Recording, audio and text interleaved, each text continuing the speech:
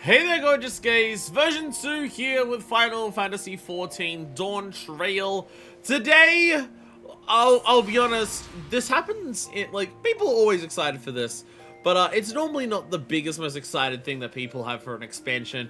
It's raid day today, baby, and because it's Dawntrail, it also means that it is the part of the expansion that everyone's looking forward to the most. Subspark, everyone is very, very excited for raid day, because always... raid day. Because Arcadion is just that fucking good. Are you ready to get rowdy? Hey, Groves! It's raid day. Blazing Steel is coming back, baby! And I also have a can of Rio Punch.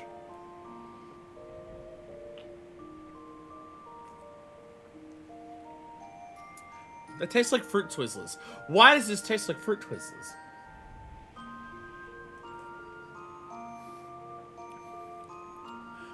Why does this taste like... It's Rio Punch. What is it? Not that it's bad. You know those little candy pills that you get? That are made out... They're like compressed pills of powder. They're almost like chalk. Like blackboard chalk in texture. And they're like all different fruit flavors. And they've got like a bit of tingle to it. That's what this tastes like. It tastes like getting a whole mouthful of those. And chewing them. All the different flavors of all different ones together. Smarties? It's similar to Smarties in flavor, yes. Yeah. Yeah, all Smarties, yeah. I'd say it's got like the it's got the tingle of Twizzlers, but it is like a bit more on the fruit side of Smarties. But it is still very much like getting a handful of different flavored Smarties. And going, nom, nom, nom. What is Smarties for an Australian? I saw Smarties with plain chocolate. Do you know what the fuck is Smarties? Smarties. Oh, okay. What we call Twizzlers here, I'm seeing Smarties about the hard powder ones. So I'm thinking of Skittles. Sorry, I'm thinking of Skittles. Smarties are plain chocolate in Australia, but Smarties as that's exactly what I'm thinking of in terms of like the stick of all the different like hard powder pills of that, yes. No, I'm thinking of Skittles. It's also similar to Skittles. Twizzlers here is red licorice. I think that depends on the brand here, because I've also definitely heard that. Or am I thinking, or are they just fruit tingles? I don't even know. Or is it just is it just fruit tingles? There's too many things that sound similar. No, fruit tingles. No, fruit tingles are lifesavers. They're similar, but they're not quite the same. I don't know. We're wrestling is the thing. I don't know, there's too many different candies and they've got too many similar names, I don't know the difference between them. Fruit flavored thing with a bit of a mouth tingle to it. Fruit tingle. Well, fruit tingle is like also a cocktail, which is a very delicious cocktail.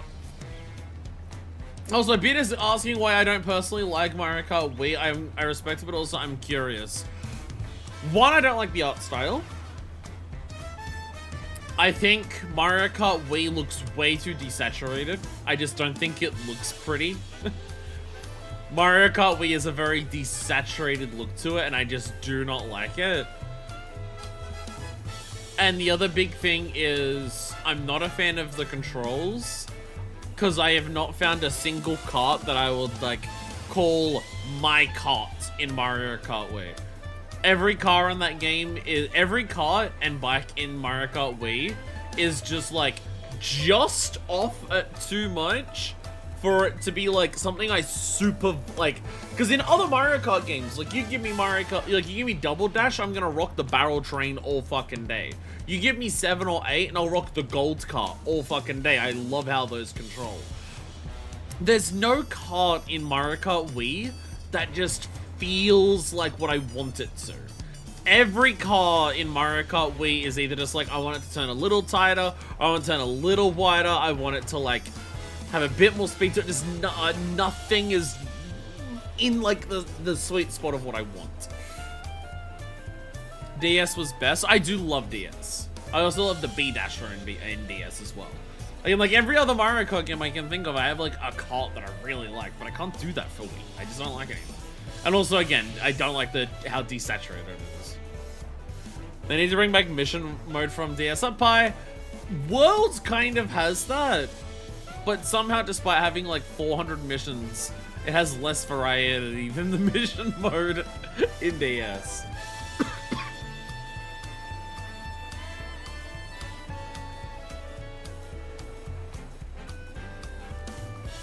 I think Mario Kart game put time was Double Dash. Other MP games I only get Double Duel or Friends with it or just not played. I've always loved Mario. I fell in love with Mario Kart. Like I've always played it because you know Super Nintendo. Oh, it was a game that I eventually got on Super Nintendo. But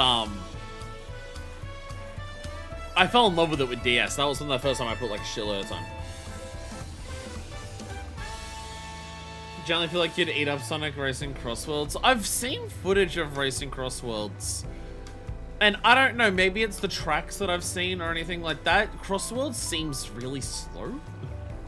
I'll be honest, the thing that's turned me off like every Sonic racing game is the fact that it seems really slow.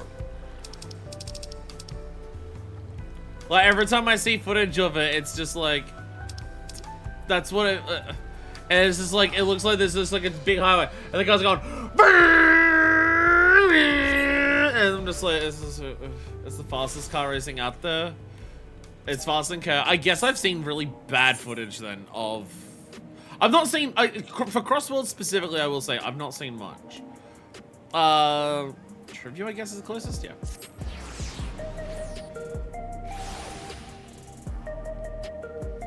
If you look at this visual, like footage, I think I've not seen much of Crossworlds.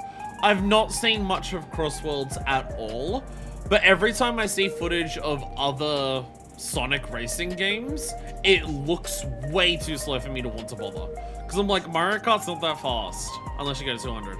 But even then, but like, I don't want it to be slower than that. I don't want it to be slower than Mario Kart. And every time I see footage of any Sonic racing game, it looks slower than Mario Kart, and I'm just like, no, I'll pass.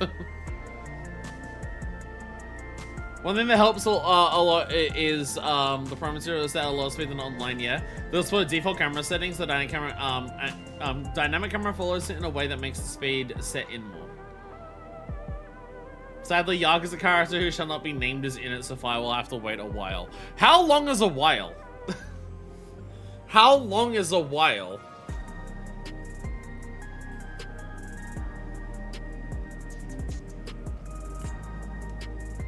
Because if it's Afro Dude, I know him. Afro Dude who's like lost in the play order. Oh, Jesus Christ. Until you've caught up to what is out today. Okay, so the literal last game that I'm gonna play. Awesome. Yakuza character must not be names, unfortunately, unavoidable, unfortunately. Like, you wouldn't even be able to get to the main menu without being spoiled. Okay. Okay, I was like hearing about this and I'm just like, is it the Afro guy who's like the main playable character in like 7? Because I already know about him. Itchy something. Itchy something. I'm pretty sure his name is, but I mean, I don't know anything about him. I know one other detail about him, and he's voiced by Nishiki. He wears a red suit, he has an afro, and he's voiced by Nishiki. He doesn't have an afro, he has a perm. Ah, sorry. I've not seen much.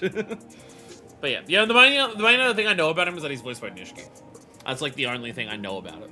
That was a fun fact. It's like, fun fact, did you know the new playable character in the new Yakuza game is voiced by Nishiki? And it's like, oh wow, they got him back after all this time. By all this time, I mean since like Kwame 1, I guess it hasn't been that long. Anyway, Yana! Let's actually do the raids. Souls Under Siege. Yana's face lights up at the sight of you. Don't let me go in this game. I want to talk to you. Hey. What about her sister? Her sister also counts. Nishiki in the English dub of Zero is voiced by his English VA too. Oh, well, there you go. Well, there you go. Hi, Manifest. You're just the person I wanted to say. 5, she's 9 years old. The older sister! Gee, of course I'm referring to the woman who turns into a giant, naked, lightning tiger woman and not the 9-year-old. My God. I'm playing 14. I'm not playing Minecraft or Smash Bros. Cruiserweight matches have yet to begin, but Naomi and I have made some breakthroughs in our research about Ultra Necrozma. Come inside, we'll tell you what we've learned. Giant naked tiger woman, sign me up. Unfortunately, that was the last episode. Sup. Does anyone want to post in the Discord Wicked Thunder into the waifu chat for beard's sake? That jazz noodle, I'm still sitting into the actual Jimmy, you fucking nuts. We're gonna get some muscles on that nerd. It's good to see you, Manifest. As you may have heard, we managed to dig up a lead regarding Ultra Necrozma. Wicked Thunder's got me feeling wicked for... You just been bad from that Arcadion. Can't be better than Bunny Money from Disneyland. I don't know. I don't know. I don't know. I don't know. Wicked Thunder. I have to be very careful. I'm not on monitor settings because this will definitely have porn on it. There's no way it won't.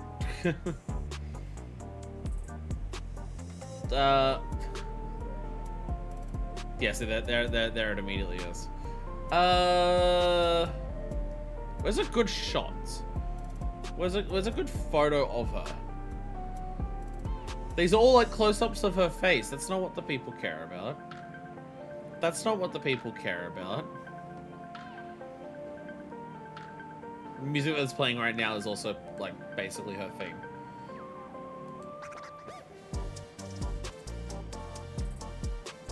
There we go, that's a good one. If it wants to actually have any form of resolution. Someone make me to it. There we go. There we go. Someone make me to it. There we go. Beard in the Discord. There we go. There we go.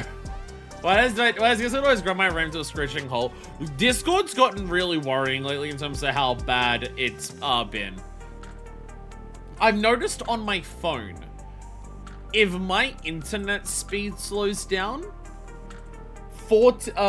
Discord like fucking breaks on my phone. Morrigan? No, that's not the cat girl. I don't remember. I can only remember Morrigan from Darkstalkers.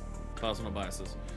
Yeah, if the internet is slow, then Discord on my phone just fucking breaks. I don't know why, but like the actual functionality of like sliding, like scrolling, moving into the menus and stuff like that, if the internet slows down, Discord just fucking breaks on my phone. I don't know what the fuck is up with it. Supposedly her sister is the cat girl. Well, there we go. Well, there we go. Yeah, if there's one thing that we can comfortably say about the Arcadion Felicia, that's the one. If there's something that we can say comfortably about the Arcadion raid series, is that monster fuckers out there, oof, monster fuckers out there are being treated to a show. But not like extreme monster fuckers. Monster fuckers who are like a 6 on the monster fucker scale, if we're being honest. Because I imagine there are people, like, I imagine there are some people who are just like, I'm a monster fucker and I love the Arcadion designs. And then you've got the real monster fuckers who are just like, really that bad, like that basic? How high does that scale go? I think the top of the scale is a Marlboro. If we're talking about in terms of 14 standards, I think the top of the monster fucker scale is a Marlboro. Before diving into the details, perhaps a refresher is in order. It's rather a complicated affair after all. By that basically you mean Phil and Cthulhu. Well, again, it's like the furry scale where people will be like, oh my god, Lola Bunny is so hot. Oh my god, Crystal Star Fox is so hot. And then other furries will turn around and say, that's just a woman with fur. That's not a furry design he's talking about. You'd barely been crowned champion of the light heavyweight division before our sister Eutrope challenged you. She was intent on claiming your soul as a means to cure Ultra Necrozma. The illness appears to afflict those who use feral souls to an excessive degree. Those such as Arcadion fighters. No, Gulligas are a recap due to several months IRL passing. We learned from Eutrope that the immortalized, who we thought lived in luxury in the upper levels, are actually dead, taken by the disease. I find Big the cat hot. Is that furryful enough? That just means you're into bears. Big the cat, ironically, is a bear. Since that revelation, we've looked for alternate ways to cure Ultra Necrozma, and we finally have some news to share. It's all thanks to the uni. Like Eutrope, she has a sense for electro technology. She learned to do all sorts of things from tinkering on her own. Why? Okay, so, okay. So Nayuni is Tails. Nayuni is Tails. Yana is Sonic. Oh, Yana, don't give her the wrong idea. It's people of Oblivion that we have to thank for our discoveries. I attempt to access Everkeep's core systems for information on souls, you see. Eutrope is Shadow, there we go. Professor Roblox. Unsurprisingly, I failed. Baltimore Oblivion member who was monitoring unauthorized access found me. She took me to task, got me to never again do something so reckless. When I explained our predicament, however, she kindly shared research data Oblivion had acquired from Orogenics. The data was quite difficult to pass, but I managed to find some relevant information. Namely that the military was well aware of Ultra Necrozma, having also sought to utilize feral souls. Furthermore, they developed a method to identify the presence of the affliction. This brings us to our next move. Now that we're privy to this method, we feel that we should use it to diagnose other fighters. They deserve to know if they're ill. It isn't right to leave them ignorant. If we know that this could cause problems in other people, then we should tell them.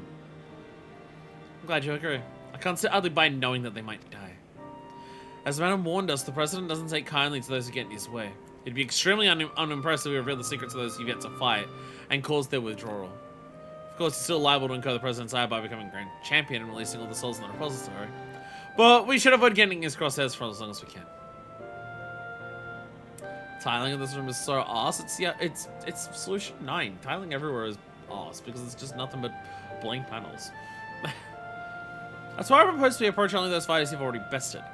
As they're barred from fighting for a time, it wouldn't have any impact on the championship.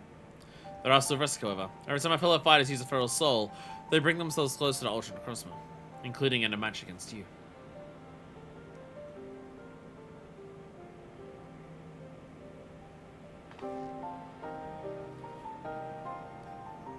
Which is why it's important we tell the truth as soon as possible, so we can stop that happening for good. Knowing what the illness has done to Eutrope, it feels nothing less than personal. We are in a very awkward predicament in terms of like what we need to do here. To begin with, let's reveal the truth to Honey. Despite being rivals, we're actually quite close. Just a moment while I call her. The Tri-Tails girls share our brain still in uni has it most of the time. See, Beard, we talk about Oblivion and we always joke about the Horse Armor DLC in Oblivion. And it's just like, the Horse Armor DLC in Oblivion feels so fucking quaint compared to what monetization in video games is nowadays. I mean, I'm literally playing Final Fantasy XIV. I'm pretty sure Chocobo Bardings, which is the equivalent of Horse Armor, does cost more on the Mog Shop than the Horse Armor for Oblivion ever cost. And that's not to say the mounts that cost like 30 to 40 real life dollars for a single mount. But you do have Chocobo riding in passenger seat with you on the bike, so like it's worth it, but still. She's busy as I expected, but I can spare a moment for us. She's on her way here now. Got like 5 different tiles in this section is one shot, enough textures.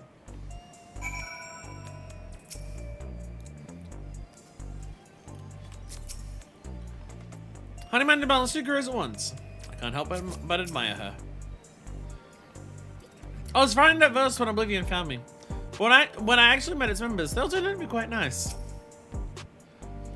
Horse Armor had actual gameplay purpose. You also just die in the wilderness where you're otherwise exploring a dungeon. It wasn't just cosmetic, which is still not a justifiable excuse, but it's what people say. This Arcadion Resident says, "Last question: what if Lady Gaga could kick you in the head so hard you died?" So what's this about then? I hope it's as urgent as you say it is. You might be dying. It was pay for a bug fix. Oh. Oh, well, they weren't meant to be dying. Oh. Pay, okay. My stars, you're serious, aren't you? Could I be afflicted as well? That's why I diagnose you. Regulators are designed to monitor the state of the wearer's soul. If we connect yours to a terminal, we can confirm whether there are signs of the disease. Cannot. Look at the creature on the cannot. I have also seen people have that creature as a minion. A lot of the stuff you see around the recreation area here that's like spray paint stuff, or like the neon spray paint, I have seen people have those as melons. Please be at ease, Miss Honey. Your soul shows no signs of degradation. Truly? Oh, what a relief. I shudder to imagine how I might be affected by such a dreadful disease. Your honey voice sounds like Rouge X-Men. I'm trying to do a Southern Belle accent. Unfortunately, I'm bad at voice acting.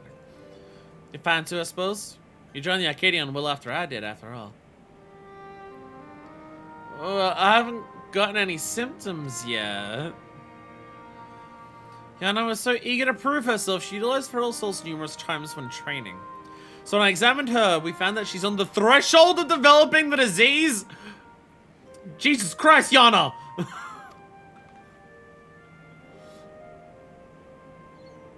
For mercy's sake, Yana! We're forbidden from training with feral souls. And knowing what I know now, I'd say it's because the president doesn't want us to die too early. It'd be bad for entertainment. At any rate, neither of us should use feral souls again. Which means we can't fight in the Arcadion anymore. Alright then, I retire. I work 2 jobs. This means I can spend more time being an idol. Daisy. That was easy. Really? I was thinking you decide so quickly. There it is. While I've progressed countless magazine covers and content stages, I never shined so brightly as when I fought in the ring, it's true. But everything I've done was so that I could bask in the adoration of the people. I couldn't do that if I were dead, now could I? Arcadion music is so fucking good. Arcadion music is so fucking good. So I look for another avenue to apply my talents. And you can be sure that I'll succeed. After all. I'm Honeybee Lovely, the brightest star in the sky.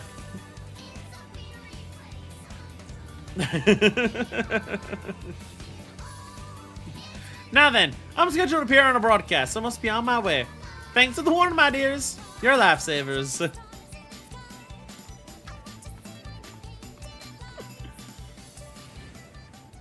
Surely is something else, honey. Probably an easy career transition for her. Yeah, for her it's like really easy. It's just like, hey, do you want to like not die and continue being an idol? Oh, that sounds easy. Right. Well, there's one other fighter I'd like to inform. The Brute Bomber, who you defeated to become light heavyweight champion. We're not exactly friends, but I won't abandon him either. He's not likely to answer when called though, so we'll need to visit him at his home in residential radius. What did they mean by this?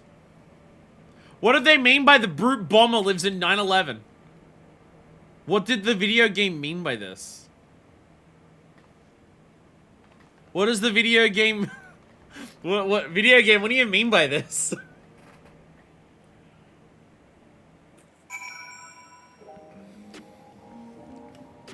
Never forgot her.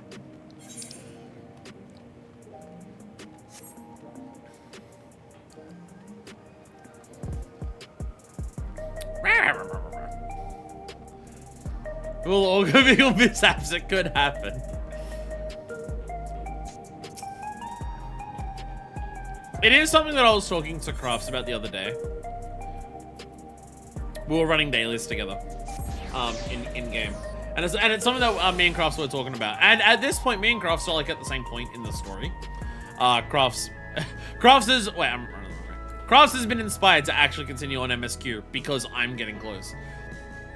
And we're both basically of the opinion of just, like... We really like how much they set up Alexandria for being, like, you know, the horrifying colonialist empire that it is, and also just, like, all of the fuck stuff that they do to themselves and souls and everything like that. And, like, all the setup and build-up for it is really good. They've seemingly gone way too far, and I don't know how the fuck we, like, leave this place in a satisfying way. Because there's actively way too much to fucking change about it. And they don't seem to want to change much of it at all. Oh, it's got a personal terminal with me, so we can check for the illness when we arrive at the apartment. The uni, the zoomer with a smartphone, let's go. Here we are. Let's hope he's willing to hear us out. They're Gridania themselves into a corner. Well, it's like, for Gridania, they can fix it. They can fix it by just being like, have the elementals not be dicks. But like, they've Gridanian themselves even harder into a corner for this, because it's just the sheer amount of, this is not just the people who are running the like, Gridania is like a lot of other places in 14 where the people who are running the place are so shitty that if you fix that, you can fix everything else. Alexandria is a case of, it's a fundamental societal thing that is widespread and multifaceted. And it's too much to fix in the course of a Final Fantasy XIV storyline. You're all so cute, I could eat you up. Oh my god. Oh my god. He got kitty cats. The healer's chill as hell went outside the ring. He loves the kitty cats. Aww. The bird bomb is eating kittens. Time has a big softy off camera and we love it. Gentleman. Why do they flock only to you? It's hardly fair. No, well, these are my kittens. If you don't like it, you can go back to your woman. Cute bomber. Salt in the wounds, will you? You know full well she left me.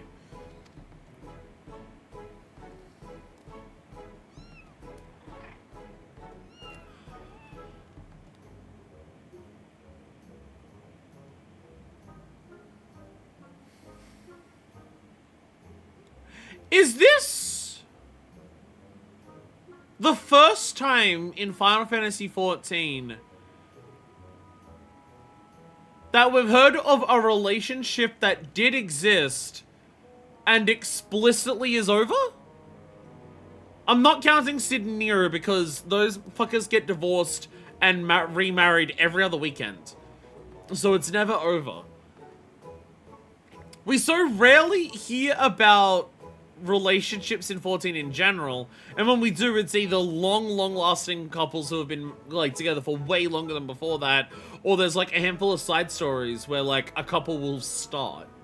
I don't know if I've ever heard of a Edda. That's fucked up. Oh no! Yeah, you're right. Yeah, you're right. Yeah, you're right. The gladiator guy. Gladiator guy was dating. Yeah, gladiator guy was dating the gladiator woman. That is true. That is true. Anna is such a fucked up answer. Jesus Christ.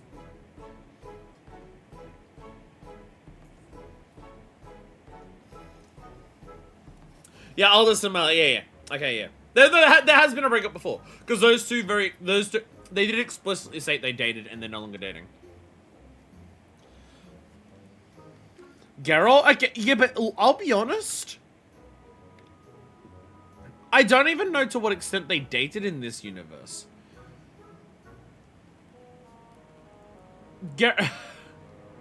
Breakup Sacred is an outlier. Well, I don't know if any. Does any of the stuff that Thancred's done count as a breakup? I don't think it counts as a breakup if you had a one-night stand and you forgot to mention it to them that they were a one-night stand. You're more of a perpetual situationship, I think. Have we considered Have we considered that Geralt's into it and Geralt is just Rowena's pay pig?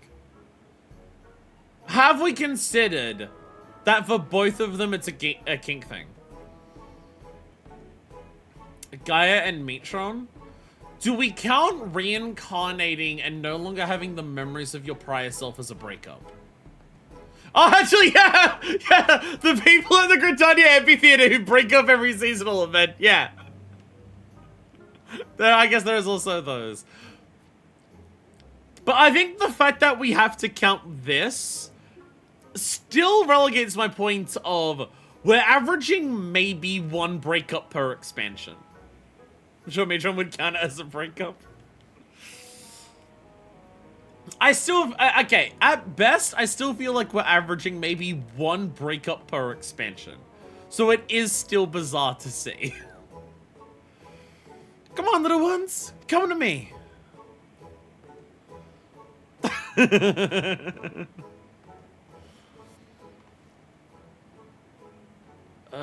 That man there is Eutrope's. Oh. That's the champion of the Cruiserweight division. Oh, okay. He's our champion of the division, by the way. And also Eutrope's ex. Okay. I suppose it's a problem. We can't reveal the truth with him here.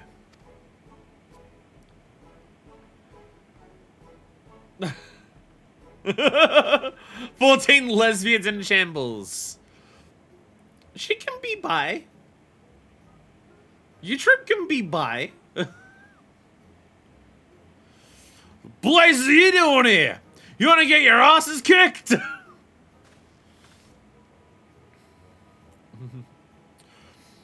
Your manifest, the Unhands Warrior, yes? The Howling Blade, at your service. Rival! Rival! Rival time! It's a pleasure to meet you, and I hope we have the chance to meet in the ring soon. Gotta go for a soft Shaloni accent, because he looks like he's probably hit Sarah. Matchup of the century! Blazing Steel versus Howling Blade, let's go! What the hell happened to ducking? You'll be the whimpering blade. We're not in the ring right now. We're not in the ring right now. We're not in the ring and the cameras aren't on us.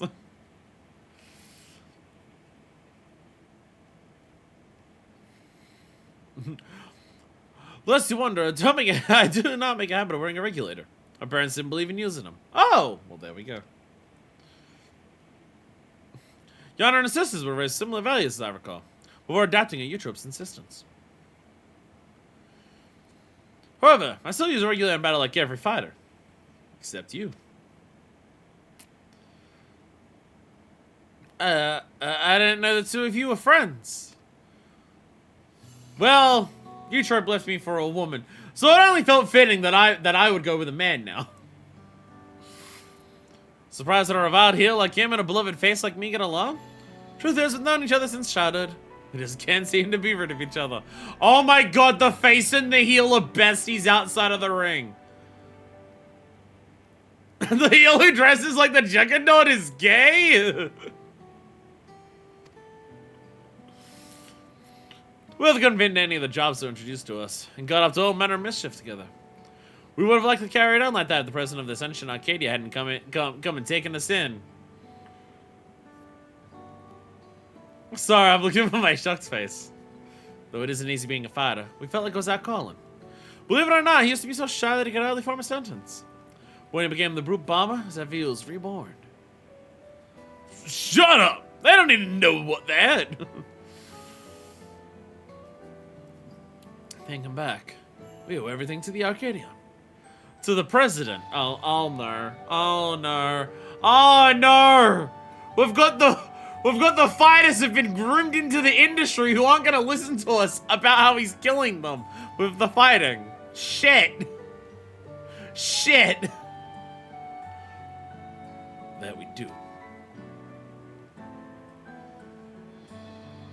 Well, this just got 14,000 times more difficult to explain. Well, I've seen the kittens as I intended, so I take my leave now. So next time, blazing steel.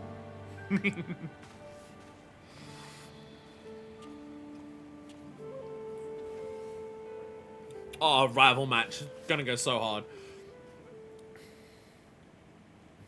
So what do you want? Something you need to know. You know how we turn into giant monstrosities in the ring? Turns out, not good for you. Lies! The president would never! The president said all these steroids and testosterone that we take for the sport would never harm us.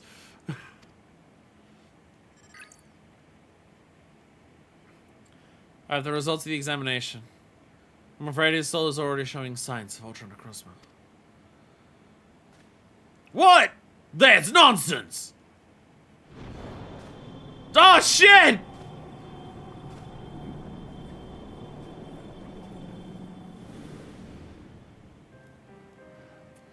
As the soul is eaten away, it loses its connection to the body, leading to bouts of intense dizziness, the early symptoms of the disease. If left unchecked, the body will continue to weaken until... Oh fuck my everything cancer! This is what happened to the Scions and Shadowbringers then. This is basically what's happening to the Scions and Shadowbringers. In a slightly different way.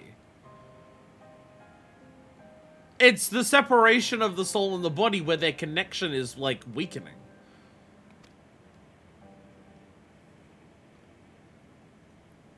The Arcadion means a lot to you, I know. It means a lot to me, too. But you need to retire. You're already ill. Until we can find a cure, the only way to prevent your condition from worsening is to stop fighting.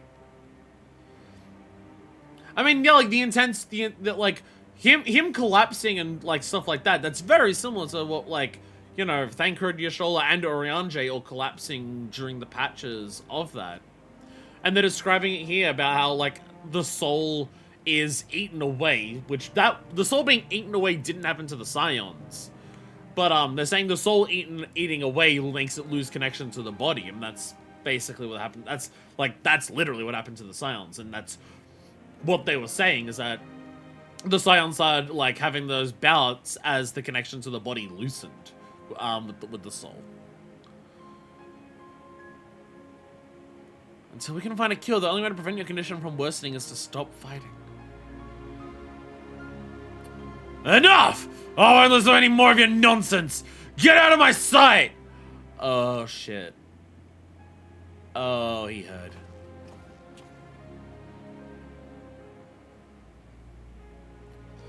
We've done what we could. It's up to him what he does now. Let's go home. See, this is drawing on some of the themes of Alexandria as a whole, but very distinctly, I don't think I've had a chance to talk about this on stream. Maybe offhandedly. Aww, cats. Something that is very notable when you listen to the songs for Wicked Thunder and Honey Bee in the previous tier. They're the two songs with lyrics, right? Maybe Fruit Bombers theme may technically have lyrics, but if it does, they're like so like I don't think you're meant to understand them. Either way. But both Honeybee and Wicked Thunder's lyrics have a number of lines about how life in Alexandria is leaving them hollow. And stuff like that. Like there's lines in Honeybee's song talking about how her soul is like dulled because of the dreary monotony of being in Alexandria and living here and stuff like that. And there's lines in Wicked Thunder's song about how, you know, life felt empty and meaningless existing here until the fighting started. And again, it ties into what I've said about recreation as a whole. Recreation in Solution 9 is the last bastion of culture. that any of Alexandria has. Outside of here, everything is stale. There is no culture. There is no, like, the self-expression does exist, but it's in the clothing, and even then, they're like, it's a very, very narrow, like, purview and everything like that. Everything outside of here looks exactly the same. It's all the same shit. Recreation has color to it. It has different places. It has different things. In the ring, these fighters get to actually have some form of self-expression by the way that they fight, by the personalities that they get to entertain and everything like that. And we're now directly leading into that with the characters here. Despite knowing the dangers, Brute Bomber doesn't want to give it up because there is no meaning in Alexandria for him outside of that. Because life in Alexandria is dull and uninteresting. Because there's no culture here. There's no expression here. Because, you know, the place extracts all of that out of other cultures. It's gonna do it to itself. And the place, and like Solution 9 and Alexandria can modify every aspect of existence, including the literal soul itself. It's a natural product of that. And we're leaning into that with the Arcadion storyline.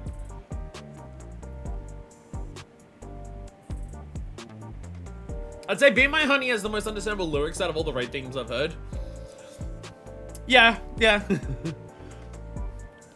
don't imagine what their MySpace pages are like. Most typical is on Mr. Brody's diagnosis.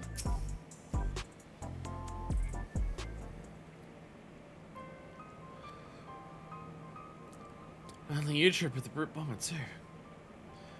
Need to find a cure as soon as we can. According to U-trip, the room is an infusion of extremely dense soul. That's why she targeted you. Data from Organic seems to support this. There was only a hypothesis. The researchers believed reinforcement from a dense soul could be an effective treatment. But this isn't the solution we seek. We'll find another way. I'll scour an ocean of data if I have to. Can't fully understand any vocal track in this game until I see a lyric bit. Again, it's a particular way of, it's how Soken writes songs. It's something that a lot of people have said about the way that Soken writes songs in general. A couple of songs, like, don't lean into that. I would say, Be My Honey, even, Give It All, Wicked Thunder's theme. Don't do that, but also Scream from, Abyssos. But most things that have vocal tracks in there, Soken doesn't treat the vocals as, like, you know, the core thing that people are listening to as all the music accompanies it. Soken writes music as the vocals are just another instrument like anything else, and they work together. Apparently when Soken mixes music for the game, he tends to lower the volume on the vocals of songs, so the instruments come through to make them better for listening multiple times during the grinds. Then when he remixes the volumes when he releases songs outside of the game to be in the way in a proper version. Yeah, that makes a lot of sense, yeah.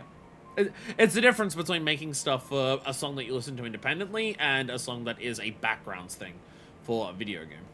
It's why you can look up the same song and hear what sounds like two very different versions of the song. Because there'll be people who just rip the song from the game of just like, go into a fight, turn off all sounds except for BGM. And then you get that music and people upload that track, and then you get people uploading like the actual like soundtrack versions. And they can sound like completely different songs.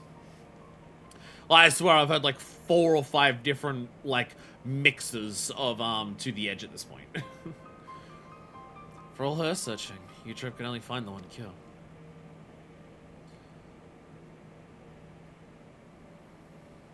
Still, something about her actions doesn't sit right with me. U-Trip I know wouldn't think to save herself at the cost of someone else's life. I cannot but feel like she's still hiding something.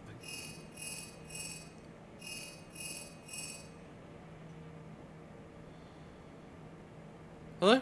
Ah, alright, understood. Oh, right, we're fighting. That was Madam. Cruiserweight matches are ready to begin, and he wants us to meet him in the green room.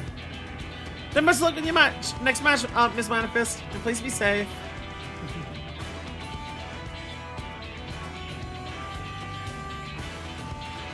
Right, so we know that these fights are killing people now, but we still have to get excited about them. Please leave the search of a cure to me, and focus only on the coming match.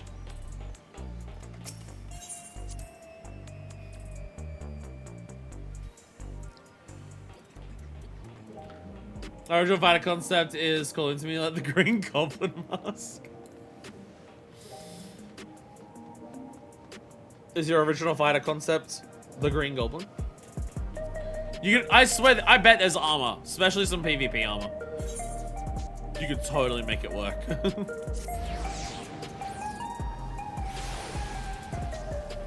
Everyone! Oh. There's only one everyone here. My original fighter concept goes Damn, that sucks. We've been waiting your arrival manifest. Let me show you to the green room.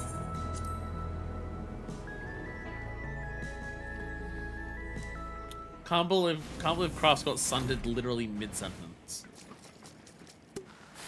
Oh my god. Oh, here she is at last! Now the party can begin! This piece of shit stole my concept. Yo, graffiti artist too. That's better. This trap room was begging for a touch of color. Yo, we got Banksy as well. Let's go. Love your work, by the way. A match with you is sure to be a font of inspiration. You didn't do that here? We're gonna get down, you and I! Oh, yeah, we are!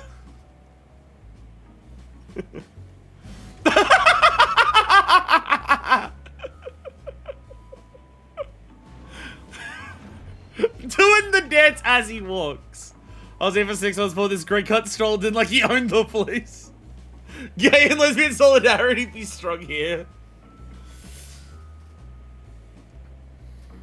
As you'll have surmised, they're your rivals in the Cruiserweight division, and I understand you're already acquainted with the champion. Given the situation in the realm, you may have doubts about fighting for entertainment, but it's now most of all that citizens are in need of a diversion to help them forget their cares. Last time you did a fight, there was an attack on the city right before it. And there has been yet another attack on the city. We need you to get the people over it again. Dances in, throws alcohol everywhere, dances out.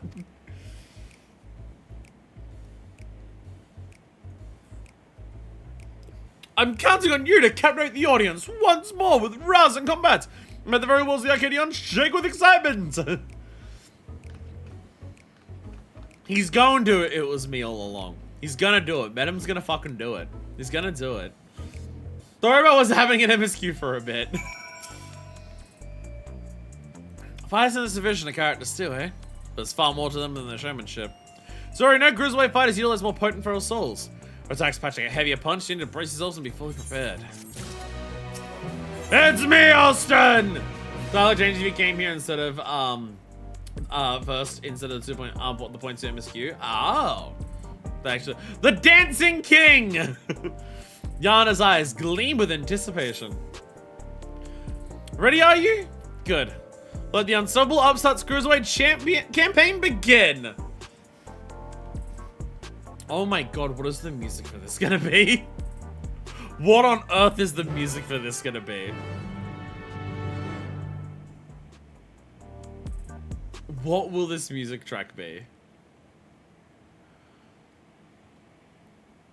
You cannot teleport because your partner's in a hazardous location. Hazardous? Right, let's take a look at your first opponent. I'm in the green room.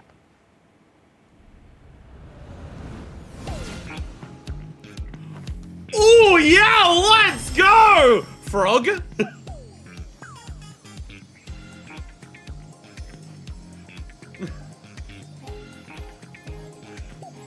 The Verdant Reveler, Dancing Green! Hell yeah! Let's go! Oh, fuck yes.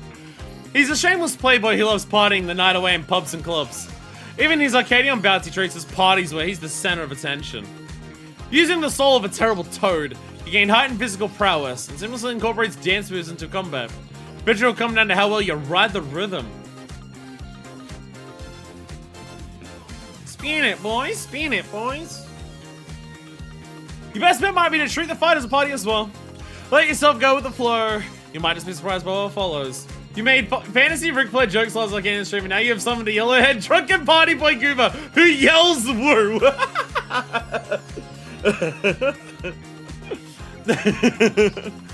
Now then, go and show that party animal you've got moves to your own. And seize your first victory in the Cruiserweight division. The song does have lyrics in the Primals remix. Oh. Oh, fucking Arcadion.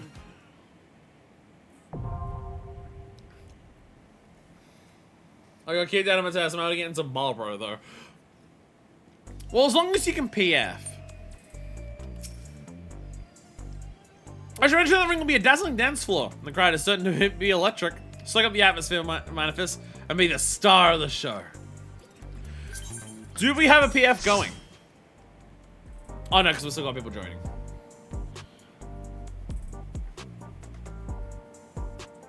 Yeah, if you're in the right data set, then you can join with the PF. Actually, you might even be able to join like this. Oh, that might require PF. I don't know. Wait for me. Actually, if Ifra's able to get here, we actually have a full squad already.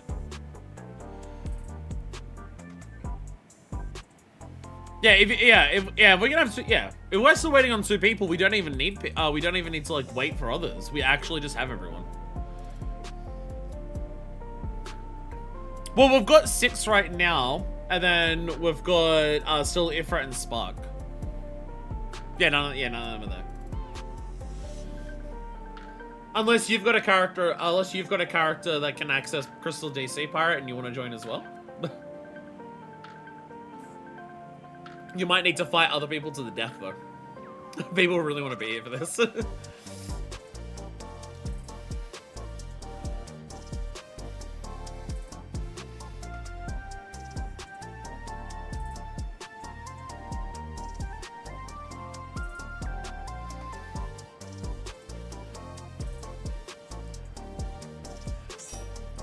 Yeah, sorry, right, there we go. You know, thinking about it,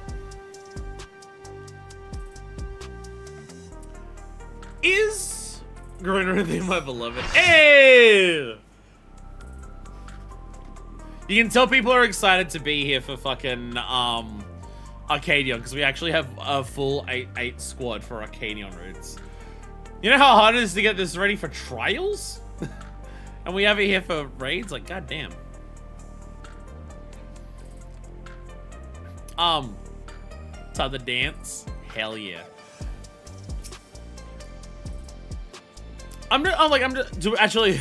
What's our party? We have no healers. Who needs healers? We can do EXs eventually. You'll have to convince all 8 people who are here right now to do EXs, and I don't think there's some of them who won't want to. Is the main thing.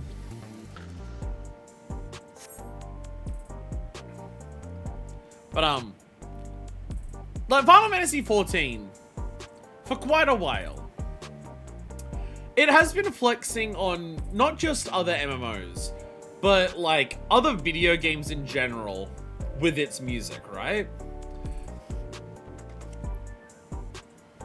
It's like the Arcadion as a whole has to be some of the most the music team is flexing on other games the most, because it's just 12 radically different tracks that are all, I'm going to just assume, all fucking bangers.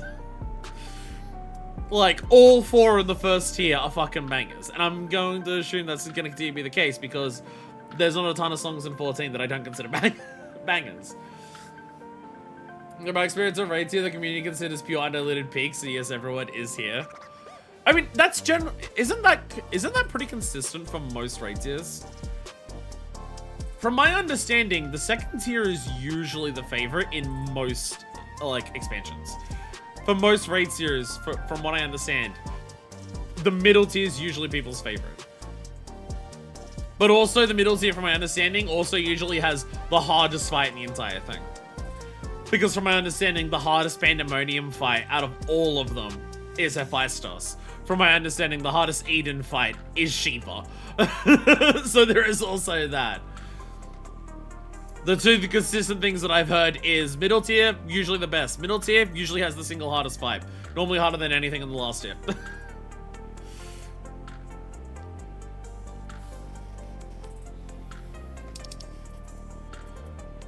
I'll steal on basically every other duty I'm on. I'm willing to swap from dancing for this one. Fair.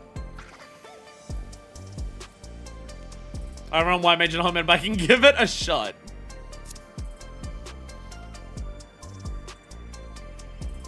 Now let me tell you about O12S.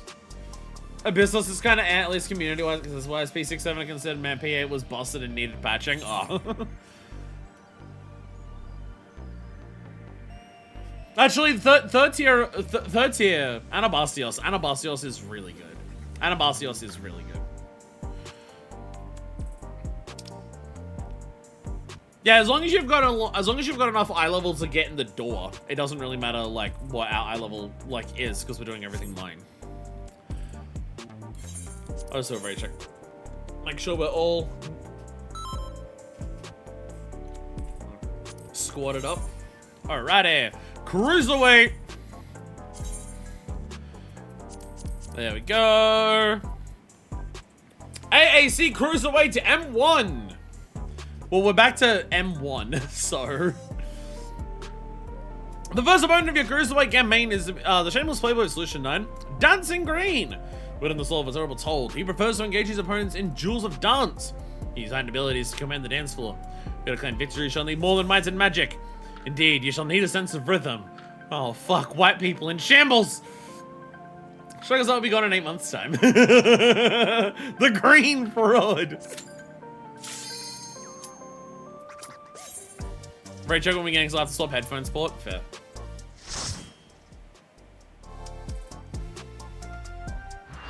You can either listen to me and hear the game on a delay audio, or not hear me and watch it after the fact, and hear the game at the right time. Did you name the mine stuff? Yeah. Look at us smiling as we get in, because we're excited to dance. Ooh! Avril's got a new outfit.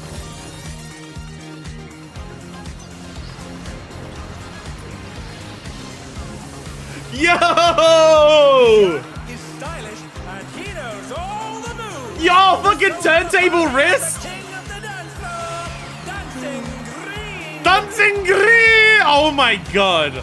Party animal! The giant fucking glasses. Oh my god. Oh my god. Holy shit, he's so tall! His dance outfits are fucking turntables. Oh my god. Wait, before we go. God damn. The wandering rodent wanders back in. Yo! Yo, you got the fans. I love the fans there. Yo!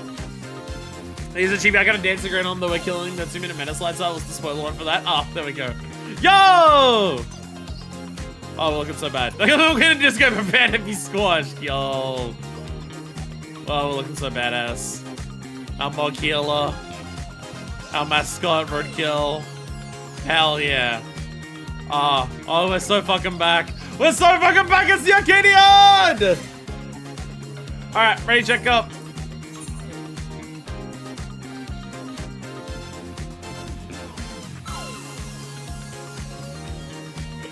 And we do have a dancer with us, so you do indeed get a 15-second countdown.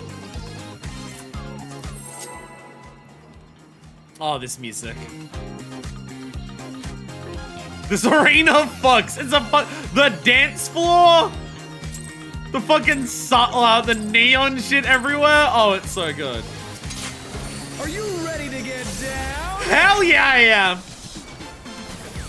The Upstarts Cruiserweight campaign begins. Did the music just reset when we initiated combat? Did the music restart? So it's actually synced? Can you keep up with the rhythm? 2 snap twist. Bang. 2 snap twist. Hey! We're just getting started. Keep 4 snap moving, twist. baby. Boom, boom. Oh, they sync into the music! That's the sexiest thing in the world! Holy shit! Oh my god!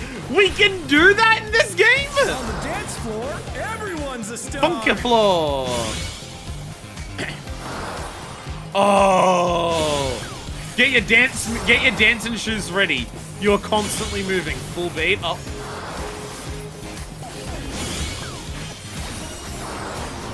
Oh, just constant. Constant alternates, fuck you. Disco Infernal. Holy shit. Oh, the references. Oh, the references are gonna go so hard. An invitation to dance. How will the challenger respond? Oh, do we? Oh.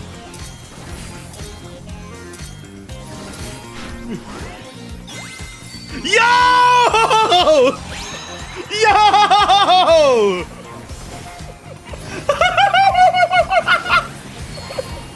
Oh my god!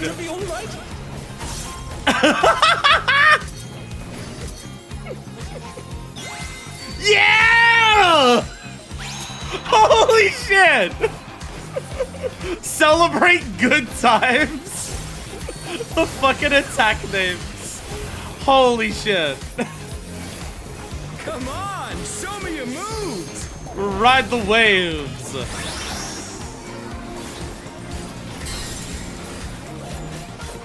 The challenger rises Oh, again. fucked up Exaflares.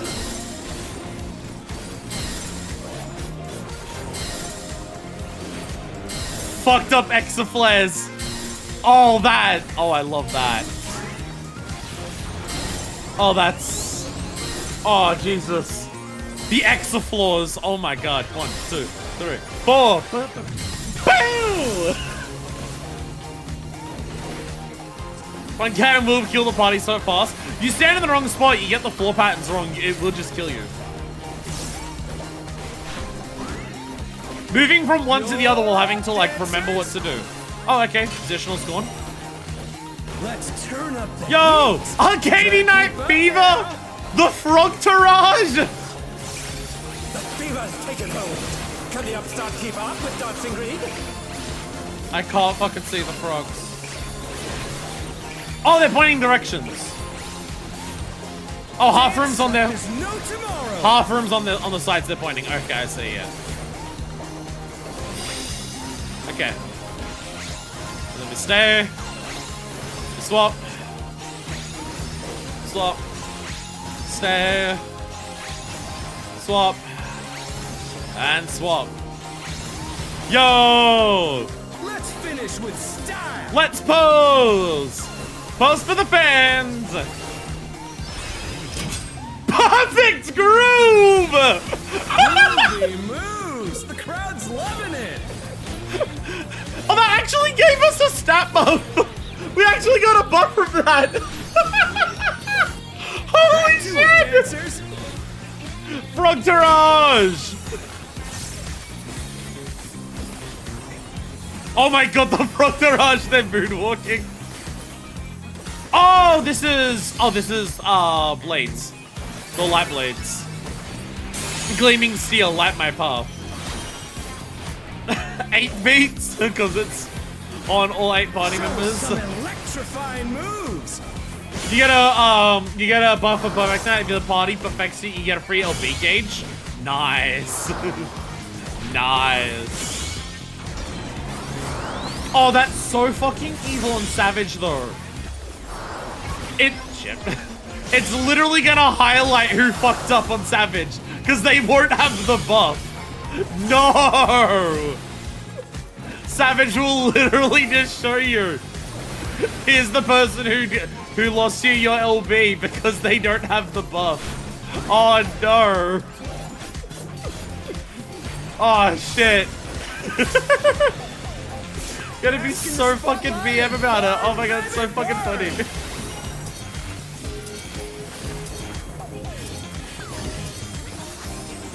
Oh no. The challenge Oh, is okay. down. Is this the end? So overlapping in the middle. Okay. Shit. Oh no, that was too much for the challenger. Two snap twists on that side. Okay. Okay. 1, 2. They're back on their feet. Let's see if they can stay Okay, in the standing. middle. Has to be this one. Okay. Oh, oh, that's a lot. Okay, for a normal, that's a lot to do at once. Not the hardest thing in the world. Definitely not. But for a normal, that's quite a bit. Because it's a lot of very different things you're looking at. Yeah. Yeah, I had like 3 bomb stacks on that. I had about 3 bomb stacks for that TV, for that Deckbuster. Yeah, baby! I feel the fever coming on again! Arcadion Night Fever. The Knights reached a fever pitch! All eyes are on Dancing Green! This is... Dance I like there's no can't. tomorrow! I can't fucking get over this. This is the best shit ever. Swap. Swap. Stay. Swap. Swap. Stay. And swap. Alrighty. Let's finish with style! Let's pose! I want to see the pose that we did for this. Yeah! Not bad, but I reckon you've got more in you.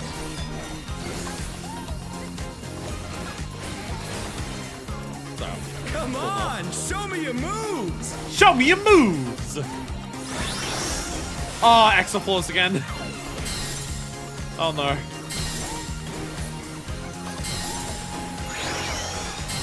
Okay. There we go. Oh, turn that way. Okay, just. Oh, the movement on that. The movement on that, like, oh.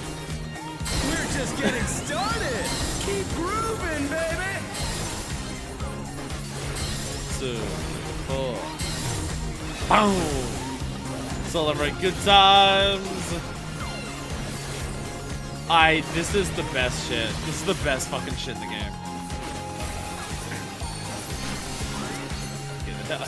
Healer's alive. Disco Infernal! The voice like that says the party's running right now. Full 20 PMs here. Jesus Christ. We don't have to worry about it for this first one, do we?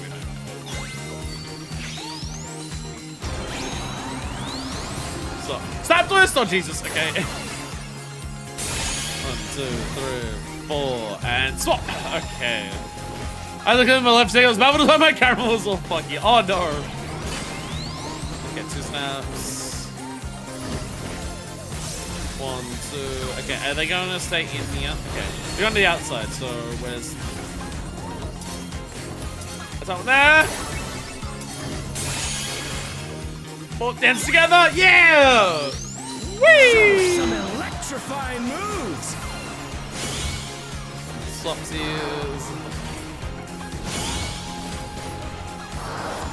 Slopsies. I think. No, oh, fuck.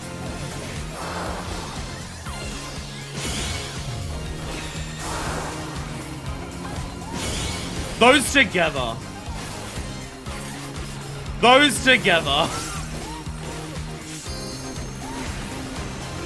It's a lot of very specific. I'm gonna inball. I got two. I remember what this did to me last time. I was gonna inball that. I'm gonna inball the TP. I'm on normal content. I'm having to inball TPs. What the fuck? Yeah, baby! I feel the fever coming on again! Well, again, once we do this multiple times, it'll definitely be like super viable. This won't be like super monstrously hard. But there's a lot of stuff overlapping that normal mode normally doesn't do. And this is like one of my big things. Like, so many fights could be improved on normal mode by just having more mechanics overlap. Swap. Swap. Stay. Swap. Swap. Stay.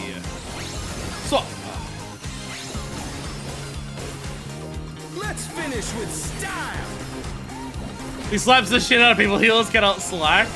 And again, I'm having to inbound TBs. Perfect groove. Not bad, but I reckon you've got more in you. Oh, there are. This is.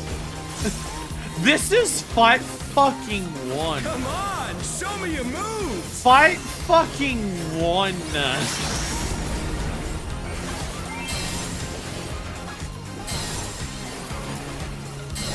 Fight fucking 1. Okay, so we'll say, yeah, there we go.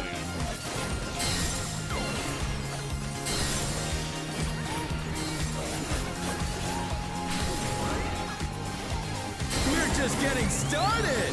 Keep Twist. grooving, baby. 1, 2, 3, 4, swap, and bam!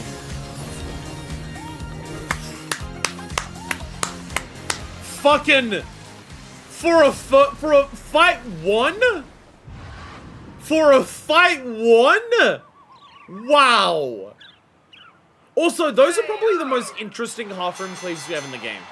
The match is decided. Victory goes Like, to the Wicked Thunder has a challenger. lot of half-room cleaves, and one of my criticisms of Wicked Thunder is that it's too reliant on, like, very simple half-room cleaves. This either does half-room cleaves and stacks, like, 8 of them in a row. The most that Wicked Thunder got to was, like, 5. And that was only at the It's very all end. over. 8 in a row happens multiple times here.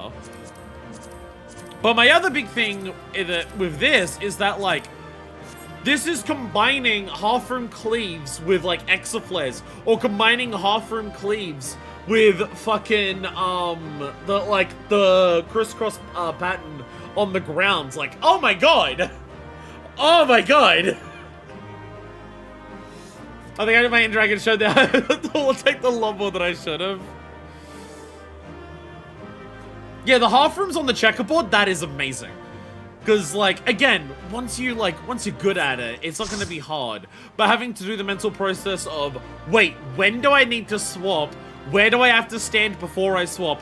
Where do I have to stand after I swap so the checkerboard doesn't hit me? Is very fun. It's very satisfying. The fact that things can have non-sync timing is all like the floor and half room combo. Yeah, exactly. Like, it's not like... Never thought a fight could make half rooms fun. This is, yeah. Like, Endwalker started introducing half rooms as if it was like a really tough, complicated mechanic. And half rooms are like, half rooms aren't that complicated. You just go to one half of the room. And then this fight is just like, but what if half rooms were like really good though? What if half room cleaves were like really good though? Love how I never had any trouble similar because all the attacks were synced to the beat. The fact that we can do that! The fact that we can, like, have attacks synced to the beat! So now ignoring the late audio and only relying on visual cues, woo! See, for me it was hard to pay attention to the audio cues because I'm talking so much. Bad one to do while on stream audio. Oh, I'm talking so much, but you know. Once you treat it like a rhythm game, oh yeah, because you hear the rhythm and you go bam, you know, so, yeah, use stuff for that. It is actually on the rhythm. It's just I'm talking so much. Kick, punch, it's all in the mind. But again, I think of the frog minigame from Rhythm Heaven. So come on, let's dance. You know it's only rock and roll. You know, that thing. So come on, let's sing. See you try to shake it up now.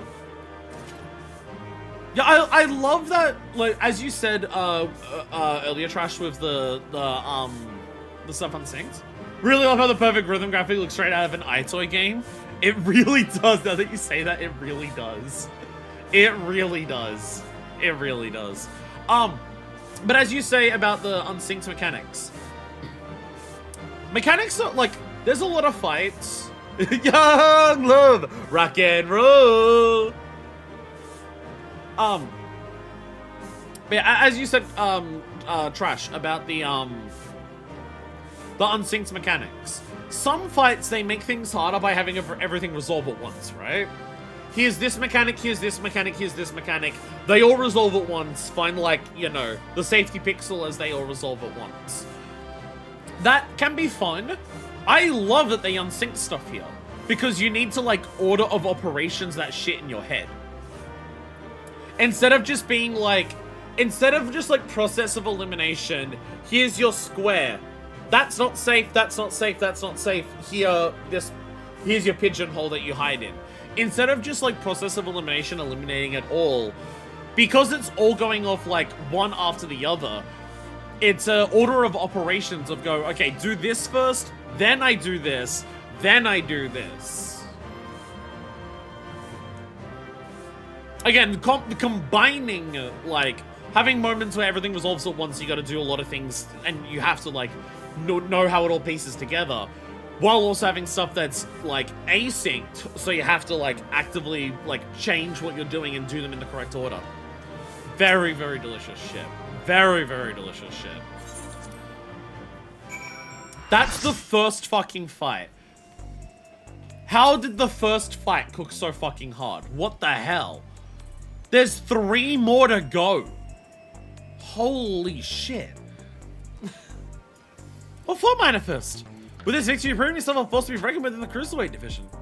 Ordering in a 7 on the Arcadion fights because it is sent back into normal people pass out on the floor. Arcadion IP was also hilarious. What if we hit out cheesy Nintendo we asked left right rhythm game in our raid fight? It's so fucking funny. So fucking funny. So fucking funny. And again, Arcadion Night Fever has to be so fucking BM on Savage. Because if you have 7 people who get the buff and 1 person who doesn't, immediately the entire raid team knows who fucked up the mechanic just by looking at the buff bar. It's just like, it's because of you we don't have the LB through. And us not getting the LB through meant that we didn't clear in rage. Make sure this guy, he wants to be Dazzler so bad he's not even cunty metallic purple denim shirt. Get real. Art at war. Yana is ready to introduce her next opponent. Right then, let's ride the wave of this momentum towards our next victory. It's a full bar and half you miss out on as well. You really want that both times that happens? That's really funny. That's really funny. God, I want to go through these fights on Savage so fucking badly. Here is your next opponent. This is the graffiti artist.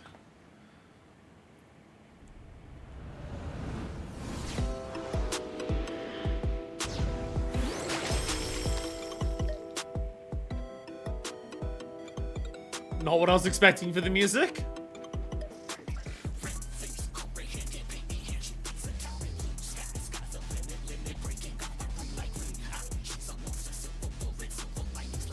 I'm sorry, we're getting fucking trap beats in my Final Fantasy 14?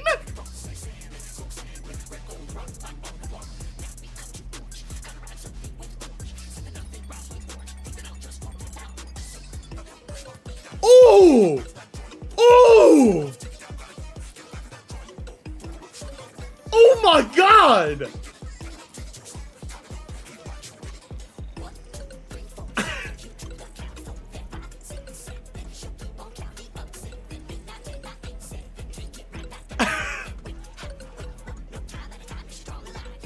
This is going on. You are so insanely right. Oh my god, you are so right.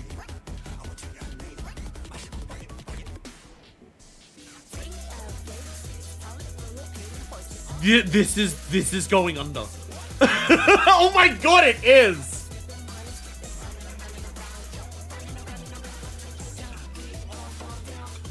This is insanely going under. Oh, you're so fucking right.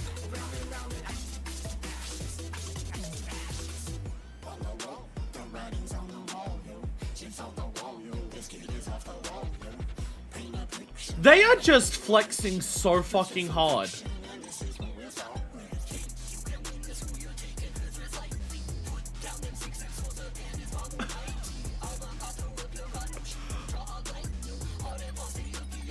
the entire music team is just flexing on the rest of the industry. Like, think about the music we just went from to this. Chorus uses Ring Around the Rosie.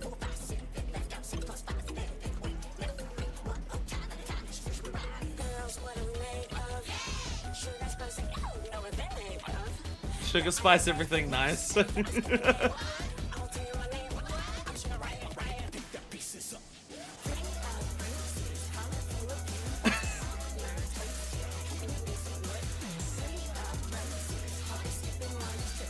The only parts that have a kind of even shared genre are the sisters. Yeah.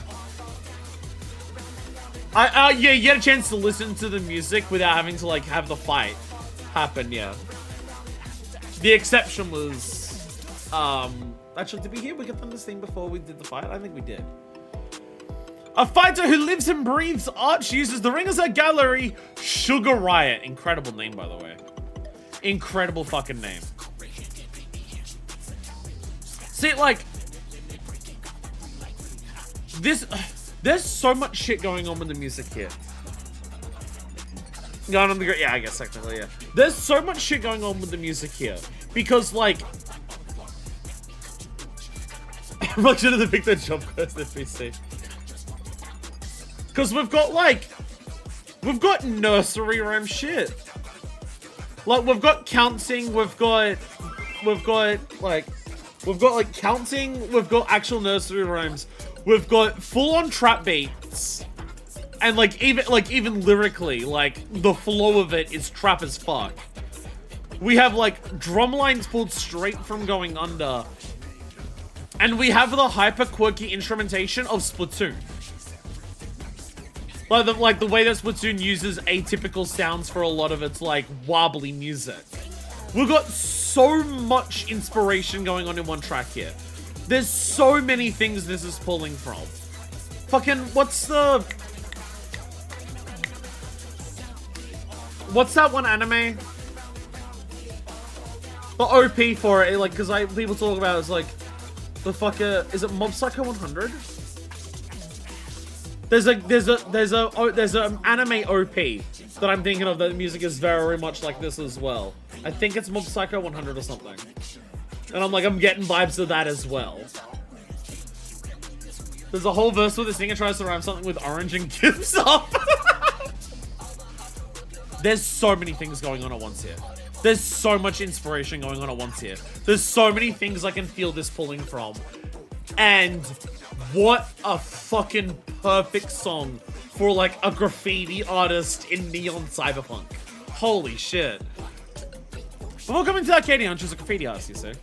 Most of the graffiti scene in Solution 9 was either by her or by those imitating her style. Okay, yeah, she's straight up the Banksy of the place. Or someone, you know. If I was more familiar with graffiti artist circles, I'd probably say something that isn't Banksy. By injecting herself with the soul of Vividly Pudding, she's able to concoct special paint that can cause actual change to reality, even the ring itself, or someone good. So fighting is a medium for her art, a means of expressing herself. I was literally saying this before about how the fighters do this.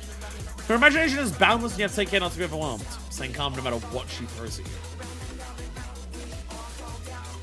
So the song sounds like a sort of Honey's thing. Sugar Riot XL1 Victor Lala's my rare bear / crack ship. Being a man child, you surely ever become Sugar Riot. Continue on your way to the top of the cruiserweight division. That part there, the oh, it's so fucking going under. Thanks, usually this is deep coworker art. Coworker art is such a vicious insult, and like you're so right though. So I love how more powerful souls doesn't mean more outright monstrous here. Yeah, just like it allows them to do more different things. I'm going to mention that the audience will be watching the match remotely. Sugar personally designed their avatars, so try and steal a glance when you can. Please look at the fighters outside the ring. We put a lot of work into the ring design. Deadly Pudding. I did get a text. I will have to respond to this. Hellos are awake. Currently on stream.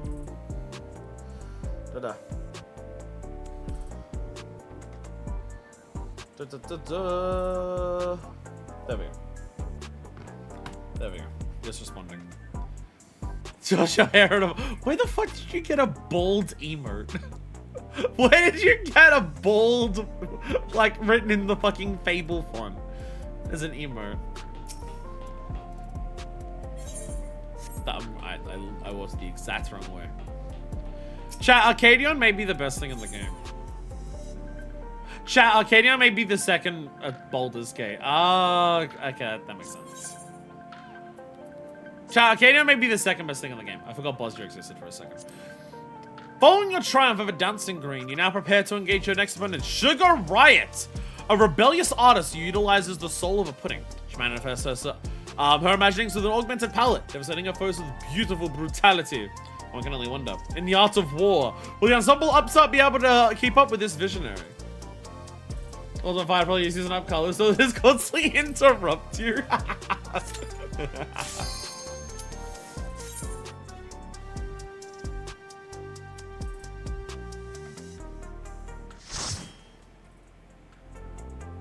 I can't get over what this, like, I can't get over the music. Again, this is Socken and team absolutely fucking flexing so hard on on everyone by just being like, look at how much different shit that we have. Okay, so when I say Splatoon, influences, those are inklings in the crowd.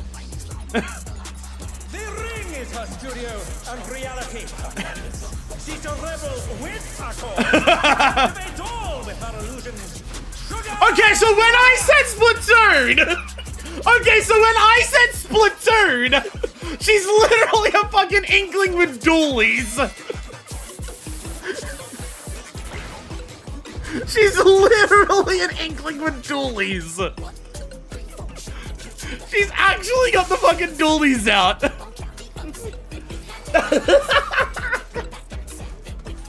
She wants to be Marina so bad.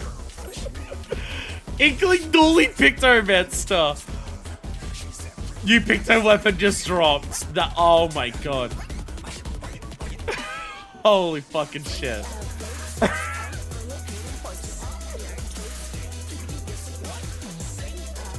Where's my roller?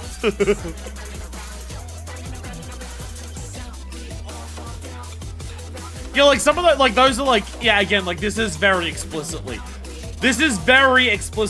part of this is Splatoon. There's no way this is not meant to very explicitly meant to be, hey, look, it's Splatoon. And again, it's also a lot of other things. But it's not subtle, and I love that. I love that. I love seeing that Splatoon has an influence on the industry outside of Nintendo shit. Because Splatoon fucking rules. Oh my god. Would the Gunblade be a Splatbrella? Actually would work really well. Where's the Splatoon Alliance Raid Series crossover? It makes more sense than Nier. I haven't been other than the fact that Nier is also a square, but shut up. What inspiration will you give me, I wonder? Welcome to Sugar Riot's Gallery of Glamours. Moose Mural. Very, very sticky raid wide. Very sticky raid wide. So draw this. Alright, what you drawing? Single style. Bombs. I'm gonna guess they're gonna blow up. How big is the question? It's the entire side of the arena. Pretty big. More than halfway. Bit more than half. Single style. Parabox? So they're gonna move because they'll fly? Hey! They literally jump. Single style. Arrows. Oh, checkerboard pattern? Checkerboard pattern? With arrow shooting? Hey! Yeah. Arrows with a bullseye?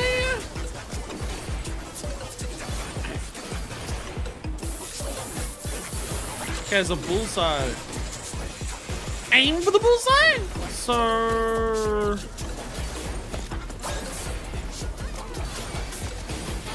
Sweet shot. Okay, yeah, aim for that. Okay, okay. Pudding party!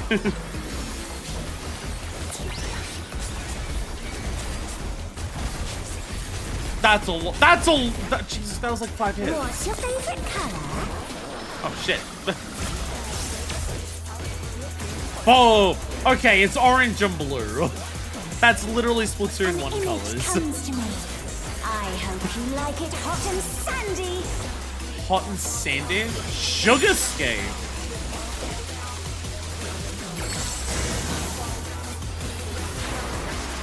Whoa! The rain has become a desert. Whoa! How about a little more sunshine? Layup? Oh, there's a sun on it. It's top corner over there.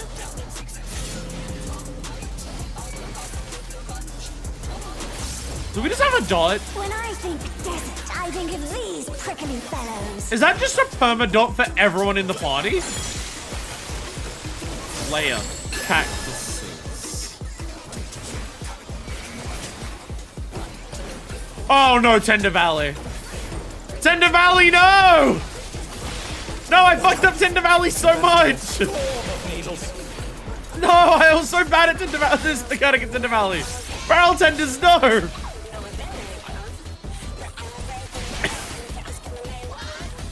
By the way, just the autos.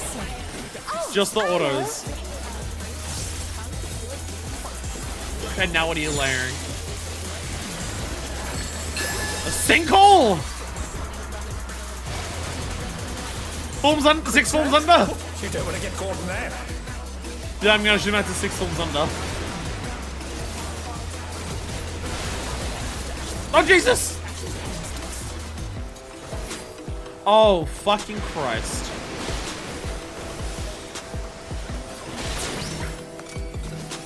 No, we're fine, we're fine, we're fine. It's okay, it's okay. These autos are spicy as hell. I mean, it's autos combined with the fucking perma-dot we have. I don't know how the fuck you healers are dealing with that. I mean, looking at the health bars, it's not easy. Again, that's like literally Splatoon 1 colors. When you can't decide on one thing. Do everything! Double style! I was joking. Okay. What do you think of this? Oh, so you just set that up instantly. Oh, I was just in it. Okay, so bombs. Okay, bombs are gonna fly on that side, and I'm gonna be over here. Okay, yeah. This should be okay. Whee! Yeah. Okay. Okay. Okay. Okay.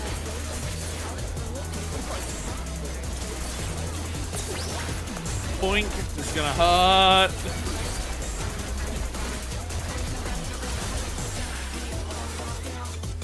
What do you say to a refreshing river? Fucking hell. I had one bone. I had one bone, and there was teammate mitt and my own mitt, and that wasn't enough. Yo! Crystal clear river. How charming. Does this actually... Oh my god, we actually have elevation. Oh, okay. Fire resistance! In the water! Oh no, that was too much for the challenger. Light party stacks. Light party stacks and environmental positioning for it. Okay. I'm so glad that light party stacks are just becoming part of normal content. Like real light party stacks where you don't do, where if you don't light party stack, you will just like like lose it. Oh shit, we got a storm! Oh, bad water? Ah, bad water. A thunderstorm has turned the water. See, because they cheat the in the one fight in that one Alexander fight, Some destruction to they facilitate cheat the alternating deconstruction. level of the terrain with the gravity mechanic. They make you fly. For like when the elevation, you gotta be on the higher or lower one, depending on your debuff. Raging storm. I hope you hold your powers. It's like for one of the 4 robot ones. Oh, okay. Okay, big thundercloud. Oh, moving over this way. Moving over this way.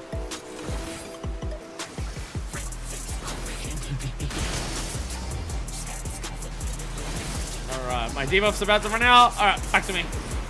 The challenger rises again. Can they turn this around? This mural. This helps like shit. They're back on their feet.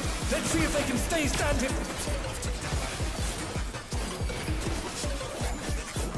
The raw When damage you output decide on on this one is thing. so high.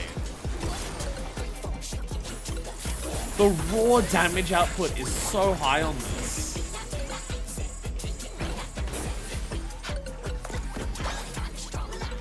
What do you think of this? Yeah, we're now just mixing up multiple types of bombs. Alright, so they're normal ones, yeah. So over here is fine.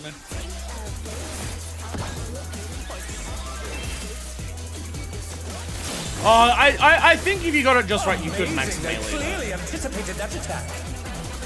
You probably could max melee range with that attack.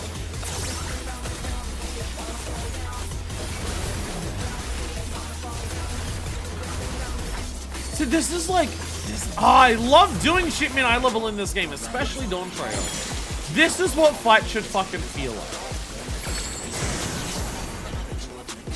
This is what punishment for mechanics should fucking feel like. This is what damage output and mitigation and healing should fucking feel like.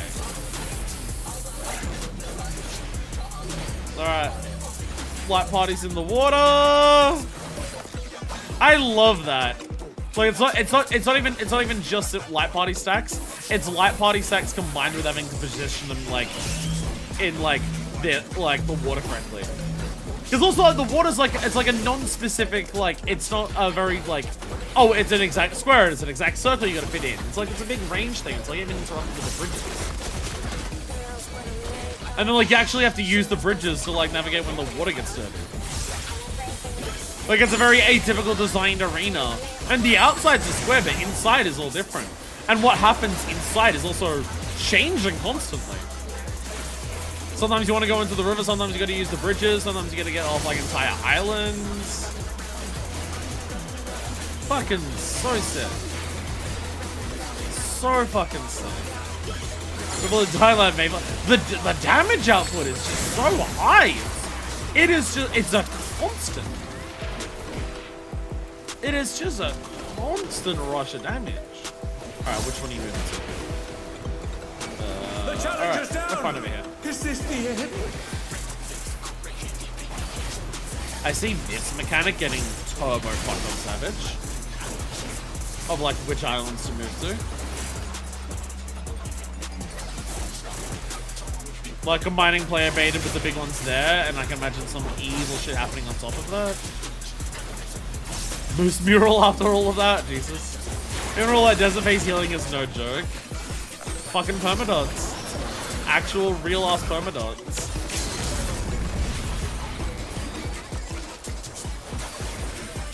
When you can't decide on one thing. Chat Arcadion is so fucking sick.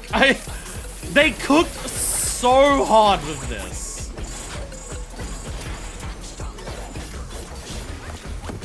Can I max melee? Like, What do you think of this? yes.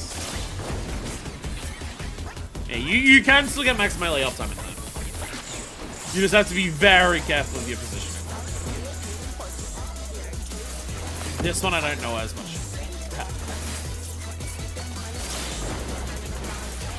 That's square. Pudding body. This is just gonna hurt. Like, look at that. Oh, fuck. It's so many hits. What That do is you so say many to a fucking hits. refreshing river skate? No! Jumped out of my double down.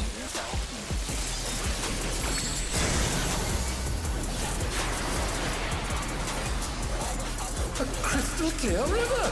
How charming.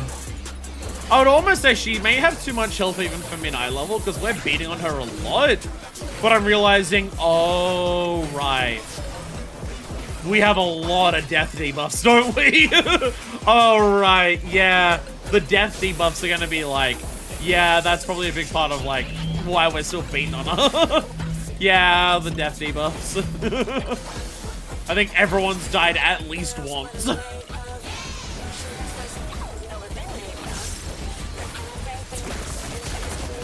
This is no good. It needs a touch of thunder. Oh, Dash of fucking. downpour. Oh, Arcadion! Oh, Arcadion!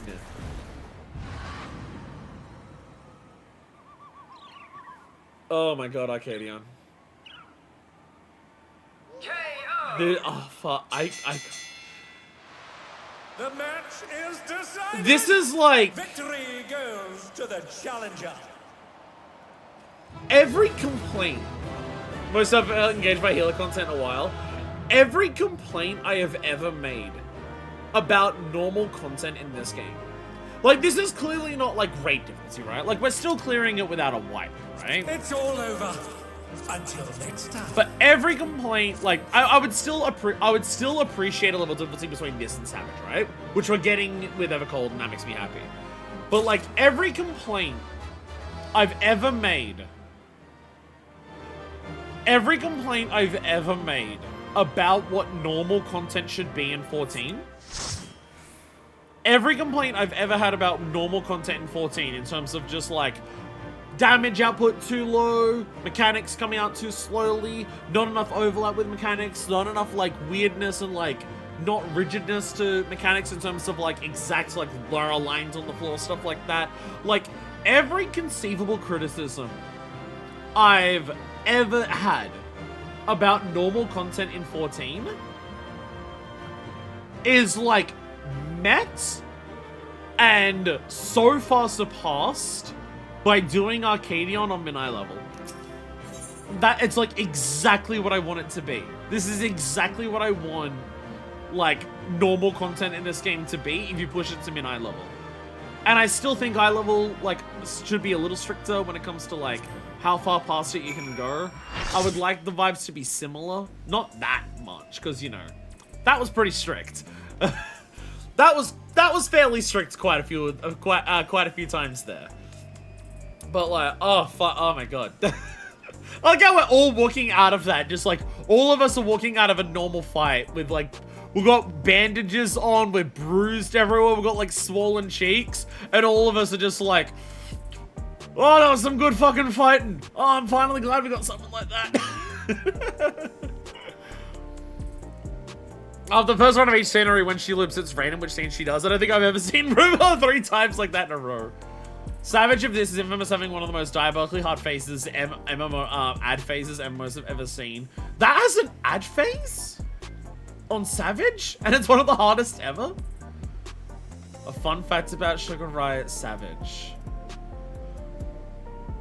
Is that the ram? Is that the Yan? During the cosplay part of FanFest, there were 2 Sugar Riots. Is this where the Yan comes from? Because I think the timing would make sense in terms of how long I've been seeing the Yan. Is this the I know he's a Savage minion. Mount. The yellow sheep thing? Is it the yellow sheep thing? The ad phase is a whole bunch of FF9 mobs, and yes, Yan is one of them. That getting an ad phase is wild. There's nothing like an ad phase in normal. But I guess paint stuff and make it does make sense for that. Strongest creature in existence. 4 waves of 5 types of ads, all of which have enrage / instant kill mechanics. It's full uptime on the boss, who's still doing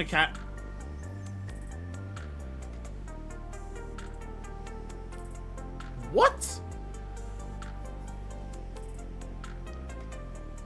4 waves, 5 types of ads. Each type of ad has an enrage. and it's full uptime on the boss, and the boss still has mechanics during it. It's not even like a separate ad phase where the ads are just there and you gotta clear it before like a DPS check for the boss. It's still full uptime on the boss. What the fuck? What? You can two-shot a tank with mint, so them adding in Yans and gimme cats is just collective savage trauma. People had to prioritize what to hit console. That is.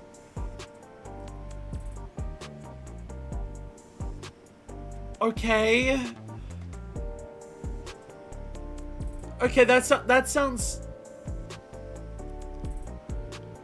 The idea, like.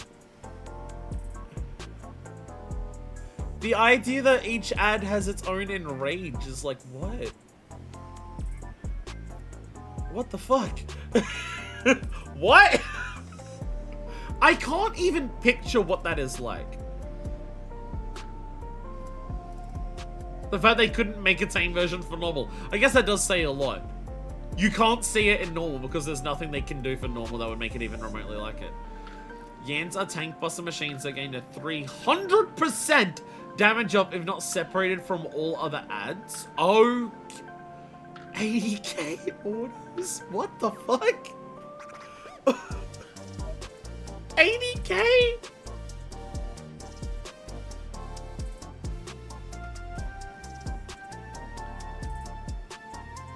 Fun fact, in FF9, the Enrage Yam was the strongest enemy in the game, beating out super bosses. Okay. But if they have to be separated from other ads, does that put them on low priority?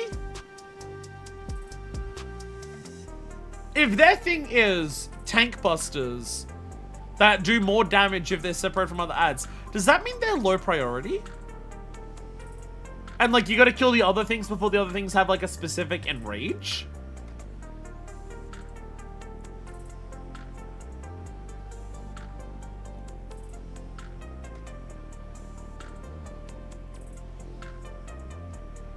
It's complicated. I can't even picture what this is like. The waves are timed in a second. Yan will spawn in and then you're boned. Okay. I can't even picture what the fuck that would be like. Sort of like, okay, so when you say that, like, okay, so the Yan has to be kept away from others, otherwise they get a damage boost. Is that how all of the mobs work? Do, like, all of the mobs? Do all of the mobs have, like, a specific condition that causes their, like, damage up or enrage mechanic?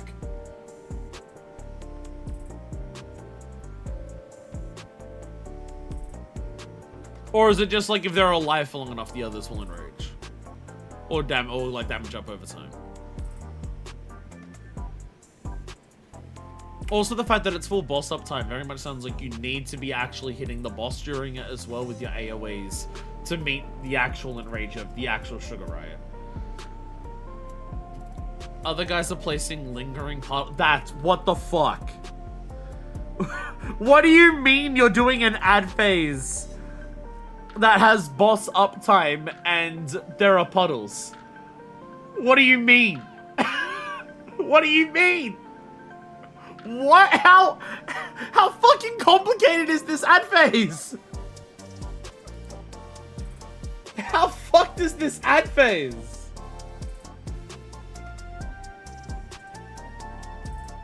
What the fuck?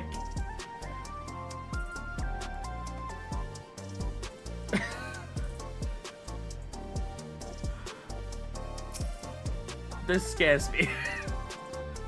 I came away from Dancing Green being like, you know what? I could see myself doing that on Savage. And now you're describing what Sugar Riot Savage is to me, and I'm just like, you know what? No. I've actually got I've got an idea. How about no? I'm going to say no, thank you. Well done, Manifest. I knew you could do it. As an ultimate, you're describing DSR. I mean, what I'm hearing does sound like what I hear from the idea of what an ultimate is, not a fucking savage, from this ad phase. Your next match will be against Cruiserweight Champion himself. What on earth are we doing? But seeing as we have a bit of time, there's something I'd like to tend to first. I want to tell Dancing Green and Sugar Riot about Ultra Cosmo, and see if they've developed any symptoms. We have to save them too if we can.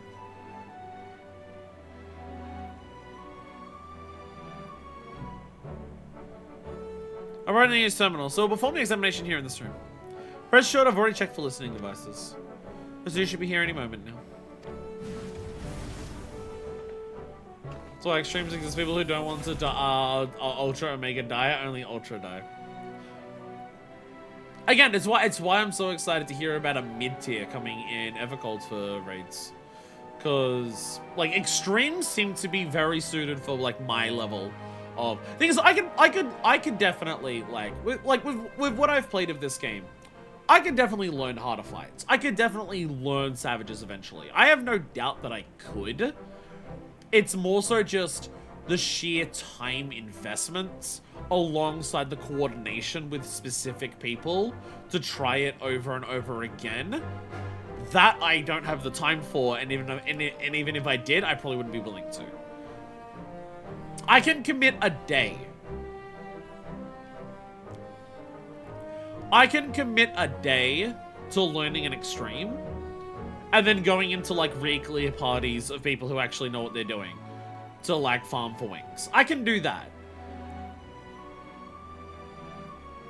A static meeting up for a couple hours a week, multiple times a week, over several weeks to get one clear? No, I don't, that's too much commitment. Sugar Riot Ultimate, okay, the painted world of Ariandel. So what's this about, baby? Are we having a party here? If that's the case, I'll excuse myself. I'm rather keen to give form to the inspiration you've given me. So you're all being ravaged from the inside by this thing called Ultra Necrozma? It's fucking you up. This is the most recent EX. It wasn't that bad, still rough but manageable. Again, that's like my thing. I wanna fight to fuck me up and wipe a few times. Maybe a timeout or two. Not much more than that. While I'm relieved to say you haven't manifested the disease yet, you're both dangerously close to doing so. Just one more feral soul injection could push you beyond the brink. It would be wise to stop fighting in the Arcadion. Whoa! Talk about a downer, baby! This is all very sudden and I struggle to accept it. But for both you and Honey to retire, there must be truth to your words. It's always a thing to retire, I know.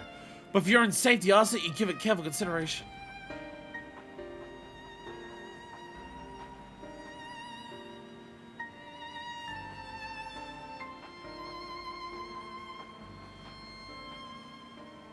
I assume we're gonna find some avenue for these people to, like, do something by the end of this. Because, again, people getting the thrill for the Arcadion because there is no other culture in Alexandria is still a thing, and it's still very present.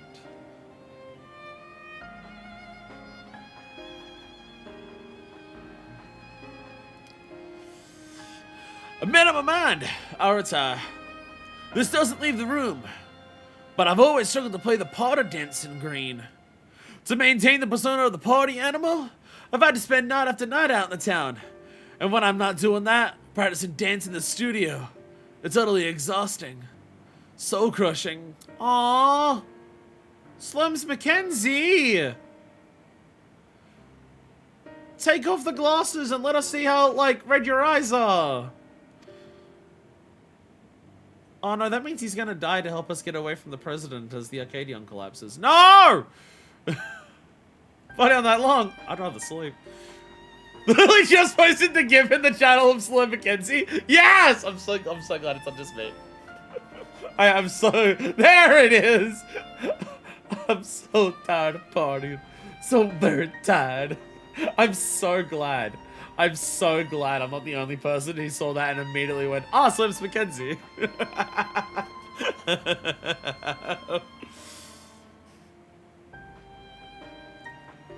That episode is so fucking good, and I think it's season 1 of Futurama.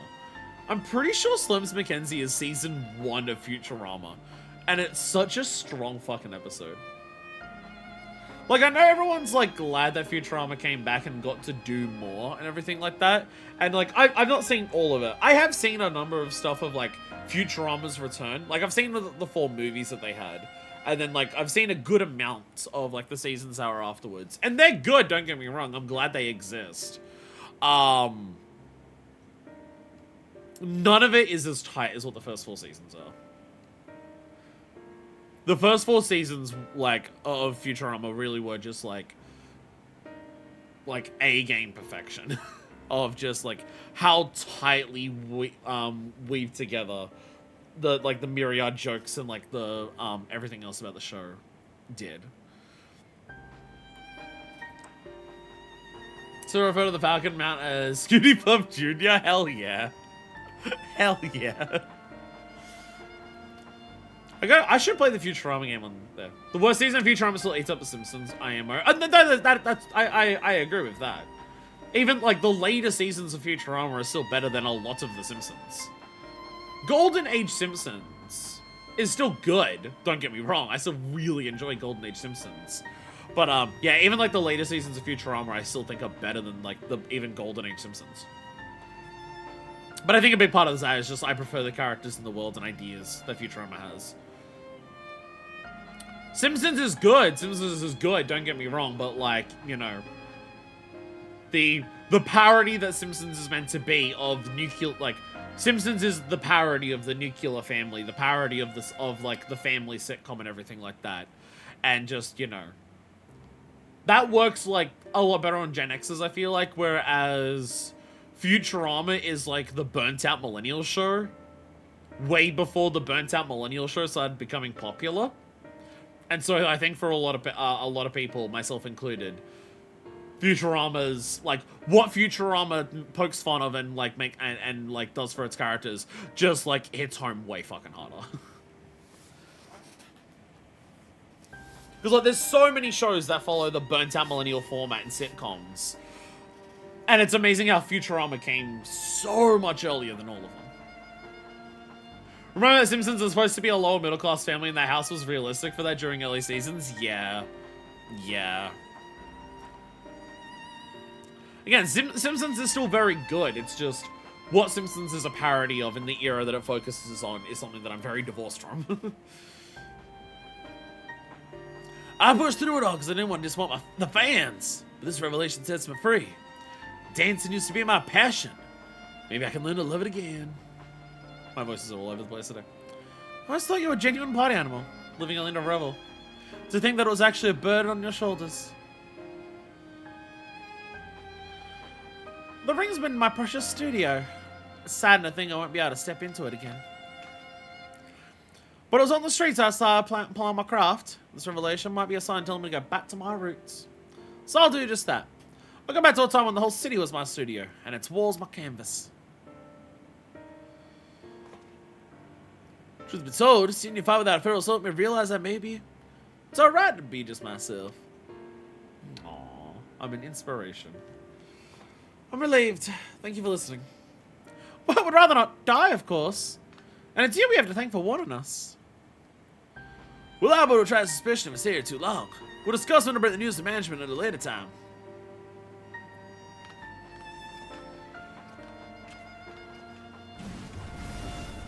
Party on slimes.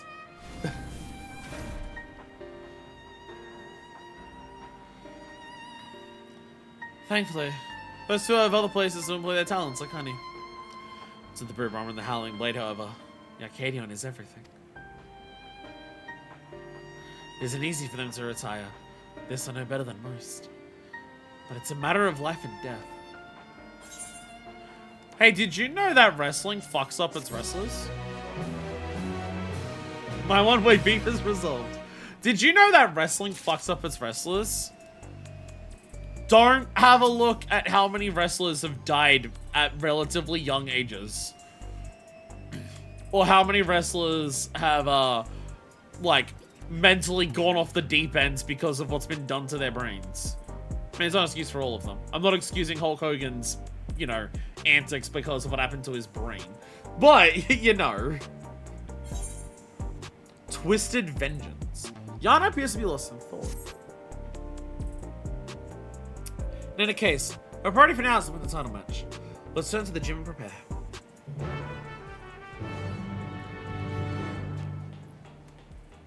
So look at Mick Foley's medical history if you have a weak heart.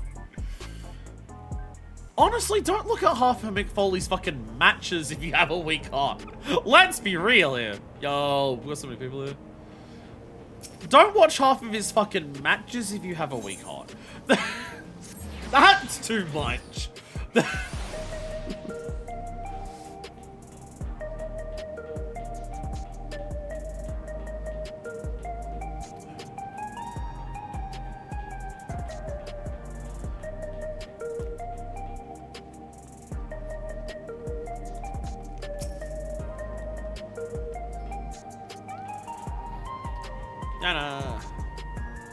Anywhere leaves, you hear that both Dancing Grin and Sugar Riot plan to retire.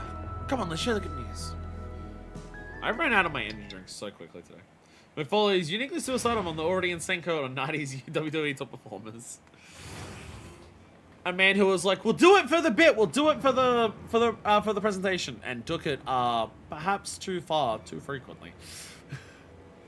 Thank goodness you're here. We have an emergency. Uh-oh. Look at this. Uh-oh. Oh no! Oh no!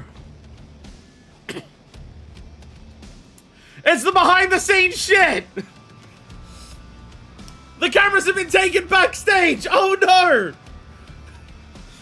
Hand over all the feral souls you've got! This is unbelievable, folks! Just when we thought the brute bomber couldn't sink any lower, it seems he now intends to use unregulated feral souls, and several of them at once besides. The madman's gonna turn himself into an abomination. This is a violation of the rules. You'll be banned for this. Shut your bloody trap and get out of my way. Oh, Jesus! Jesus! Hey, unstoppable upstart! If you're watching this, come and find me at the demolition site on the 8th level. We're gonna fight again, and this time I'm gonna destroy you, hear me? I'm gonna destroy you!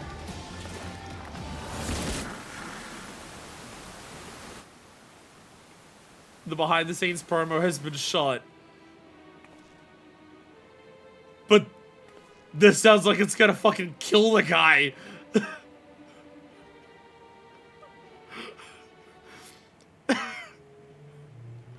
Fucking street match grunt. There's so much shit happening at once. That idiot, instead of listening to us, he goes and does this? The general public is unaware, but the doping tonic the Brute Bomber imbibes during his matches is actually a harmless prop he uses as part of his ring persona. Oh my god. That's why his matches continue even when he's disqualified. Using multiple feral souls at once, however, is expressly forbidden due to the extreme danger it poses. The doping was a sponsorship. Doing so warps the flesh irreversibly, turns you into an abomination, as Mr. Venom said. And in the worst case, it will kill you. It's likely because it greatly accelerates soul degradation, leading to ultra necrosma. Like, the dude was already on the verge of it. Like, he was already, like, being, like, lured by it. Yeah, but that was his kayfabe, but this time it's actually fucked. You went and told him about the disease, didn't you? Despite my warnings, you went and told him! I'm sorry, but we couldn't simply leave him to his fate. Well, he ended up taking the matter to the president, who naturally denied the existence of the disease. And naturally, the Brute Bomber chose to believe him. Uh-oh. That's not all. The president sanctioned a grudge match between him and you. On one condition. In order to stand the chance, he has to inject multiple feral souls for the fight. Sorry, Vince McMahon, we are absolutely not going to do what you tell us. I made a great fuss on the broadcast about his use of unregulated feral souls, but it's all staged. Everything is according to the president's script. He wants to get rid of you and he's using the brute bomber to do so. What? But the brute bomber's already exhibiting symptoms of psychonecrosis. This will kill him. I know. I tried to talk him out of it as well, but he refused to listen. For him, the president's orders are absolute. Make no mistake, the match will go ahead. Even should you ignore his challenge, the brute bomb will inject himself with his assembled feral souls and come for you. To go to the arena you declare it for, it will actually just be in the middle of the fucking street. Besides, if you still intend to become Grand Champion and release all the souls of the Arcadion repository, I fear there's no way through this except this fight. So prepare as best you can and meet me at the Arcadion. I'll have a chauffeur take us to the venue. That is the largest cutscene bump ever. So, the stakes of the storyline have gotten pretty real.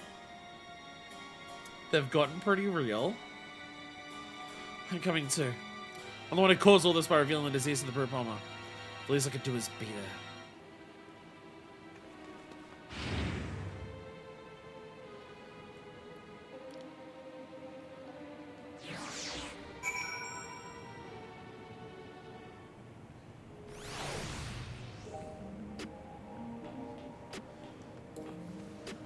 Shit's going down. Shit real fucking going down now. Oh dear God.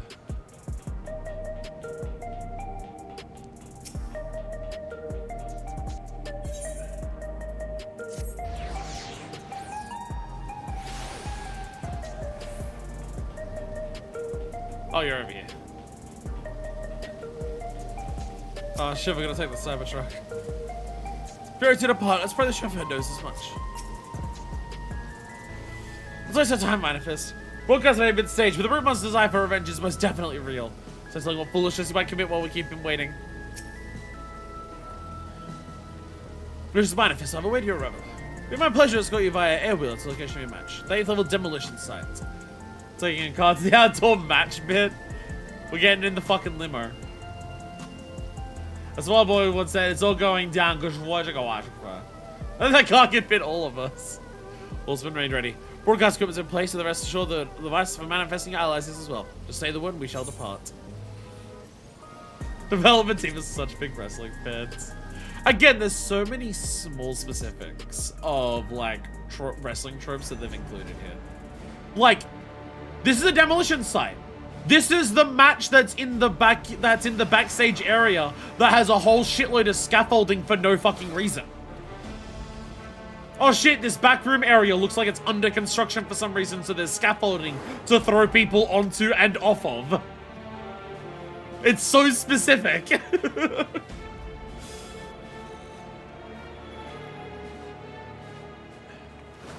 Bro, stop this madness at once! You place your life in danger! Danger? Ha! Who do you think you're talking to? I'm the vile hate, the most heinous, most despised fighter in the history of the Arcadion. I've had nothing and spit on rules. I do whatever the hell I need to win. Wait!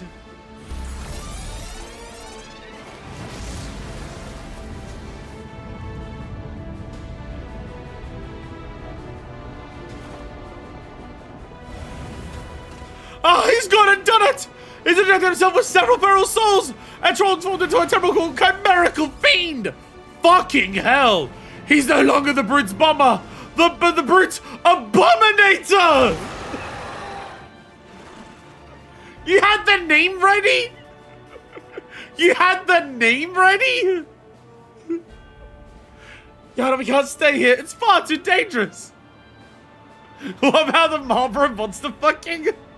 Never mind, the Monsfuckers get the highest tier. But I can fight. No! You're not getting Ultra Necrozma as well. Terrible Abomination, just the Aurum Veil. What did Yoshi Pete mean by this? Alright, I'm getting you knock some sense into the full. I mean, yeah, I'm definitely seeing coin counter. I'm seeing Marlboro. What if all of the bosses from the Aurum Veil were together and it was a horrific monstrosity?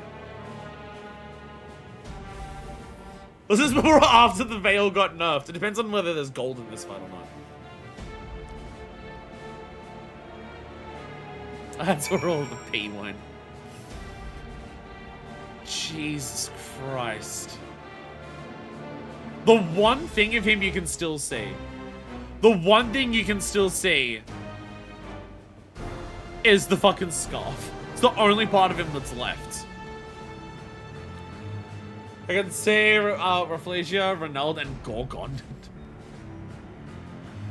Oh, fucking Christ. Oh yeah, the hair color actually, yeah. So the stakes for this have gotten serious. The president's script has culminated in a grudge match between you and the brute bomber, who has regularly injected himself with multiple feral souls. Now an abomination, the only way to save the reviled heel is to run forcefully through battle. For his sake, this is a fight you cannot afford to lose.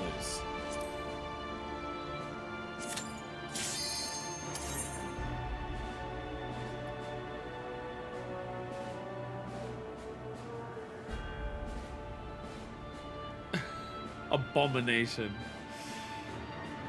The fucking pun. Madam had the pun ready. What the fuck's the music for this, actually? Yeah.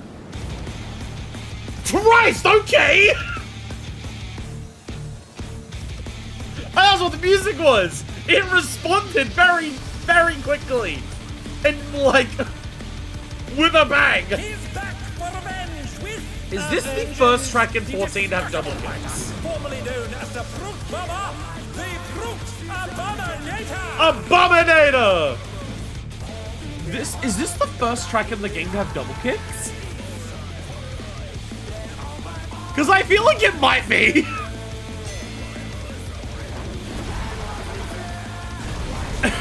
Guys, is it the same thing? Double kicks, it's on bass drums. But you have a pedal on the bass drum, so it alternates pedals on the bass drum. So basically you can press down and it hits, and when you let go back up, it hits again. So you can hit it really fucking fast. How many times do I have to teach you this lesson? Wait, you're how old? Oh. Okay, we're gonna listen to the music a bit first, because oh my fucking god.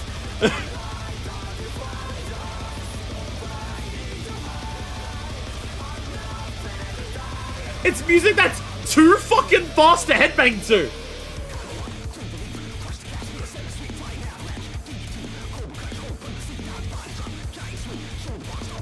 Wrestling moves. It's just listing off wrestling moves.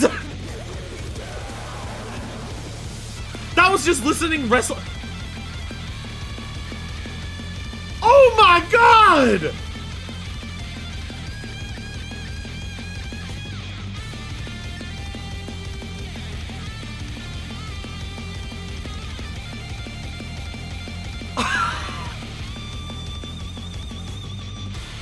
Fuck me! What?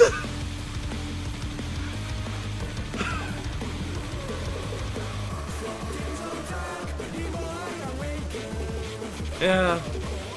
M3. It's M3.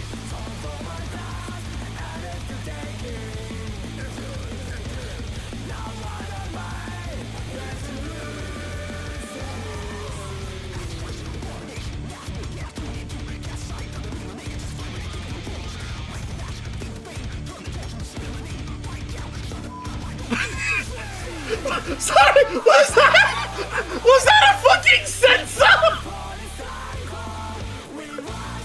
Did he say shut the fuck up and they censored it?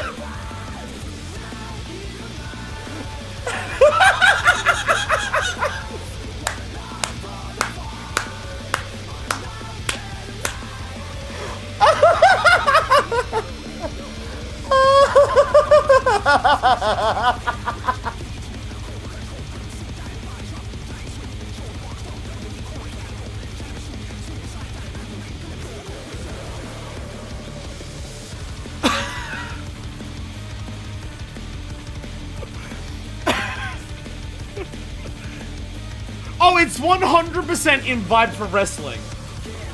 That is 100% wrestling. use a song that has words that you can't show in the broadcast, so you have to censor the song, but use it anyways. That is absurdly wrestling as well. We have to censor the song for the broadcast. Oh my god. Chat, I think it might be peak.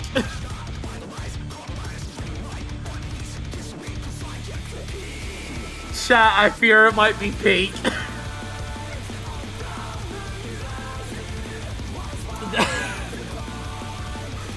Oh my god! Drums don't go hard in 14. Like, I love 14's music. Its drums are usually some of the stuff that doesn't go that hard. So when you've got the drums go this hard in this song, holy shit! What the fuck? So you can fall off. I would advise not doing that. I would advise not doing that. Oh my god. Yeah, sorry, M3 theme. Sorry, M3 theme, because this has kind of overshadowed it. Oh my god. Fucking Christ. To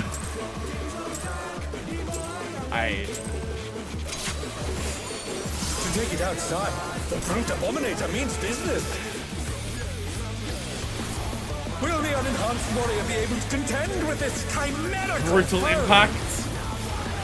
Yup, it's that. Stone Ringer the Stabbing. My god. He's used his feral powers to manifest a weapon. Do a tank stack. Oh! Oh, okay. It was an in followed by do a tank stack. Okay. Spore sacks.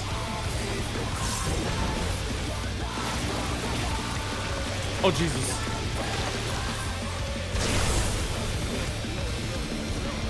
Oh! Oh dear! Oh, ads! Have sprouted from the scattered seeds. Oh, ads! Ads. Ah! Interrupts! Interrupts!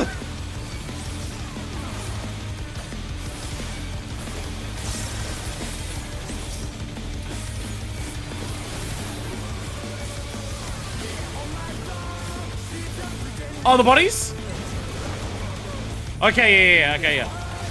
Shit. Even the cameras have been petrified, and now they're crashing down all around. The cameras? Oh my god!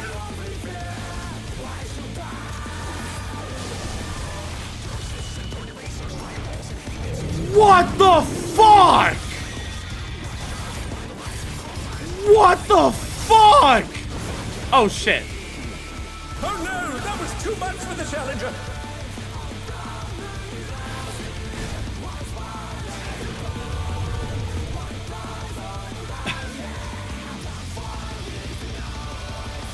Okay, so yeah, that's a sprint mechanic.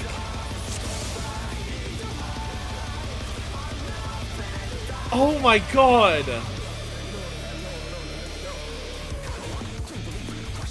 Yeah, they're real fucking proximities.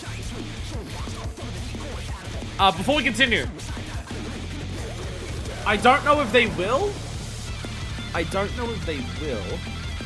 But in the middle of that fight, I got a warning saying low battery. I don't know if it will run out because it's the first warning, but I don't want to fucking not hear during this fucking fight. Day one of this, I already had my first run. Time out. Jesus.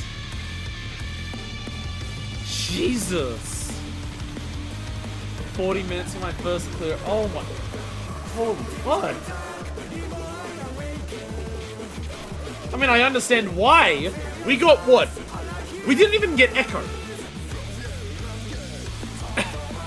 But we didn't even get echoes, so we didn't last 3 minutes.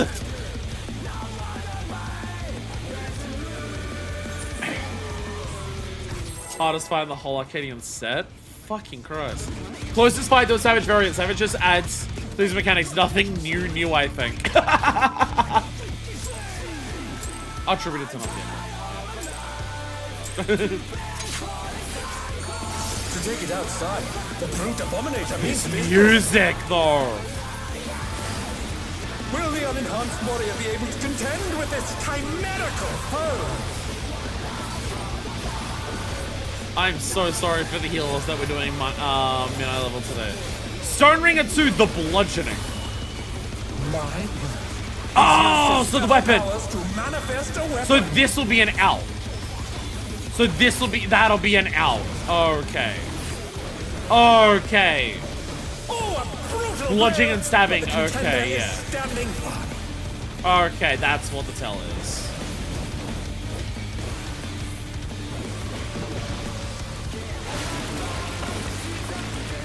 And then they just explode everywhere. Get ready for that, and then that explodes. It's also in the middle. Have sprouted from the scattered seeds.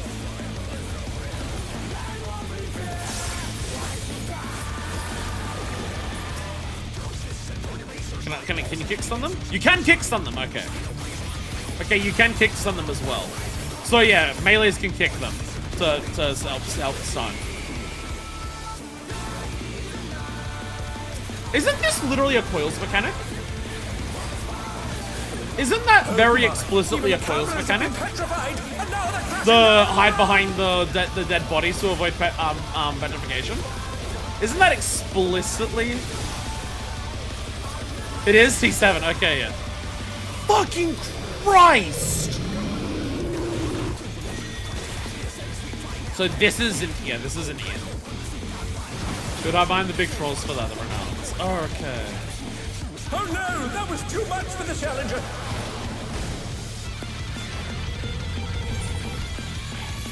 Yep. Why is this so long? Why is this such a long cast? Fucking hell! Oh, he sent his rival flying. What fearsome strength. What the fuck?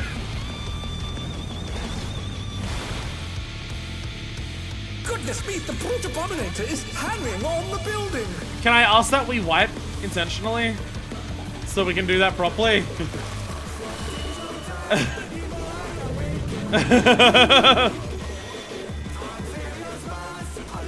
Yeah, it's gotta be a... I will eat food. I will eat food for this. I normally don't eat food for this, and I'm like, mid-eye level, why would we want to eat food? But, you know what? No, this one I will. This one I will.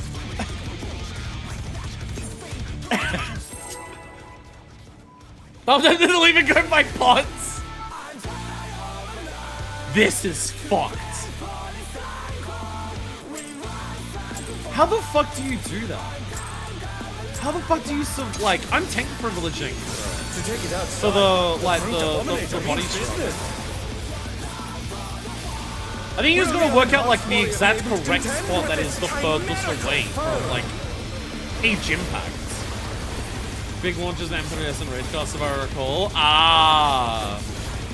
Ringer, so this is in it. No, sorry. No. Oh no, bludgeoning. Sorry, He's no. used his feral powers to manifest a weapon. Yeah, bludgeoning and stabbing. Sorry, that's the one. Yeah. So we go out and then do it tank stacks. Oh, a brutal blow! But They are very real. Those are very real tank busters. Those are very real tank busters.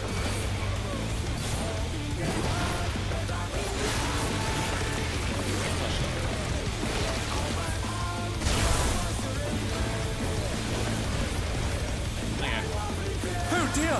Fiendish flora have sprouted from the scattered seeds!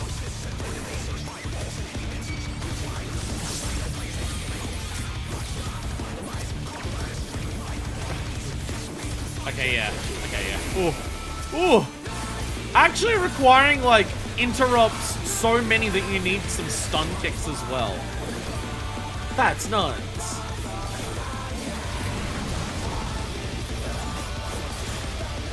Oh my, even the cameras have been petrified, and now they're crashing down all around!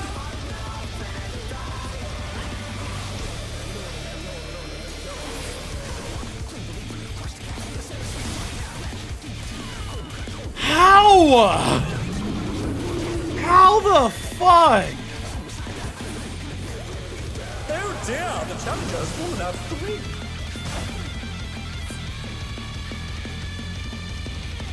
Okay, how the fuck do we survive that?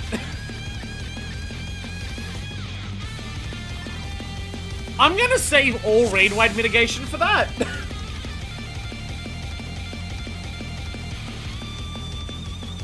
You can clear as you have enough melees in the ruler by having tanks stun the donut. Well, tanks can do it solo because you have a kick each and an interrupt each, and there's 4 of them.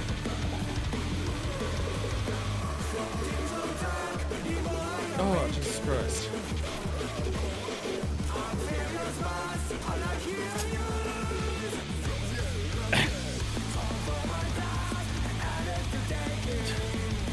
There's so much left of this fight. There's so much left of this fight after this. We're like still at the beginning of the fight. What the fuck? The fact that there's a sense of sweat. To take it outside, the brute abominator means business. Yeah, that might be a tank LB1 moment. That might be a tank LB1 moment.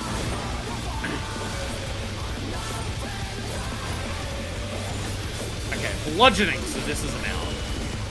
My word. He's used his feral powers to manifest a weapon.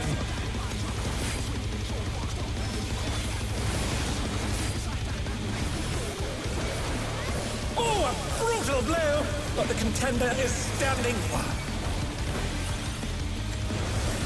Will we get enough LB for that?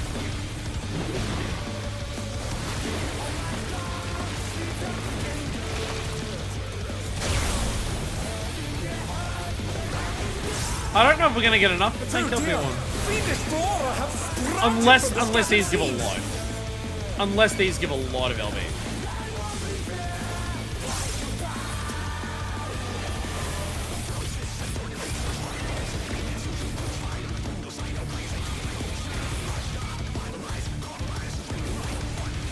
We don't even have enough to tank LB1. We don't even have enough to tank LB1. We don't even get enough. Oh my, even the cameras have been petrified, and now they're crashing down all around!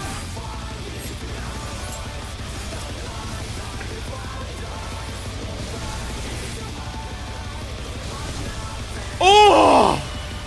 Oh! Stabbing is an in. Stabbing is an in. Fuck me.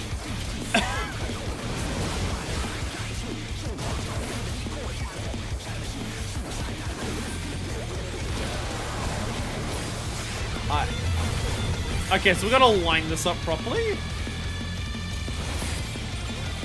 Okay, so it's the edges I can as well. Oh my god! Fucking hell! Oh, holy shit! Oh my god! Hey! I'm targetable! He's a missile. Is hanging on the building. Just kills a lot of people. I can understand why. Stone Ringer. Bludgeoning, this will be announced. Is it still going to be tank stacks? We still have tank stacks to it. Brutish swing. I don't see tank stack. I don't see a tank stack. They've removed the tank stack from that mechanic. Stabbing! And this will be an hit.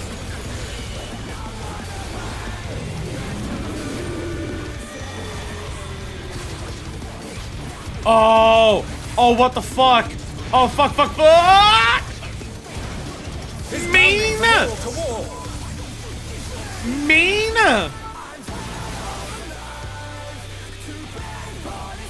Oh god. A run! Sorry!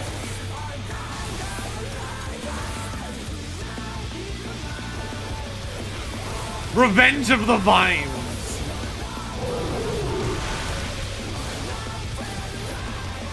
Everything's lined up. Stone Ringer stabbing. Stabbing's in. But it in where? Actually gonna move. Spore Splosion. What is that? Do they play a bait? No, they're just everywhere.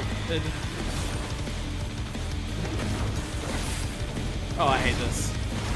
I'm getting hit by that! I could not find a safe way across there at all. Oh dear, the challenger's fallen out of the race. Fuck me!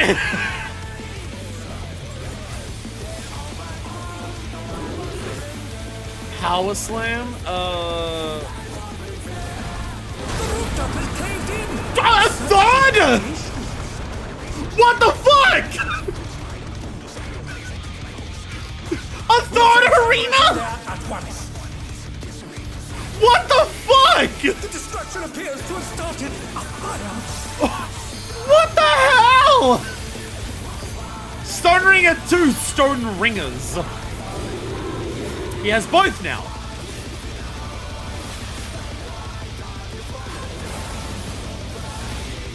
He has both now.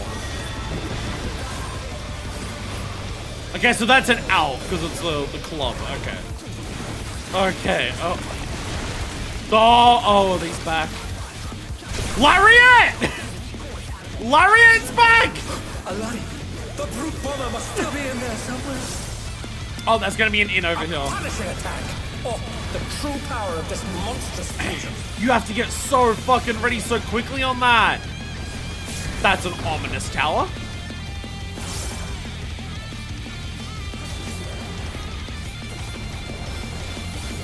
Yeah, okay. Hide again.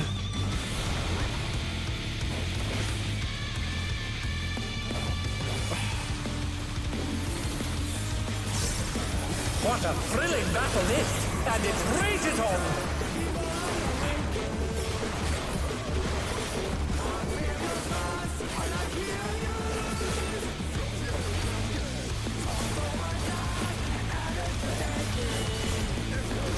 I want to see if he has any mechanics. Get a glance of it.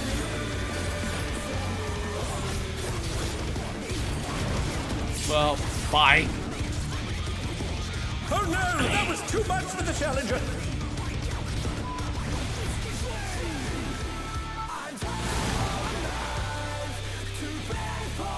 What the fuck?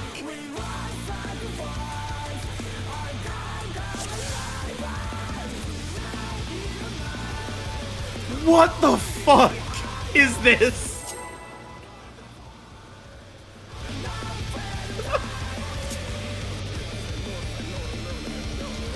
Even outside of mine, honestly. Even outside of mine. What the fuck is this? The brute abominator means Having a business. plan for our mitzvah mechanics in Will normal. the unenhanced warrior be able to contend with this? Like, I don't even want to use miracle bits on this foe? early ship because I want to save it for later. I want to like save it for the. Alright, bludgeoning's out. He's used his fetal powers to manifest a weapon.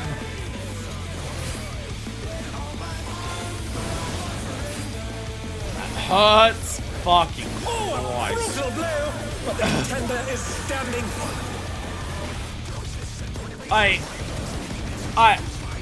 I never thought, even on mid-eye level, I never thought a normal would be like this. I didn't think a normal could be like this, even with mid-eye level. This is surpassing all expectations. Routed from the scattered seas. Damn it, so I had Dorito seconds an actual. Oh, I fucked up. Fuck you.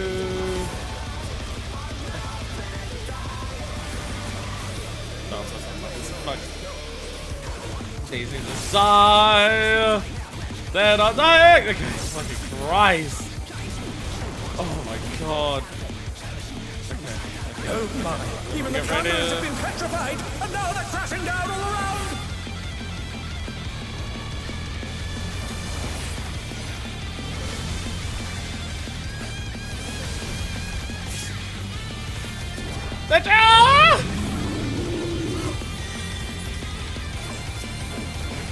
That's an in. I have no mids for this. Oh.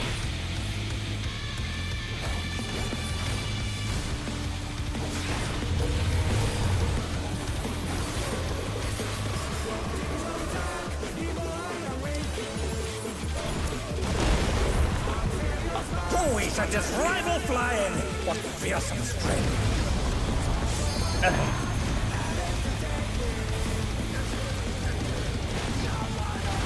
I keep. Goodness me, the brute I get them of his target all when he lands climbing here. over the building. Bludgeoning, that is an out.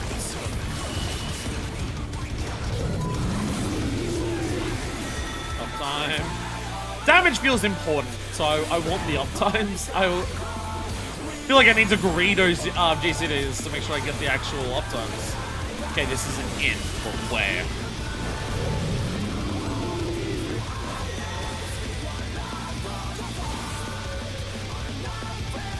This is fucked. He's bounding from wall to wall.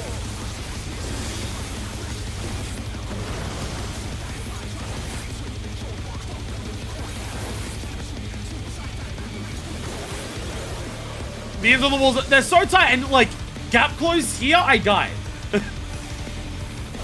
And because most of the fucking circle is off the fucking arena, if you gap close to cheat to get to it, it's going to kill you.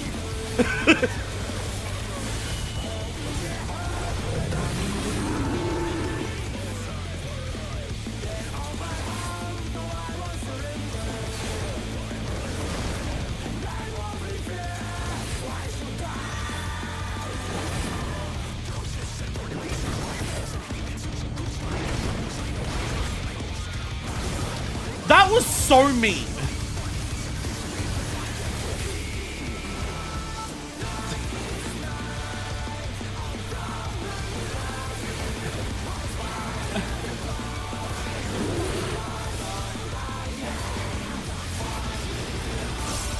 I can't fucking believe this. I can't believe this is a normal. This is like, holy shit. Cameras in there at once. This is. The destruction appears to have started higher. Oh, what the fuck? Stone Ringer 2 Stone Ringers is such a funny fucking name.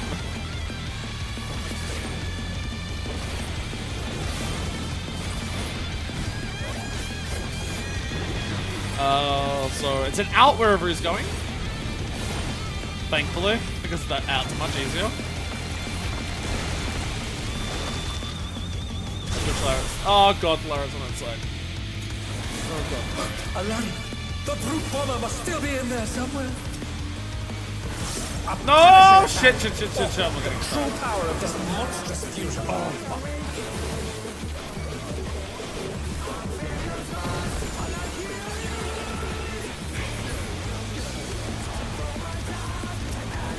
Like, our damage output is so low that I'm just like, I know I'm dropping my mitigation, like, my rotations really badly.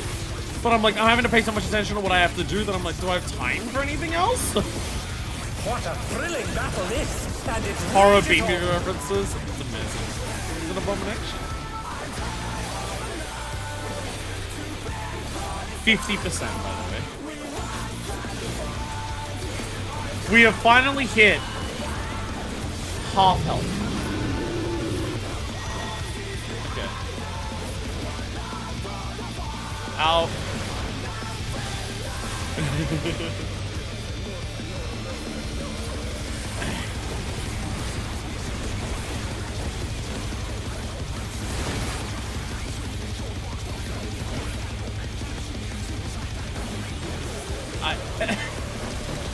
I'm fucking speechless.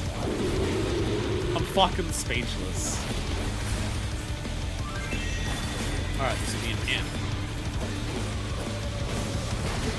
Easy pattern at least.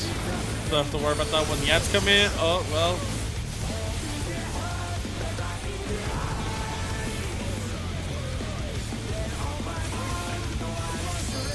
Lariat! Oh, fuck. out when he gets over there.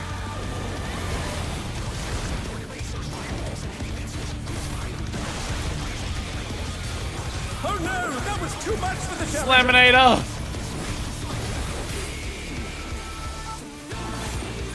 I'd heal LB3, honestly. The challenger rises again. Can they turn this around? Rip melee uptime.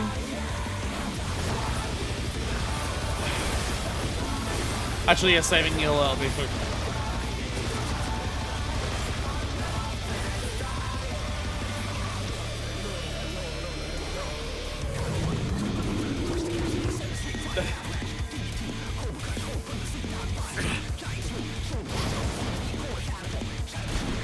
Heal LB3. Save the healer. We need the healer LB3 there. Good prog, guys. Fuck.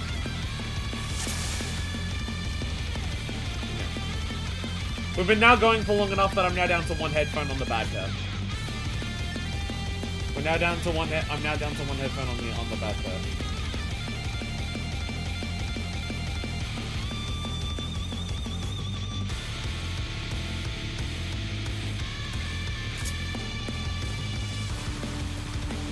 What with it? He's actually trying to kill us. We want an extra res, so we don't need to drop that.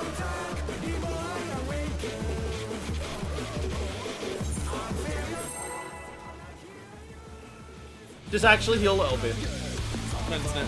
Like, when we're in a situation like that. How do we get to that point without needing one? I don't know, but if it gets that bad, then at least we do have that option. Take it outside. The Fruit Abominator means business. Will the unenhanced warrior be able to contend with this chimerical foe?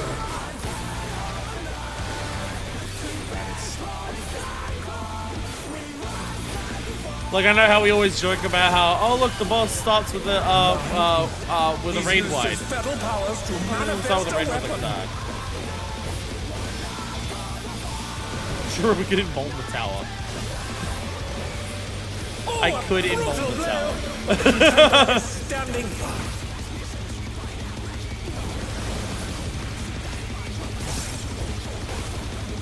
Party's gonna be over here for the stacks.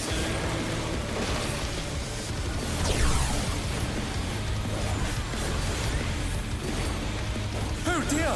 Fiendish flora have sprouted from the scattered seeds! How fucking often, for normal content, do you need to be like, what if we skip the mechanic with a tank involved? How frequently, extreme mechanics require extreme solutions. How often do you get normal content where you're like, what if we tank involved to skip a mechanic? Oh my! Even the cameras have been petrified, and now they're crashing down all around!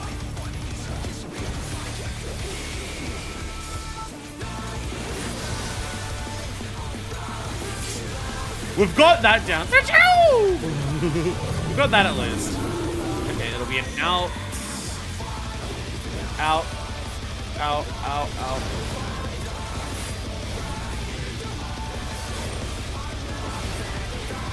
Seriously contemplating pre-played impulse. Jeez. This is fucked.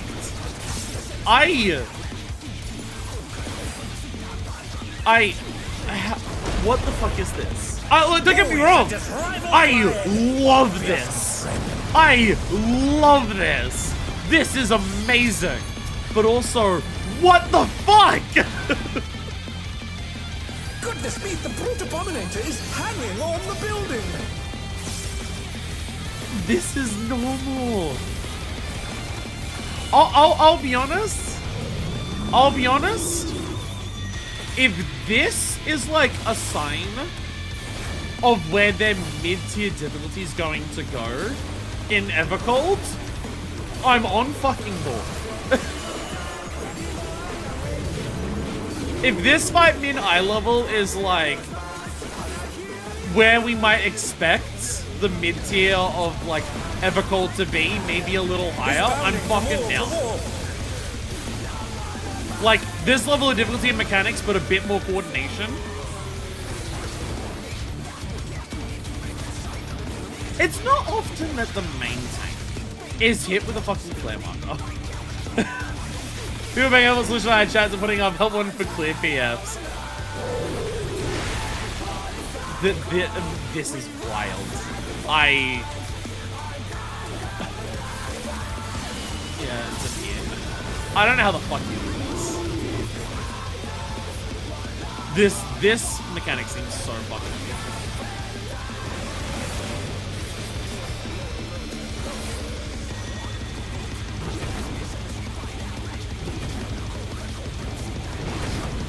Fuck your uptime.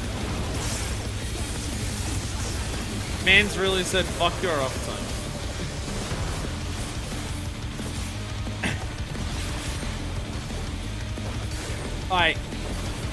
I can see why everyone was so particularly excited for this Arcadion. Arcadion in general, yeah, of course. Arcadion in general, yeah, of course. I can see why it's like, oh yeah, we have a full 8 party ready to go. We'll send cameras in there at once. Instantly for this tier. The destruction appears to have started. I get it. I totally get it. We're doing way better uptime though. We're already at 57. We're at 57 down here. Like at the start of down here. That is much better DPS than last time. This is in. Get ready for Legia.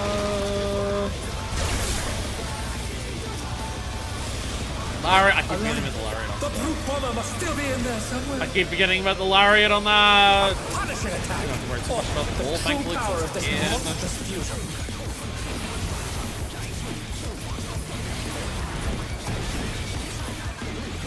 So we can't inbound that one because we're too busy focusing on killing the Don't worry about when we're contemplating a weekday slot. Yeah. Yeah, people are going to be here for this no matter what. Jesus Christ. Fucking the overfields. Those overfields. What My a God. thrilling battle this, and it rages on.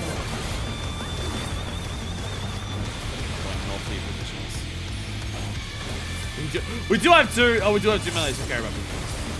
We brought a mid island for this. People have people banging down the door to join you.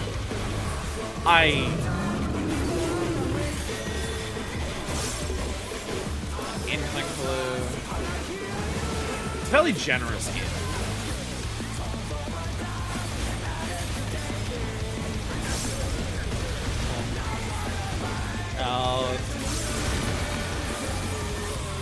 I do like how down here is basically a combination of like the 2 previous phases. And then doubling up. The fucking sensor. The fucking sensor. Alright, that is an N! Thankfully, the easy one first. Thankfully, the easy one first. Easy pattern. We'll clear because of easy patterns, don't worry. We'll clear because easy patterns. Lariat, run! I gotta actually sprint that one! Barely fucking made it, Christ. Alex, we don't have to worry too much about that. Intended uptime.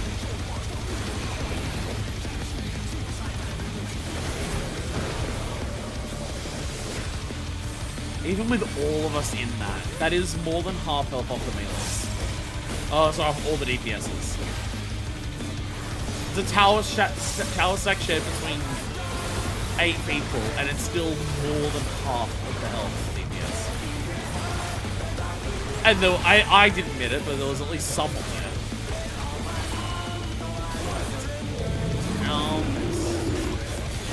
Just do it, thank you. I at least do have mitts for this.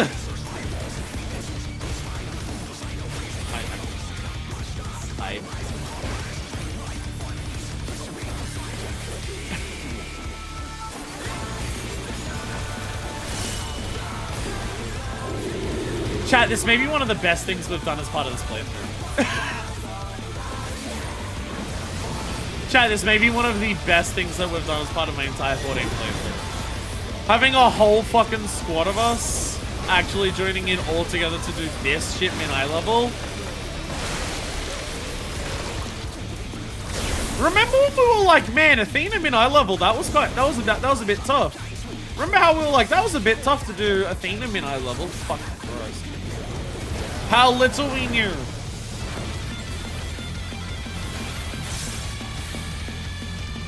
How little we fucking knew. Keep the healer alive. LB, heal it, LB3, heal it, LB3. Heal it, LB3, heal it, LB3. Go, go, go, do it. You need to do it. Don't raise. LB, just LB. You're gonna die to the brutal impact if you don't. But will they be enough to turn the tide?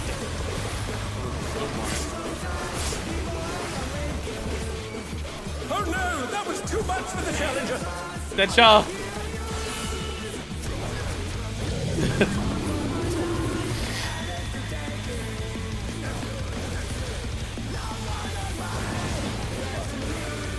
The challenger's down. Is this the end?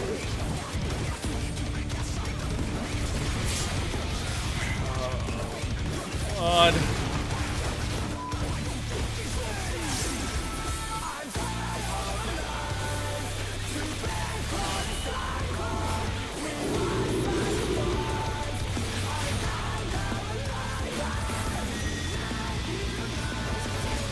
Healer's alive. This is an in. Oh, come on!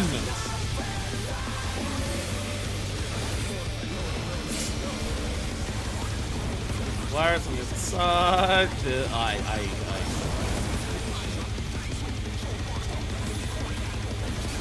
Out, thankfully. Kick healer's alive. Ow, invuln! I'm invuln it! I'll invuln it! They can stay standing.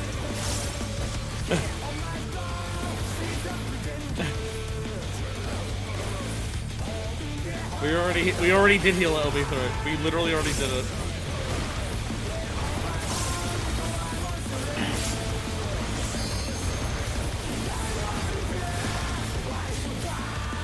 This is post heal LB through.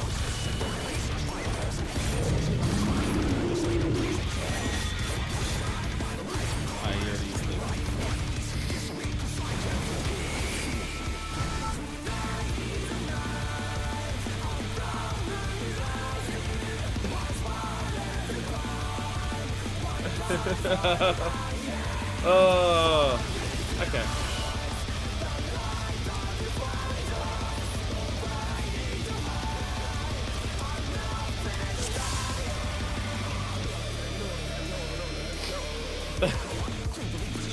My keyboard's been glitching a lot lately and just doing a lot of letters. But doing as soon as there's a stack with dead people, yeah. We can do this, there's just certain mechanics that we need to, like, actually have a strat for. Again, I think a big thing is, many tanks alive for it. If there's no ads, invuln the tower. Invuln the tower if there's no... Because if there's ads, we all need to still be killing the ads, so there's that. If there's no ads, tanks invuln the tower. The towers do so much fucking damage. I think that alone can probably straight past. Because the towers go into raid wides, and those towers are murder.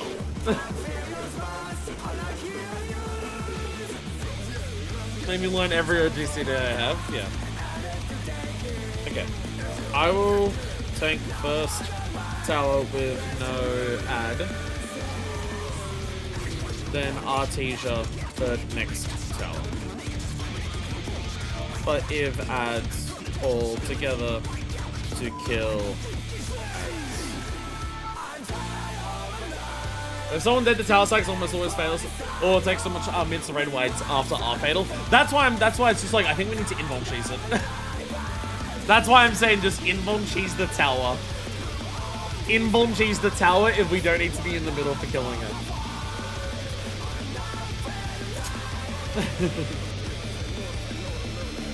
There's still another one after this. There's still another one after this. Alright, okay.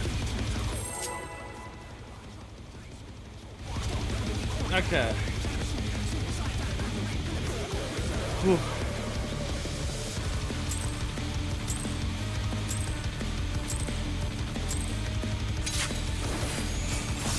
To take it outside, the brute abominator means business.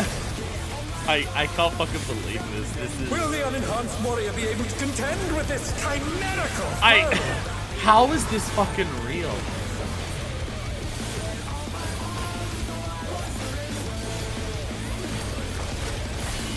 Ring it again. He's used his fetal powers to manifest a weapon. Forward to the next fight, but that's just me. I am too. It surely has to be Oh, easier. a brutal blow, but the contender is standing fast. Surely it has to be easier than this, though, right?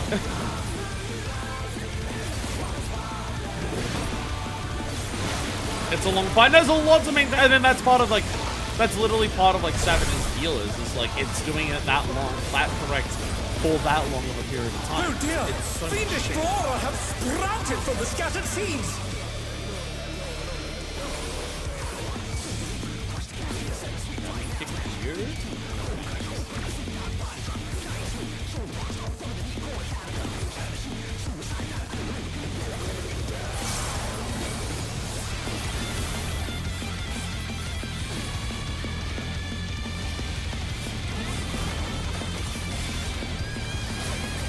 Oh my, even the cameras have been petrified, and now they're crashing down all around! Obstacle is that one.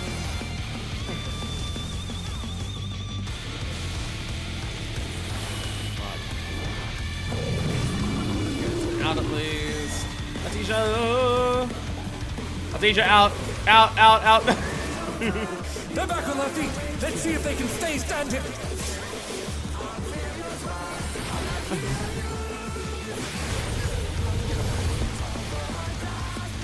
I'm doing call-outs. I don't actually know how many people in here can actually hear me. Because I imagine a lot of people, because this is so tough, because it's so fucking rough, I imagine there's a lot of people who are not, who don't have me on because they haven't paid attention to the sound in game to help. So I'm doing call-outs. The brute abominator is hanging on the building.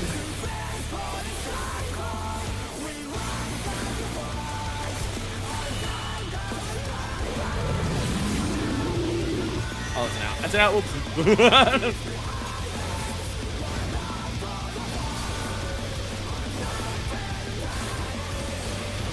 And then it's an in. It's always going on that side first, but yeah, okay. How much of it is the RNG means it's always been the same, and how much of it is He's bounding from wall to wall.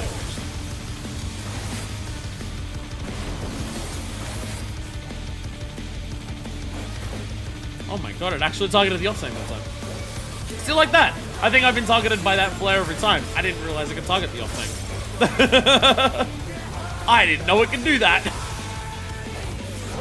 The flare, well, exactly, that's what I mean. That's what I mean. How many things are actually set so I know how to respond to it every time, and how many things are actually RNG.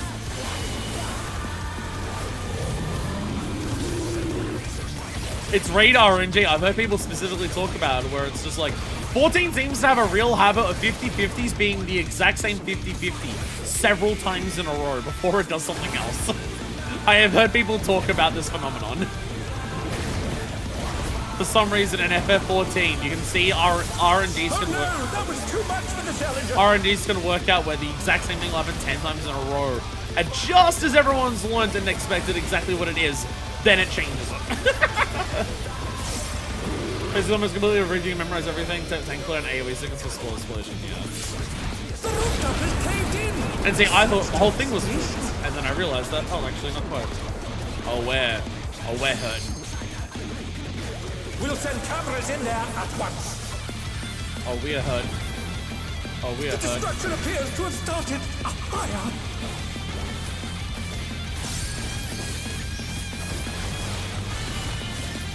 Don't worry about you fucking up mid cyber. I'm fucking up way more mids. I'm so focused on like resolving mechanics that I am absolutely fucking up like buttons. My buttons are trash right now. My buttons are so fucking bad. I'm so heavily focused on like liking mechanics. I'm very much getting. I'm very much having that thing of getting like mechanic, vision. Alani, the brute bomber must still be in there somewhere. A punishing attack. Ow. Oh, the true power of this monster. So this tower we all stay in because there's ads. Because we need to kill the ads. Although I'm going to do this. And also do this. There we go.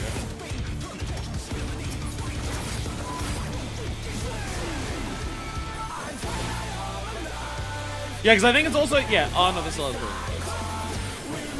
Never mind, this still also has room. What a thrilling battle this, and it rages on.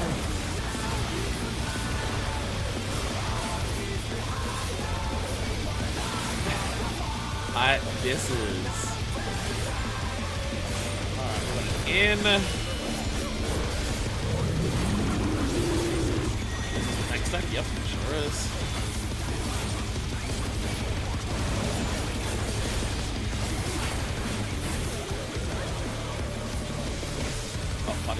Body sex, alright. Even one person missing from the party stack does a lot of extra damage. I keep missing when that happens. I keep missing when that happens and I'm not there for it. And so one person less just means you get so much more damage from it. I keep getting up in, thankfully.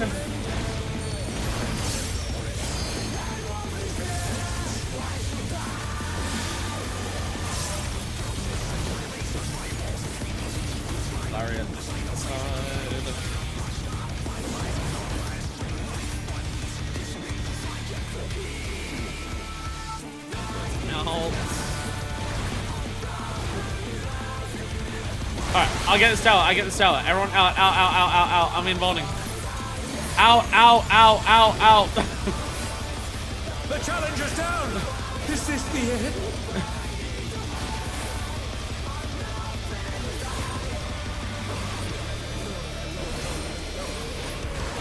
The challenger rises again. Can they turn this around? Sure, he'll survive. Okay. Okay, okay, okay, we got past that tower without needing an LV3. I'm running low on my own personal hits. Last thing's going outside of No Mercy. But I'm sure my No Mercy window is also completely drifted from everyone else's 2 minutes. 2 minute meta, he'll be the death of everyone.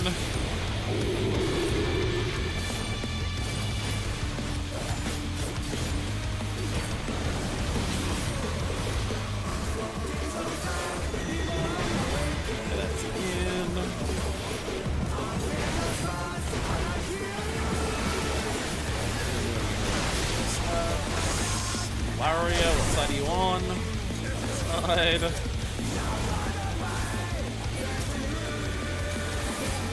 Out of there. We've had it at least. Thank fuck. Tower, and this will be shared. What the fuck? What the fuck?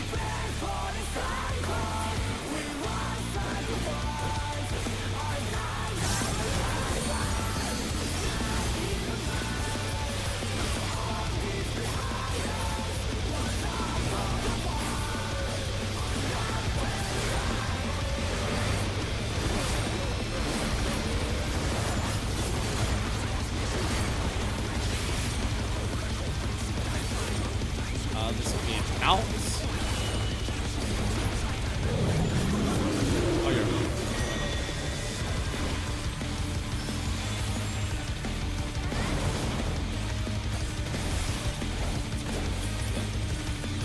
Pop smash. Fuck. That's what I keep forgetting about after the I keep forgetting about that one.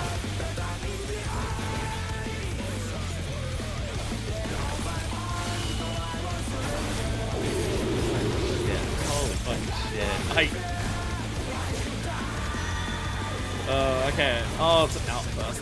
I like that. It's an out.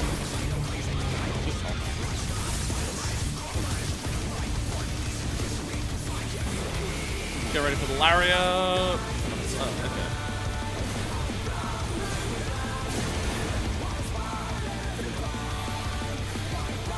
Oh, you on this side. Alright. Artesia, can you solo the tower? Yeah, Artesia solo the tower. Living dead. Yes! Oh, that helps so much. Oh, that helps so much. Oh, that get. Oh. Oh, the tank invuln cheese is actually working so good. Oh, the tank invuln cheese works so well on that. Oh, because it makes the brutal impact afterwards so much easier to handle. Is that getting longer? Or am I just getting exhausted? I can't tell if that brutal impact. I can't tell if that. Oh. Yeah, I don't. Now I remember the party set after this. The party set. The party set. Oh. Oh! Let's fucking go! Oh! Well done, everyone! Holy shit! Good fucking fight! Holy fuck! The match is Strong fucking effort! Congrats on your first Savage clear! What the fuck was that? What the fuck was that? It's all over. Until next time. Oh my god. We definitely, that last phase was much, much cleaner. Yeah, we did that, like, we didn't even heal LB3 that time, I don't think. I don't even think we heal at LB that, oh my fucking god. I'm dying! Oh my god. Holy shit. Those brutal impacts were so fucked. Those brutal impacts, holy shit. I'm gonna go buy some food. That was fucked up. That was so fucked up. Holy shit.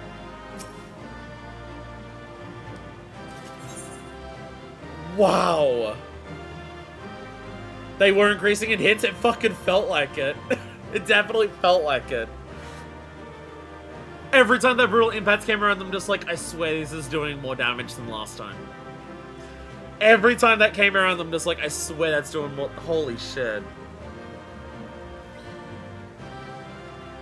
Holy shit. That was fucked. I'm so happy we actually have a normal that goes that fucking hard. A normal going that hard. Brutal impact is basically a slow creeping and rage, yeah. Where you just get to the point where it's like, there's no matter, like, no matter how much meat you have, you're not surviving how many hits it is.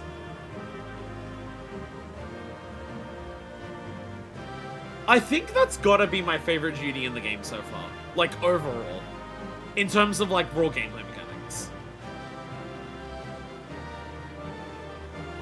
In terms of raw gameplay mechanics, I definitely think that's my favorite duty of normals I've done in the entire game. That was fucking amazing. A lot of fun stuff to do, a lot of, like, you have to, like, quick responses, a lot of, like, making sure you, like, you're pressing the right buttons. Holy fuck.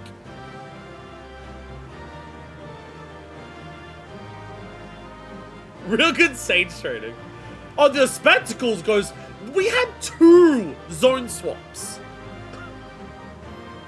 We had 2 zone swaps. We had cameras plummeting from the sky onto the arena. We had him like grapple from building to building. We fell into a burning building. Like dozens of stories. Like what the fuck? Also, he didn't turn. He didn't turn back after the fight. He didn't turn back after the fight.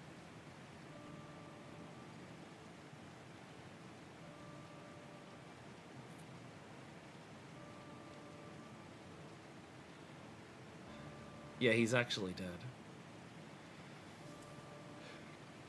Can't place landmarks outside Arena 1.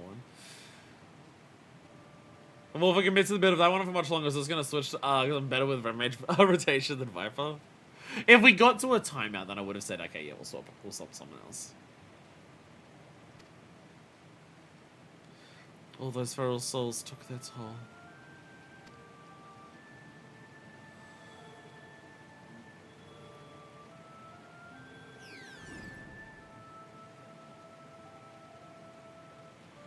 The president had broadcast cut the instant the match ended, so as not to reveal the terrible side of his entertainment. Oh, we got 5%. I mean, 5%, like, it was close, but, like, oof. That's what I meant. That's what I was saying, is, like, the tower in Von Cheese, like, changed that last attempt so much. Because the brutal impact afterwards was just no longer anywhere near as much of an... Still an issue. Still an issue. I'm sure the healers won't be like, no issue, my ass! Mashing their their GCDs as hard as they possibly can. But the invuln on the tower definitely made it a lot... made it a lot, like, more bearable.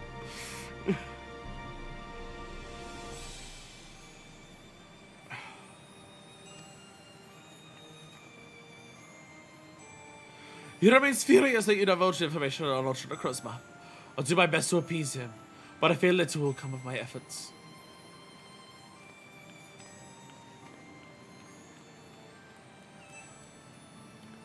Oh no! No!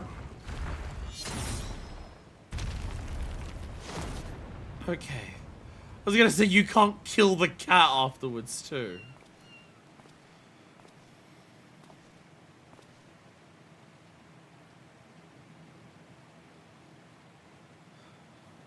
Never thought you'd be the first to go, old friends.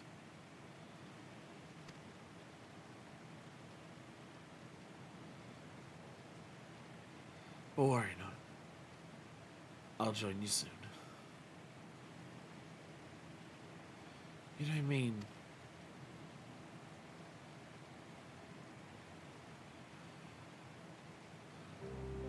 I'm afraid so.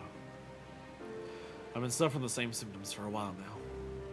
But I didn't understand how serious they were until I overheard your conversation. I, too, have Ultra Necrozma.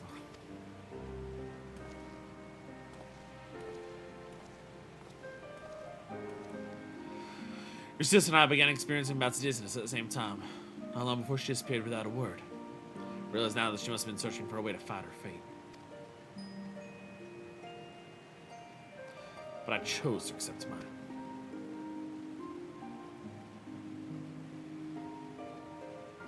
You come from me on the barrier manifest. No doubt you find it unsettling that we use souls to cheat death.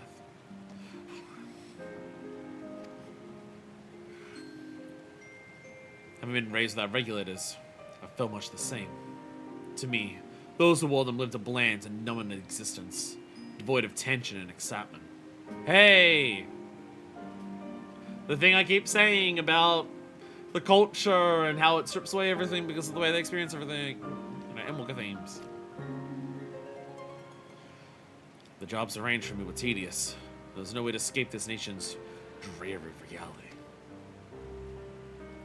But I finally found joy in the Arcadion.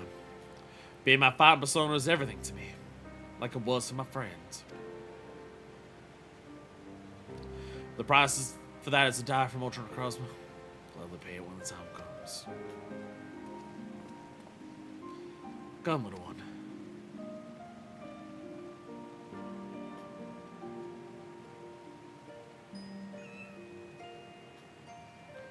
No, the sad walk away!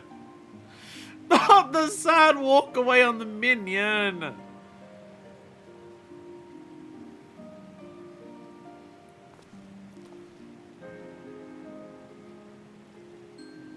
No!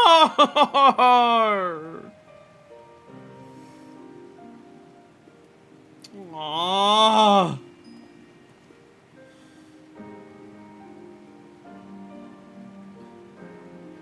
Accept death so readily.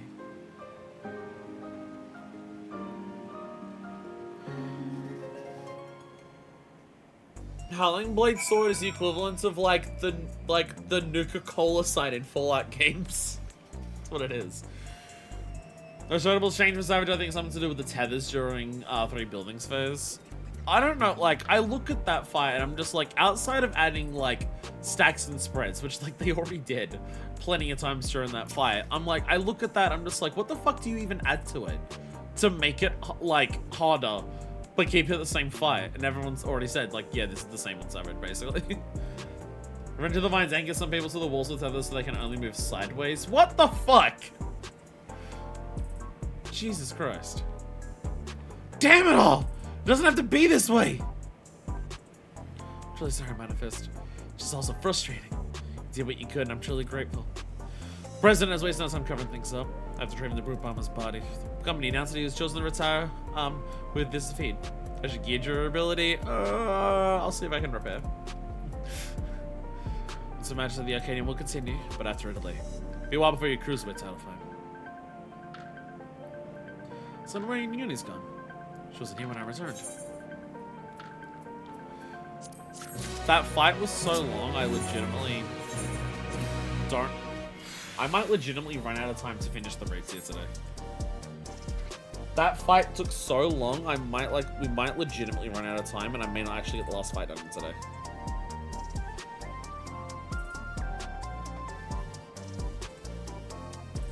Yeah, I have to leave in 57 minutes, so we're gonna like really step it up. Family matters. Warriors rip plain on Yana's face. After what's happened, can't help but feel worried. See if I can locate Uni via her terminal. Yeah, Mom wants me to come over for Mother's Day. It is Mother's Day today.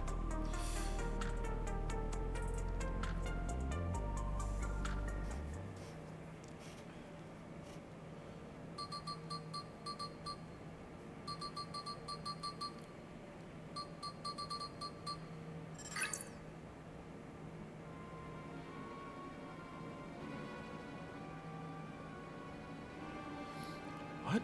She's outside of a key.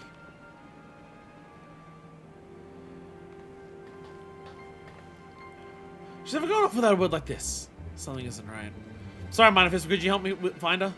The signal from Terminal suggests she's somewhere in East Yassilani. Storyline's getting intense. I think the storyline for the first tier was very little, right? It was very much, here's the premise, you're fighting, it's like... That's not station. It was like, here's your fighting, here's like what you're fighting for, you're gonna like raise souls if you win. Here's like, oh, she's working with you, here's the introduction to like the other fighters and everything like that. At the end, oh shit, surprise twist, here's that. There wasn't a ton of story in the first one outside of like building up that, hey, you're fighting, and like you're gonna try and change it if you can. And then in this one, it's just like, hey, now that the stakes have been established because of the ending of the first bit, here's like a lot of like, oh shit, things going wrong in every fucking direction possible. Got no signal you need, you should be in this area.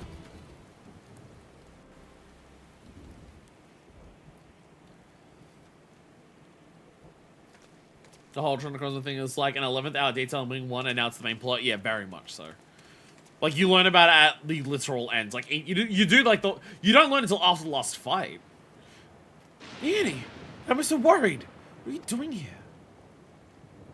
I'm sorry. Your trip contacted me, saying she needed to speak urgently. We were supposed to meet, but she hasn't come. Forgive me, Nauni. I didn't want to use you, but I had no other choice. Are you seriously going to try the run back? Really?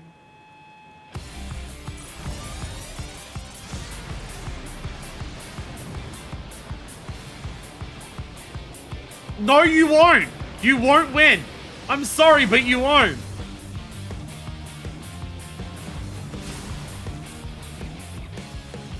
No, you won't. You please don't do this. That's too late. There's no going back. It's like some lines in the sun. If you went back, I swear to God, Yana. Yana!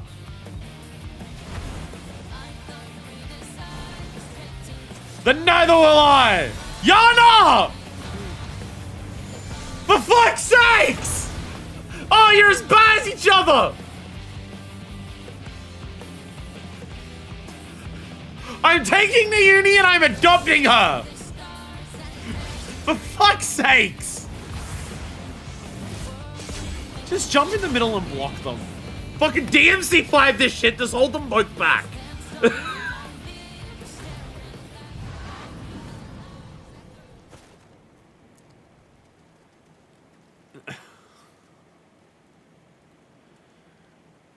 From the start, I thought it was strange you tried to take another's life to save your own.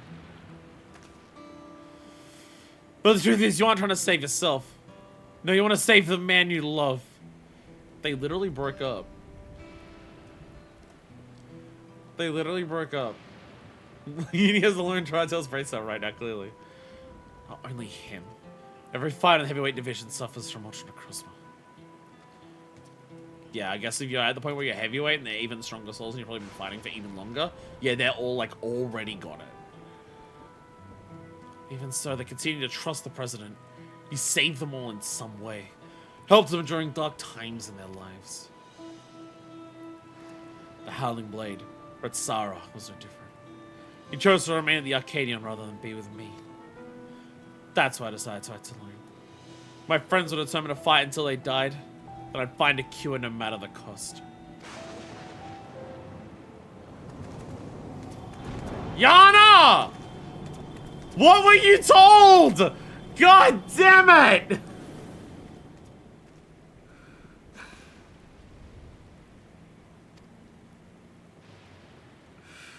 The only moment this might happen. But I had to stop you. No, I would have been fine. I would have been fine. Now you need to slap them both. Now you need to slap them both. Honestly, I don't know what to do with the pair of you. Slap them both!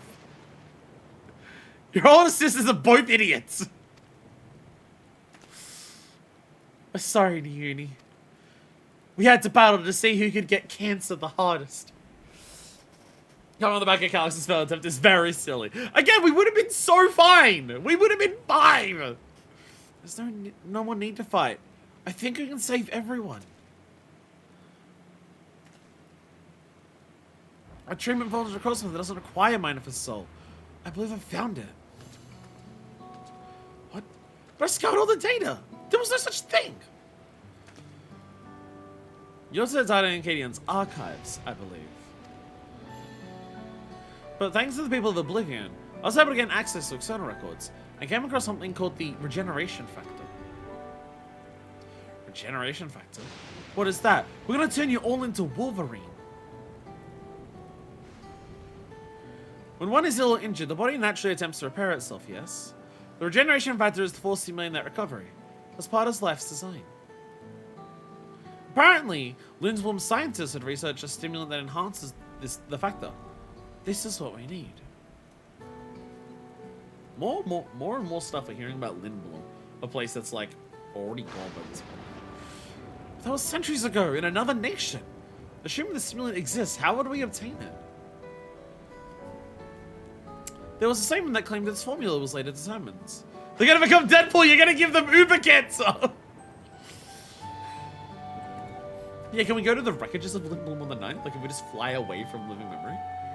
How much exists outside of living memory? We don't even know that. I don't even know if, like, the people of Alexandria know that. Like, does Calix even know that? I don't even fucking know. Problem is, the formula itself wasn't mentioned. We'll need to investigate further.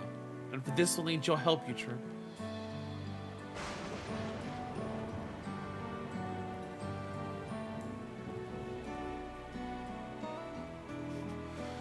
After what I've done, I don't expect you to forgive me. But I mean, when I say I'm truly sorry for trying to murder you a second time, literally seconds ago.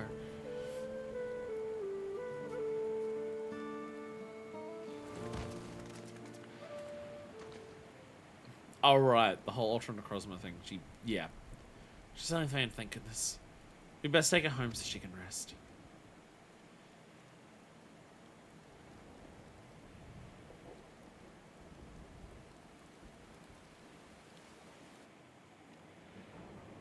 I do like we're getting a hell of a lot more focus on story this time around. Now that like the threat and everything's been established on the first one.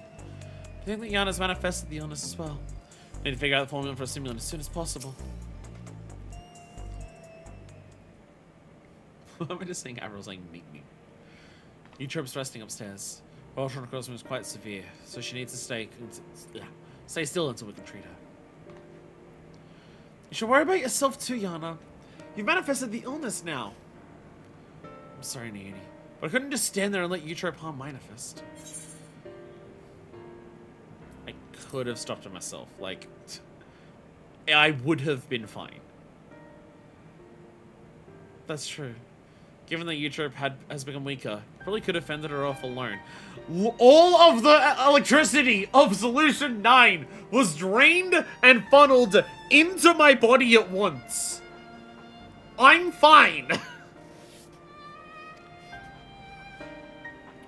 You seem to be fine for the moment, but if you're the least bit unusual, you have to let us know, alright?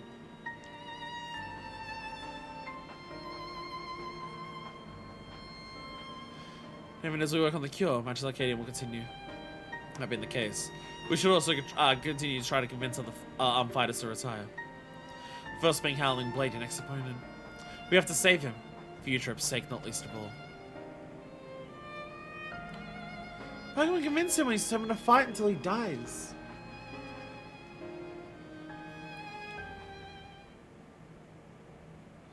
It so happens that I have a plan. We'll confront him on a broadcast and challenge him to a wager. Whoever loses the title match will be forced to retire from... Oh my god! Oh, we're doing this as well!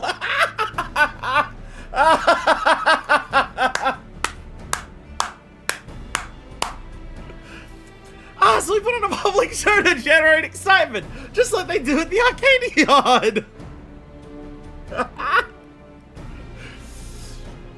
Attitude, a good old-fashioned I Quit match. Oh my god. Oh, these writers know Attitude Era so fucking much. Like, we're gonna hit every fucking beat. We're gonna hit every fucking beat at this point.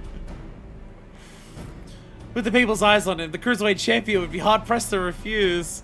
And once everyone starts talking about it, even the president would have to let it go ahead. We're gonna go and do a public call-out in the middle of the street. How do we do the broadcast? We haven't heard from them for a while now. The Arcadion wouldn't cooperate with us. Well, ask Honey for help. She has a broadcast of her own watched by countless viewers. We use to ensnare the wolf. We're gonna call him out on the live stream. Let's go! Howling Blade! No balls! And she's on board. We're gonna lie and wait at Mosaic. That's how Blade is sent to unwind before his matches. Call out stream on Twitch. When he appears, issue a challenge and do whatever it takes to get him to accept it.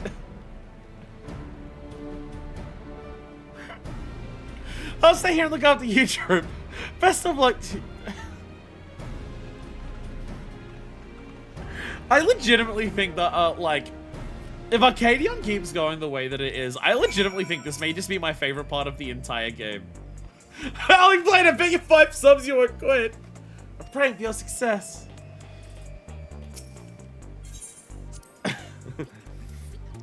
I'm going again as a...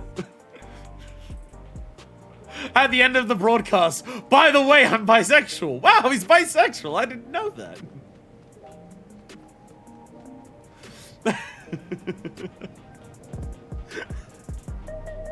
I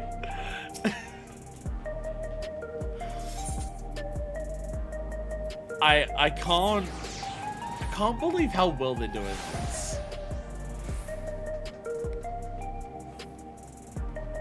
Like, it would have been so easy, right? It would have been so easy to be like, oh, let's make it like a wrestling thing. And you go for like very basic wrestling stuff of like, oh, you have the introductions, you have the fights, you know, you have the announcer. But the fact that they're going all in on so many small details. I'll take some popcorn. Thank you. I'll take some caramel popcorn.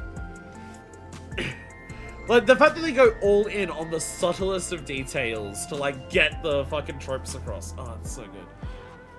Honey's raring to go. Just give the word and we'll set our scheme in motion. I pass on your dome, you idiot! Now the performers are in place, time to steal the audiences. I mean, begin the broadcast. Our broadcast.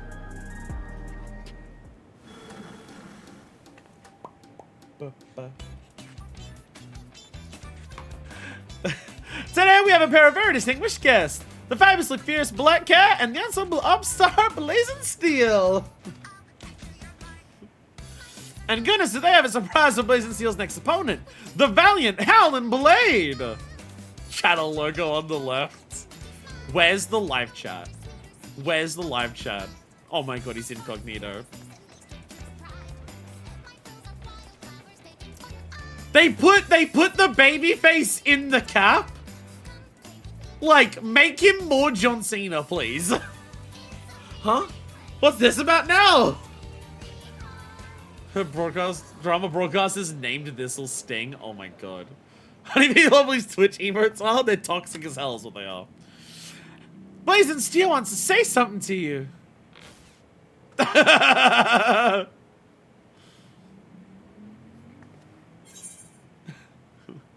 The loser of our match has to retire.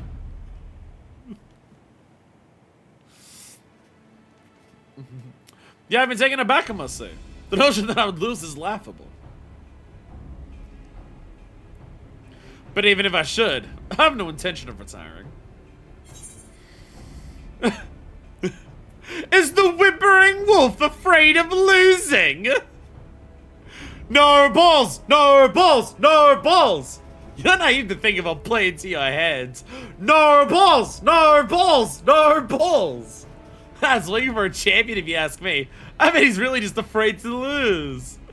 He's clearly got no balls. No balls! No balls! You're a champion, so act like one. Accept the bloody challenge. Do it!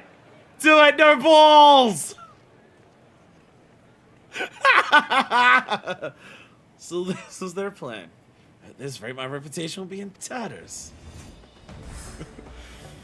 Fighting is everything to me. But a man that I wager my purpose in life, it's only fair that you do the same. So tells me, what gives your life a meaning? You're getting into some very deep questions here. God, I love not peer pressure. Exploring new lands, fighting formidable foes, helping those in need, or earning coin. We're gonna put on the act. With when this is not the question for Minifest. This is the question for Blazing Steel. It's also fighting. Not so different than you and I. Like you, I find joy in the heat of battle. Feel the most alive when I'm squaring off against a formidable foe. In any case, if that's what gives your life meaning, then that is what you must give up should you lose. You agree, then we'll have a wager. Say live on TV, it's all about the bag.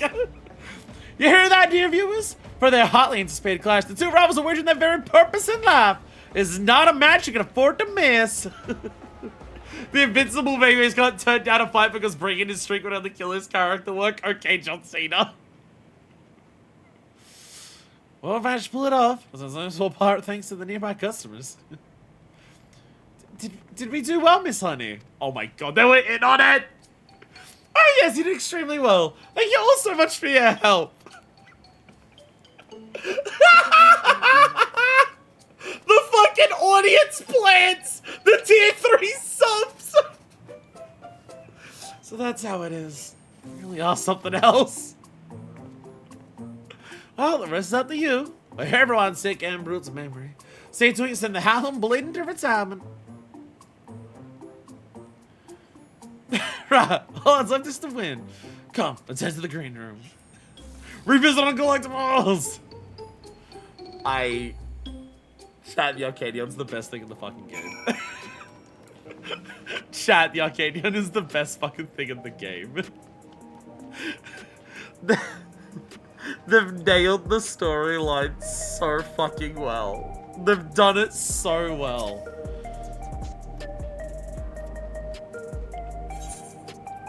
Like, this is not shit that just comes from, oh, I have an idea. Let's do a wrestling thing. This is something that comes from, yo, we fucking love wrestling.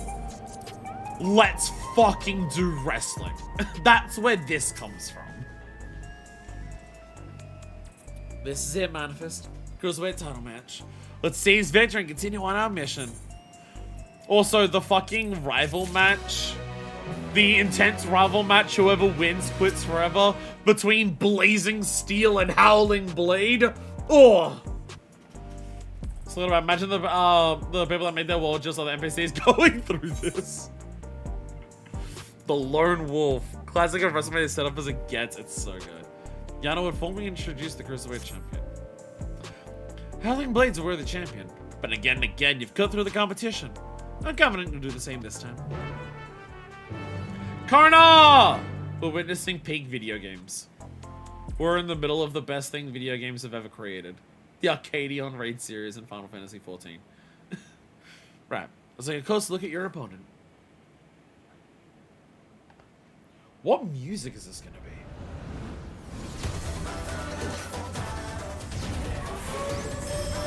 Is that Fenrir? That's a step up from the others. The Lone Wolf of the Arcadion, the Howling Blade. How the fuck does the music change this much between every fight? Mecha anime opening music. Before becoming a fighter, he was a hunter known for his unparalleled skill with the blade. World Ultimate reached President and recruited him to Ascension Arcadia. Changing bits from the first fight. Oh, chanting bits. Oh my god. You have two wolves inside of you both to both thirst for battle. Onto his good clean looks, he's immediately embraced as a babyface fighter, as he dazzles the crowd with his fantastical ring and blade of pulsating light. With the soul of Fenrir, a legendary wolf. He's able to only slashes that are as devastating as they are fast. You'll need to stay on your toes at all times.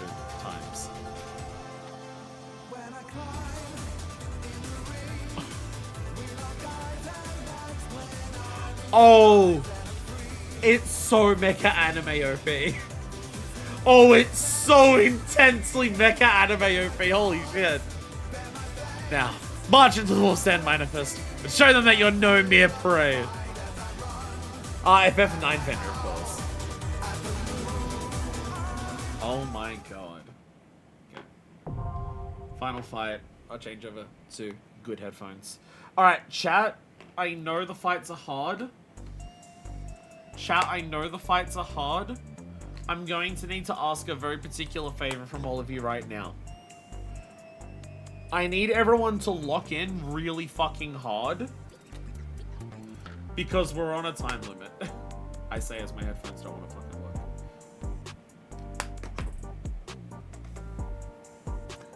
We need to lock... I mean, I can't imagine it's going to be as hard as the last one because the last one was fucked.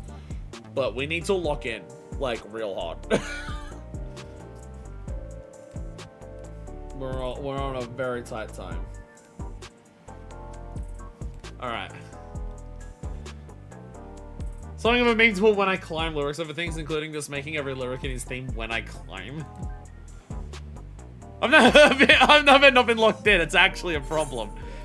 If you're locked in for more than 4 hours, please consult a doctor. You've climbed the ranks of Cruiserweight tier to reach title match, and the stakes could not be higher. With that which gives your life's purpose on the line, the match between the Unenhanced Warrior and the Howling Blade has Oliver Alexander on the edge of their seats. It is time to see once and for all who will come out on top, the Lone Wolf or the undefeated upstart. We have, like, given also post cutscenes, we've got, like, at most, probably 25 minutes to do this. At absolute most. So... it'd be a lot easier if the buses weren't so bad today, but...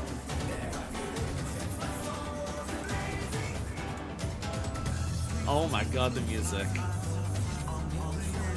Look at this arena, by the way. Look at this fucking arena.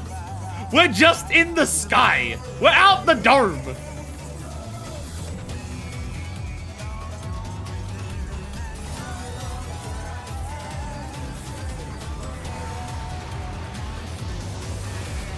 his Wow! natural agility. He's the apex predator of the cruiserweight division, the Howling Blade. What the fuck?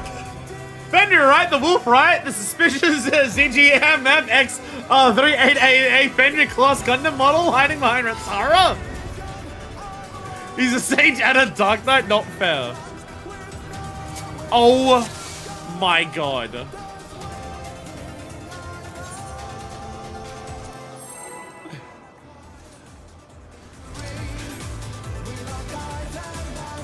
Give me back my G-Warrior, you thief! Telling Nero. Let's begin, shall we? Oh, that's way more than I was doing!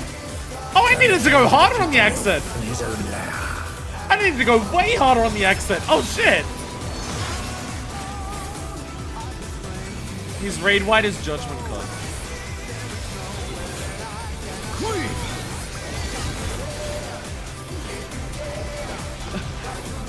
His raid white is Judgment Card. I wonder if you can keep up. Repeat on where the directions are. Yeah, yeah. Okay. Such speed, it's as if there's a pack of him. Oh! Mean. A stylish evasion, well done. Mean.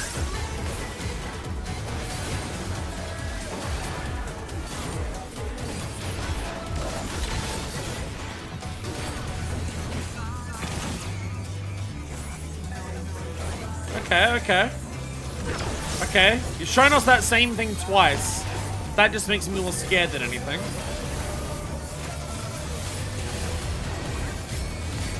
Heaven's Earth. Next expansion revealed. Heaven's Earth. I do like toying with my prey. Robot fuckers in shambles. Oh, right, yeah, half rooms, yeah. Yeah, half rooms, yeah. Alternating half rooms! Can't you fend off a pack of wolves? The requirement for any couples to make sure that they share their half room cleaves. Lines? Oh yeah, lines, yeah.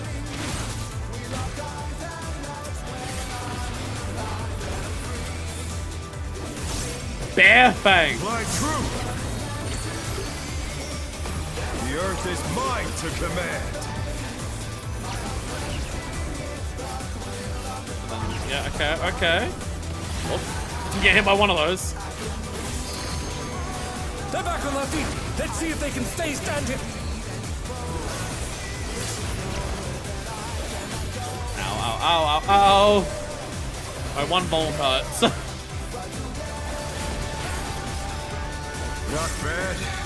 Not bad. But we've scarcely begun. This accent with the robot design. Inside of you are two wolves! Inside of you are two wolves!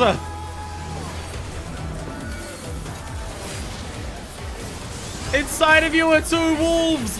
One is of wind, one is of stone! I don't know who they're targeting. I'm gonna get them both just to make sure, because there might be...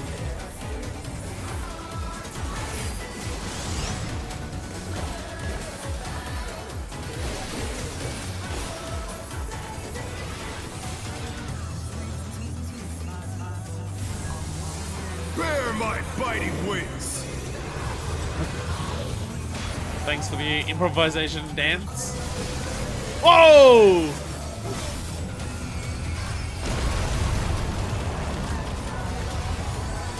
Jesus. Jeep! You stepped. How delightful! Bro! The arena's the size of a New York apartment. What the hell?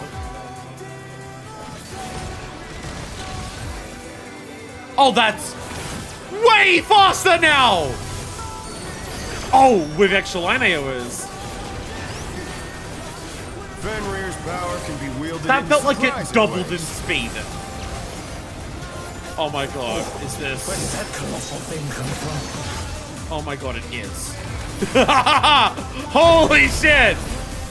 He's put the Colossus to Yo, the sword. Jimbo! Yo, Jimbo's back! Oh, this is gonna be really tight. Oh my god. Ooh, this side, get over here. Oh. Yo, Jimbo, but they hit from but they're from the outside, not the inside. Definitely makes it a lot harder. Permanent haste damage up and AoEs on everything. God damn. Oop.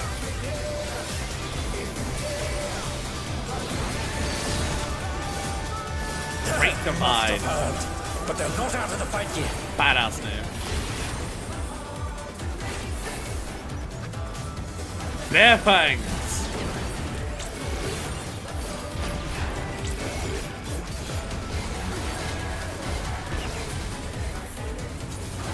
Okay. So which side is he going to? Okay, so on that side, so we gotta move over this way. Actually, fuck the up, I'm not gonna get that. You're mine. Okay, he's there. Alrighty. Okay.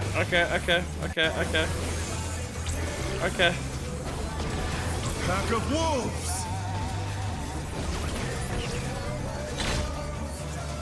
Oh, okay, really tight positioning on that. Oh! Ah, then alternate spots, okay. Alternate spots, fair enough. Okay. Extra planar pursuit. Judgment cut.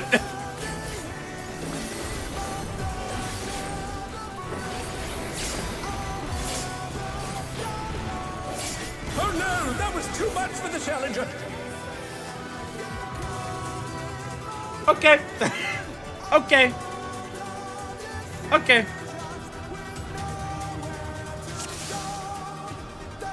Almost OB through. Definitely doable. Lock in harder. I would say,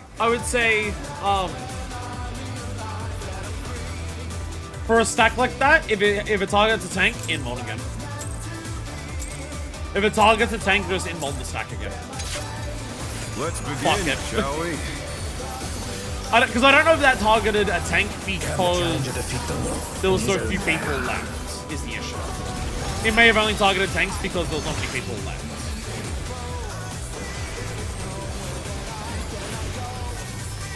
Also, it's being calibrated for 8 people alive, yeah.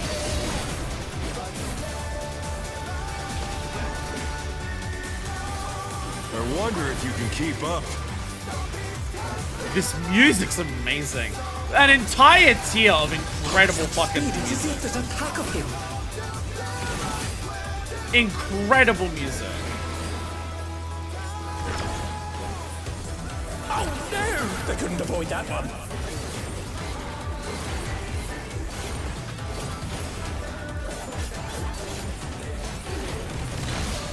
Where?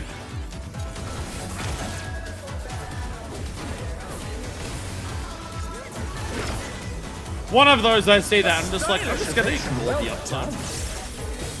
I'm just not gonna worry about the uptime. Oh, sorry.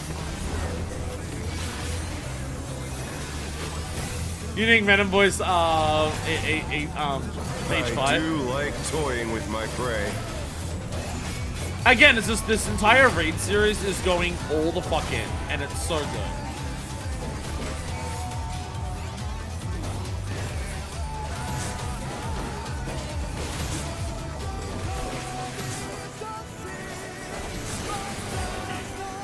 Can you fend off a pack of wolves? This is so amazing. So amazing.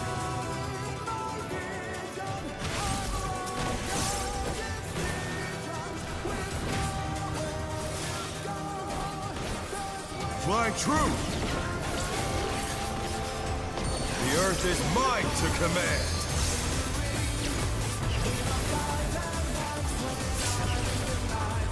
It's really cool that he's like a wind and earth elemental. The challenger rises again. Can they turn this around? Yeah, I think that only targeted a tank at the end of the last one because there was already so many people dead. Sadly. Not bad. Not bad. But we've scarcely begun. I got some.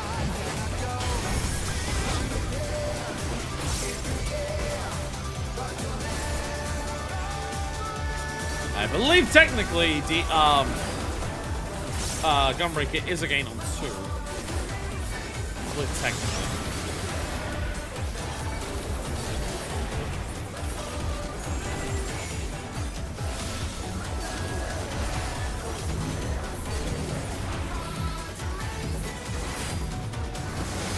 Oh no. Oh no. Oh no.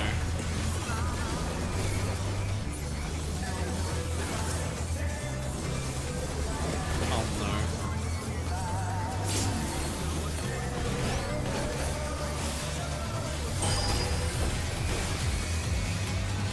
Wow.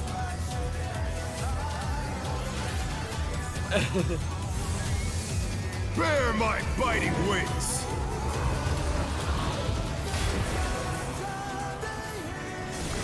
Everything include the DPS.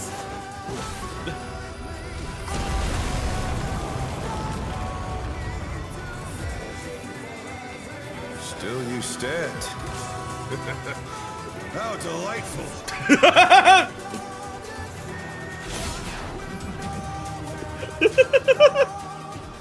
Still you stand. Hard to laugh at one tap. Oh, you no longer stand.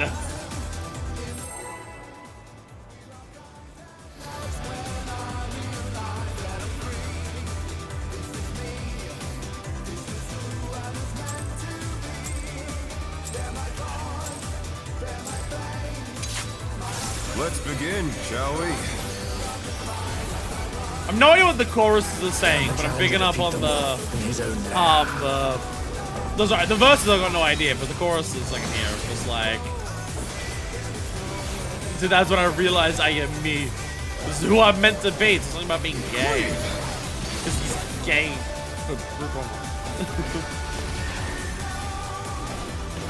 I wonder if you can keep up.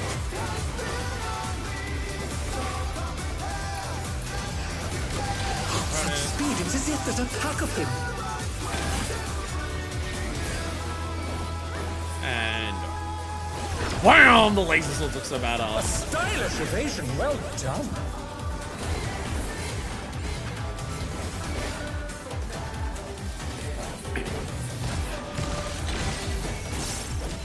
This one, let's get ready for it. That's one of those where it's like the 1 or 2 GCDs of uptime is not worth even trying.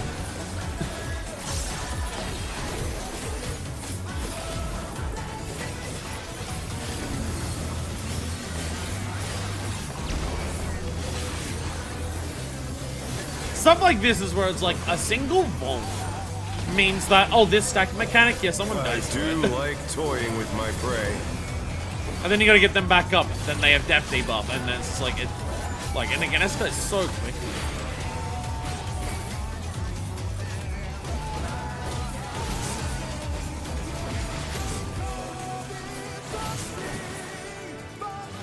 Oh, fuck. Can you fend off a pack of wolves?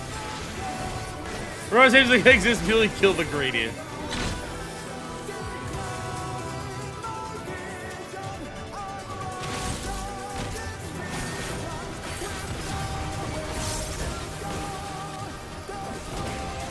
Okay, big thanks. Is this the...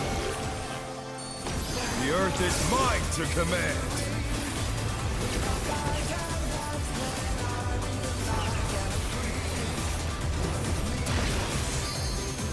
Oh no, that was too much for the challenger.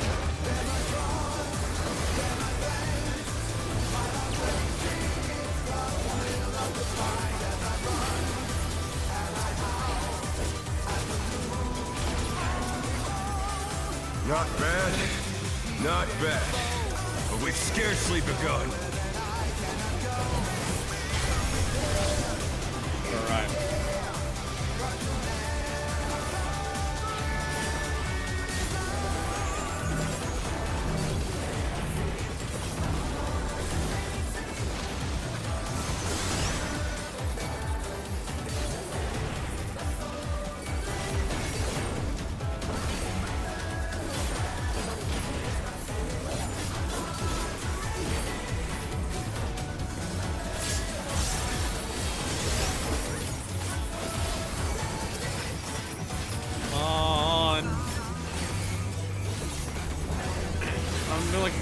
burst on you.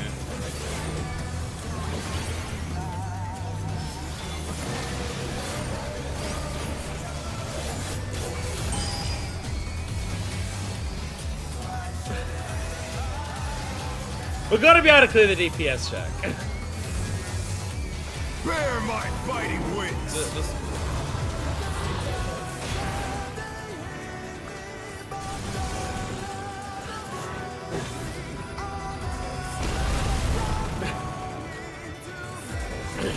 I'm going to be late.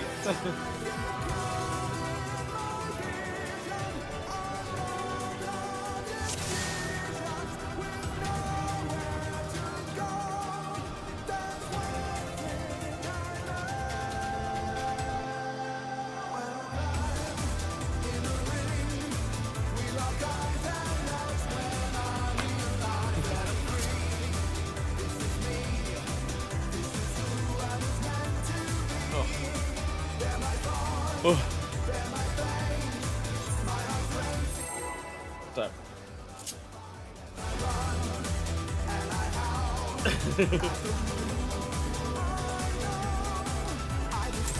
Simply don't die. I've asked to be picked up instead of catching the boss. Let's begin, shall we? Hold second burst gauges. I'm kind of thinking hold second burst for ad phase.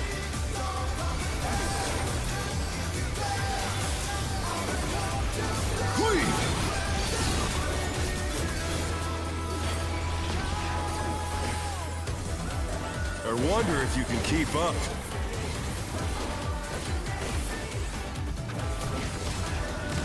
Such speed, it's as if there's a pack of him.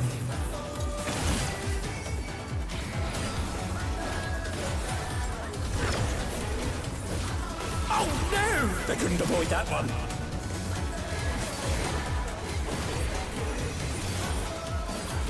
Haven't talked strats for clearing in normal. I love it. So good.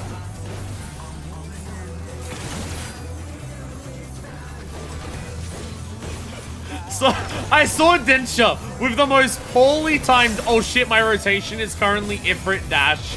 Fuck. Summoner with that. Oh shit! My next attack is Ifrit dash. I don't want to be dashing for this. I do like toying with my prey. I love seeing that on Summoner, because Summoner just gets a dash as just part of its like normal GCDs every now and then. And just like when it comes up at a time that's just not good for it. It's so funny.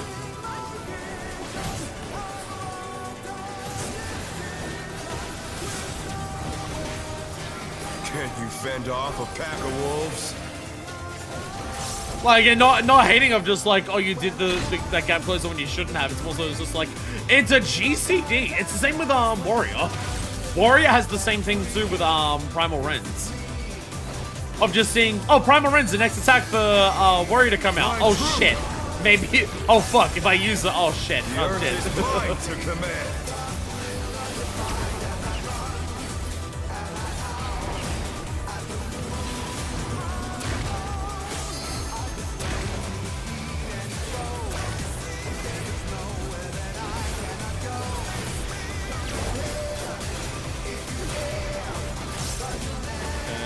Okay.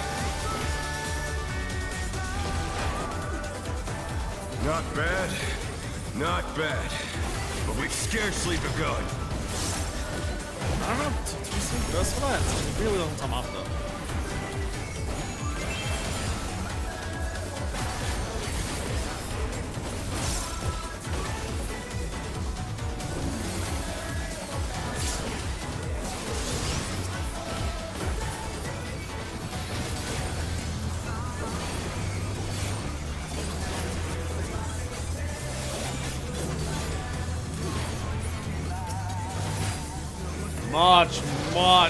Much better. Much better. Oh, there we go. Oh, nice and clean. Let's go. Oh, clean one. Let's go. Bear my biting wings.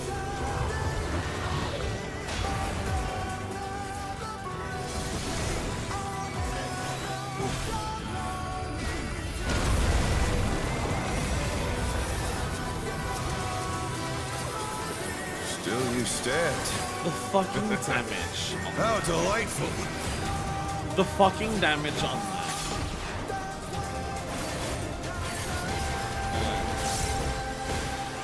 Right, faster now.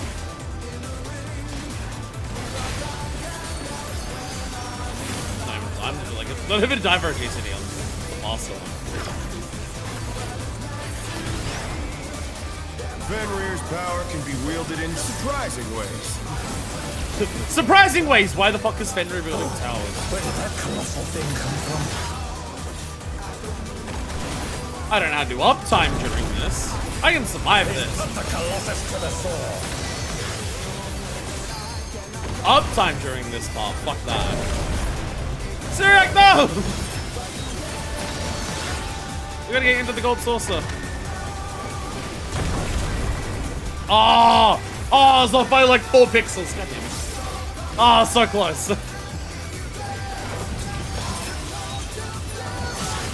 Too late on the fucking section.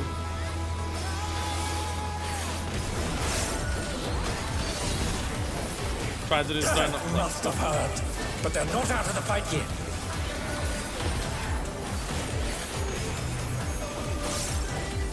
Like, I missed double down last time my burst came around. Oopsies.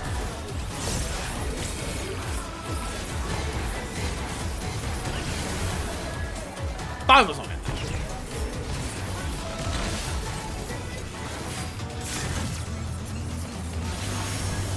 You're mine. My, 2 volts looking really scary right now. Pack of wolves.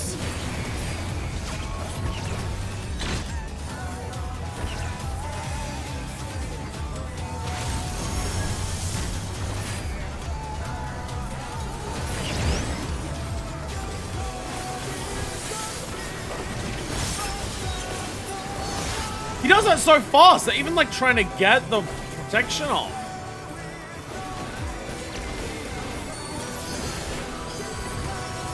Oh no, that was too much for the challenger.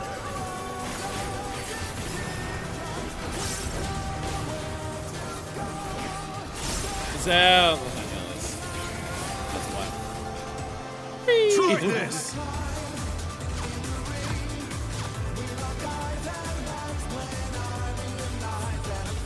Chat, we're not finishing this today. Sorry for how more I phase this one is like I just get on one HP running kill one at a time. But yeah. That's kind of what my thought process was.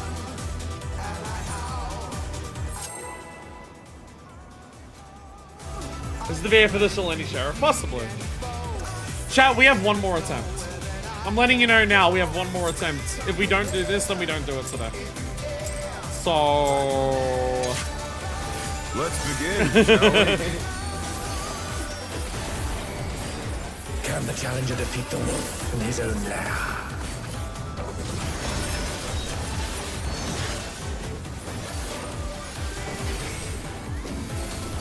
Oh, it's not the mitigation I meant? Clean. Oh yeah, I'm not finishing the storyline today, no. I wonder if you can keep up. Yeah, we're not getting the storyline done today. Again, it should be literally tomorrow that I'll stream again to like get through the rest of the It's as if patch. there's a pack of him.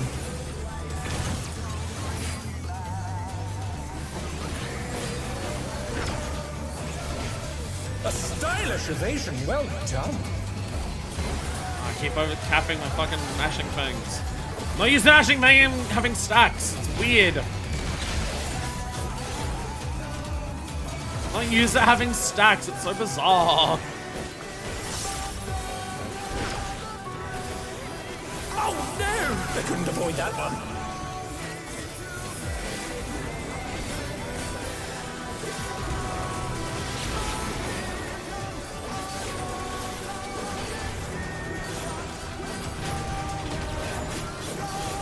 I do like toying with my prey.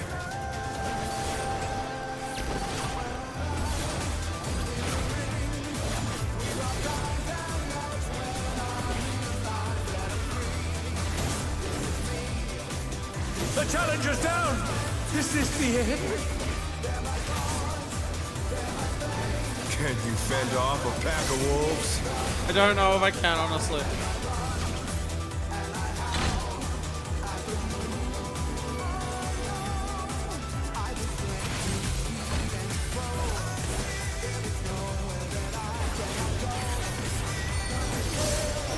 Flying true! The earth is mine to command!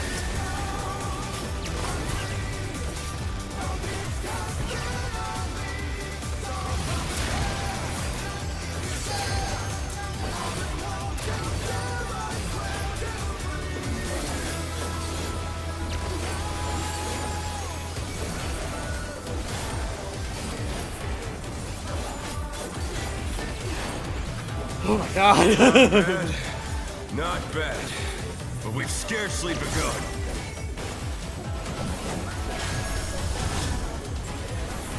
Alright, please.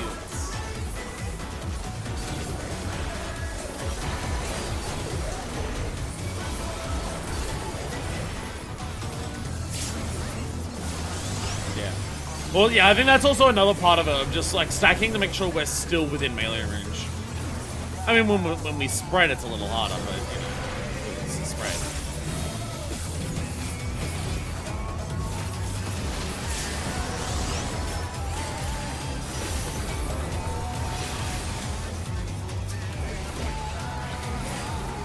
Oh! Ooh, there we go, there we go, there we go, there we go! Bear my biting wings! I was gonna say, yeah, Black Casino and Ifra. Oh, Black Casino's too far. Little too early in the Black Casino, I think, Ifra! Smooth! I saw the two bolts in Ifra and I'm just like, Black Casino! How delightful! Light bulb.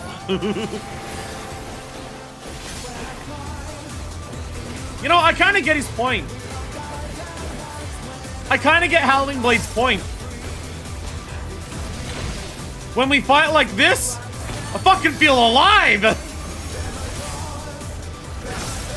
Fighting like this, I feel alive. Fenrir's power can be wielded in surprising ways. He has a point.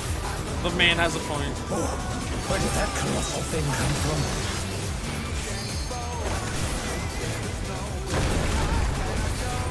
Please put the Colossus to the sword.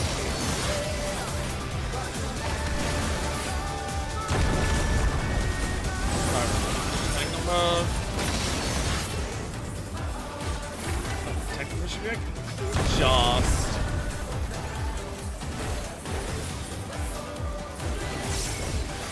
Completely ruined my uptime. I pushed everything up so far.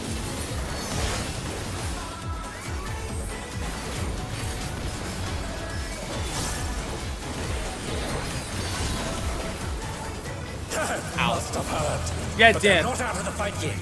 It did. Did correct. It was a bloody mean tank buster, yes.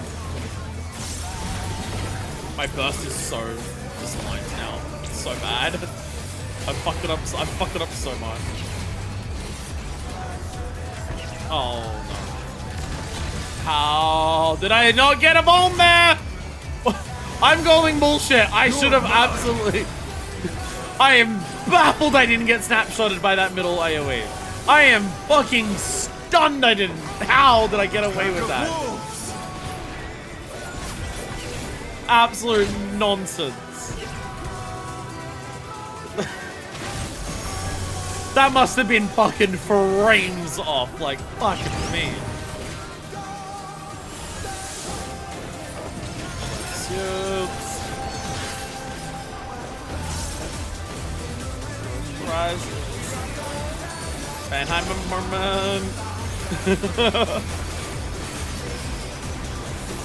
Chat, this is terrifying. Again, it's not brute bomber levels, but fucking, it's a lot. But it's a lot. Try this.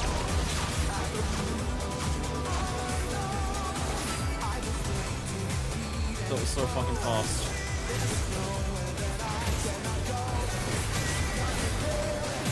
That's so fast! Too much for the challenger. That's so fast! What the hell?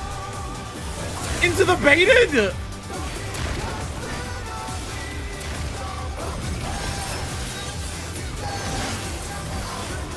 They're back on their feet. Let's see if they can stay standing. Marimbe, no!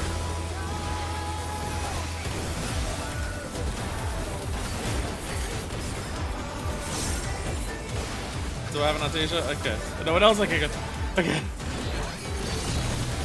Chat, I'm shitting my deck off right now.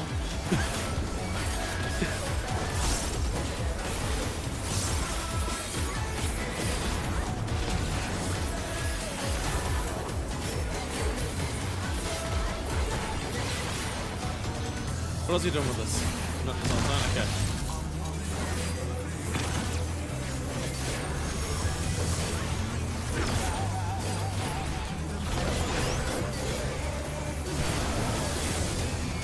This faster?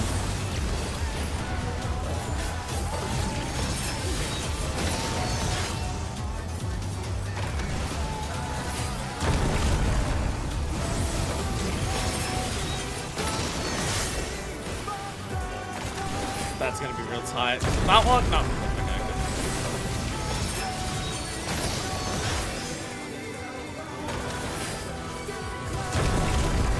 Not to brag, but if you struggle with that mechanic, follow me. I've done way too much Gold Saucer.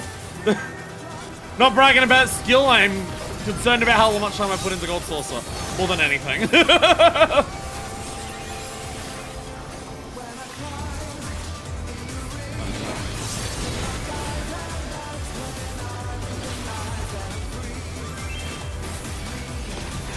Here's one of this. Shit.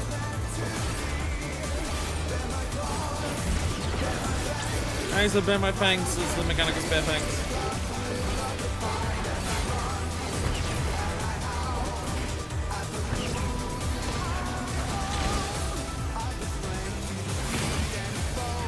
This is so fucking wild.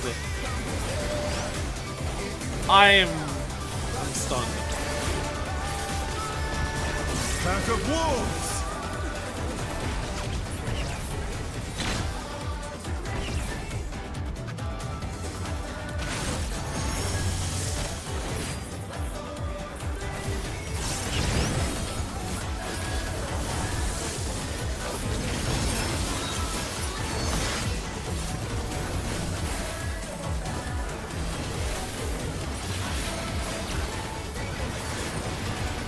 These two fights have been like the most try-hard sweat shit I've had to do of just like, I am mashing my entire controller, I'm having to like look at everything going on.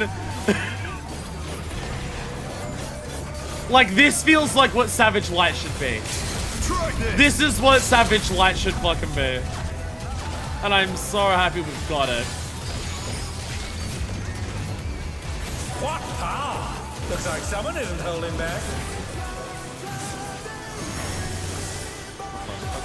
Fuck. Come on, come on, come on. Let's go! Woo! Let's fucking go! Holy shit! Oh! Let's go! We fucking did it! Wow! Oh, what a fucking raid tier!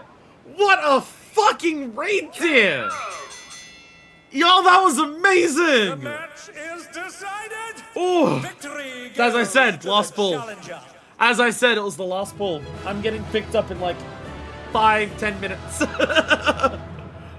I've had to change from I'm catching the bus because the bus leaves in a minute, literally. The bus leaves in literally a minute, so I wasn't gonna make that. So I had to change it over to I'm getting picked up. It's all over. Until Groovy glasses? Groovy glasses? It's not even a minion, it's just glasses. That's amazing. Everyone roll. Roll. Bullshit, I rolled like a 50. Okay, I gotta leave. Other obvious Mecha Gundam stuff is Aaron Lovey's personality and his voice during the fight. The strong Southern American accent in a fucking mech is so badass. Can't believe Brute went on Abominate all over the stream for 53 minutes, so we can't finish the story. Oh yeah, I got a card. Oh, I've got to do that so many times to get the card, don't I? Unless I got... No, I didn't get it this time. But I get the whole Open Saber, which I actually do need. I actually got to remember, I actually need this one. This is Historia weapons. I actually do need these. How long is story? Like, if I was to do cutscenes?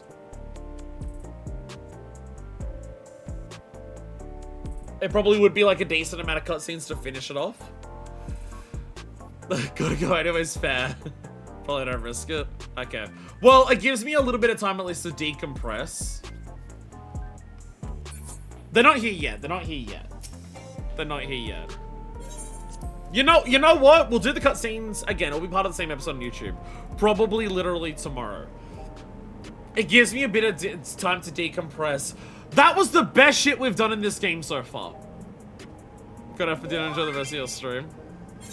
The championship belt. Oh, thank you. Damn, Mount Token. Yeah. Why, thank you. Why, thank you. Oh, I'm up to 10 now. 1/10 of the way there. I need a nap. That was intense. That was fucking intense. Thank you. Thank you. Thank you. Thank you. Thank you. Thank you. Should go eat some dinner now. That was wild. Guys, stream was good. It has been a show. God, I travel. Most insane shit we've done in the fucking game so far. Said just then. Oh my god. Oh my god. Oh my fucking god. That was a work. That was a lot. Like, again, if the middle tier of Savage is like a little, is a bit higher than that, or not like the middle tier of raids. If it's like a bit higher than that, that'll be fun. Shout out to the party. These fights are not easy at all, and you pull through on camera. And like that's the thing. It's just like that required all of us to be on the ball like the entire time. Well, that was a great example, like, especially the last two fights. Pose for the fans! There's my victory pose. Yeah! Actually, that's not the victory pose, it's the other one. But the first two fights were fun, and we cleared them, and they were definitely, like, tight. Those last two, what the fuck? Both of those last ones. Is that true? Yes. Those last two fights, what the fuck? I did not know this game had it in it. I really didn't. I did not realize this game had it in it. To go that hard on normal. The fights that were the best, sorry. These are the hardest fights we've done that are part of like normal content in the game. But also the entire story that we're doing is just basically like cyberpunk wrestling. And it's as cool as that sounds. Right here was amazing if it's had overtunes. I mean, the fact, like...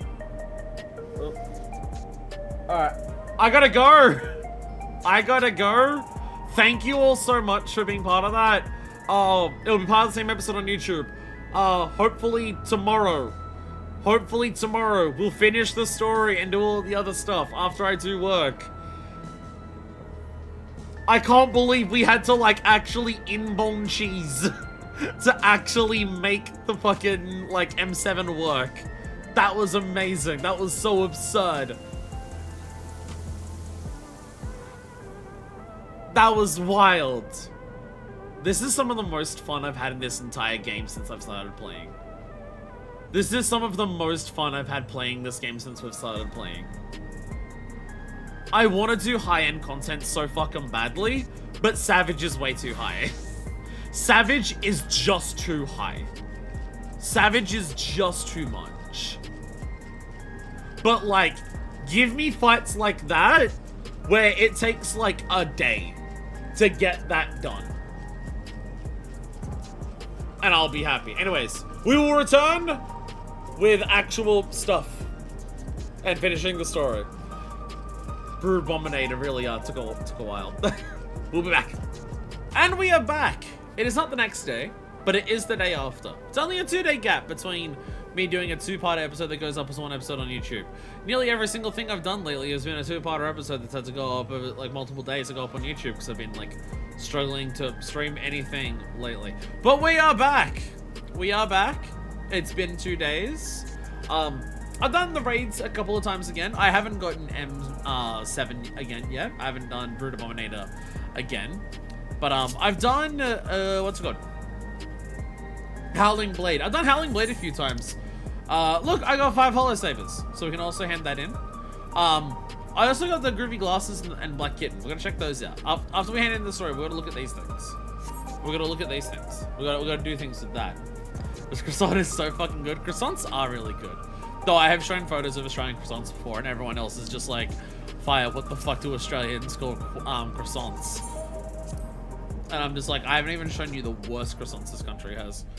You can straight up get croissants in this country that are just like, you know, croissants are made out of a particular type of like bread. They're like, they're a particular flaky crust and everything like that.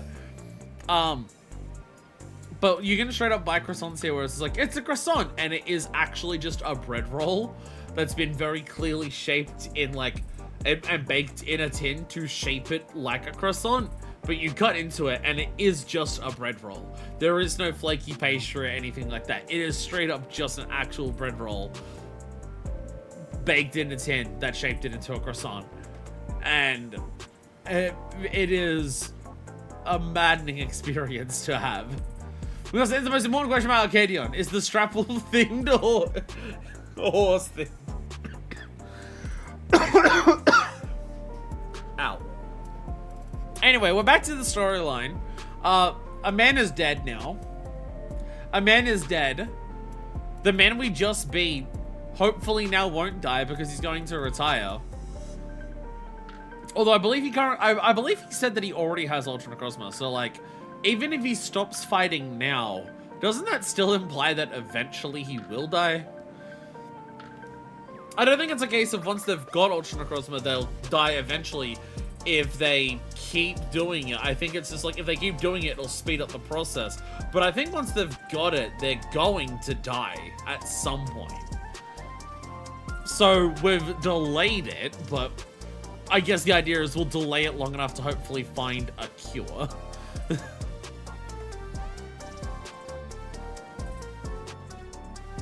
It's like a chicken nugget shaped like a drumstick. You did it! You really did it!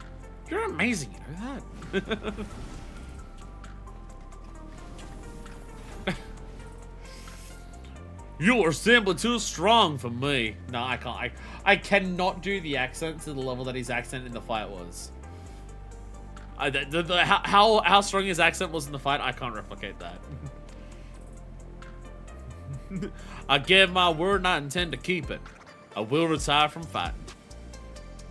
Yay! With this, I've escaped imminent death, but I've also lost my purpose in life. Tell me, what am I to do with myself now? I truly do not know.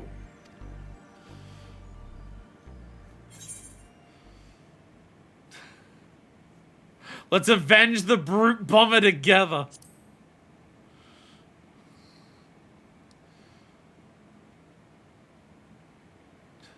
The president has sacrificed the lives of countless fighters for the sake of entertainment, and as good as killed my friend. I ought to despise him, I know. But as I said before, we owe everything to him. That's why we continue to fight willingly, even if it meant dying from our illness. Do you believe in the Arcadion?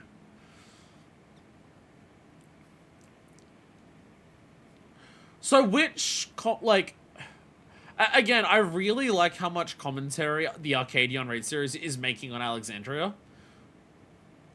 I'll be honest, in some capacities, the Arcadion raid series is making a better commentary on Alexandria as a city and a culture than the MSQ that we've had so far in the patches has done. But, you know, beside that point, so it like, because you can go two ways with this, and I assume both of them are there. Is this the president taking advantage of the situation of Alexandria to find the lost, the destitute, the aimless, and to exploit them into this path? Or do you go for the idea of Alexandria is such a dull, dreary, drab existence that people don't care if they die early as long as they get to experience something akin to life?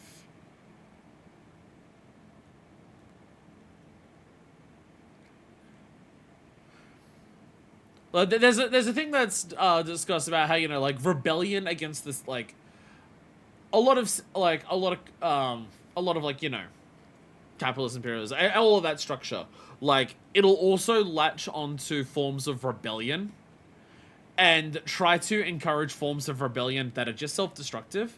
So those people who would rebel only destroy themselves rather than doing anything meaningful to actually, like, you know, oppose what they're rebelling against.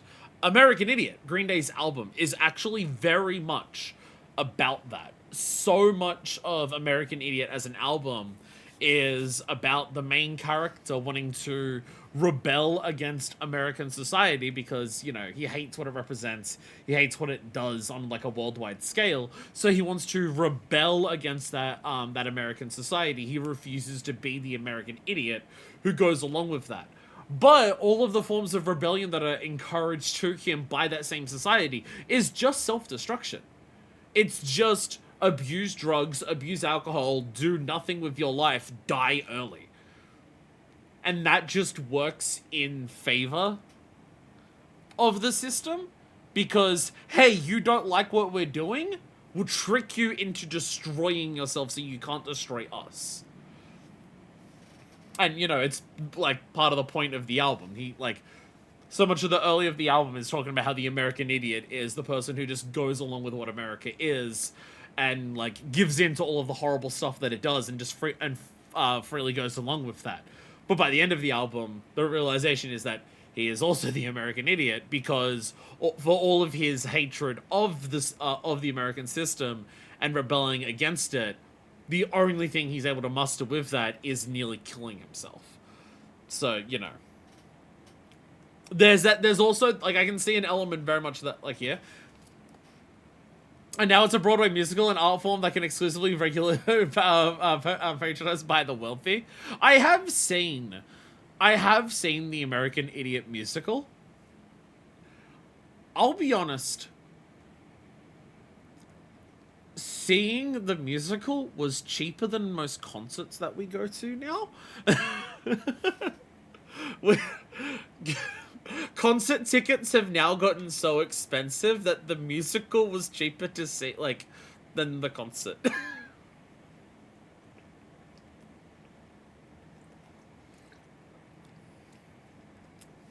So there is that.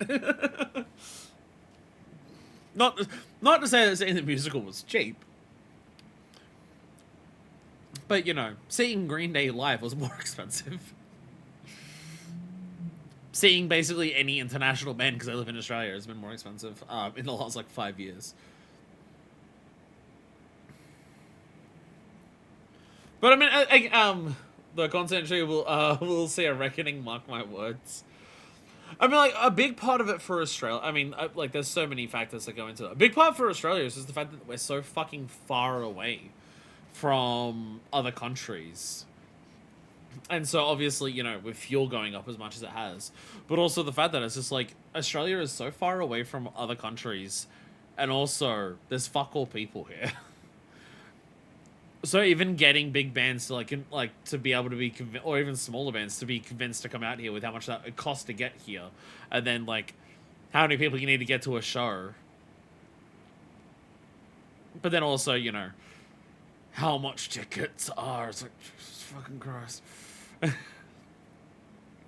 I mean, there's also a thing here. There's also a thing here where, like, you know, well, listening to, like, Brute Bomber's song has, a big part of it as well. But, Howling Blades has a shitload of it as well, where it's just like, so much of the song is just like, yeah, I know this is gonna kill me. I know that this is like this city is a cage, and it drains everything from everyone in it. And yeah, doing this is going to kill me.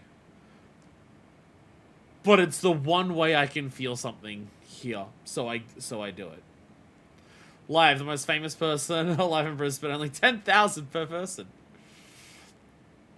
Yeah, the fact that Ticketmaster has like a monopoly on so many tickets, so like, because like Ticketmaster slash Ticket Tech and stuff like that, that like they're starting to do like the fucking, you know, surge-based pricing on acts who like to explicitly say don't surge price our tickets, and then they go, oh, we're gonna do it anyways, and it's like, oh my god,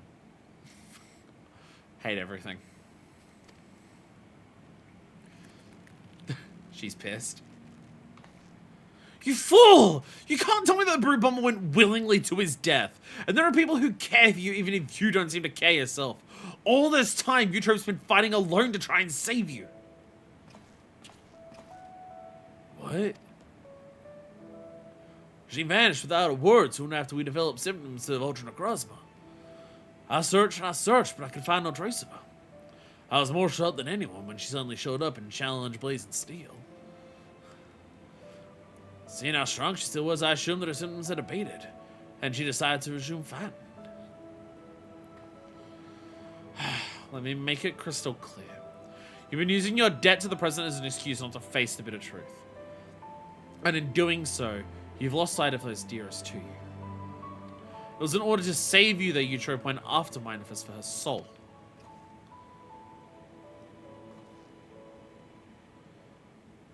She thought it was the only way she could be with you, who could see no life outside the Arcadion.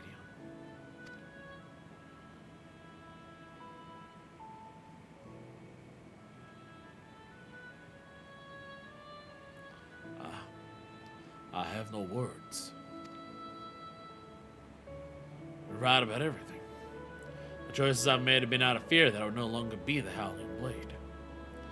That's why I did nothing to stop my friends, even though I knew he was going to his death. Forgive me, Hector. I should have tried to save you, like they did.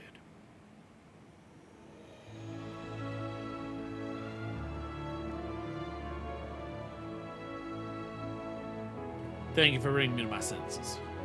The President's done enough harm. I will help you stop him.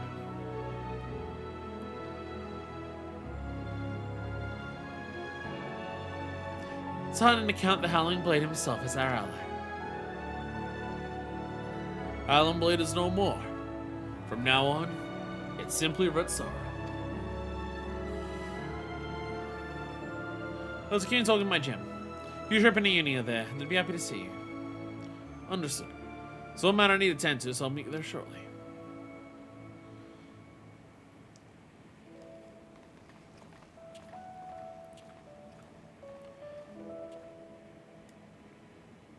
I do appreciate, because, you know, the first, we didn't need it as much the first time.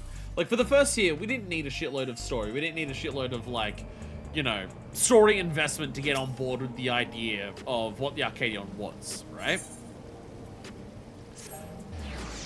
So because we didn't have that much story last time, it was mostly just, like, introduce the concept of the Arcadion, lean fully into the bit, give you a little motivation to, like, free the souls once you win.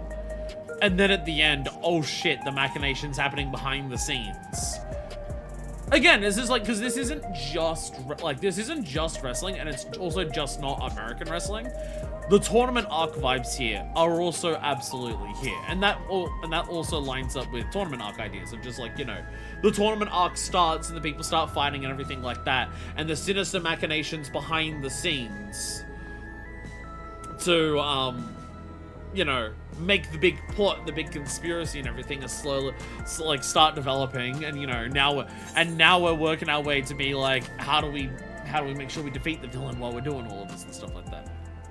It's cool. It's cool. It's cool. Like the wrestling inspiration, and especially the Attitude Era WWE wrestling inspiration, is very much there. I imagine there's also a number of elements to it that are very much Japanese wrestling inspired, but I'm way less familiar with Japanese wrestling. I wouldn't be shocked if some of the archetypes of the characters that we're fighting draw a lot of inspiration from that as well. You know, characters like Dancing Green and characters like Honeybee Lovely, Sugar Riot, and stuff like that. It's hard to think of like WWE counterparts to that. I mean, Ric Flair for Dancing Green like would be the closest for that. Like Brute Bomber, like we could name like fucking a dozen characters like Brute Bomber. We could name multiple Howling Blades and everything like that. But again, the tournament arc like element is also very much here. I mean, also like, you know, the sinister bad guy behind the scenes is also a plot element that, you know, wrestling also plays with. But at this moment, none of that's on camera. Like, you know, when wrestling has a villain, there'll be like part of the storyline that, you know, the audience sees, where this is all happening behind the scenes and the audience hasn't started seeing any of it yet. You know, Vince McMahon might play a villain inside of the show, but this is talking about how Vince McMahon is a real life villain who is a horrible, awful, despicable person. You know. Cats! Pets are forbidden where I live, so I was hoping that you could look after these little ones. We'd be glad to. Uni has been wanting to adopt a cat for a while now. She must be obsessed with you, Trope. I'll go see how they are. Last time I adopted a lot of cats. This time we adopt a lot of cats. May I come too? Of course. You and you, Trope, have a lot of catching up to do, I expect.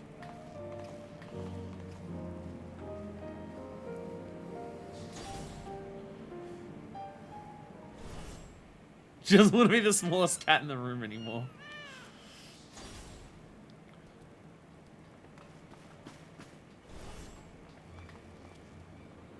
We have a situation! Uni and U-Trip are gone?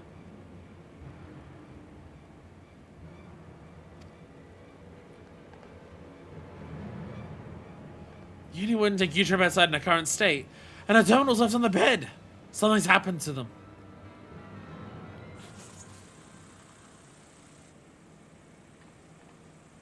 I think the president might be aware of what we're doing. I think the president might be aware of what we're doing.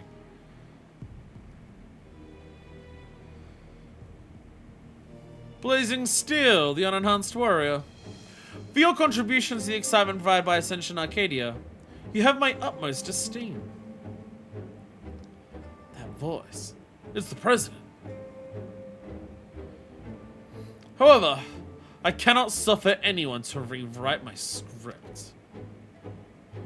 And so, as a safeguard against further deviations, I've taken Neutrope into Uni into my care. After some coaxing, Madame divulged to me that you wish to cure Ultra Necrozma. And it just so happens I know where you can find the stimulant you seek. The Drop of Life, it is called.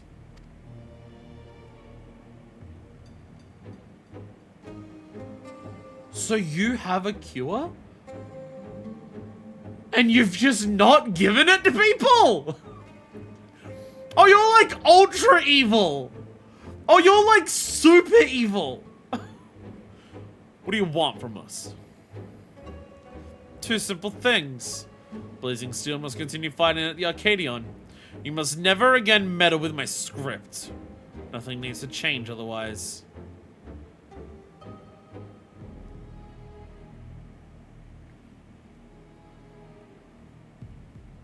I have a suspicion where this is going. Leaning very heavily into tournament arc stuff.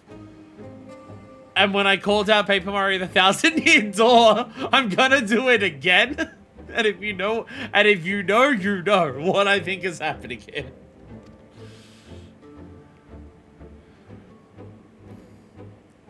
If you become Grand Champion Blazing Steel, a soul repository will be at your disposal. I'll even disclose the location of the Drop of Life. That is all. I look forward to seeing your exploits at the pinnacle of the Ascension Arcadia Championship. the heavyweight division.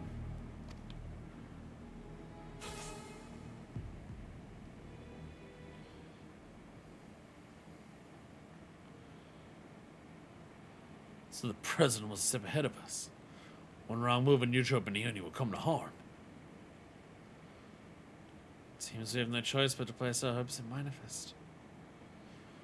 So the president's the final boss. Every tier has been 3 fighters and here's a surprise fight. So the final fight is the president. The next tier is going to be 3 in a row and then it's the president at the end. I was comfortable with that before, but it's a definite guarantee now. I won't let you down. Pretty sure it'll be the Brute Bomber again.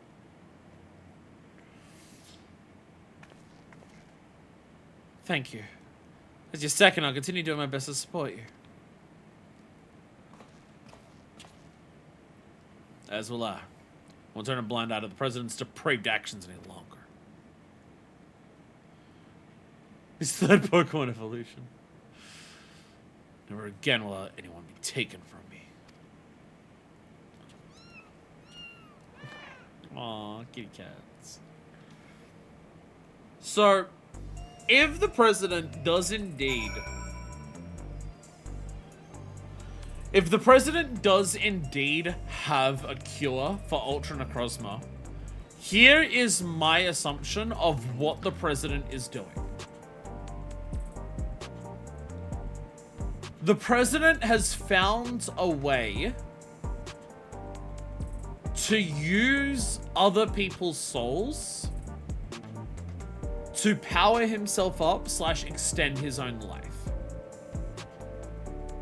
Because if there's one thing that like all of their soul using here can't do in Alexandria that they've already confirmed, it extends your natural life expectancy. You will die of old age, and that's been confirmed, right? So everyone, like, as much as people can come back to life with soul cells, everyone will still eventually die and not come back, regardless of how many soul cells they have. So my assumption is that the president has found a way to surpass that. And it's by using the souls of others.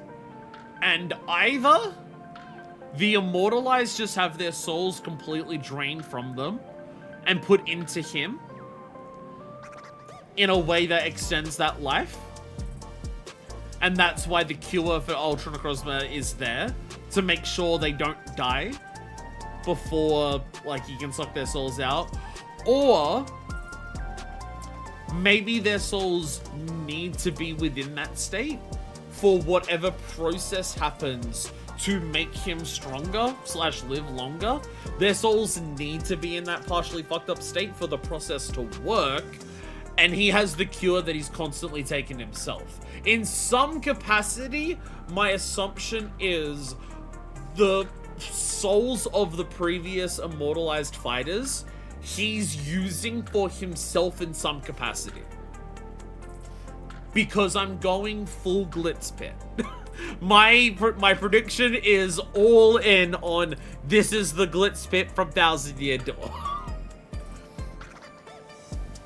The way it works in that is a little different, but the general premise is there.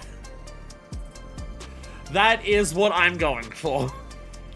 That is where my prediction is lying here. Because if you have a cure for it, then why wouldn't you just give it to your fighters so they could fight for longer? If your fighters, like, it can't be good business to have your fighters just, like, have to rotate out so fucking frequently. Especially if you just have a cure. Because, like, you know, real world wrestling will kind of churn through people. But, like, we don't have, like, there is no magic cure that cures people of the various issues that, like, real world wrestling does to actual wrestlers. Whereas, you know, if we have a magic cure that cures the magic problem that the people get from their magic fighting here, why not give it to them so they can fight for longer? So the theory is They have to be pushed to that edge to either be strong enough for like, because again, I'm half it, because it's also just like, because that's fucking, that's Eutrope's original plan. Eutrope's original plan was to use our soul to like become more powerful, and hearing that is a cure for psychonecrosis. I mean, it's also possible. It is also possible that maybe the president just has. It could be like, it may not be that, oh, he's using it to buff himself up or get more powerful. It's possible that the president just has Ultra Necrozma. It is possible that he just has it. And so he's using the fighters, and maybe through fighting with feral souls, they get denser souls. So he can just use their souls to cure his own that he has. And it's just, he's been doing what, like, Eutrope was planning to do just over and over again. It could also be that. I'm going in some line with this. Previous fighters' souls are being used in some capacity for the president to use those souls to benefit him in some capacity. There's so many ways you could twist that. and also Madam's just gonna go, "It's me, Austin!" Do you think the president was superstitious to adopt Utro? Convalescing as she is, and he only a helpless child. Let's do all our power to get them back. And when we have them, we'll stop them once and for all. Deep down, I also know that's what Hector would have wanted.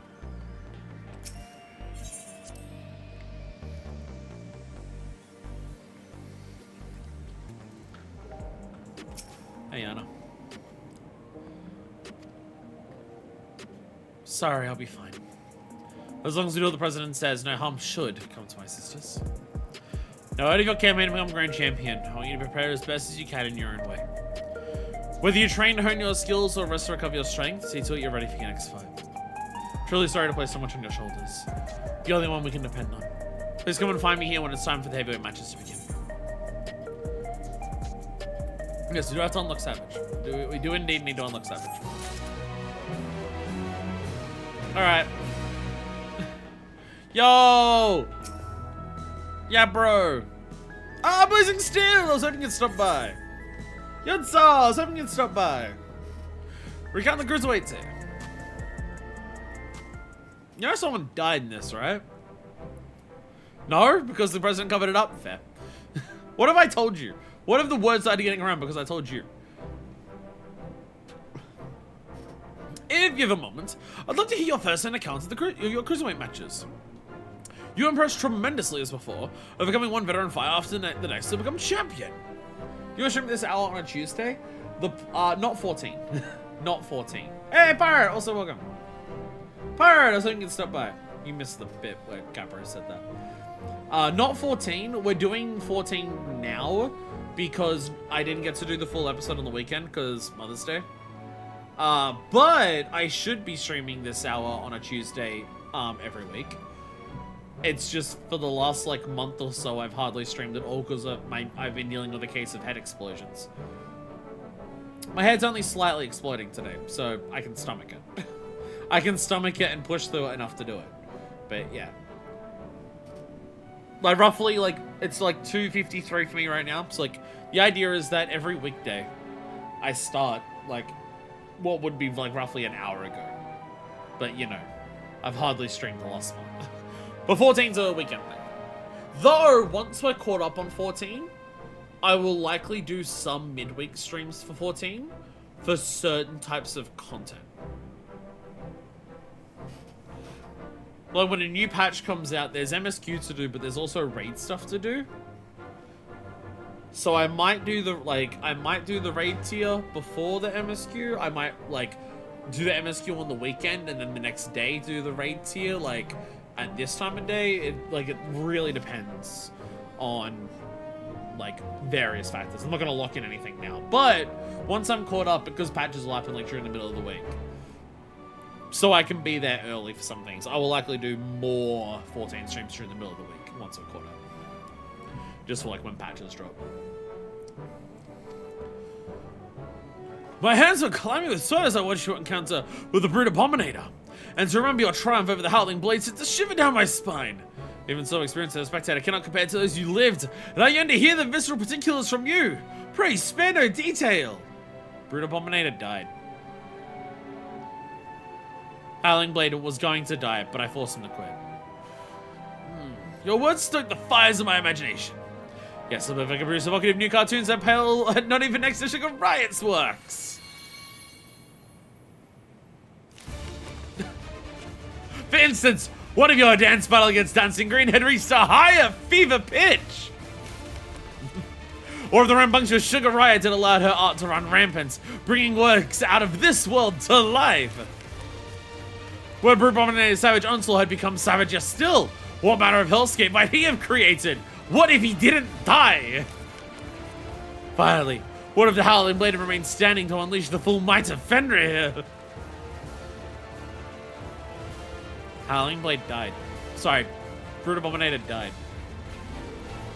He knows it was already savage. Oh yes, IDS chapter of the Chronicles of the Unstoppable Upstart will be a bestseller as well. Thank you for taking the time to share your account with me. I look forward to witnessing your future exploits, and hearing about them from you as well, of course. Pardon me. Savage tier unlocked. Get ready for the completely and utterly fucked fight that is Sugar Riot. Get ready for the completely and utterly fucked fight that is Sugar Riot. Yeah, also, because we're doing this on Tuesday, reset day is today. So we have reset in 3 hours. So we have to do custom deliveries before we do the actual patch stuff. Because otherwise we won't have time to do custom deliveries. I also gotta oh, fuck. I gotta finish my Wondrous Tales. Oh, shit, I'm real fucked on that one, though. Oh, no. Oh, no. Really far behind on that. We might have, I may not get that one done. Anyways, let's go over to Nexus Arcade and see the horrible, disgusting gear that's here.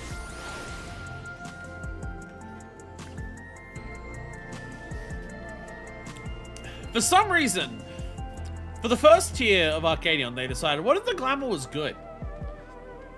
And then for Cruiserweight, they decided, what if it was terrible?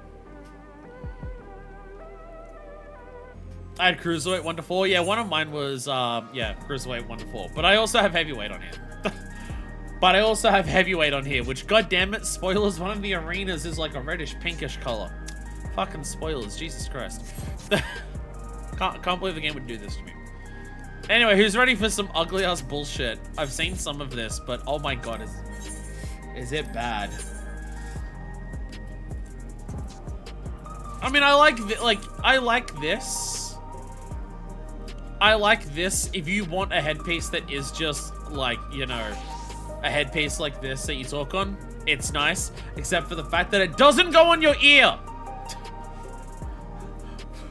Serena is red for an amazing reason. Why isn't this on your ear? It's a headpiece that doesn't go on your ear. It pisses me off. We also have, you know, we have chin straps.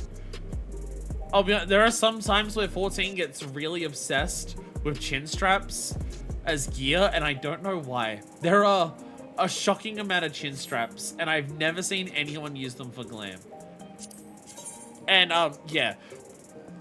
If there's something that I can say about this entire set of glam, for this raid tier, all of it looks like it's directly out of Cyberpunk 2077. I am, like, fairly confident that is exactly where the inspiration for this tier is. It's close enough to the ear on the Lala. No, you don't want a beard but ugly? Again, all of this glam for the for Cruiser tier that I've seen, it's Cyberpunk 2077.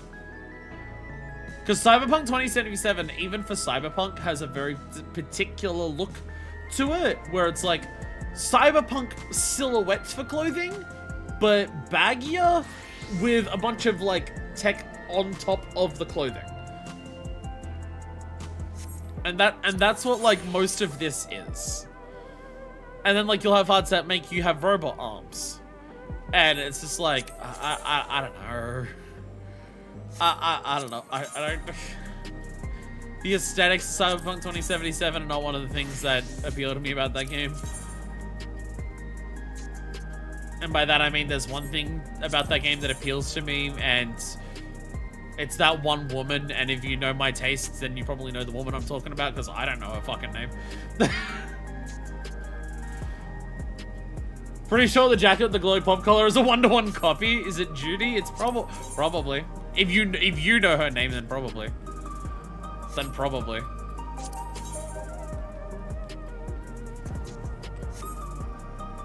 The lady with the side shave? Yes. Yes. Now, do I like her?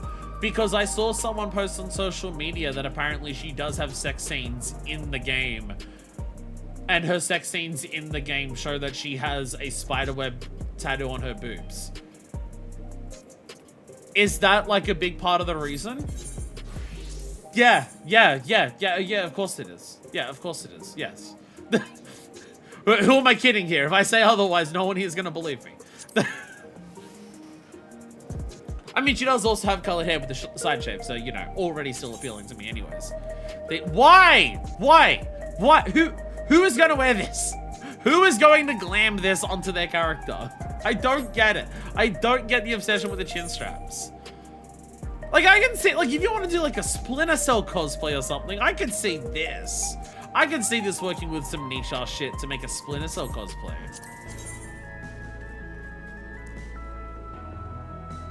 Crimson Chin cosplayers, obviously. Again, it's just, all of this glam looks like it's from Cyberpunk 2077, and so therefore I'm just like... I'm just not... Well, I'm not even a massive hater of Cyberpunk stuff, it's just like... I mean, like, literally look at what my character is wearing right now. Look at the glam that I made for the, like... Look at the glam that I made for the Raid series, right? I am not a hater of Cyberpunk aesthetic stuff inherently in of itself. I'm not a fan of the Cyberpunk clothing aesthetic where it puts a lot of tech on the clothes itself. I think it looks a little silly. It looks like it's trying too hard to be, look at how tech advanced we are. All of our clothes have a bunch of shit on it.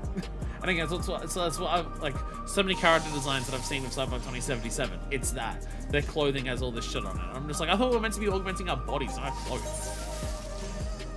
Can you have just a beanie? Yes, okay.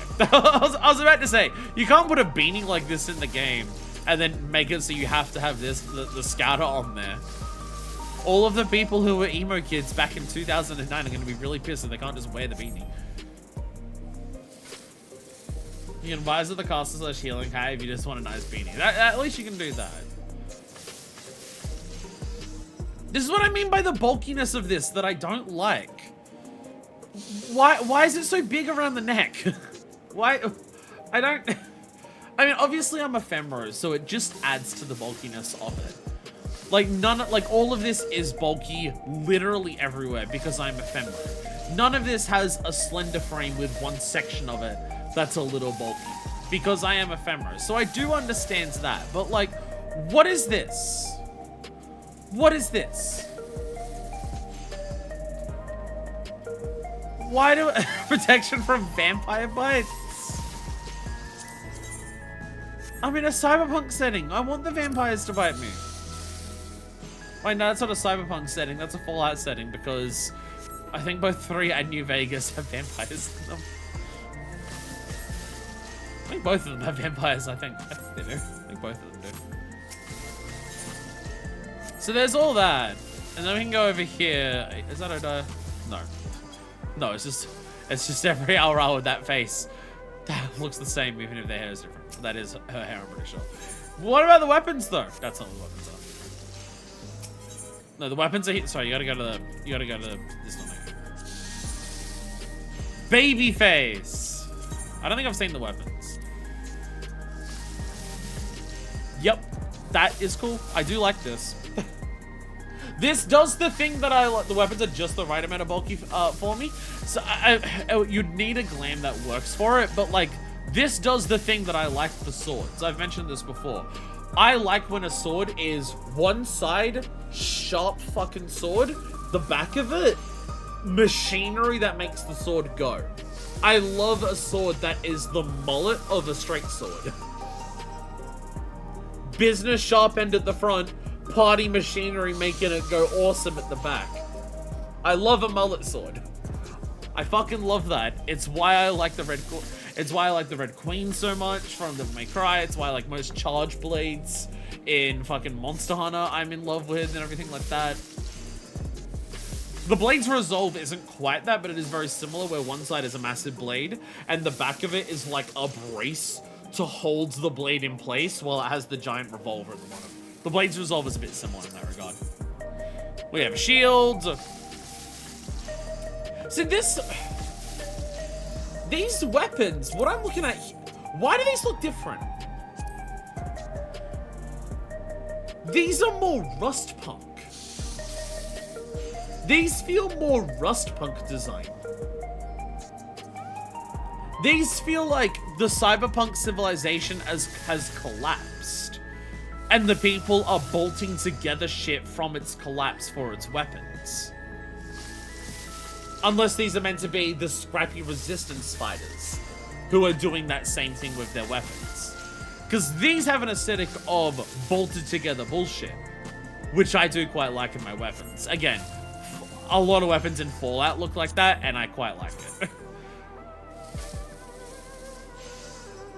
This looks like fucking Riku's car key keyblade.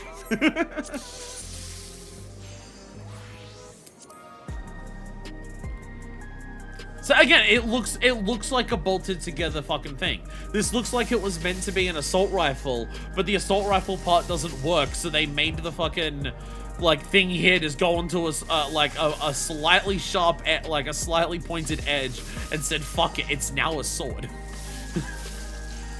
What Starfield weapon should have looked like. Yeah, again, all of these, because also like the coloring of them also makes it feel like it's like construction machinery or some form of like labor stuff. The coloring of it very much gives off those vibes as well. So it's like a lot of the laborers' tools have been like repurposed into resistance weapons. That's what these weapons give the look of. But the clothes don't match that. But the clothes don't really match that. I do really like these weapons. I have no idea what the fuck I'd use them on in Final Fantasy XIV. I don't know what like. I think that's my thing with these weapons. The gear I don't care for at all. The gear I don't care for at all. I like the weapons. They are cool video game weapons. And they work well for a particular aesthetic of video game weapon, as I'm saying. For like what I'm saying, the bolted together resistance fighter, or the bolted together survivalist in post collapse. That's what they give off a vibe of that. But like, what glam would I put that with in Final Fantasy XIV? I'd need to make a glam based around that, and I'm not gonna do that. I mean, those are a lot of gunblades that look like actual firearms with the blades on the barrel recently. They're taking more and more inspiration from the Garlean gunblade. And just repurposing Garlean gunblades into being actual Bosnian gunblades. Jesus Christ.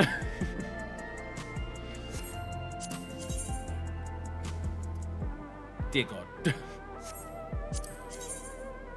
Again, all of the weapons collectively, I like all of these. I'm just like, I would like these in a different game. I'd like these designs in a different game. Again, I'm not someone who's like against. I'm not someone who's against Solution 9 and the cyberpunk setting existing in Final Fantasy XIV, because there's more than enough establishment and world building to establish why this place exists, and also the fact that it exists has a lot of horrors behind it. So it's just like, you know, that element at least of cyberpunk that is meant to be there of the over-the-top technology does come at a cost is at least somewhat existent in this game. Like, I'm not against Solution 9 and stuff existing in this game. I don't think, oh, it clashes with the rest of the game, so it shouldn't be there. Because it clashing is the point. This is literally another world, like, forcibly implanted on top of ours. And, you know, the fact that it's done that is meant to be kind of horrifying. I just don't like how much the game leans into, but isn't it actually cool, though? So, unfortunately, when you make a bunch of glams When you make a bunch of glams that suit the setting, it's like, yeah, they can look good. I can like these weapons. They suit a cyberpunk setting, and they suit where we are. It's just, my character isn't a cyberpunk character. My character is a fantasy character. So giving my character the cyberpunk stuff to take around the world, like, my character doesn't come from a cyberpunk background. So why would my character run around with this? I can admit that it looks good. Like, I like this gun. It's a gun-ass gun. It's a cool-looking gun. It suits Solution 9. I'm fine with Solution 9 existing in the world of 14, because it's more than enough justified to exist. And also, 14's whole thing is, let's go in a whole bunch of different directions all at once. I love the fact that 14 has a lot of different shit in it. But my character isn't from Alexandria. My character is not a cyberpunk character. Why would my character use one of these? Why would my character take one of these out of Alexandria and use it elsewhere? They succeeded at the mission, it's just the mission doesn't apply to my character because my character is a fantasy world adventurer. It looks like this shit is a plague on the glam worlds. I mean, that's a player-based problem. I mean, well, it's both a game dev problem of they've focused, again, and it goes against the story. This is once again one of those things of they landed so hard on establishing Alexandria as being horrifying the way that it should be. They did such a good job establishing the world building of Alexandria of it is cyberpunk, and cyberpunk is meant to not be a good thing. Cyberpunk exists the way that it does because it is, you know, all of the horrors about our modern world and our modern technology world run rampant to the ultimate degree, and that is what Alexandria is in the world building, and they do such a good job of establishing all of that. But there's just a bit too much of the game that turns around and says, but isn't it cool though? And there's two, like, I can understand having some glams for Alexandria. I can understand having some glams for Alexandria. Maybe your character wants to blend into their surroundings where they are. They don't want to feel out of place. They want to, like, you know, embrace the culture of where they are regardless of what it is. And they want to feel like they belong where they are or not stand out where they are. So when your character visits Solution 9, maybe they, like, want to dress like the people around them. And I can understand having a couple of glam sets to do that. But, seeing what's on the mug shop and seeing, like, you know, how many dungeon glams and raid glams and event glams even and like PvP series glams and like PvP reward glams that exist, it's too many. it's so many.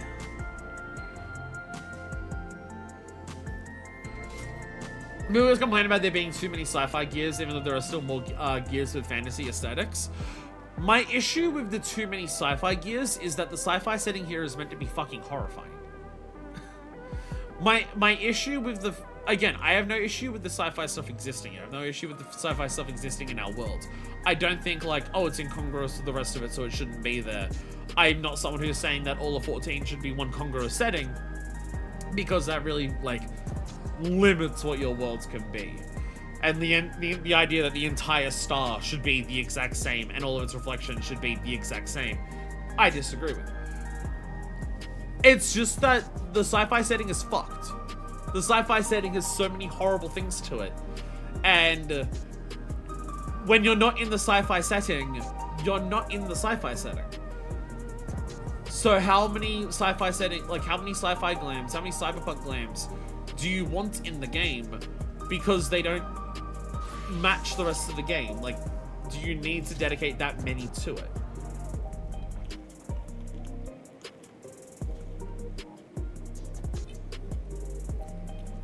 The cyberpunk setting is one city and half of one zone. I don't think that's enough to justify, like, half an expansion being of aesthetics being that. People often just enjoy aesthetics without thinking about them too hard. I mean, I dress up my character as a pirate. I dress up my character as a pirate. There's a lot of horrible fucking shit that pirates have done in history. Oh, there's a lot of like stuff that's very naval military inspired by my character, and there's a lot of like horrible shit done by that as well. But at least in universe, like, you know, Limsa pirates are not meant to be awful, horrible pirates. And like, you know, the naval stuff is like Nim. And Nim were like the victim city in the war between Mark and Ebdapor, at least. They kind of tried to mix and match having traditional and Terralia stuff in Tomes and Crafted, but there's so much else like the PvP and cash shop just smushed in. Yeah, that's kind of the thing, yeah. Because like you've got Quetzali gear in there. You've got Neo Kingdom, which is meant to be, you know, old Alexandria.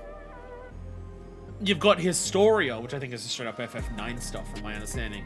And then you've got Bygone Brass, which also feels like it's meant to be old Alexandria as well. Or like a mid-period time of it, but yeah. I'd be less of a dick about this if we had gotten more than one singular Hadnarian glam. Yeah. Yeah.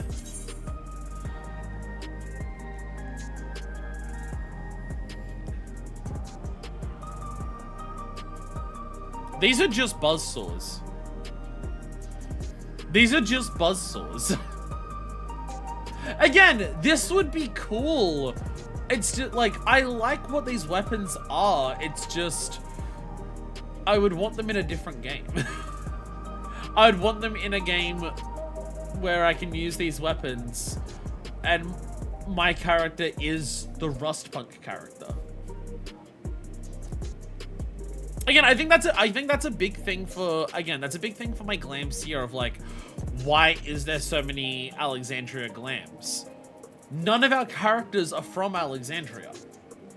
For all of our characters, all of the Alexandria stuff is brand new and is a completely different world to us.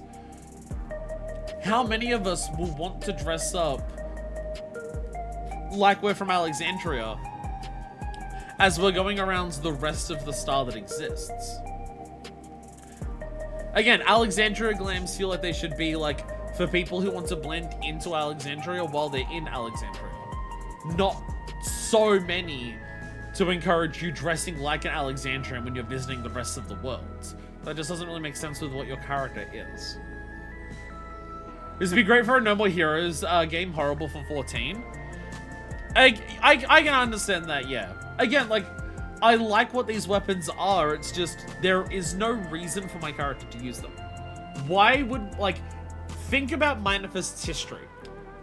You know, an adventurer, starts out at Limsa, goes to all the places that she does, you know, has, like, secondary homes in places like Ishgard and the Crystarium, you know, feels at home in places like Sharlayan and Eldar and, like, you know, Doma and Yangsha, like, you know, all of these places that we visit and everything like that, even Toral. And Alexandria is just so far removed from all of that. Again, I don't think it's bad for the game that it exists there, but like, for my character, why would my character use any of these weapons? My character doesn't come from Alexandria. My character doesn't belong in Alexandria.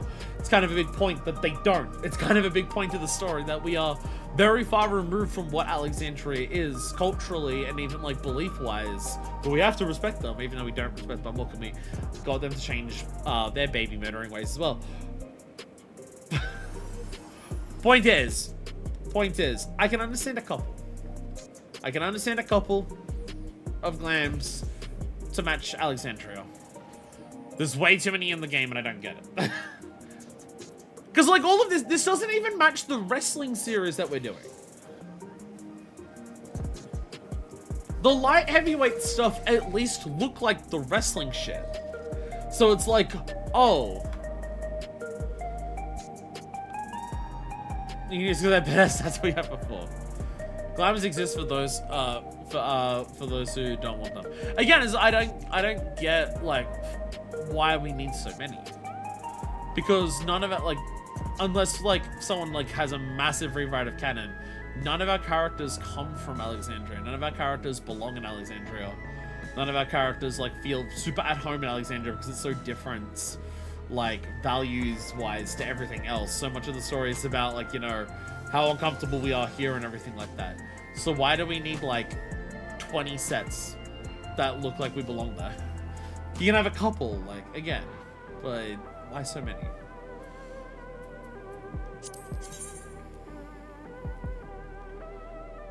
Again, all these weapons would be fantastic if we were in a different game, but we're not.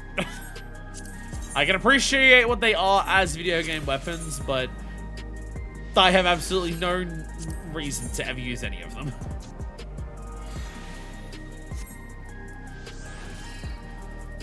Periods not just characterization, but also showing off to other players what you got.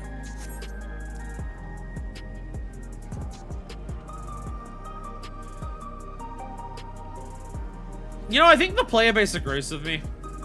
We have one techno samurai here. Looking at the people who are actively AFKing. Looking at the people who are actively AFKing in the Solution 9 city. People who are actively AFKing in the city that is the Cyberpunk city. There is one person here in a Cyberpunk glam. We have some people who are in, like, you know, casual street clothes. We've got two people here who are in, like, street clothes. But, like, we have one person here who's, like, techno samurai, and that's it.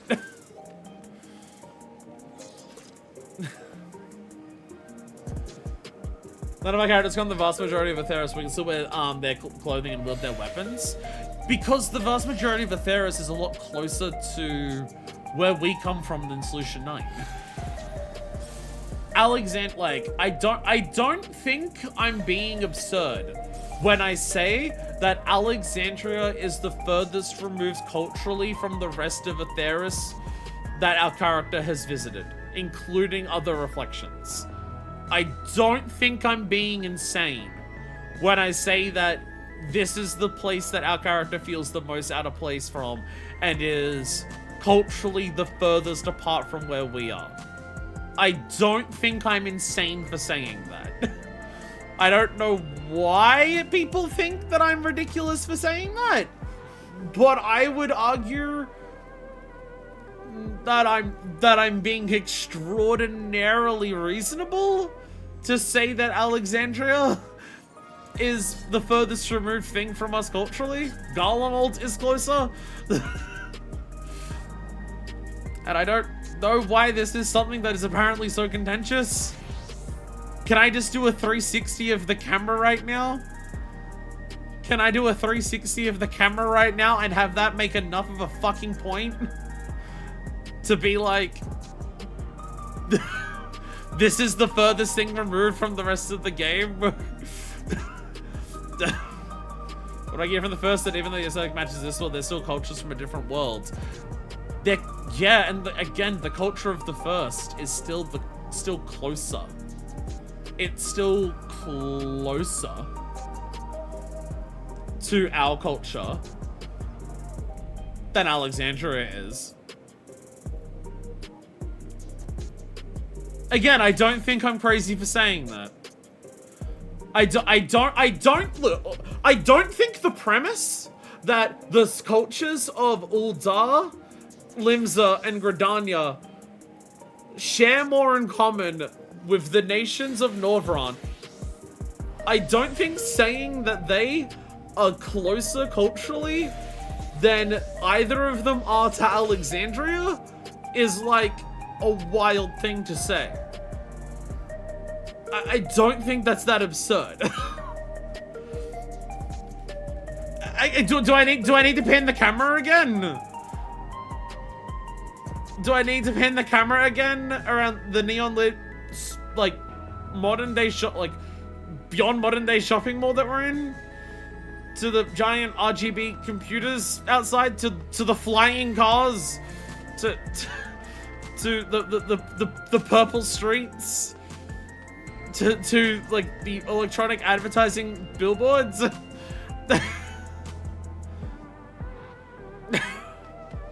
Am I being weird here? Am I weird for thinking that this is the furthest removed from the rest of the game that we have? Because I think that's extremely reasonable thought to have. As I have a different idea regarding the acceptability of other cultures. Okay, the game disagrees with you. Not to say that the game's right about everything, but like, the writing of the game is pretty explicit that like, our characters like object to the culture of Alexandria more than any other culture that we've come across. The literal text of the game has our character at several points show their disagreement with the cultural attitudes of Alexandria compared to other cultures that we've been to. Like we don't go to Northront and go, wow, your culture's fucked up. That's weird and so different from ours that I can't even begin to comprehend how you think that's like normal. Not quite. Again, I don't think I'm absurd for saying this. I think it's absurd to be like, hey, you know all those times that like your characters turn around and say, we don't come from a culture that uses souls as a commodity, and we find that weird. Or like the entire Arcadion raid series, how we're doing that right now. Literally like even before we found out about Ultra Necrozma, how like the entire point of us joining the Arcadion raid series is like our character doesn't like how the thing is run, and the whole reason we're doing it is to free all of the souls in it so that the Arcadion no longer runs on using its soul repository.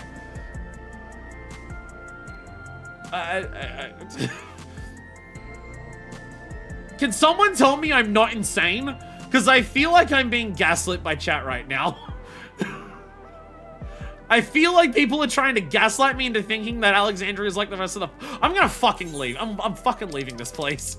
I'm fucking leaving this place, and if anyone talks about it, I'm timing you out for the rest of the day. I'm gonna go do my custom deliveries.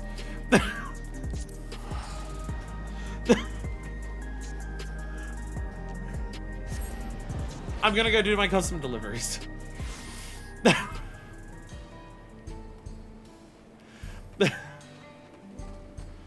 Newiqui! I've been gathering! I sense...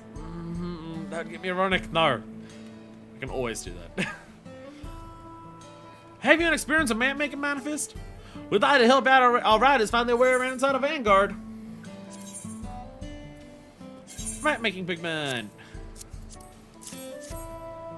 Do you want to test me on stuff? Do you want to test me? Did you hear the part where I said if anyone talks about this, I'll time them out? Would you like to know if I was joking or not? Would you like to know if I was joking?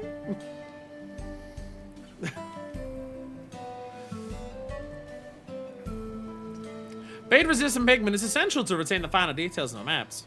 Without it, I fear our riders might lose their bearings entirely.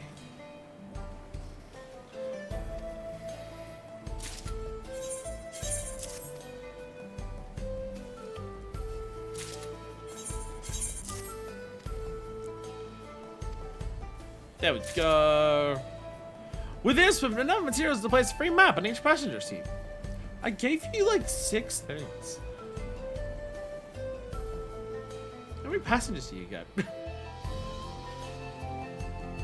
One of those things with custom deliveries where it feels like you just don't make enough. Like you have Millions doing the school thing. And I know it's because like if they made you do more, it would be like such a massive grind that it would be like very frustrating. But it is funny how it's like you have like the Millions thing. And Millions makes a deal with Rowena of just being like, okay, you can have like, we'll help you like fund school supplies for the international students coming to learn at the studium. But the only person who's allowed to provide them is the Warrior of Light, because they're the only person I trust. And so you come in once a week and bring in like 6 marmots. And that's the entire school supplies that are brought in for the week for the students of the studium, who are like the international students, and that apparently covers it. Again, I know it's a gameplay thing. I know this 1000% falls into it's purely a gameplay contrivance. It's an MMO. But I just like thinking about it, where it's just like, here you are, Emilians. This week I have brought you 6 quills. I'm providing nothing else for the students this week. I hope this is enough for you.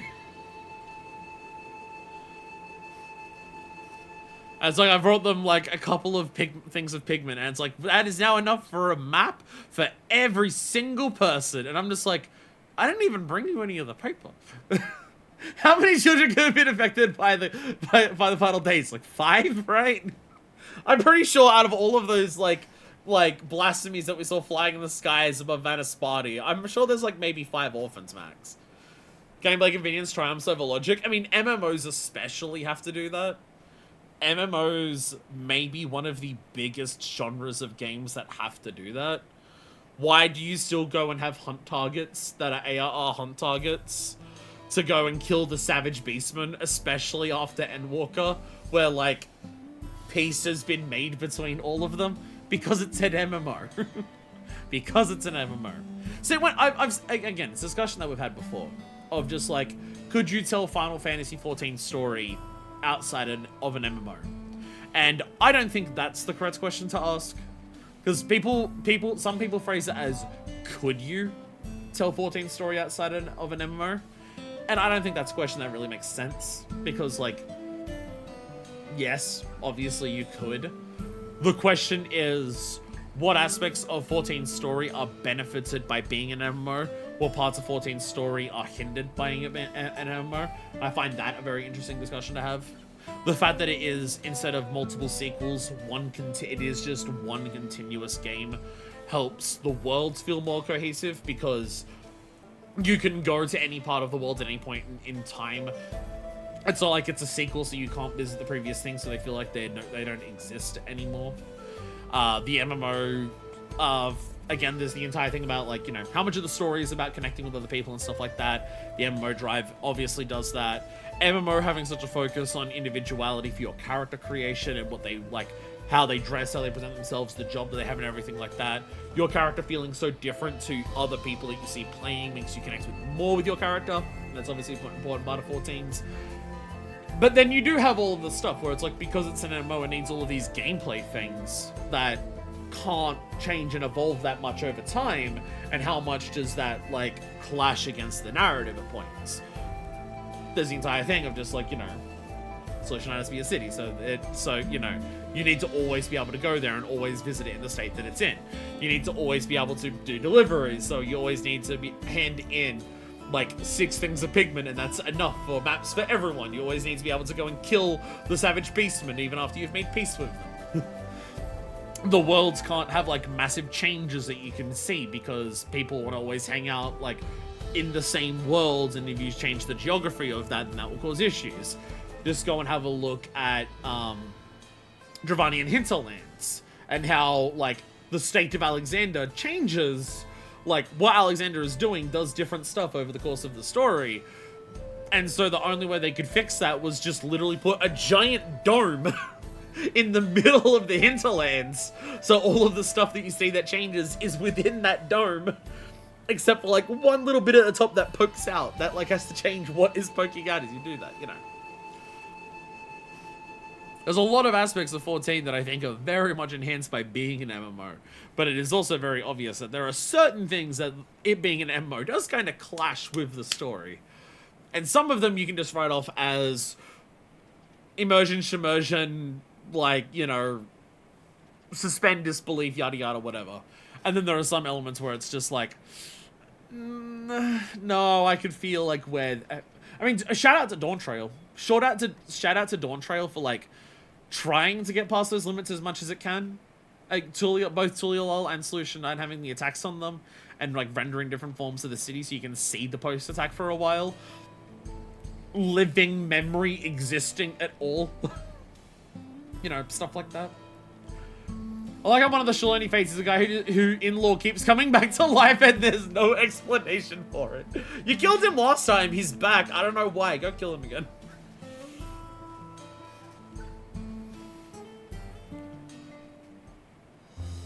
I mean, even running dungeons over and over again. Running dungeons multiple times does have some level of canonicity in the game. Because rerunning dungeons is like brought up sometimes in like relic stories. Where it's like, hey, go and run like go and run the vault again. What do you mean? We're not chasing down Thordon anymore. Why would we just storm into the vault and like run the vault again? We need it for the relic. Like, okay. Go back to the Bosnian Southern Front and fight alongside the Blades. They're no longer there. They got turned into the things in Delabrum, but they're still there if you go to the Southern Front. Take a look, Manifest. I have here our first bunch of maps. In addition to the ones that will be placed on each carriage seat, I figure we ought to keep a few in the office too. What do you think? One day I'll have enough glam plates so I can make different glams for all of my different crafters and gatherers. I was wondering what's got our Nidawiki in such a chipper mood. Nice to see you, Manifest. I take it everything's going well? Lately I've been playing out how we'll lay out tracks with Vanguard to link back up the Yasalani station. But there are a fair few factors to consider. Our budget, not least among them. Downside, it's more than I could have managed while running operations at the same time. Think about for enabling me to focus on this. Compared to the rail expansion project, it's like water rolling off a Ronix back. Oh, Nidawiki, what would we ever do without you? Right then, I should get back to work. Take it easy, ladies, and give me a shot if you need anything.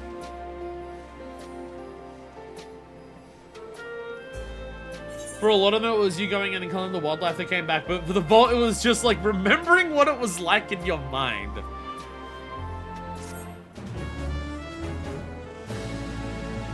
We're engineering out. Is there only 1 week left for this? Is there only 1 week left for this delivery? Fuck, I didn't realize we got through this so fast. Oh yeah, the fucking 2 Ragnaroks, yeah. There's 2 Ragnaroks in Labyrinthos and Ultima Thule Opera who notice it straight up goes, I don't know how the fuck it's possible, but provides us convenient by traveling to the edge of the universe, so whatever. Right, yeah. It's just like, quantum entanglement? Somehow the Ragnarok still exists in Ultima Thule, and it's quantum entangled with it, so you can go into one and come out the other. Look, Ultima Thule's weird, so it can do that. This one's fast as fuck. Well, they've all got the same amount of levels to them, don't they? Don't all the custom deliveries have the same amounts of, like, weeks? Don't they all have the same number of hearts to finish them?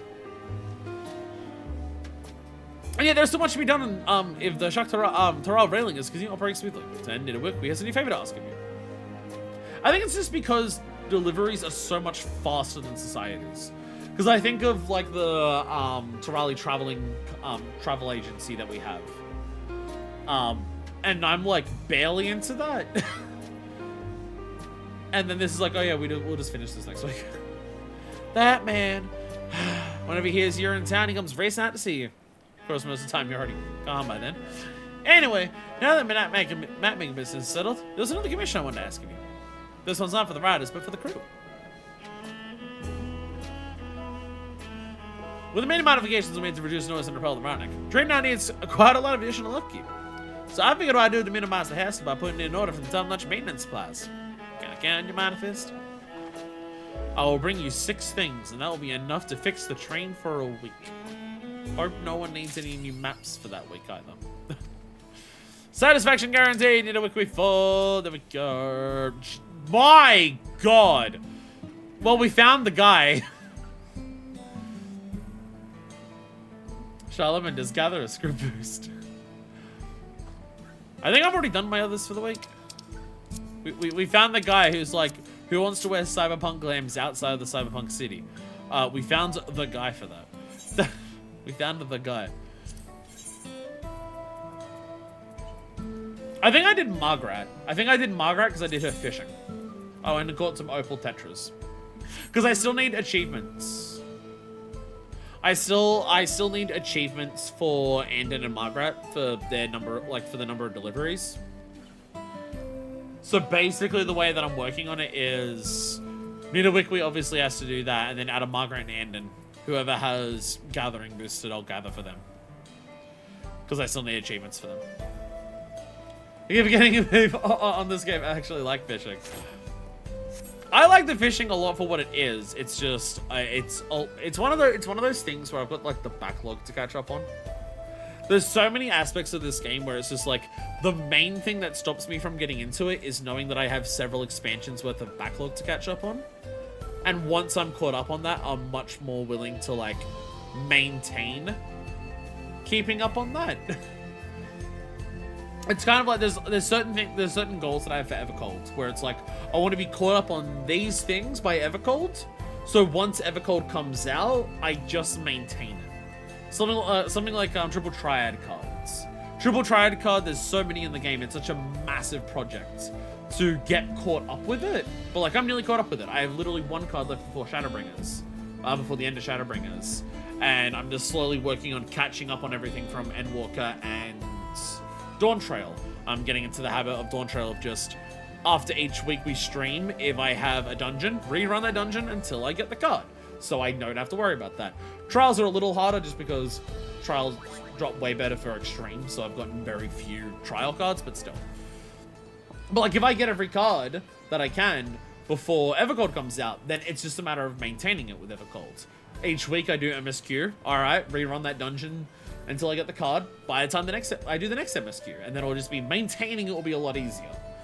And fishing is one of those. Once I'm caught up on fishing, maintaining fishing will be a lot easier. But to get caught up with it in the first place, ooh, Blue Mage was a big thing for that too. I'm now at a point where it's like I have like 10, 15 spells left to learn for Blue Mage. So getting caught up on that won't be that hard. But getting to the point where I was close to caught up, ugh. It's one of those things of, you know, starting at beginning of Endwalker means you have a lot of backlog. And nearly every single backlog has the ARR hump of just there's so much more of in it for ARR. Like leave quests. Getting caught up on leave quests. I'm still struggling with that because I have so little time to play the game each day and I gotta do my dailies and weeklies that it just leave quests are low priority. But like there are so many less leave quests in every expansion that is an ARR. ARR has so many of them, and when you like there's so many different places to get them from, and so many of the times when you get a leave quest from somewhere, you have to hand it in a different city, and it's such a fucking nightmare. So getting past the ARR hump of leave quest was a massive amount of effort. And now it's just like, past that, every leave quest is just go to the main city, crafting ones, turn it into the person standing directly next to them, and then there's gatherer ones. And they don't even bother with combat ones. So many things in the game have the ARR hump. Rather dress like a giant baby and have my nuts and do leaves. But the money! Leaves were a main feature of 1.0. It's so fucking funny that's the case. Are they going to keep leave quests for 8.0? I think they'll keep leave quests the way that they're currently in the game. The way that leave quests are currently in the game, where there's crafting ones in the main city, I think they'll keep that.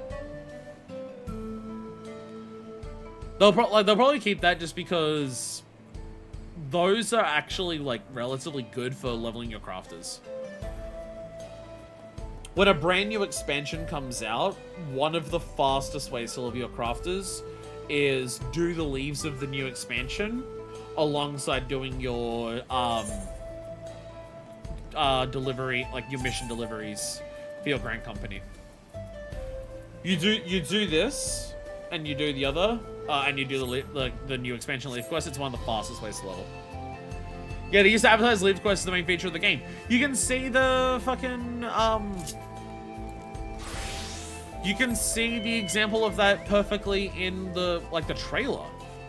The whole trailer is like Meteor and his entire crew meeting up at the guilds. Yeah. Yeah, they're getting the physically staying leave cards at the guild. Like, the entire trailer is look at these leave quests. And it is so funny to think that that was like the big feature of 1.0, and it's just like their fates but worse. Again, I would recommend doing leave quests as far as if you're in Shadowbringers or further. Do crafting leave quests just for the money.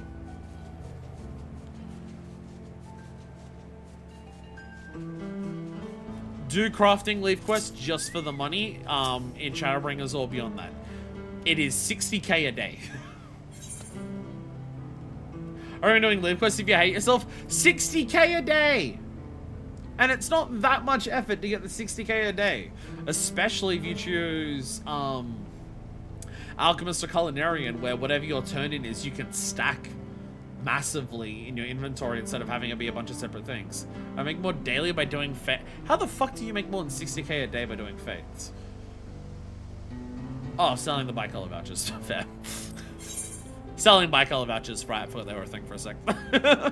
Right, they're a thing that exists. I doubt it's more time effective. And I should be doing leaves and all sorts of stuff, but there's just so... There is so much. There is so much. There is so much. There we go! Oh, Eureka moments! Certified Eureka moment. Certified Eureka moment.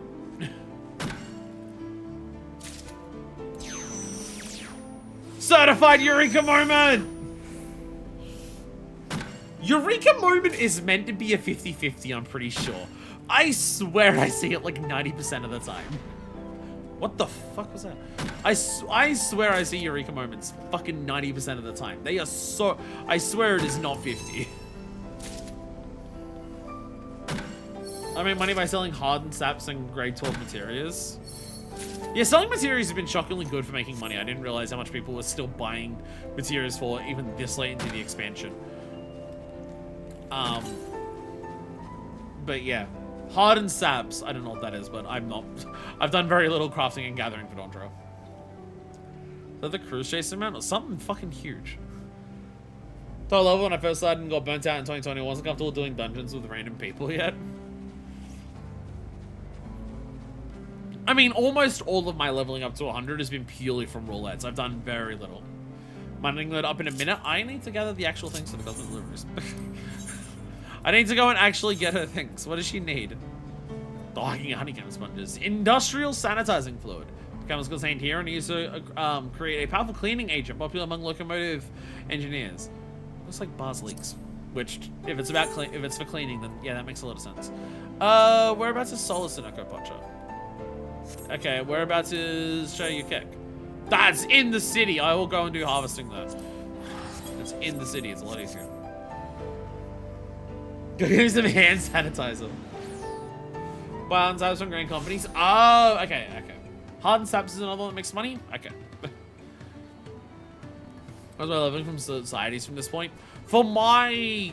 I think most of my crafters and gatherers, I got up to 50, almost purely through Ixal. But where the fuck's this gathering point? Oh, there it is. Ixal got most of them up to level 50. There was some leaves put into there. And then past level 50, or past level 55, almost all of my crafter and gatherers have been leveled up exclusively through custom deliveries. Because, you know, I've never been caught up on the game, so I haven't had like a massive rush to need to do a lot.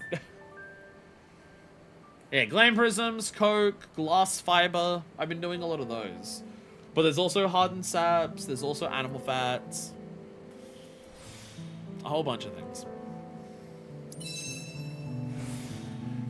Yo, let's go. I have to gather other things. Oh. This is not a certified Eureka moment. Not a certified Eureka moment. Now I'm sad.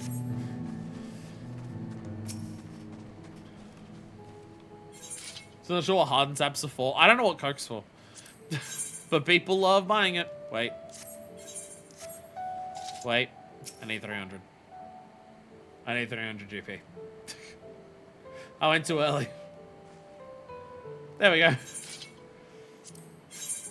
There's literally always multiple nodes up. One day I'll get the Ronic. One day I'll have a day where after stream or after just getting home from work in general. Oh, I fucked up.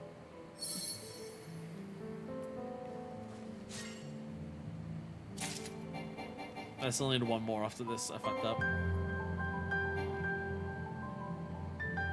Not enough inventory space. Oh, I've really fucked up. I don't have enough inventory space. Oh, I'm getting all of this shit for the Ronix. It's the Ronix. I blame the Ronix.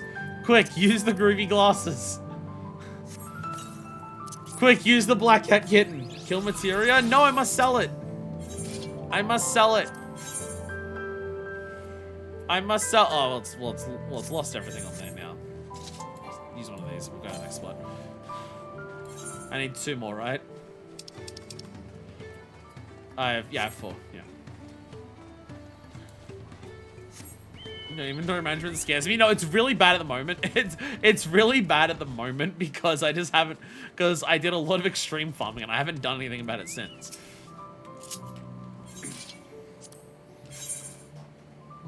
Saddlebag? Probably. I probably have spare space in the saddlebag. So I'm in dire straits at the moment playing the game, just because of how bad my headaches have been lately. My headaches have been so fucked lately that everything when it comes to the game in terms of inventory management has been absolutely dire because I haven't had the time to do it. I'm either like, I will start trying to do some stuff in the game and I literally fall asleep while I'm doing it, or I have like other stuff to do around the house, or I get home from work and I've fallen asleep and then I don't have time to play the game. It's been really bad. It's been really bad because I just haven't had time to fix all of this. I haven't had time to fix it all yet, of like turning stuff in or like opening up things or like working out like what to do with changing jobs to go to weapon covers. I just haven't had time to do that because I've been falling the fuck asleep so much lately.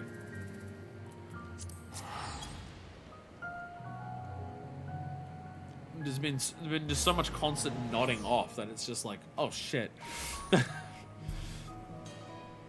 It's been a worry. It's been a worry.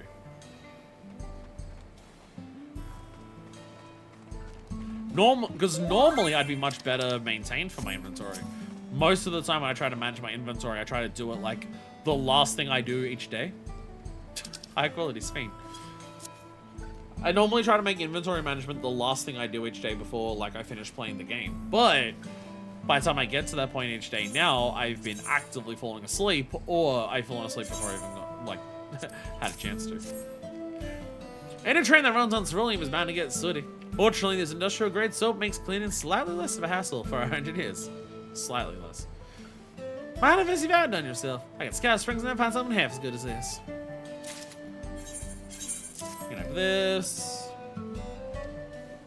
But yeah, speaking of like the stuff that you buy with Grand Company seals, most of my inventory right now is just like having a bunch of bullshit so I can get more Grand Company seals so I can make more money. I'm trying to get into the habit of not throwing away stuff that I can get money out of, which has resulted in my inventory fucking exploding. Thanks for another great delivery, Manifest. Boys get so giddy when we hear that you're coming. Even Walika. Then again, I reckon I'm no different. Getting my ports on as much as supplies is always the highlight of my day. But I'd be lying if I said your presence wasn't any less heartening. Like, part of my inventory right now is fucking, you know, it's extreme weapons. Because I can turn that in for shit. But also all of this. All of these cruiser pods. Turn this in for armor, which you turn in for guild seals, which you turn in for materials, which you sell on the market board. It's a lot of steps, but you can do it. That's what my saddlebag is right now. My saddlebag is also a bunch of turn-in pods from raids, so I can get more stuff to turn in. for Grand Company seals. I just haven't done any of that yet. I haven't done any of that for a bit. Also moved all my random Eureka Buzzy Item saddlebags so they're accessible if off-world. That I probably should do once I, like, actually work out my... There's some things in my retainers inventory that I gotta go through them and decide what I'm keeping and what I can get rid of across all of my retainers, so I can have my chocobo do that. And so, like, I've got my fishing, I've got ocean fishing here for that reason. But yeah, I should probably have like other stuff in there. Yeah. Red turn items are not worth the inventory and time it takes to go and turn them all and sell them in. But I want more money. I'm trying to not be lazy with that, and it's really hard not to, because it's like so many places you have to go to different cities and everything. Will the ancient armor I still have it now 100% don't need now that it's all in the armor. This game has too many items. Why'd I open this? Do you want to start doing? Do you want to just say fuck it instead of doing anything we're meant to be doing today? Do you want to just farm Abyssal Fracture? I'm constantly in Limsix, I'm constantly offloading gear for seals. Yeah. It's why my return is always going to be Limsa, because I will always go there for money. I will always go there for money. What if we just did Nier again? Let's just go to Idleshire. Fuck it. Let's just go to Idleshire. Let's get our Chloe book. Let's just get a Chloe book. And let's just do Wondrous Tales. Let's just turn this into a Wondrous Tales episode. Who needs to do anything else? Hey, Walking Atlas, how are you today? Fire Ishgard 2. What is Idleshire if not the second Ishgard? What is Idleshire if not a second Ishgard? Fiery wings, fiery hearts. The Walking Atlas is an eye to share navigational expertise with you. You're in Idleshire. Never fear. For 1,000 gil, I will personally give you a guided... I say, you look like an adventurer who knows a business. Why you perchance be familiar with the Divine Lanterns? Familiar? You've taken 7 of them! I know you're no ordinary adventurer. But to think that you should be the very hero I sought. Please, you must allow me to be your guide. Worry not, I wouldn't dream of charging you for my services, for they're already paid for. By a well-spoken and well-dressed fellow. Who is my mysterious employee, you ask? Well, you're keen to meet him, and just so happens he's keen to meet you too. You find him at the Snail, over by the hard place. Weapons at my armor chest is constantly full because I'm always working on multiple relic weapons at a time. It's why, if you go to my inventory here, I've always got these 5 Bosnia weapons here.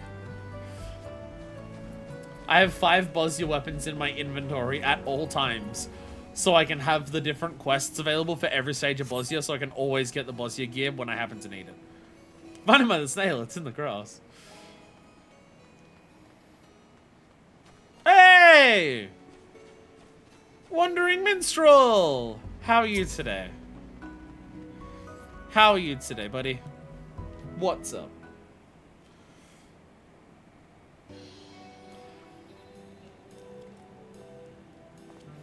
What's up? Ah, always a pleasure, my friend. After I encounter with the Kieran, I got wind of a brave soul said to command a veritable flock of divine lanterns. To find that individual that I have journeyed here. 'Tis I who is that individual. You are she? I find myself wholly unsurprised. Without further ado, while you're no stranger to Landers, know you have the creature that rules over them all, the immortal Firebird. Do these quests have different dialogue if you actually do them in order? Because he talked about having the Kieran. But I imagine the one for the Kamui couldn't mention the Firebird because I didn't have the Firebird when we did that.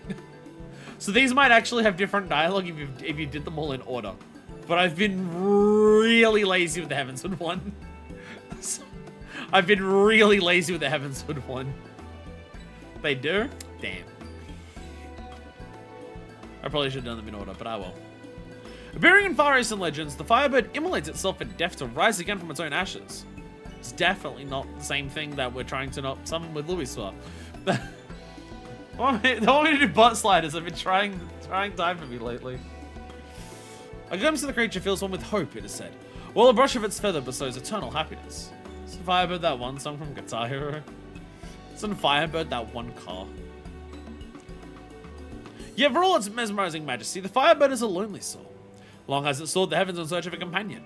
A hero whom this king among birds can count as its equal. Who else could that hero be but you, master to the 7 divine lanterns? This is the Firebird whistle. What was passed to me during my journeys, and now I pass it to you. If she who sounds it is worthy, the Firebird will answer her call. And I have no doubt that I'll answer yours. I say you take the whistle to a vantage point, and there sound it at the heavens. As I did when you summoned the Kieran, I would behold the moment the Firebird descends. Such verses the sights would inspire within me. I knew I could count on you. Now I've taken the liberty of scouting a likely location for using the whistle. The southeastern reach of the Divanian hinterlands, upon a rise leading to Kurthus. Between now and the moment of the meeting, I shall make myself scarce, keeping to the shadows with bated breath. I take my leave of you. I have a feeling that the extreme mount for Dawntrail for getting all of the other mounts is extremely fucking good. I don't have any of them yet, but I have seen what the extreme mounts are for Dawntrail. They're wings. They're literally just wings that go on the back of your character and you fly around. That alone is already really awesome. That is already something that I know a lot of people have wanted for a while. And so I already know that they're going to be popular because of that alone. See if anyone's just wearing one around Needleshare. But yeah, I already know that the wings themselves are popular because, again, it is literally just your character sprouts a pair of wings. But I'm going to have a guess and say the one for getting all of the extreme mounts in Dawntrail is really good. Because, I'll be honest, since 7.5 dropped, extreme farms for Dawntrail Extremes, for wings, have become so much more popular. I don't know if it's even out yet. Well, I assume so, because the MSQ has the trial now. Because MSQ has the trial, so it'd have the extreme mount there. I'd assume so. I mean, even if it's not out, people might be getting ready for it, for when it does drop. But I assume they've shown it comes with X.5, yeah. I assume at the moment, like, they've shown it off in, like, a live letter or something. Just because farming for it has been so popular. Where are we going? Oh, hey. What's up? I didn't realize it was, like, literally the entrance to there. Which I forgot about this when you first get here. And you have to jump off a fucking ledge so you can't get back up. I can teleport and stuff. Firebird whistle! First whistle that went sound by a worthy soul, set to call forth a fiery bird of far recent legend. But yeah, it's this DT Extreme farms have become so much more popular because normally, like, when it's like 10 or 11 p.m. for me, so for the server time, it's like 4 or 5 in the fucking morning. There are basically no parties in Party Finder for anything outside of lesbian sex clubs. But lately, even that late at night, I have seen frequently multiple extreme farm parties for wings. And that's only happened since 0.5 drop, so I'm assuming the mount for getting all of them is fucking god tier. So I've grown with Endwalker Tri-mounts with my FC lately. I managed to get a couple of them in one night earlier this week.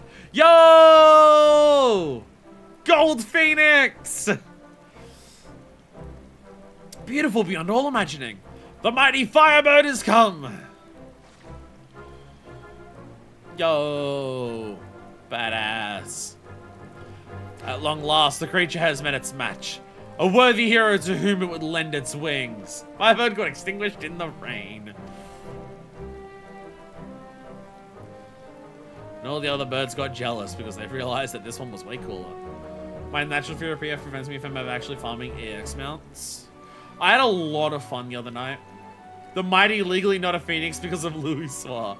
I had a lot of fun the other night farming Endwalker Extremes with people in PF. We just found a really good group. We got 3 mounts. we got 3 mounts across 3 different extremes. We just had a really good group. None of us knew any strats for any of the fights. All of us were just like, hey, does anyone know how to do any of these? And all of us were like, no. Not a fucking clue. So, you know, we actually had, you know, some level of blind prog. I mean, unsynced blind prog, but, you know, for certain fights like Barbarisha, you still need to solve the mechanic properly, otherwise you still die, even unsynced, because of the way the mechanics work. So we had a good fun with that, and just, you know, in between farming and just everything like that, we were just talking shit, and it was quite a fun time. It was one of those moments that reminds me. It was one of those moments that reminded me of, if you go outside of the game for 14, the community is fucking horrible. If you go on social media platforms, if you go on content creation platforms, The fandom and community around Final Fantasy XIV is fucking horrible, and I hate dealing with it, and it's so frustrating. But that was one of those moments that reminded me, if you engage with the Final Fantasy XIV community, actually within the game of Final Fantasy XIV itself, it's still a really fun time. And most people I come across in-game who aren't just like shout-chatting in Limsa the same stuff they shout-chat in fucking social media, it's still a really fun time. It's still a really fun time. It's almost like the people who, the only way they play this game is AFKing in Limsa and complaining about the game all day, are the same people who complain all day on Twitter about Final Fantasy XIV, and those are the people who don't actually play the game. But once you find people in-game who actually play the content and talk to them, they're normal, well-adjusted people, and it's fun to be around.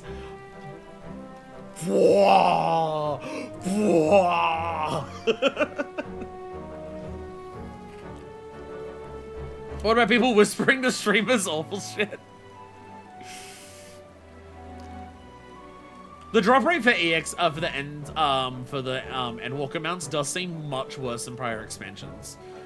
I think I'm sitting on like 60 something fucking Rubicante fucking totems right now. The Divine Lanners, the Firebird, and you. Traversing hardship and eternity. Nine brilliant lives have come together to outshine the stars. It is not short of a miracle. It's also another thing I'd love to have done before Evercold. All of the extreme mountains. Moment that I'm caught up on 14 for like MSQ and content, I want to start doing Dawntrail Extremes. I'd love to get all of the wings before Evercold comes out. I'd love to be like caught up on Extremes before Evercold comes out. That'd be nice. But that depends on like by the time I get caught up, how many people are still like doing that in the game, how many of you are willing to join me, all that stuff. I got Barbarisha on my first clear in a completion party, so I never reran it since. I think I did that for Zoromas. Someone just wanted to clear for Mentor Roulette, and I didn't realize that, so I didn't get the cat. My phone has 12 separate tabs that is Universalis. Understandable. We got the Mountain from Zodiac and Hydaelyn within a single night. I got the Hydaelyn one really fucking quick. We went into, I think it was like 8 people, and we needed Hydaelyn cats, and we got those really fucking rapidly. But the Barbarisha and Rubicante ones just refused to fucking drop. Golbez was a couple, but, you know, not a ton. They're the 4 that I have, I believe. High above the heavens, a king in his domain. Soaring o'er creation, the lonely monarch reigns. Born upon the wind, a whistle's piercing sound calls to him to descend, to find a soul by destiny bound. This is a really cool mount. I do really like the Firebird. I mean, you know, personal bias, obviously, but still. The words well up a gushing font. I believe I have an next creation, and I owe it all to you. Shall be called Fiery Wings, Fiery Hearts. And seeing a still got a mechanic that's still challenging for level 100 on Synced. Barbarisha, like, outside of, you know, the fact that the fight's like a minute and a half instead of 10 minutes is a bit different, but like every mechanic for Barbarisha that like you need to get to the point where you can actually kill Barbarisha was quite a struggle. Like we needed to actually work out proper clock spots even in an unsynced party to do Barbarisha, and we needed to work out actual proper like how to do duo stacks. But I must say, to bond with not only the Kirin, but the Firebird besides. Truly are a marvel, my friends. I'm going to take my eyes off you lest I miss a momentous moment. I'm on over, so my welcome. I shall leave you to resume your adventures. Doubtless there will be many more with fiery wings bearing you. I look forward to hearing of them. Till next we meet, Godspeed. Why are prices on Balmung always so fucking low?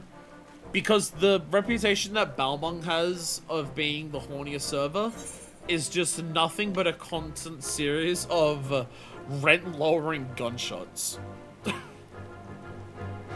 People hear about Balmung, and that itself is just enough rent-lowering gunshots that the entire market board is nothing. All RPS means they actually do the side stuff. Firebird Whistle! A fiery bird of far recent legend. Heavenswood clear music.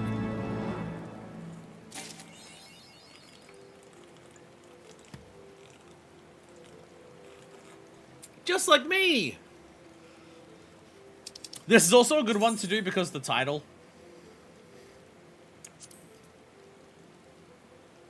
Like... Ooh! Ooh, that's a strong title. Ooh, that's a strong title. Tamer of the Undying Flame?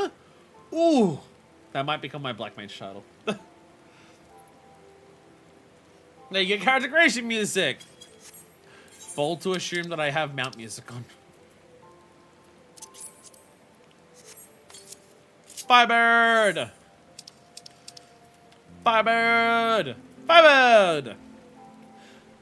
The Far East is home to numerous legends concerning birds of flame who sacrifice their lives to save the world. I'm going to rise again from the destruction of the rule of the skies once again. Firebird is one of those legends. Made him out. I was hoping for a fine bird. Yo, Firebird! Hey, what's up? Yo, Firebird? There's not much fire on there. It's mostly just glowing gold, but it's still really cool though. Hot! It's so bright. Especially with like the fact that the entire screen is dark because of the raid, and it's just this. Wee, Firebird. Yeah, if you have a look at my mount, so I've now got the Carrion. I now have the Firebird. And before, we also got on stream the Conway of the Nine Tails. And I also got the Landerwolf. The Landerwolf. So yeah, I've got 4 cats. I've got 4 Endwalker cats. I have Hydaelyn, I have Barbarisha, I have Rubicante, and I have Golbez. So I have 3 more cats to get, and then I can also do Endwalker. And then, once I'm caught up on Dawntrail, I will try to actually get the wings for Dawntrail, and I'll try to get them actually legit before Evercon comes out.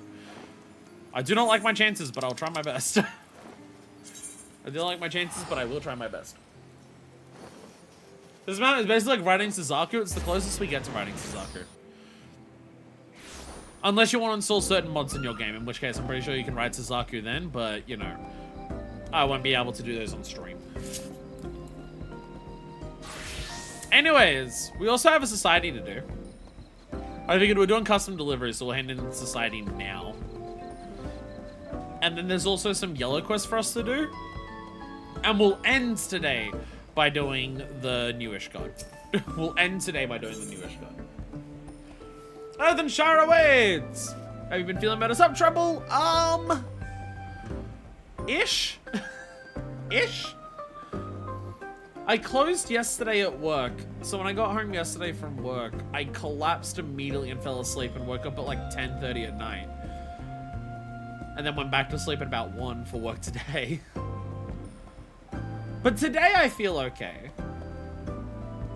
The headache is definitely still worse than normal, but I wouldn't say I'm exploding today. Hopefully it stays this way, because I do miss streaming. I've done like, I think it's been over a month since I've done any Disco. I think it's been over a month since I've done any Donkey Kong. And even me just recently starting Yakuza 0 and Ace Attorney. I've done 1 of each of those, and I started them like 3 weeks ago. It's been real bad. It's also, as you may have noticed with YouTube, it also means I'm incredibly fucking behind on uploading anything on YouTube. I've still got several things that I still need to render because I haven't edited them. I've got things that are uploaded on YouTube that I just haven't gotten around to like putting in the title descriptions, thumbnails, and everything to actually upload. It's been real bad. It's been real bad. 2026 in general has just been pretty fucking bad for me health-wise. Been rather frustrated. Other than Shire awaits. Deep Blue looks positively delighted. Did you hear? Business is booming at Riley Travel Agency. Thanks to you and the Hanu, we've been seeing stellar sales. No new policies and training are all paying off. Not a single one of our customers has been accosted by fiends. Needless to say, they find the presence of their guides turned protectors thoroughly reassuring. Still a few issues that come to light. First and foremost, outreach. So far, our tours have been limited downstream to downstream Cosmo Uko. Many guests have expressed a desire to see the region's upper reaches. Are we gonna actually rebuild many flights? With that in mind, I contacted Marbly to ask her to gauge how receptive Melbourne's might be to the whole tourism concept. But all the mean discuss the matter, and I'd love to have you join us. When you're ready, head to Elder Zana Harley's residence in Arcadion. Are you going to fix the staircase so people can get there? Because I see the staircase and it exists in game. Island cat. Island cat runs through the sky. And look, you got the the blessing of light crystals in the back. Because you can see the staircase that it's meant to exist on. Like exist to get up there. But they say it was ravaged in the storm. And again, MMO structure means it just never gets rebuilt. it just stays there now. The storm that came through Toral, like right before we got here, still has like a lot of impact on the world. And I'm just like, oh, I thought it was just like a story excuse thing to be like, this is why we can't go everywhere immediately. But no, the impact on the world is still there. You still see like there's still certain settlements that have like some destroyed buildings because of it. The entire staircase to get to the upper half of Cosmoluca is just gone. They're not coming back. There you are. Meeting will be held on the second floor. I then shares Rhetoric will join us. Look forward to hearing about the Potswollen's position on tourism and a visit. I always seem to think the artisans were enthused. Still, can't help but feel nervous. It was the storm that approached.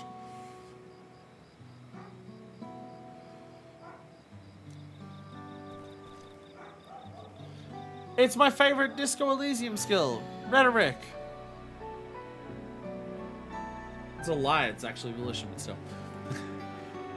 Need to finish putting my PC together, replace some motherboards has been sitting there, I have nothing to do, I hate procrastination, my procrastination thing so much. I mean, to be fair, the motherboard is like a pain in the ass. If the motherboard's what you have to replace for a PC, then what you have to do before that is take apart the entire thing. Thing is, I built my, like, the computer that I use for streaming and everything like that, I did build that. And by that I mean, you know, I bought all the pieces online and I connected the pieces like I was doing adult Legos. I'm never building another computer again. I'm never building another one again. I'm never building another PC again. Fuck no. Fuck no. Absolutely not. Someone of my memory trying to like remember what plugs into where by like watching a video and then having look at the mess of cables inside of a computer. Someone whose fingers are as like wide as mine trying to get into all the little spaces. Just how stiff some of those cables are and trying to like cable manage it so it looks decent without like, you know, breaking port. No, I'm not doing it again. There's no fucking way I'm building another computer. I'm not esprit de corps. Keeps coming up and helping me in the game, but not esprit de corps. If I get esprit de corps with only Kim, he's still a cop. But still, I have esprit de corps with all yours. What an honor it is. Rhetoric, Liplu, and Manifest herself. Thank you for coming. Of course. Rhetoric didn't know you're involved in your Lucky Tour busy deals. How do I have us to meet again? The Bedlam mentioned your proposal to bring tourists to Earthenshire, and we should be glad to welcome them with open arms. The Potswollen here were very supportive too. That's fantastic, thank you. Though I have to ask, what about customers to distract your artisans from their work? I'd hate for this arrangement to negatively impact Earthenshire's trade. No need for worry, Franz. Many Potswollen themselves think contact with outsiders provide fresh inspiration. We're happy to guide walk visitors too. So recently many Hellpans were recovering from hurdy fields, but the situation has greatly improved.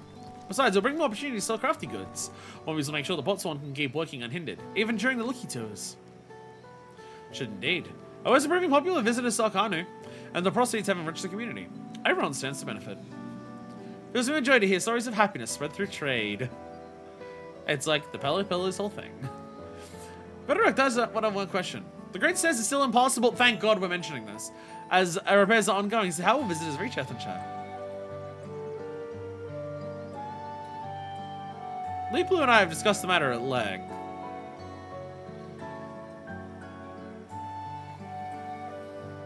We'll send them over on flying beauties! Oh no. Oh no.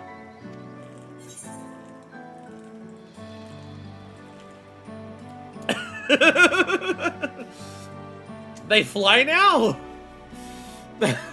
Sure, why not? Sounds feasible. I don't know how to respond to that. See, we can't say that. We have flying capybaras. Well, upgaras, still. Sure, why not? Sounds feasible.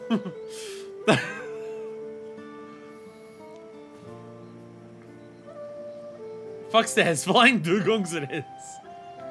An handful of Unity barges ply the waters between upstream Goswalker and Tulia, but there's no direct route to the downstream region. Massive waterfall lies between them and complicates matters. Traveling by boat, you have to head downstream, then join Katumo and double back. It's quite convoluted. There's an alternative. Though seldom used since Flight of Wingless builds, we hunted once imbued Unities with the gift of flight, none of them to transport passengers over the falls. Both requires vast quantity of reeds, hence we were unable to employ during the Rider Secession. This might be the perfect occasion to revive the old ways.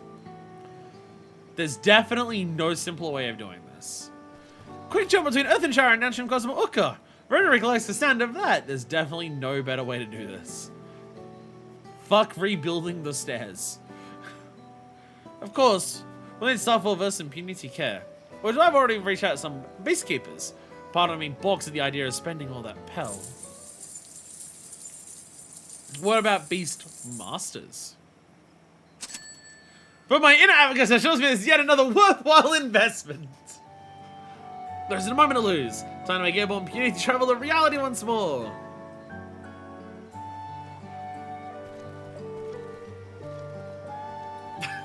Hell yeah. Worst part is that the motherboard I put in was faulty, so I spent all that time putting together for the one fucked up piece was the motherboard. That's what scares me about motherboards. The amount of effort you gotta go to and then realize it's the thing that's fucked. And then you gotta undo it all. It's like, yeah. Some areas are so far blindingly bright of day and night you can't see shit. I don't know how that hasn't... Is that something that, like, they can't fix? Is there nothing they can do to, like, fix the brightness of Stormblood? Half of the Stormblood areas are just barren rocks.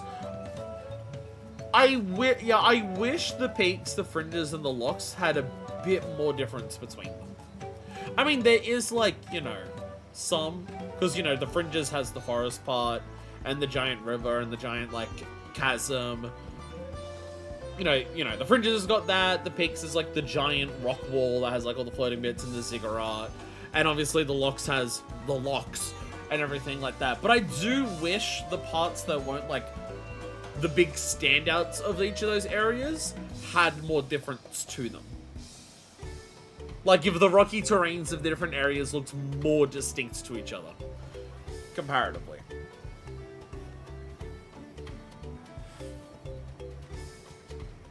Like, cause I know there's, like, some difference where you could say, like, well, it's a lot more sandy, yellowy rock in the fringes, whereas the peaks is a lot more orange, like, sheer rock faces, but still.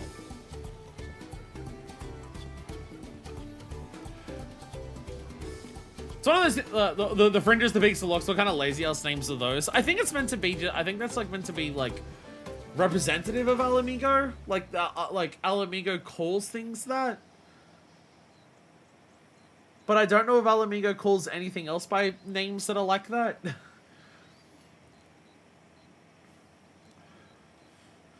The peaks have got orange-red rocks and the locks have got red-orange rocks. The broken stairs are baked into the world, so the easy solution is to give you a complicated alternate route. Trouble, that's very literally what's happening here. We needed to, like, go up a mountain last time so we could get around. Well, we had to go up a river to go up a mountain to go around last time we did it, yeah. And the broken staircase is just there, and it's an MMO, so we can't change it. So just, you'll never...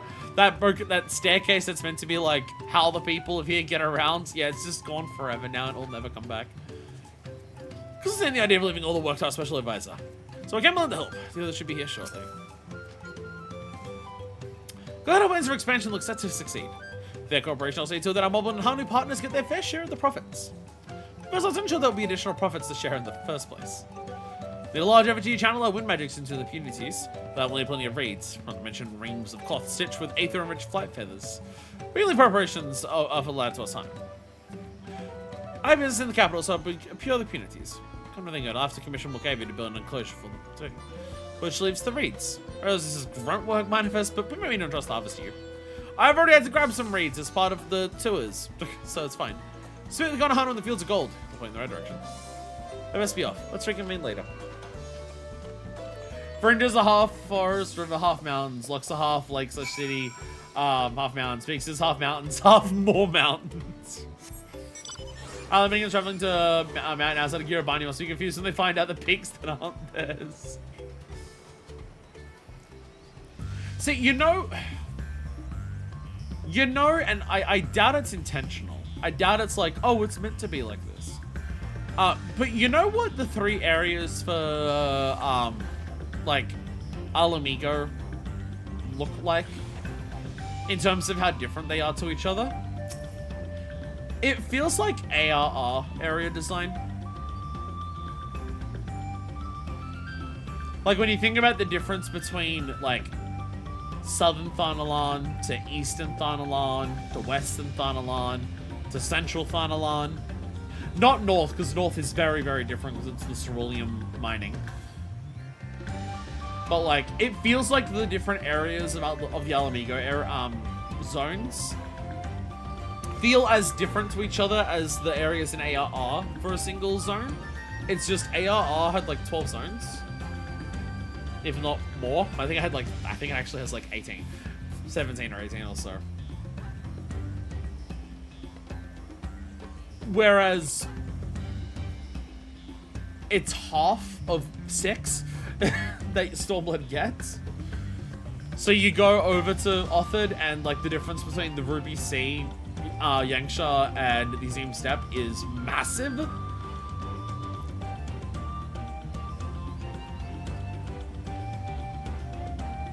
Well met. Zana Holly said you require some reeds. Plans to buy a raid harvest. Feel free to take as much as you need. After all, we'll have you and your friends to help for the bumper crop. In these days, we got plenty of visitors to the fields. Some even asked help with the harvest. I've seen those. So join us, that's for sure. And it won't be long until the next Ihana. Hope you can join us again.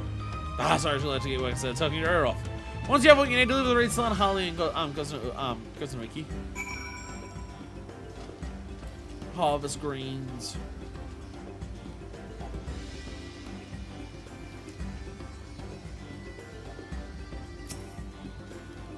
Lush green reeds. Seems to have going to be multiple areas. The most of them have been boring flat grasslands.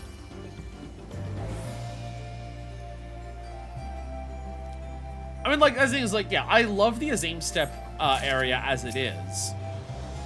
Because it's one giant, awesome place. If it was multiple zones, it would be irritating.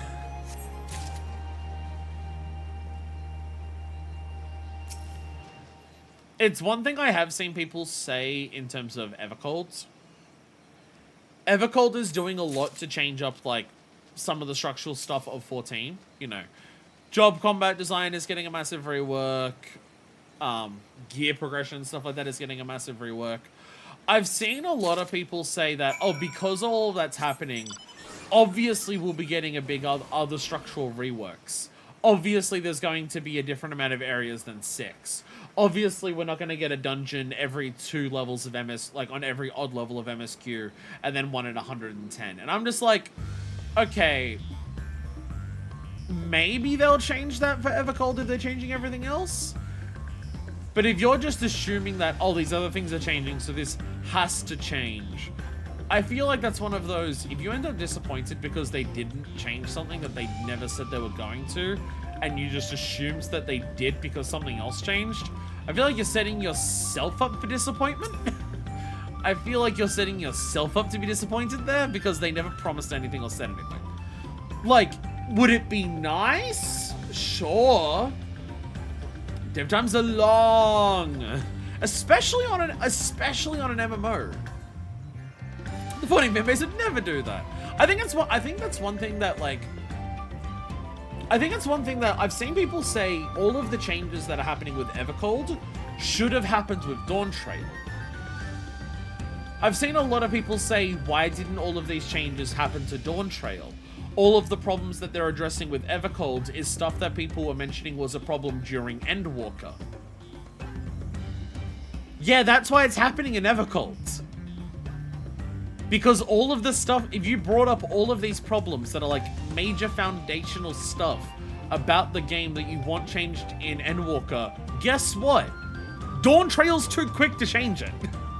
Dawntrail is too soon to change that stuff. Again, especially because it's an MMO. An MMO is not just, oh, you make it and you can start working on the next thing. MMOs are constant development. Like, they have to work on everything for, like, changing up all of the stuff with Evercold that they're going to change, while still working on the patches for Dawntrail. Like, they're working on all of that at the same time. And so seeing people just be like, why didn't all of these changes happen for Dawntrail if they knew about these problems since Endwalker? And it's like, because by the time they, like, heard these problems were problems enough by enough of the player base starting to get that frustrated with them, they were probably already working on Dawntrail and probably already working on, like, the graphics update and probably already working on the other system changes that they were doing.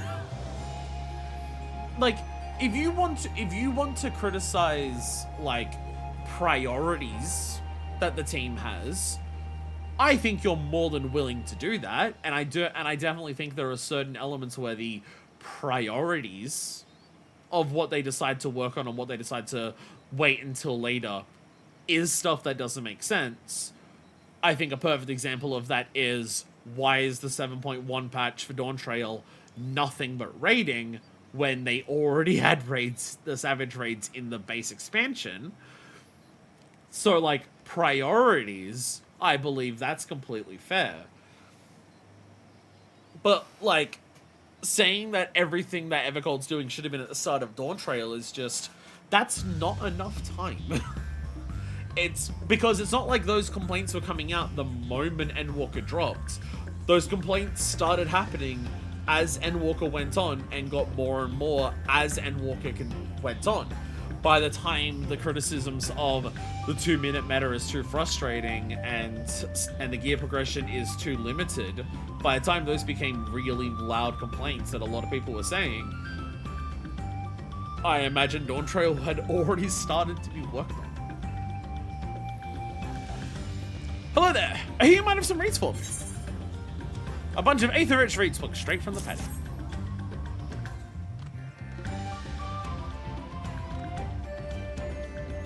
Also at the Essential Hall! Thank you. Together with the reeds my fellow Hanu have collected, we should have enough to construct the effigy. But so we dry the reeds with a little help from our wind magics. Once the effigy itself is complete, all that we left to do is swaddle in special cloth. Don't worry about the details, so we'll see to the rest. Return to the travel agency in case they have need of you there. I imagine Dawntrail would have started development as soon as Endwalker released. At the bare minimum, because there's also, just because it's an MMO, like, how much pre-production does an expansion require? Like, especially with think about Yoshi P specifically, right? Yoshi P is literally the producer. So when it comes to, like, pre-production would be a thing, something that he would be, like, massively involved in. Being literally the producer. Think about how much pre-production needs to be done for an MMO expansion. Because you need to have a timeline of what all of the content for the entire expansion is going to be before you start working on it. There might be some things you can change along the way or some things you can add along the way, but in general, before you can start working on the expansion, you need to have all of the patches planned out too. Because you need to accommodate for the patches to be able to go on top of the base game. And accommodate for, like, what the structure of all the expansion is going to be, of what people are going to be doing all over these years. The pre-production would be so immense that, like, yeah, that starting when Endwalker releases is, like, the latest it would begin. The absolute latest that pre-production starts for Dawntrail is the release of Endwalker, possibly earlier. I remember Sakurai mentioning for Smash 4 to Smash Ultimate, pre-production started for Ultimate before all of the DLC came out for 4. I think Sakurai said that pre-production for Ultimate started when 4 released, despite the fact that 4 still had a bunch of DLC to do. And that's like not an MMO. Cosmorca's the best looking area in the game. It is criminal how little it got used. Yeah. Yeah. Yeah. It kind of feels like you skip over Cosmorca for the second visit, because the second visit to Cosmorca, it's literally just you're going along a pathway there to get to Urkopacha. And like, yeah, story stuff still happens there, like an entire fate still happens there. Like Wuklamar getting kidnapped and stuff still happens there, but like, yeah. Gotta plan the story, to plan the zones, to plan the battle content, and have all those concepts in place enough to also start playing the Platch quests that connect there, yeah. Like, pre-production for a game, for any game in general nowadays, with what the budgets and like time spans are, would be so fucking immense. But also, think about how much they, like, think about how explicit it needs to be for an MMO, where you need a certain amount of releases in a certain amount of time. Final Fantasy XIV, being an MMO, ain't like other games where you can just say, well, our pre-production plans didn't quite work through, we're delaying the game by another 6 months again. Now those patches are coming out every 3.5 months, whether they fucking happen or not. Are we done the Gathering Society yet? Is that next patch? I only have the one at the moment, so... I only have one at the moment. So crazy to see the game ranges aren't a part of younger people's childhood anymore due to massive dev times, because of games like that COD and Fortnite have basically dominated. People keep saying that Grand Theft Auto 6 is going to be like the biggest game ever. And I think Grand Theft Auto 6 is going to sell a lot, don't get me wrong. But I'm just like, there are kids who are teenagers now who were born after GTA 5 released. Like,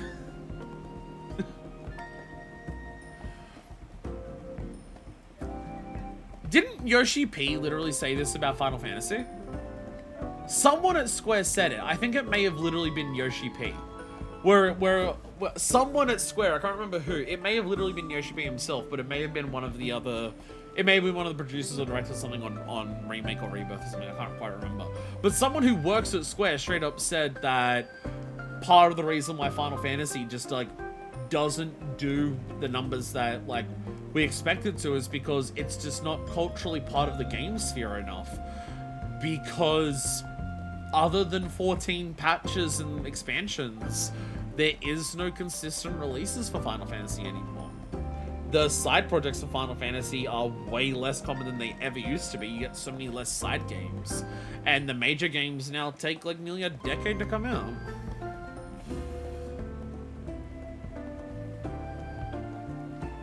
Like, the one company that gets away with doing games that far apart is Nintendo. And that's because Nintendo has multiple different franchises that they rotate between. But even they, I think, are starting to feel it. I think even Nintendo is starting to notice some elements of that in terms of like how long it is between some of their games. They at least still have a lot of side entries. Like, it's been a while since I've had a new 3D Mario, but at least there are other Mario games coming out in between. Ah, there you are. I just got back myself. The Beastkeepers are on their way to the Punity as we speak. Once creatures are capable of flight, it'll be a quick hop at Earth and Shire. Plan over as spoke to us for customers wishing to purchase potswans, craft straight from the source. Thankfully, Wakavu agreed to work on the enclosure. Once the average is finished, we just need to wait for Zana Harley to arrive. Been a while since the new soup era. Well, that's why Wonder was such a big thing. But like, yeah, they should make FF sub-series lower budget and short development time. The main series just doesn't need to have the time to develop this. Yo! Like, even major entries in major franchises, if they want them to be consistent franchises, no more than 4 years.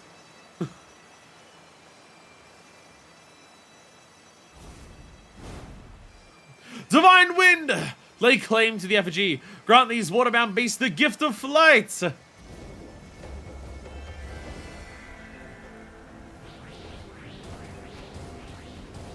How did my 5 bundles of reeds build this? Yo! Yo!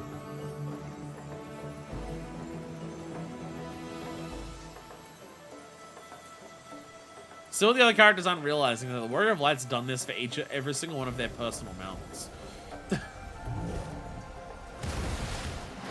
Yeah! Let's go! Let's go! Thanks to the efforts of all involved, the Trolley Travel Agency now replete with infinity enclosure and wind effigy. With the aid of the flying beauty aquatic creatures, visitors may now experience the upper reaches of Cosmic Orca. As the agency continues to broaden its horizons, you'll need to ensure that business keeps the pace. Yo, let's go! And now we'll have daily quests for them where we can fly on those. And that will probably be the mount for when we finish it. We're respected! I'm so respected right now. And we get extra bonuses to do today. And I already have a bunch that I can already hand in. Yeah, you have a really good point there, Deku, of like handhelds and stuff like that doesn't help. Because every game now has to be a console game or a PC game, everyone, and I mean everyone, developers, executives, and gamers, and everything like that, everyone says, well, if everything's a console game, everything needs to be like at the graphical quality of a console game. And so you can't have smaller entries with shorter play times. You can't have developers make shorter games with worse graphics who are paid more to do less. Because people go, well, no, it's on a console now. It needs to look like the biggest, most expensive thing in the world. Video game industry has a problem. Video game industry has a problem. GTA 6 has kind of spent so long in the oven, I kind of want to fall through. AAA companies still used to not getting creative optimization. So people were talking about FF7 Rebirth and Part 3 being on Unreal Engine 5. No, that would make the games take years long because teams have to learn all new tools. Honestly, so much of the game industry for like the AAA space could learn so much from the FF7 remake series. So much of the games industry needs to learn from FF7 remake series. 1, there is no justifiable reason for any game to look better than Rebirth. Outside of like the frame stuff, but I think that's on my end. I don't even think that's the game itself. There is no justifiable reason for any game to look better than Rebirth. Even Rebirth probably looks too good. But like, I've mentioned this while playing the games. Remake and Rebirth also very obviously cut corners when it's useful to in terms of graphic fidelity. Not every floor texture looks like a 4K highly detailed thing. Some buildings look a bit shittier than others. The important stuff is what looks really good, and the stuff that's not important is noticeably not as good. And that is fine. Good even. And also, like, the remake series is using a bunch of stuff from the previous one to get out the next part. I mean, remake itself took too long to come out, like the first game. But they also, like, restarted development of that multiple times. But now that they made the first one, the next one comes out in 4 years. And you know what? The third part's probably going to come out in 3 or 4 years as well. Which is, like, a totally reasonable amount of time for a game that the size and scale of Rebirth is. Shit doesn't need to be bigger. Shit doesn't need to look better.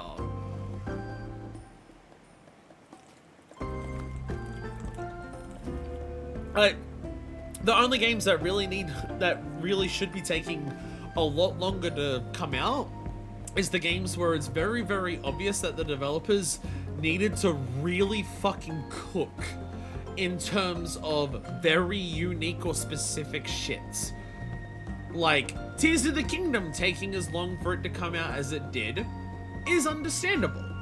because Tears of the Kingdom's buildings, like building and vehicle stuff, is so absurd that it's like, yeah, I get why this took so long to come out. And also, other Zelda games came out between it and Breath of the Wild.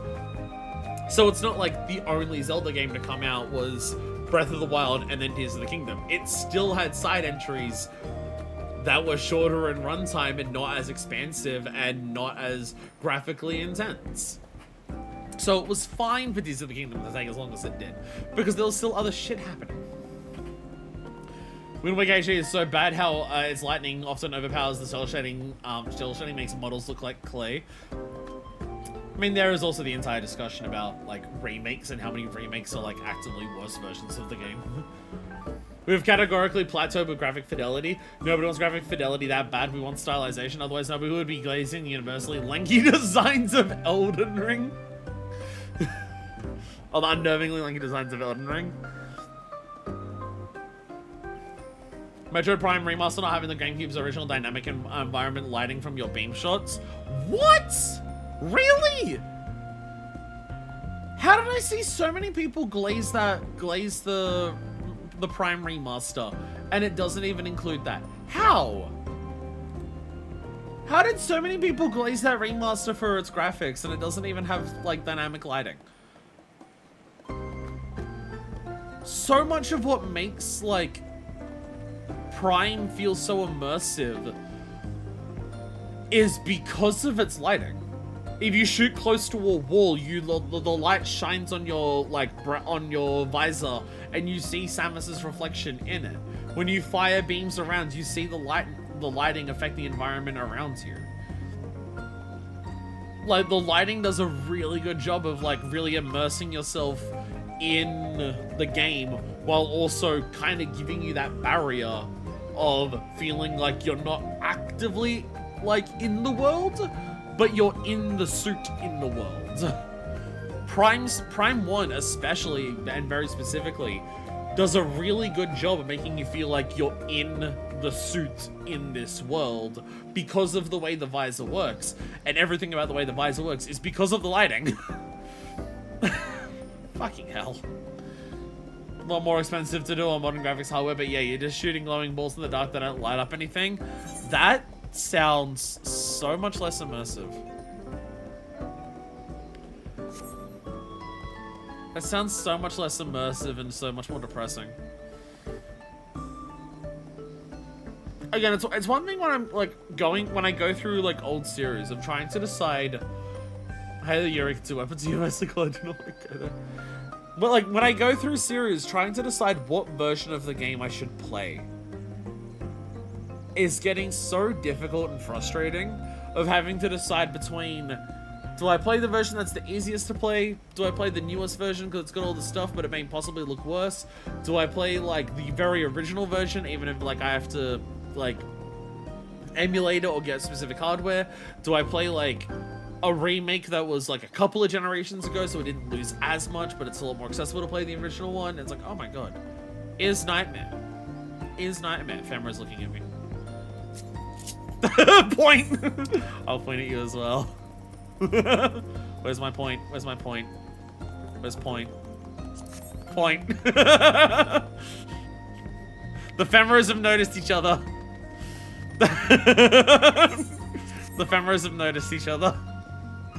Spider-Man pointing gif.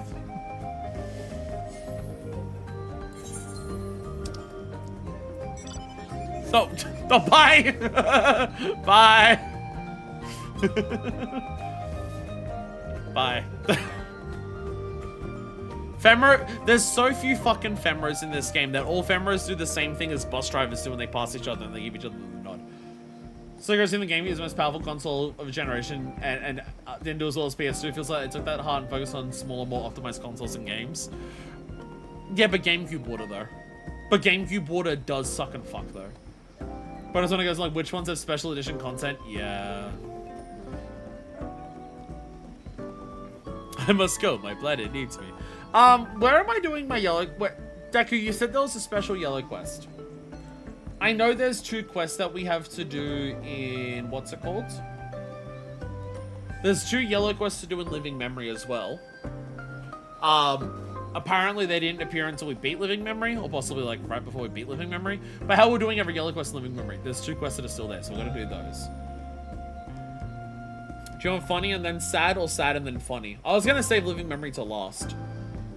But is there multiple yellows? I didn't realize there was multiple special yellows we were doing. Or are you just talking about also Living Memory? Because the Living Memory one's gonna be sad. But yeah, I think he said it's special yellow quest. I didn't realize there was multiple.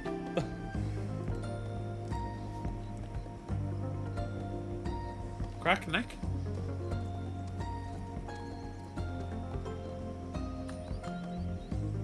Nope, it refuses. When death comes to dinner until you're low. Okay. When death comes to dinner?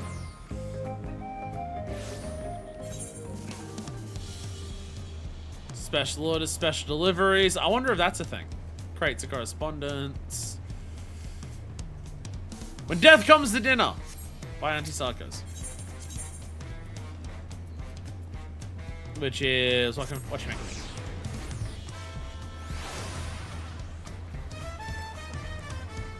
God, it's part of like in terms of like which games to play and like which ones to do. It's why I'm just like, yeah, I originally played Yakuza Kiwami 1 and 2 because, you know, those games assume that you've like, you know, like the games that the way they are now assume you've played the Kiwami ones. But now I'm just like, you know what? I consistently say that Kiwami 1 and Kiwami 2 are my least favorite games that I've played in the franchise. So what if I just go and play the original 1 and 2 on the PS2? Fuck it. Fuck it. Why not? Kami is Vandry is still finding a satisfying meal. Corn Servant! Corn Servant, you're back! Hey, buddy! I think it's dependent on doing Corn Servant quests, considering it's the Corn Servant. He's returned! When death comes to dinner. This usually Chipper Corn looks oddly consternated. Oh, visit my dear friend Minefist. I trust you've seen your fair share of adventure and delectable delight since last we met. That is well. With that, it's similar tidings to share, but in truth, his old colonels find themselves in need of assistance. I sense a belly possessed of monstrous appetite has found its way to Bayside Bevy, you see. Why does Corn Servant get an extra quest 7.2? Good question. Tis a hunger so ravenous took me to my very cob. I dare not confront it alone, but now I have you. That is, of course, assuming you would accompany me. Ah. You'll join me then? We'll just bask again in the warmth of your generous heart. Once you arrive, I need you to keep watch while I stick out the belligerent belly that cries for satiation. I can't believe we're getting more Corn Servant quests. Fuck yeah. Fuck yeah.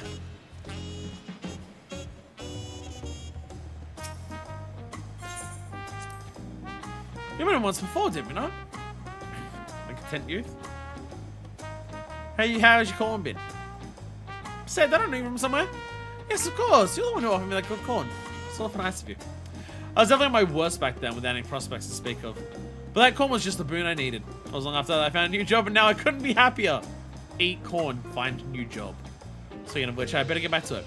Hope I'll see you around sometime. Thanks again. He's full of food and his spirit with purpose. That's a gliding sight. Hope he's not the one we seek. Let's look elsewhere.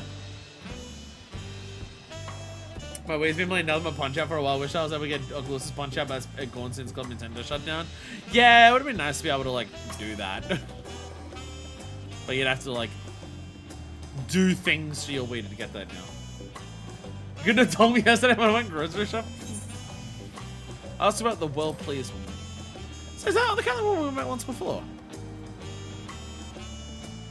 See, we may not get Omega quests. We may not have a Tatara quest line in Dawntrail, but we do get more Corn Servant, so really. Ah, it's you. Well, time for reunion this has been.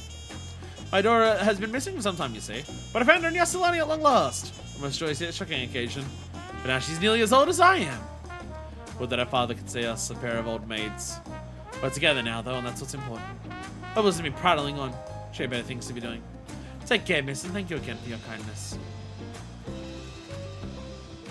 Ah, Belly once pained, but now at peace. No doubt she and her daughter have enjoyed many delicious cornfield dish together. That is something that I do particularly think Endwalker was like really, really good for. The fact that Endwalker had so many like good yellow quest lines as part of its patches, I think really helped flesh out a lot of Endwalker. Which is good because there's a lot of lack of combat to flesh out Endwalker, but still. Welcome back for more 14 streams. It's been fun to watch even though I don't have any stake in the overall story. Because they're so MMO and we just run around and do all the things, I do end up having it's probably the series where I have the most tangential talks into just random nonsense.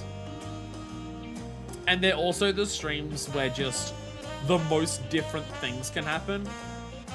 Like earlier this episode, and by this episode I mean 2 days ago, but it's going up on YouTube as one episode, was like raiding where it took us like an hour to clear a fight. And now we're just like running around with corn and doing shit. If you're after a lot of tangential topics, but also just a very wide variety of shit we do in an individual stream, 14's the best for that, and that's because of the way it's an MMO. We know this fellow, do we not?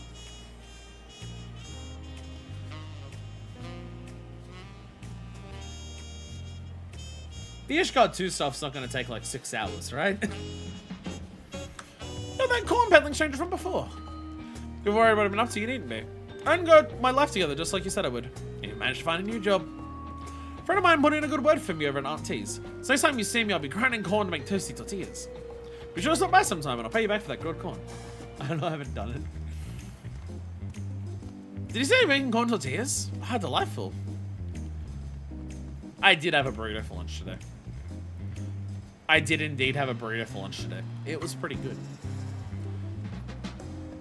It was a flavor burrito called Mexicali Mints, which I don't know exactly what they do with it. So hey, so that's another yellow quest from fucking the Hectides.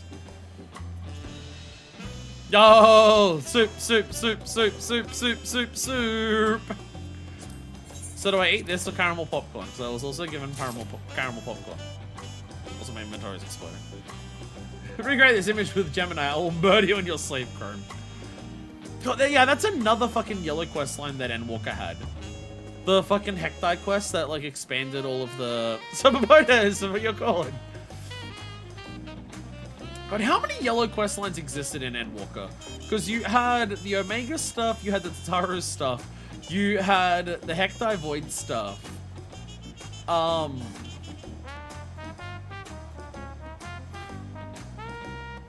think they were technically yellow quests, but they're part of Island Sanctuary, so I don't know if that counts.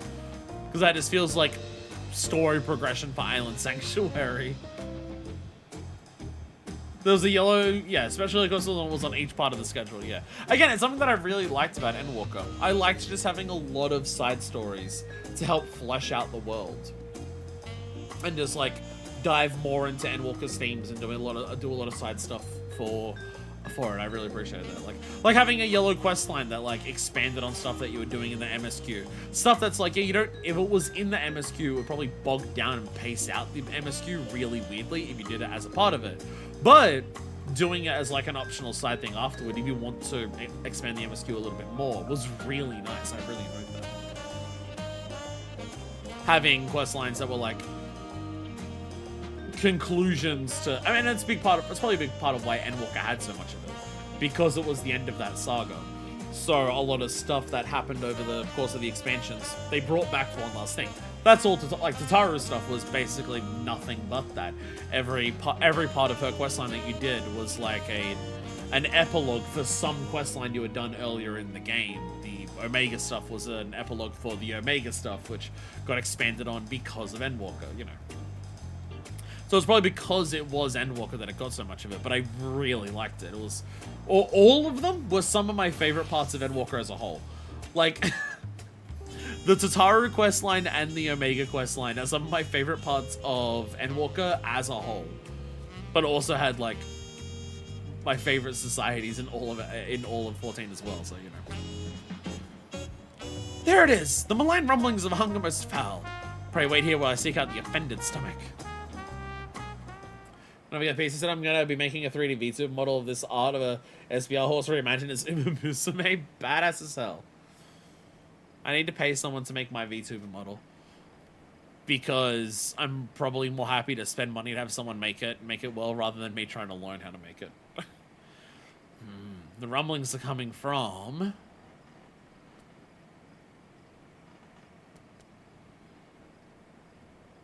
you.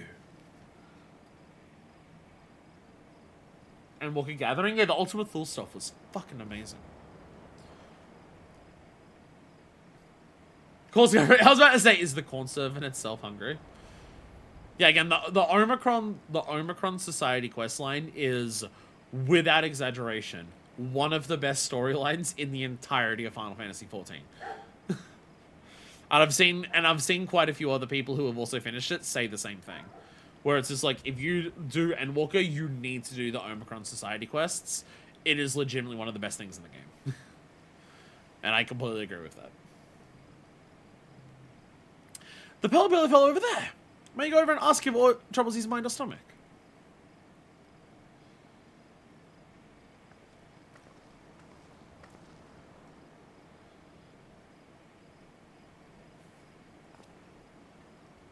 I'm sorry. You know, I'm having stomach troubles. The game's gone silent. Ominous. No, I can't say I am. Though I've been having strange cravings as of late. Ugh. Terrible cravings for... No, it's ominous music.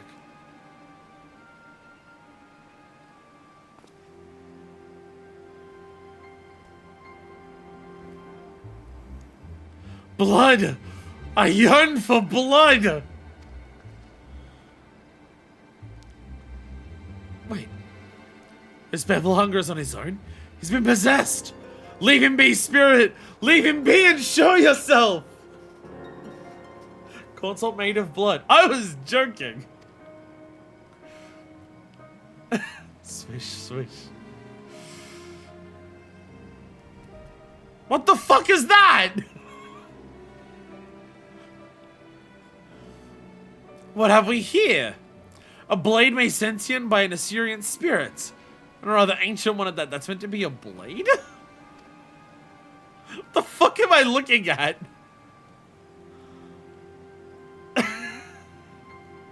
Like Patel? Long, long ago when the lands were barren and the people desperate, they'd offer ritual sacrifices in hopes of a bountiful harvest. The right scribe, the tithe of a beating heart, cut by stone blades that supped on the life force and made nascent spirits like the one that sways before us. But once people received my corny blessings, they no longer had need of such practices. The rites of rituals were buried along with their tools. Aztec sacrificial ritual knife. Do you suppose one of your corn dishes would sate its hunger? No, I fear this. A spirit of this age has little interest in the niceties of corn. But there must be something that can satisfy it. I've got it! I cannot prepare or to suit its palate, but you can! I'm not giving it its my blood. Why is this a minion? Hey, the bird is back. You say all manner of beasts under travels, do you not? We to take this dagger in your possession. You can then feast on the life force of your fallen foes, thereby sating its hunger. No? Assuming, of course, the gentleman would be willing to part with it.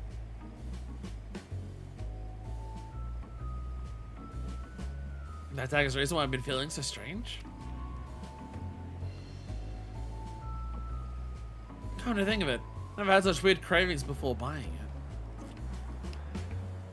And as far as it being a knife of ancient rituals, peddler who sold it to me did say they found it in the aftermath of a landslide caused by the Great Storm.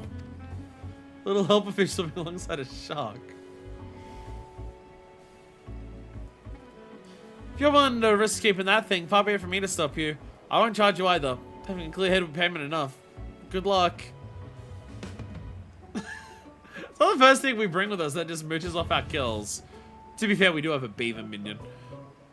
Given what you've learned of this spirit, you have elected to refer to it as the Death Servant. You can have a wonder if the blood of your enemies alone will suffice to stay its hunger. Swish, swish. With that said, perhaps though you should take a moment to get acquainted. I feel like I've just been cursed. I feel like I've just been cursed. Oh god, it's already feeding off blood. Oh god, it's already feeding off blood. Oh no. Go on now, don't be shy. Say hello to your new companion. Corn Servant, what are you doing?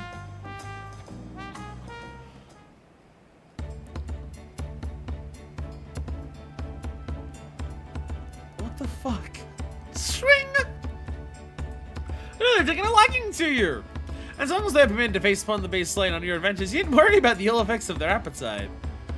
Alright, that's where the turn events, would you not agree? Well, that all appetites can be sated on with corn, but alas, hunger is a fickle fiend not so easily overcome. Thanks to good friends like you, however, I need not contend with such a challenge as alone. Indeed, I've been blessed by the fertile soils of trust and acceptance to cultivate such a beautiful friendship. I've little more than my cup to offer, but I should hope this will suffice as fitting payment. A decadent dish made with the finest corn. Yo, I get a dish made of corn instead of just being handed some corn. And with that, I must take my leave. Until we meet again, my friend!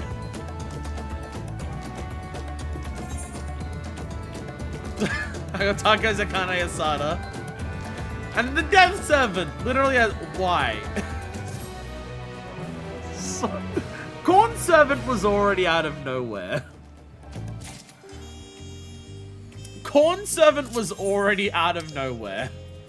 Death Servant is even more out of nowhere.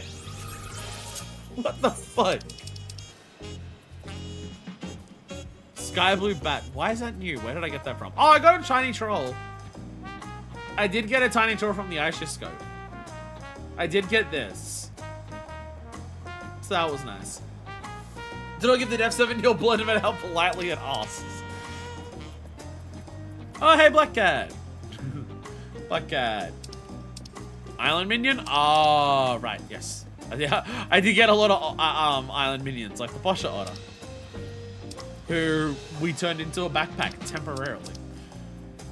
And all of the holiday minions. Yeah, I haven't actually like marked these off my map. The buckets. There it is.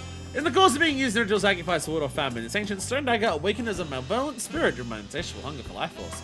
By joining with you and absorbing the essence of felled fiends, it is hoped that you'll be able to suppress its murderous urges. Another sacrificial ritual, Zorotea. We have Corn Servant Slither again. Watch out! Death Servant out of nowhere! It has a love heart with it too. Go on. Go on. Here you go. There you go. Nom nom nom. Why are you looking at me? Look at the buddy you're gonna eat. Go on. I think that's its heart. Yeah, up we go. That's the wrong button. There you are. My Death Servant is only temporary. Death Servant is only temporary, don't you worry. Everything's okay. See, it's only stabbing you a little bit. It's only trying to stab you a little bit. I mean, it's someone else's heart who probably wants it back. This feels very out of nowhere. This does feel very out of nowhere. Keeps attacking the heart.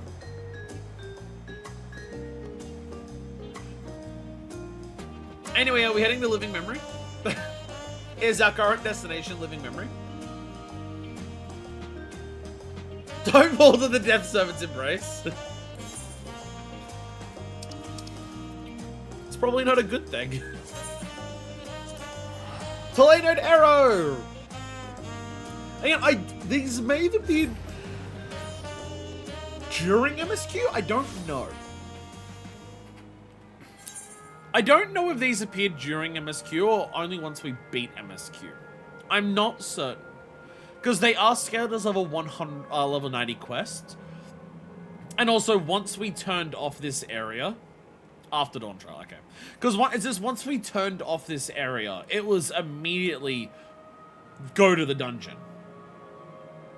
And so we turned this off and we immediately went there. We never went to these. But maybe they didn't activate them here specifically to make sure people didn't delay the main story by going and doing these ones. But yeah, we've done all of the other yellows as part of Living Memory, so I think it would be definitely worthwhile to do these on stream as well. Because we've done all the others. And we get to be sad even more. Budding Botanist. Again, all of this glow is still here. Like, these little bits still glow around Living Memory. Which does make me wonder things. But also, this part of Living Memory still has the most color to it, because it's all like, the plants are actually real. Leaving this place for good. The Budding Botanist is breathing rather heavily. Hello. I think I've seen you before. I'm here to collect all sorts of leaves and flowers, just like my hero. I was looking for plants to add to my collection when a fiend burst out of the bushes and chased me away. I've only just caught my breath. I'm not thought to ask, but would you mind helping me out? I'm going for Nephiletto fronds, Urinaris leaves, and some banana leaves. Sure how to find everything you buy. Shouldn't have to go too far.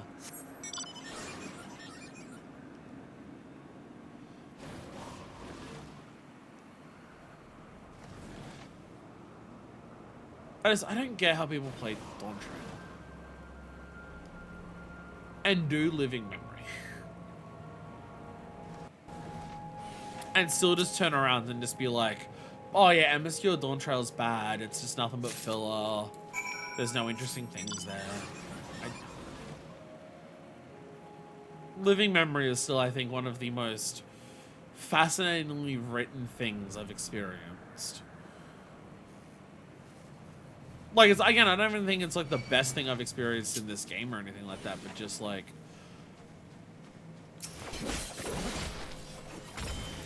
what it is so, like... oh, Jesus. I mean, I don't even know if calling it, like, unique is even the right word, but... like, come on.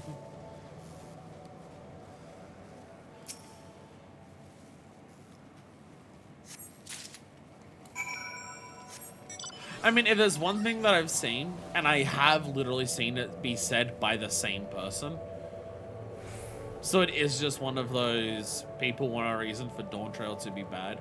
I have seen people, and sometimes it is literally the same person, who both makes the complaint of Dawntrail was meant to be our holiday vacation expansion.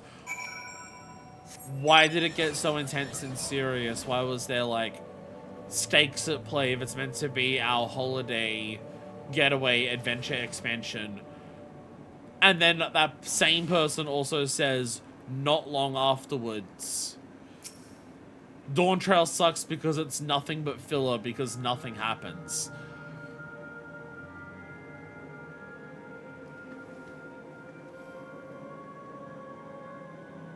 What?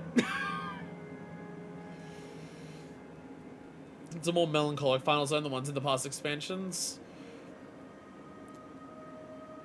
Like, just how do you go through Living Memory and have the vibes of just, like, turning it off? And just, how does that not affect you? Really need the next episode we're on. Just wish so many reactors. I watch while watching the dub. Again, I still gotta watch Stone Action. On the holidays, when the suicide rate is at its highest. I know that's what people say. I have no idea if it's true. I know it's what people say. I have no idea if it's true. If 2 plus 2 is 4 and 3 plus 3 is 6. You're back. Did you find everything? Family fragrant of the versatile, ever popular fruit. Spreading out like tough Nephiletto fronds were once used to brew warming tea.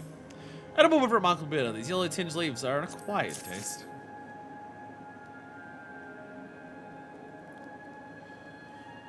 Well, thank you so much. I know I couldn't do it alone, but thanks to you, my Living Memory plant collection is complete.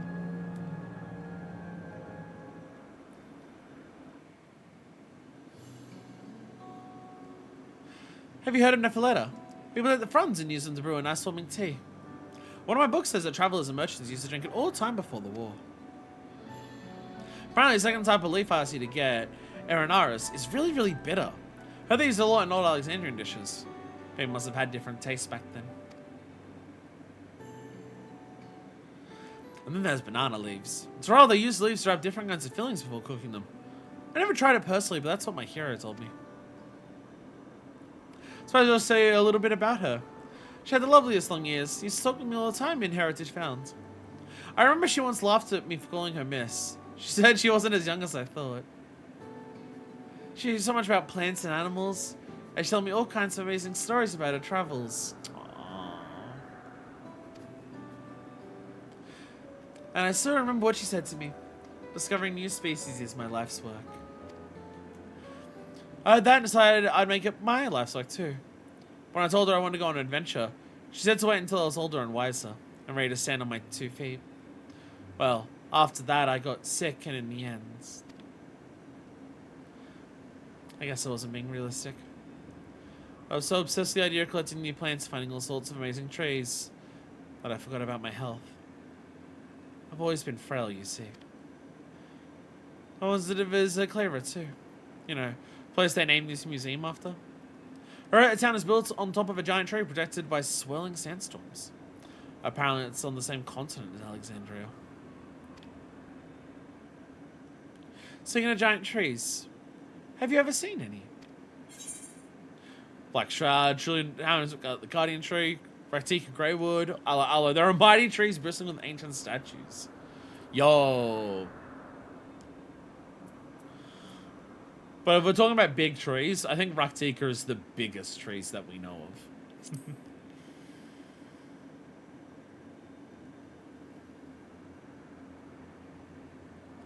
Whoa.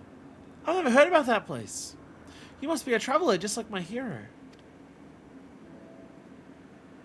I've given up on the idea of going on a big adventure, but after hearing your stories, I can't bear the thought of not living out my dream. Just you wait. One day I'll see the world and all it has to offer. After all, there's so much more out there than my books could ever tell me.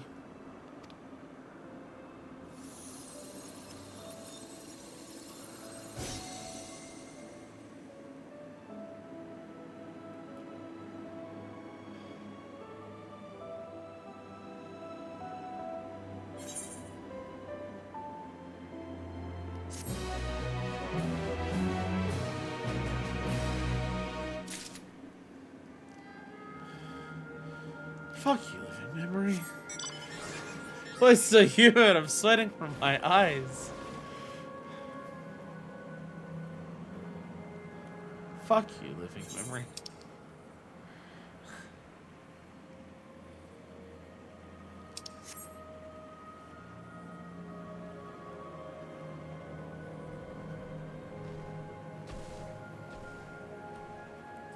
It's also just like another aspect in terms of just like how people engage with stories. Of saying that Dawntrail is filler. Because, oh, the storyline doesn't advance the main plot. Okay, I had bed about 3 in the morning. Understandable. It is quite late. I just start very late in the middle of the week. Good night, travel. But one of those things where people are just like, oh, Dawntrail is filler because it doesn't continue the main story. Like, you know, the main progression arc hasn't advanced anywhere because of Dawntrail. And one, that means Heavenswood and Stormblood are filler. Heavenswood and Stormblood, in terms of their main MSQs, like for the base expansions, don't expand the story of, you know, the overall events that lead to the end of Shadowbringers and Emborca.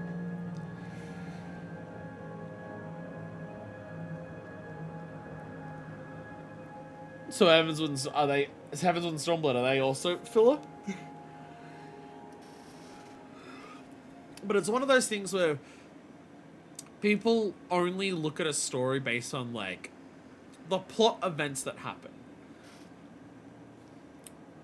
Because if you go through Dawntrail and don't see how much it is very much a sequel to Endwalker, thematically, everything about Dawntrail is trying to follow the themes of Endwalker as a sequel would.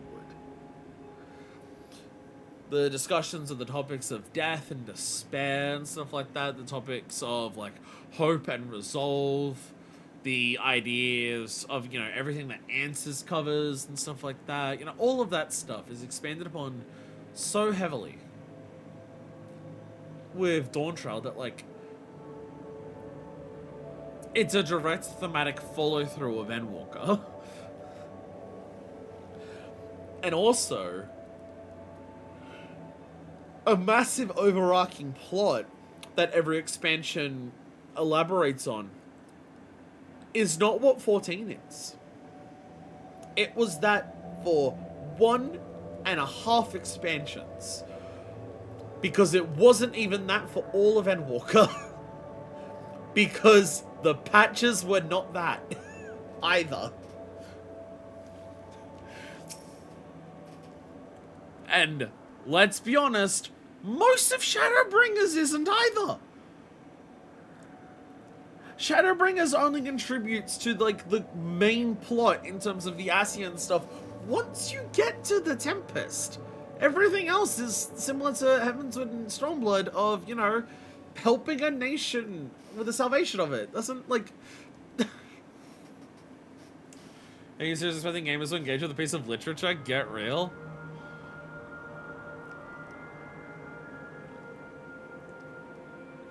It's just, yeah. Yeah. Lindsblom, we hardly knew you. The amiable elder seems starved for company.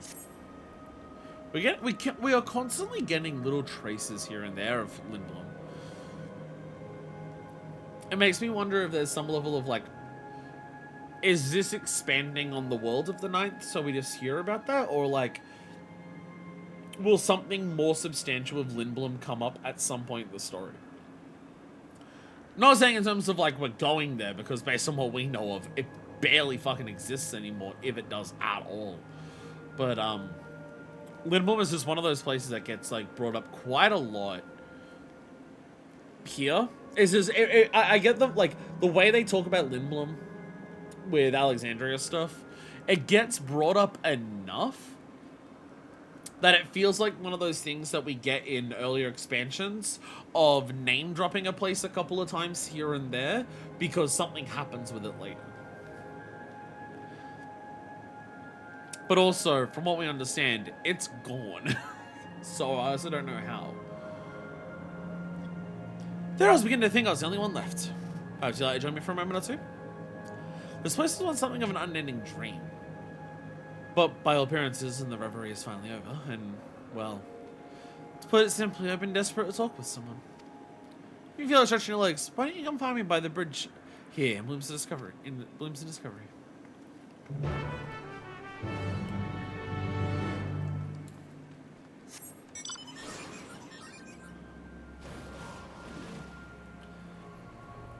It's not something that I like saying, because it feels both condescending and also like a cop-out instead of actually engaging with what someone's saying.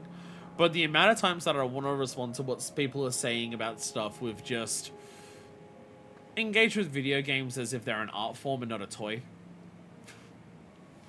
It's not saying that video games can't be a toy,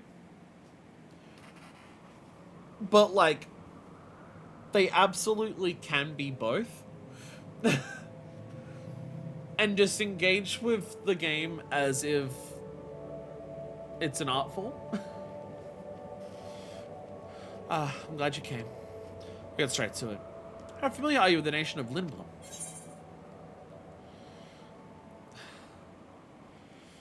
Faith actually fearsome weapons. Well, they're the ones who did the fearsome weapon on there. I know they're the ones at war with Alexandria. Precisely. Alexandria fought with the same Lindblom during the Storm Surge, and it was the latter who produced the dreadful weapon that wrought disaster. So yeah, the Storm Surge didn't start because of the weapon that Lindblom dropped, but the disaster was, like, yeah. To focus on this period of conflict reveals a nation loathed by the people of Alexandria. Yet, for much of the nation's shared history, Lindblom was simply a neighbor, albeit one with rather different customs. Also, put me in the mood for another wonder. Come find me when you're ready to hear the rest of my ramblings.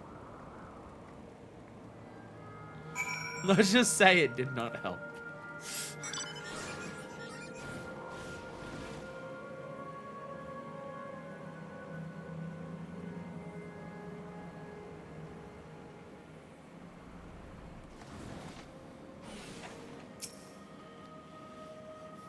Let's continue. Now, in many ways, a nation can be viewed as the combination of technology and culture. I wonder where your interest lies. Very much consider myself a woman of culture. I see. Regardless of your affiliation, simply taking an interest in such mind is to be commended. Lindblom was always revered for its technological prowess. After all, this was the nation that revolutionized travel with the invention of the air cab and the airship. Designs that combine magic and machine to remarkable effect. Despite such advancements, they held dear to time-honored traditions, among them the hunt. This festival of frenzied violence saw city streets awash with the blood of fiends, intentionally released as sport for brave warriors seeking to prove their skills. A nation on the forefront of technological innovation, yet steeped in the wild vestiges of its past. An interesting duality, I'm sure you'll agree. As we get too comfortable standing here, it's just to make for later an error to finish up our discussion.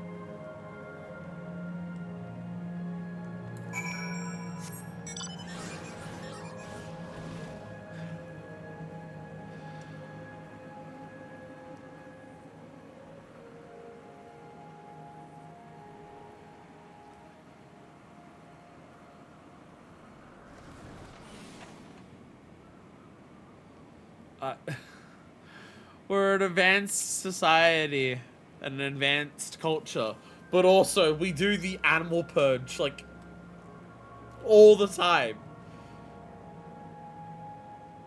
You know how you take out the bins like every second week? Yeah, we unleash the fiends and murder them in the streets basically every second week. You know, it's our own taking out the trash. I'm sure you have your reasons for being here, just as I have mine. Despite that, you've chosen to humor this old woman. For that you have my thanks. But a wonderful time talking with you.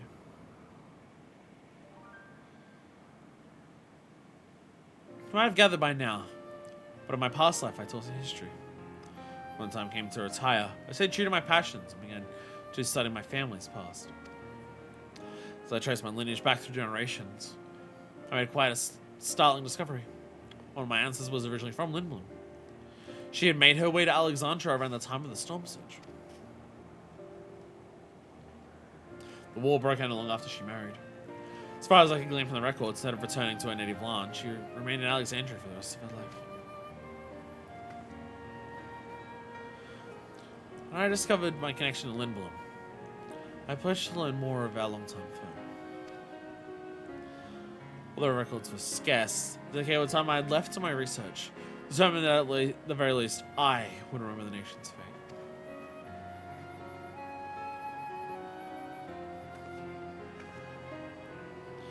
There's not too much to ask. I'd love to hear your thoughts about everything I've told you.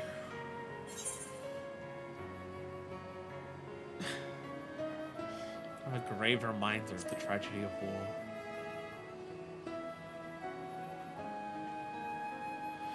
You're quite right. If it weren't for the Storm Surge, my ancestor may have had the option of returning to Lindblom one day. I must apologize. Knowing that this would be my last lecture, I got a little carried away. But simply had to share this with someone. Little did I know that I'd be blessed with such an enthusiastic student. You're a kind soul indeed. May the time you have left here prove fruitful and fulfilling.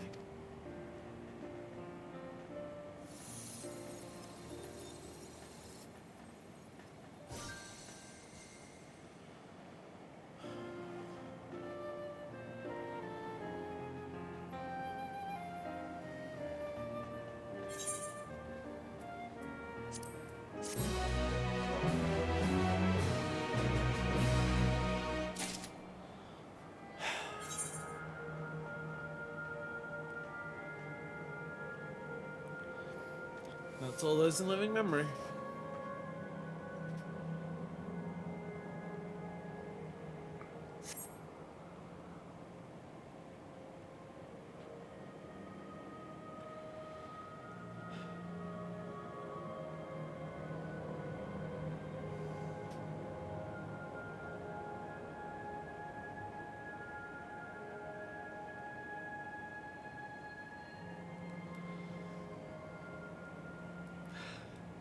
Still can't fucking handle being in this place. Oh.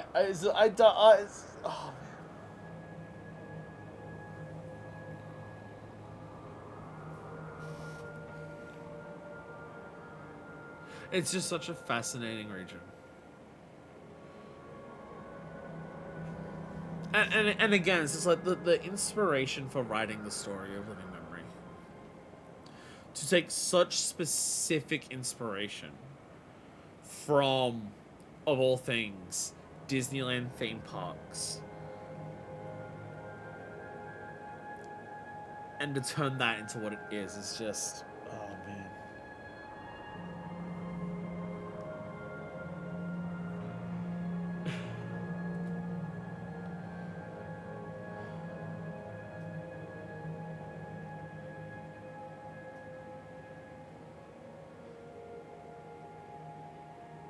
Yeah, this is the most colorful part, yeah.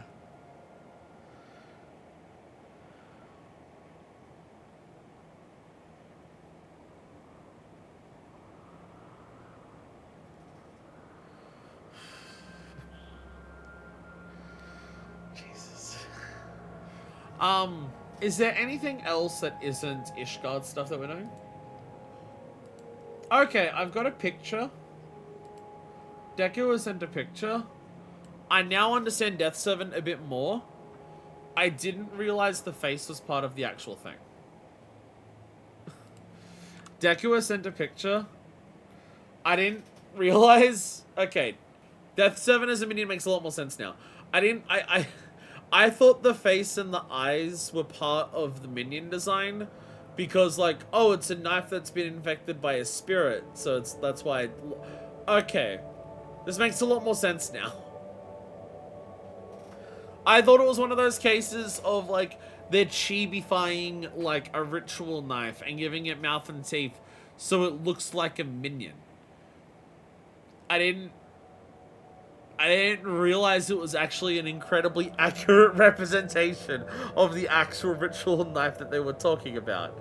I didn't realize it was actually so close.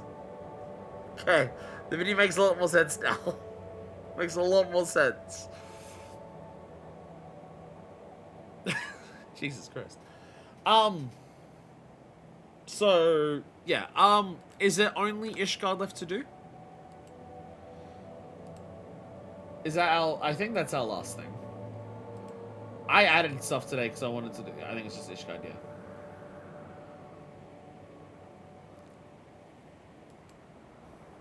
Well, I need to go to the bathroom first. I need to go to the bathroom first. So I'm gonna give you some fucking tunes instead of being in Depressville. I'm gonna go to the bathroom. When I come back, we'll go and do the Ishgard thing. Conclusion, that cold dancing line for Avril is just black mage gear. Dawntrail one? The Dawntrail one specifically? Because like if I think Avril black mage, I would think of Dawntrail gear. The big ass robe that is. Yeah, it's a good one. It's a good one. And that person had a baby Ronic minion. Well, no, it was maybe a buffalo. If there's like a different buffalo one. I should buy a Ronic minion on the market board while I can't get one. While I can't get my Ronic mount for a while. Anyways, I'll be back and we'll do some Ishgard. So I've been told, like the main thing I've been told with the Ishgard stuff is that Ishgard has like explicit stages. Like I've been told that like part 2 is explicitly in 7.31. Part 3 is explicit in 7.41. So I guess the idea is I don't have to finish whatever we're like doing today. It can be like the Skysteel tool stuff where, hey, here's a weekly check-in of the progress that I've made. And as long as I make enough progress that I have finished my progress before we get to the patch for the next section of, like, the actual update for it, then hopefully we can keep on track. That's kind of my plan. Anyways, I shall be back. And we are back. Apparently, Endwalker and DT are a really good boon for drapery enjoyers, which is crafts. Endwalker has some nice pieces for me. The biggest things that are like boons for Manifest or Glam are definitely Shadowbringers and Dawntrail, for just having stuff that is very like adventurer things.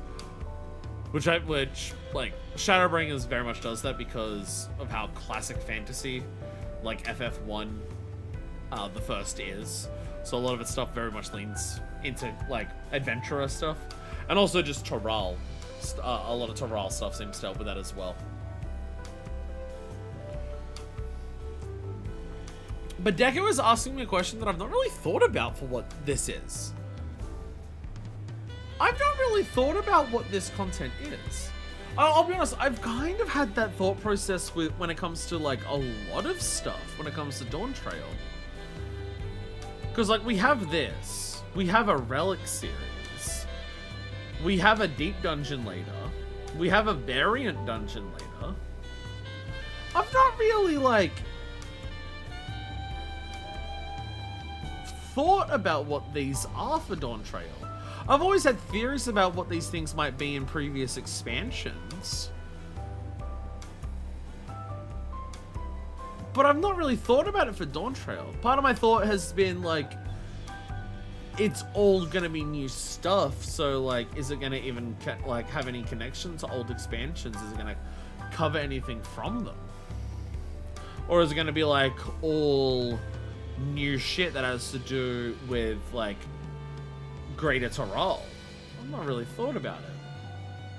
Again, same with the Alliance Raid. I wasn't really thinking like, oh, what could the Alliance Raid be? My main thing would be, and I don't know if they would do this, because it feels like something they're saving for MSQ because of the twins, is Garlemald. Being crafter and gatherer stuff. Is it literally like Ishgard where we're helping to restore Garlemald?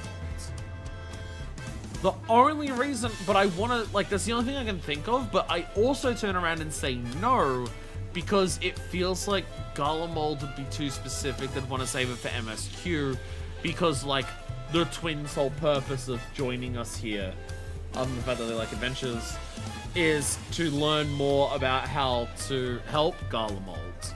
So I would feel like if we were going to help Garlemald, it would be like part of the story as we go back and visit. Which would then I would also say, well, maybe like you do a thing in the story and then you can start it as a side thing.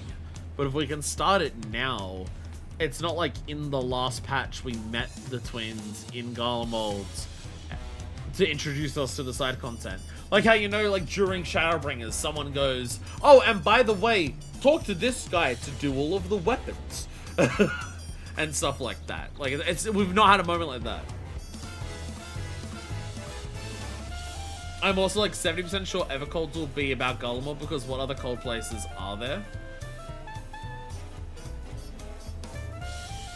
The treasure islands of Blind Frost in Othard's North.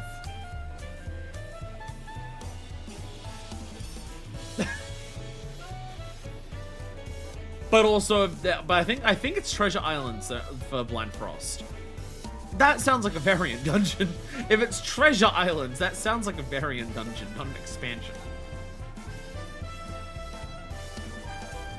I swear to God, if Evercold is an expansion entirely about Garlemald, I'm probably not gonna like it.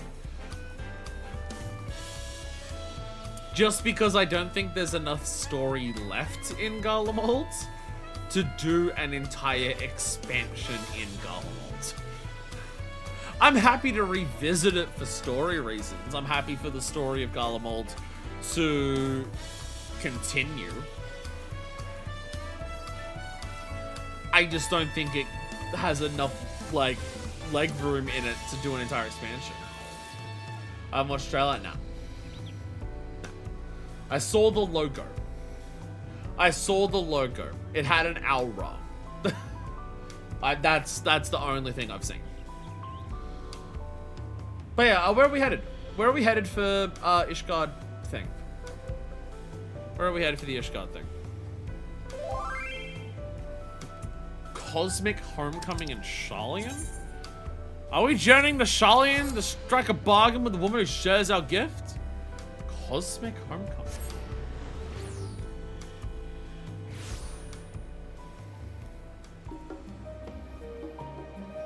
Cosmic?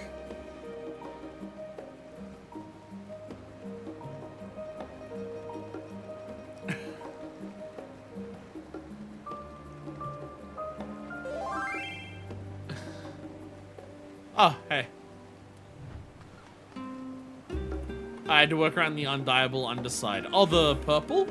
I mean, if you want a color to ascend the to be an ascent to the purple, or the purple to be an ascent to the other color, that shade of red works really well.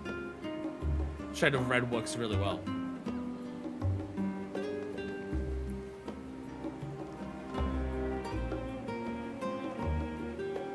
Which parts of the hands are hands? Which parts of the hands are parts of the body? Oh, okay. So the sleeving is part of the sleeving is part of the jobs. Part of the job gear. Okay, it is just the fingers, just completely and utterly decked out with a shitload of rings. That is pretty badass. The coloring of the top, I really like. I really like the coloring of the top.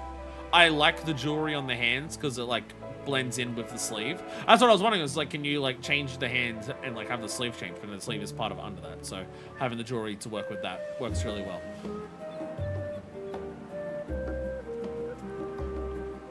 The beanie and the pants.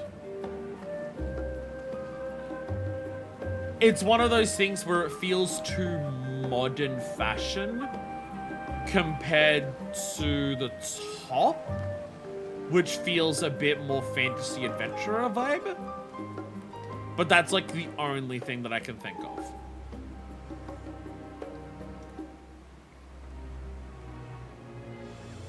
Like, I feel like I can see someone walking around where I live wearing either these pants or the beanie. But I wouldn't see someone walking around wearing that top. But that's like a very specific type of like thing.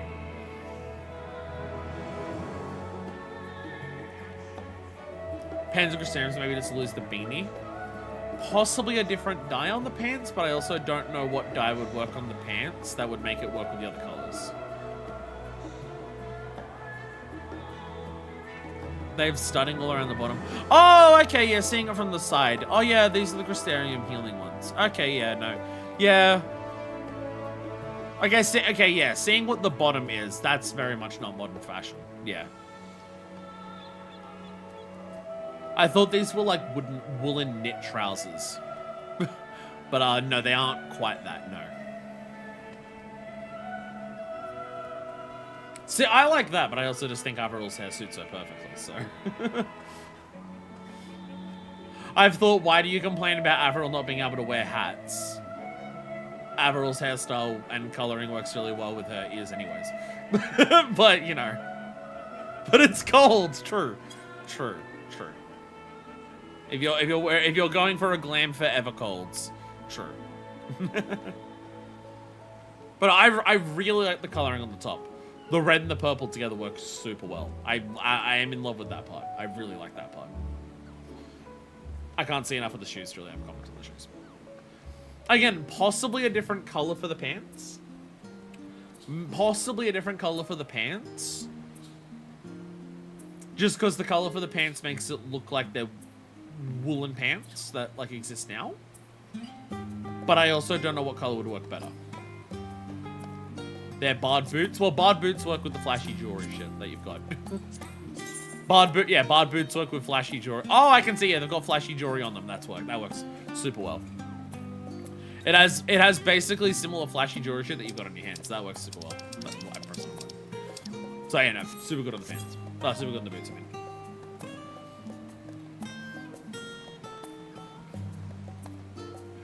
Oh, it's a Loperit thing. Oh, it's a Loperit. Yo. Oh, I gotta grab you then. Where are you? Where are you? There you are. There we go. Look, it's you, but little. It's you, but little. And without a backpack. No, never mind, the backpack's still there. Hello there, naming way.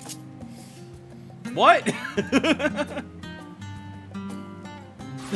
Hello there, name. What are we doing with the Loperits?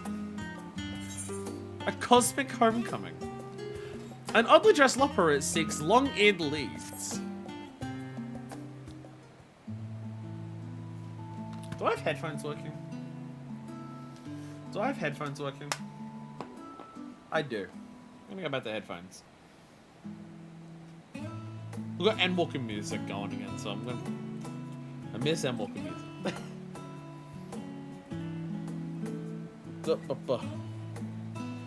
Naming way, why couldn't you introduce yourself to Minifest while she was going through several existential crises about her name? Why couldn't you be around then? Let us know they should be flattered or offended. Unauthorized likeness of the Vinion. That came with AOC Encyclopedia 1. Greetings and salutations, my good madame. I am called Naming Way. And as for you, I suppose we shall see. For the moment, I am need of directions. I have heard tell of other Loperits roaming the city, long-eared and charmingly fuzzy like myself. Might you have seen any? I met a colony of them on the moon. Also, Puddingway's still, I think, hanging around near the studio. You've met the entire Fluffle? However did you get up there? Evil teleporter and evil castle. I see. So the people of Atheros have but recently secured a reliable means of transit to the moon. Why did I hear about this sooner? If what you say is true... At long last, I can return home to my beloved Mare Lamentorum. Oh, happy day. So you've just been down here the entire time? You've just been down here the entire time? You would not believe what I've endured on this star. It's been one ordeal after another. I first set out to study Atheros over 100 years ago. Fucking gross. Mine was a solitary mission, yet one of tremendous importance, and I had to see it through. Alas, my survey pod suffered a bit of a rocky landing. Smashed to smithereens, and thus I was stranded on this star with no method of contacting my compatriots. But did I despair? No, I did my duty. I scoured every realm of this world on my own lonesome, trusting that someday, somehow, I would make it home. It was not until recently, however, that rumor of the moonvote descending upon this passionate skull has reached my ears. I immediately stowed away on a vessel bound for Old Charlian to investigate the veracity. And here we are. For so long I've yearned to return home to Bestley's Burrows, hanging out with my comrades. Please, will you tell me how to reach Mare Lamentorum? Mario asked Loperit. The Tower of Babel, you say? I saw myself visited Galamalt some few decades ago. I dare say I have no trouble finding my way there again. However, after 100 years away, I'm not sure what manner of welcome awaits me. Given your familiarity with my kin, perhaps you can serve as moral support? Oh, thank you! I'm fortunate indeed to have crossed paths with someone who's so kind. Then without further ado, I shall meet you in Mare Lamentorum.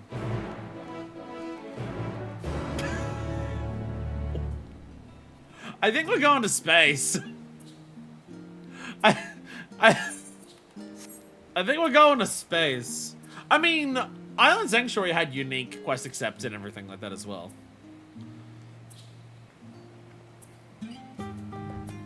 You look much fancier than I do. We desperately need clams for each individual crafter, I swear to fucking God. Remember all those spaceships on the market board? No? Should I? Because I don't. Actually, wait, are you waiting near Sinus Lycorum? Yes. No. Lucky Mara, I'm sorry. By the way, Who's ready for another... I meant spacesuits and my phone said no. Oh wait, that's my Sage hat. I didn't realize there was multiple. Yeah, this is like a space captain, star captain hat. I didn't realize there was multiple of these. I thought this was on, I just figured this was like a random one-off. Here's like a fucking random space glam. Like there's a Mad Max glam in Dawntrail. I've kind of written off Dawntrail glams as sometimes they just put weird shit in it, like Mad Max. But yeah, I got a star captain hat on my Sage.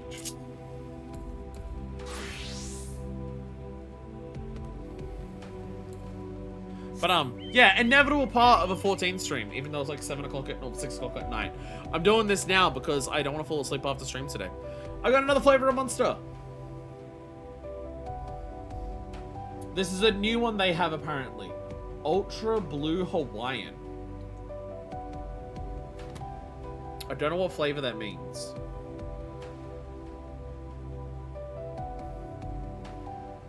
It says it's a blend of Polynesian fruits. That means nothing to me.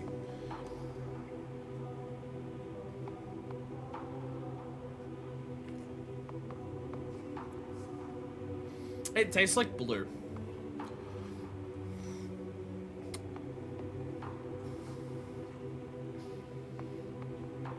You know, Blue Powerade? You know how some, like, bars and places will just have, like, generic blue fruit cocktails? It's that flavor. I got you, blue. Bitches love blue. It tastes like blue. Which, to be fair, I do like the taste of blue, so. Blue raspberry? Not blue raspberry. No, not... Blue, but without the raspberry. Again, blue Hawaii is pineapple juice, rum, and blue curacao, so I guess that, but ultra. Yeah, very, yeah.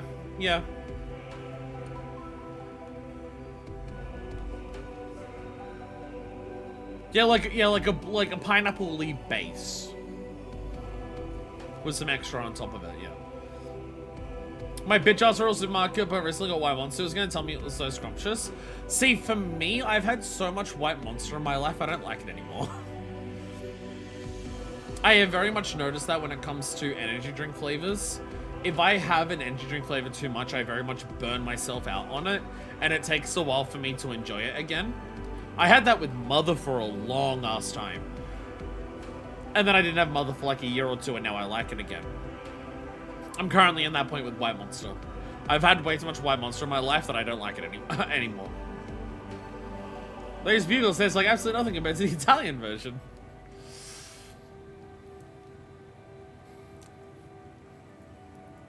I like blue. There's a lot of Monster flavors at the moment that I'm not a big fan of. Like I don't even like the mango at the moment. There's too many words, like I've had them too much now. Yo! Phew! That certainly wasn't my idea of a relaxing climb. You lot really should consider giving that old tower a fresh coat of paint. Or at least removing some of the more sinister devices. Nonetheless, here I am.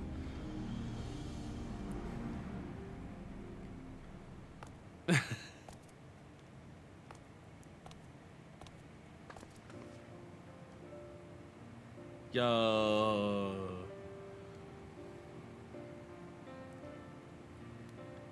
A few things may have changed in my absence, but there's no mistaking it.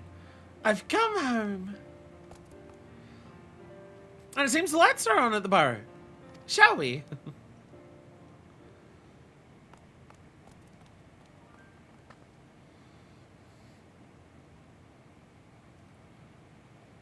One of those massive moments of like playing through Endwalker. And just getting to the moon for the first time and seeing the star from space. I think I stopped and cried for like 5 minutes. Why is the Zodiac hole empty? Oh, did you not hear about the final days and how they came and how we stopped it while you were on the star?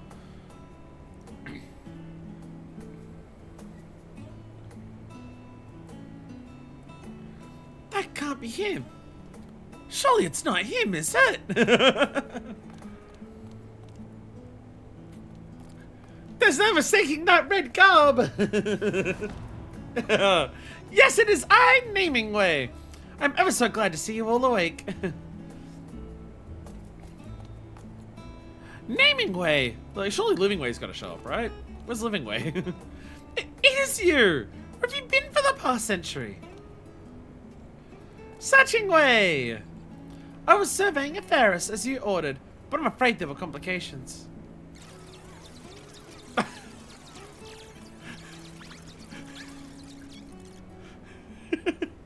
So the survey pod was destroyed. What a catastrophe. It certainly hindered my ability to travel. Regardless, my mission was a success, and I return to you now with a shocking revelation. The people of Atheris, you see.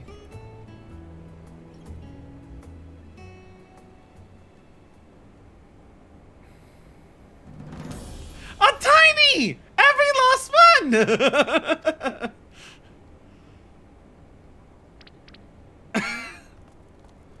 Tragic, isn't it? But we've been away for some time.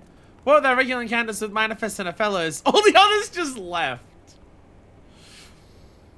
Oh, it's better with a Lala than a Row. To be fair, Ephemera was still like 3 times shorter than what the Ancients were. You may find this hard to believe, but the final days have been averted entirely. There's no need to evacuate Atheris. Our job is done. They're gonna make a PS4. Oh, what is what?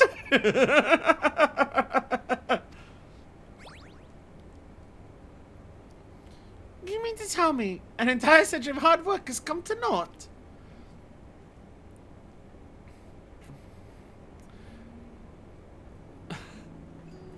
I think we need to introduce you to a certain nightclub where Loporits who are in your exact situation of existential crisis draw funny pictures on a wall to make themselves feel better.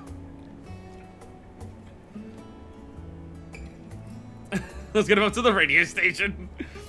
Don't lose heart, my friend. We Loporits may no longer have a Heidelin-given purpose, but we are free to discover new dreams of our own. Literally, like, we had an entire side quest series about it. And be it through painting, musicking, or broadcasting, we're finding ever more ways to connect with the people of Atheris. I assume that dialogue has to be different based on whether you've done the society quest or not, right? I assume it has to be. Because that is very explicitly all the stuff that's up there. Really? What's your new dream, Searchingway? My dream? My dream? Why, I have the grandest dream of all! To seek out new life and new civilizations! To boldly go where no Loporit has gone before!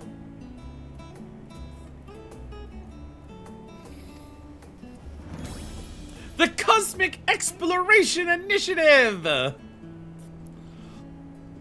Not bad for another say. The naming was always your forte, not mine. We can stop calling it Ishgard Restoration too! It was you who suggested Carrots of Happiness, not to mention Best Place Burrow. That was before you got a full century of added insight under your belt. Hey! We found who called it Best Place Burrow. What if we found a new purpose for all that you've learned? Imagine how many discoveries await us on other stars. They'll need names, you know. You want me to name your discoveries? Not for duty's sake, but for the simple joy of it. Well, I should be glad to. I think of no nomenclatural prospect more enticing. What about you, Manifest? Won't you join us at the final frontier? Think of the strange new worlds just waiting to be explored. Okay, was this? Okay, they're now literally saying space, the final frontier. Was this line written before strange new worlds existed, or or are we trying to be explicit with like, hey, a current modern Star Trek reference? And we get naming for around context.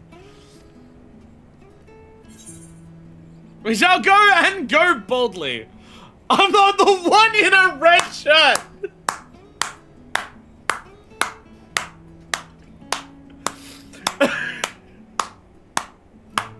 Yes! My Star Trek knowledge can finally come into use in this game. We have a series made for me to finally reference the thing that no one else here knows. Add some moments to the cargo list. Add rock salt. Let's build housing on the moon, said Namingway enthusiastically before being shot by a certain minstrel. I'm not the one in a red shirt. Manifest, how do you know Star Trek? Fantastic. Welcome aboard. I'll have driving way take you to our base operations straight away.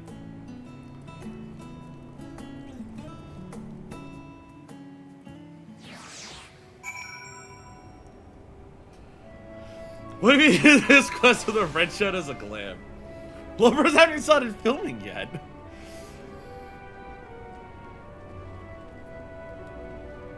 I do like how my knowledge of Star Trek just means that inherently there's sometimes where I just immediately understand like what they're doing with the operates.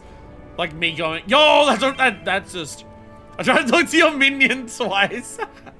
That is just straight up a rover. Let's go. Like me saying engage before all the characters started saying engage, like right at the end of Endwalker. Mr. Animal Comrade in the dashing sunglasses is none other than the master of vehicular traversal driving way. Hell yeah, he's got the shades on.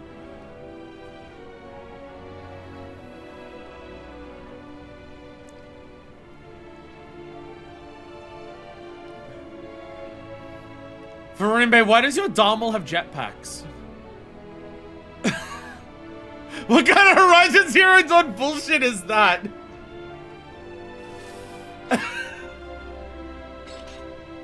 They built that car with space Lego. Gotta build a spaceship.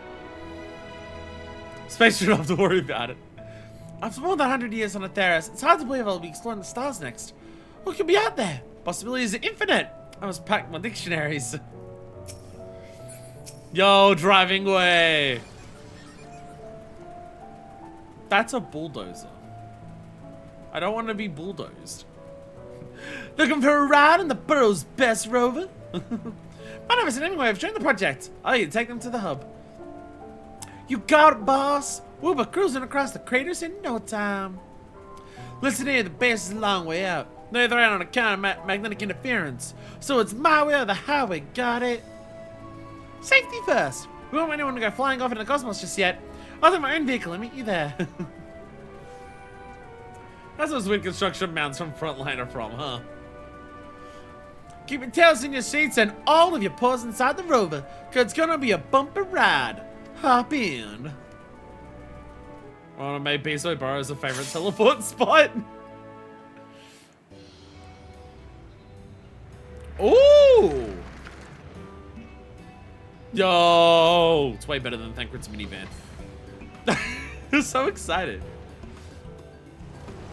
Yo! A new spot of the moon? A new section of the moon?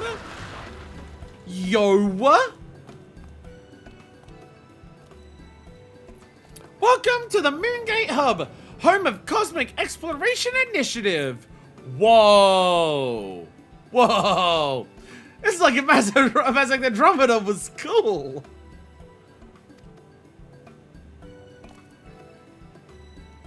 They're busy. God damn. An entire new moon zone. Oh my god. Place used to be pretty empty. Is this like Ishgard? As the community makes progress, the thing builds up? Hi there!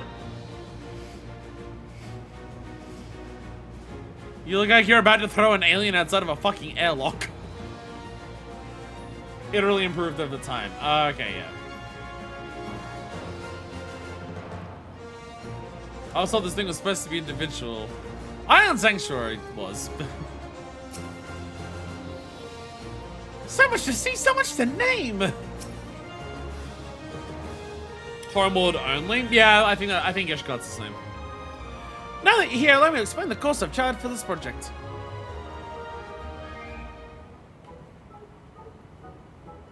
There's a lot of work to be done, but our first priority is the completion of maintenance of our base here. After that, the sky's the limit. Somewhat literally, as I discovered, an entirely new starship is required for our mission. As apparently, I'm not authorized to fly the whole moon off to mother knows where.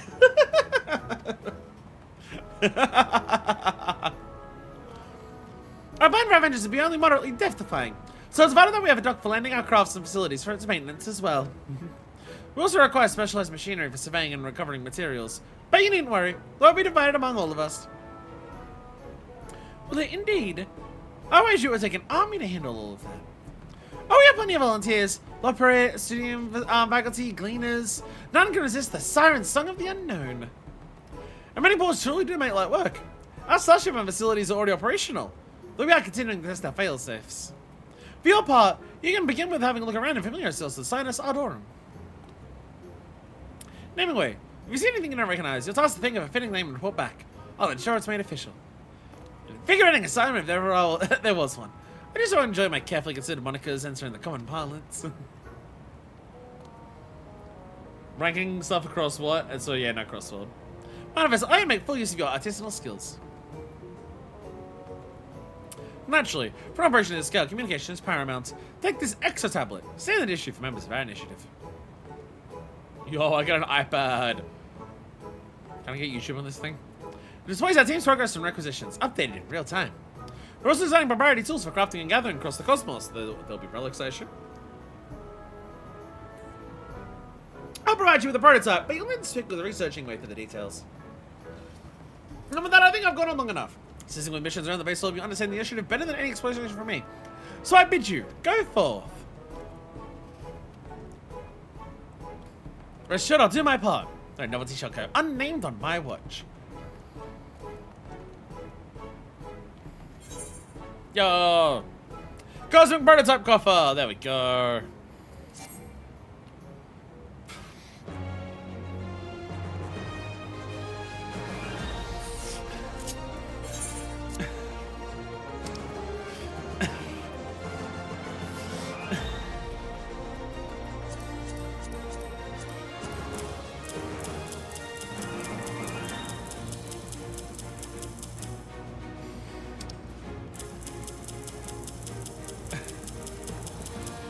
There we go. What the hell, Artesia? I didn't have enough inventory, so I didn't finish the quest. Holy shit, Artesia. You got a fucking surfboard. Alright. So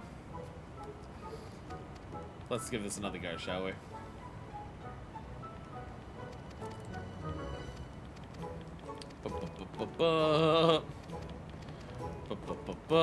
There we go.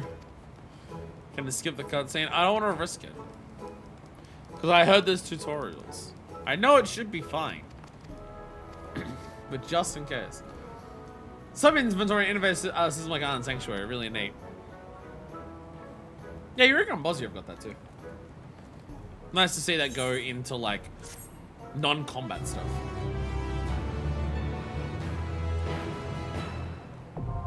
Cosmic exploration now accessible.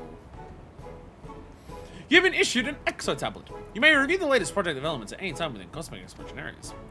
Take part in missions for further exploration of the Sea of Stars and aid searching Wayne's crew in realizing their dream.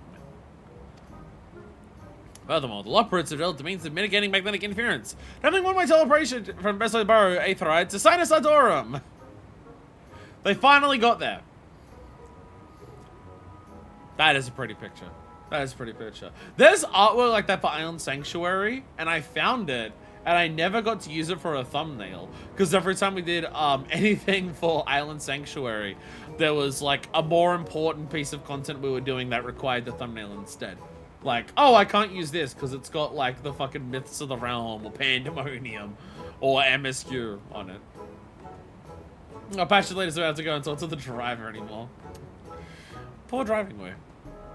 I have beef with that section. Welcome to the Cosmic Exploration Initiative. As part of the team, you will work alongside fellow residents of your homeworld to explore and develop Sinus Ardorum as well as each new planet you reach. Further each objective through crafting and gathering, and shape your surroundings with new facilities designed to aid in greater exploration. Classes, designed for samples in hand and land. The stellar missions employ quest sync. Adjust the difficulty and XP rolls to your current level.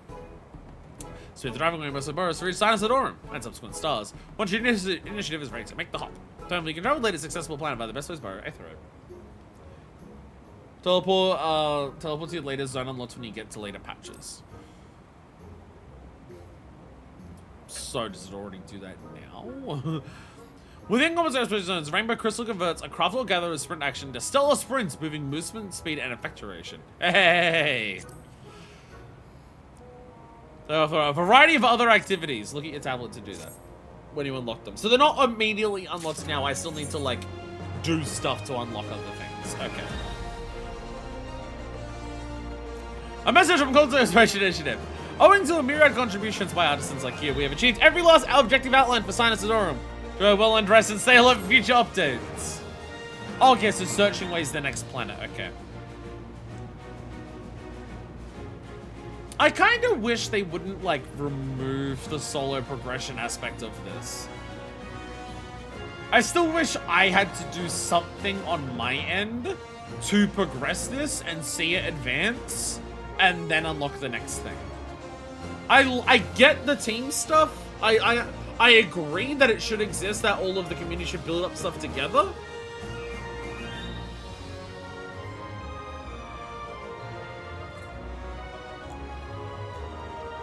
But there should be something to account for solo players. Congratulations for your hard work on building this base.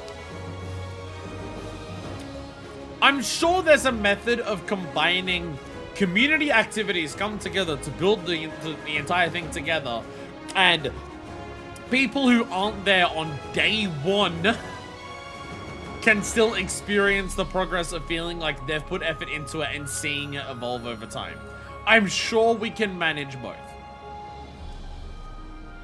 I'm sure we can manage both. I'm sure this is not impossible. So that's just the warning for things. Alright, Stellar Missions, Mech Ops, Stellar Successes, Infrastructure Index. More stuff there. Cosmic Class Trasher and Exploration Guide. And then 2 types of currency.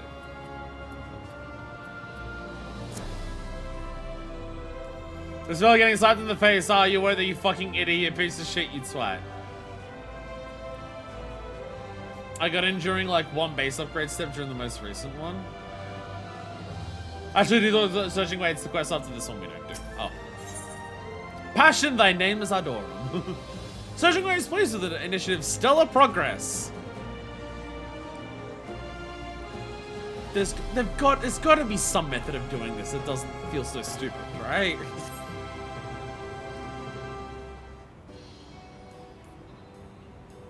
Like, for how much of the game wants you to feel like you're making progression in your story, the fact that this is just, you've missed this content, bye. We should be well and truly past that stage. We should be well and truly past the point of, oh, you have missed this major piece of content. We should be done with that by now. That shouldn't still be happening. How'd it work, Manifest? We had a chance to explore the premises. I occasionally go from my exit tablet to avoid crashing into things. This place was just an empty moon field with a few boxes and tables. Now it's a whole damn spaceport. And how nice would it feel like to, I made progress on that. So every building has never been worth it because of how it's supposed to be here in perpetuity for new players. Like, so much of this game is, this is here for new people to always experience. Except for this stuff where this is here for the people who are here for the first 3 days. Like, If anyone here knows, answer me this. Knowing what this player base is like. Knowing what this player base is like. Of the people who will actually be like, I got to max level in Island Sanctuary in 2 days. This sucks because all I had to do was just hit rocks for 10 hours. As opposed to, you know, doing the workshop and slowly doing it over time. How long did it take the community to finish this? Like, to get to the finished building stage? Because it's weird to design content for people who are here for however long that takes, rather than all of the people in the future who will get here after that. You just got a restoration, you get there and it's fully done, yeah. Again, there needs to be a way for solo players to still experience this. Or, not even solo players, but people who are just here, not week 1. You could be caught up on the game, but you have a holiday planned, or you're sick or whatever, when this drops and you'll miss out on a shitload of it. But it's a lot of progress to make, but there's no one change from beside the main quest chain. That doesn't fix the core issue that me and Crafts are pointing out about how this is bullshit and it sucks. And how we both already hate this and don't want to be here. How wonderful to hear that you love your work so much. Your contributions play an invaluable role in our future exploits. I've returned! I'll say the base truly has become a sight to behold. Yeah, become! Maybe Dawntrail is bad.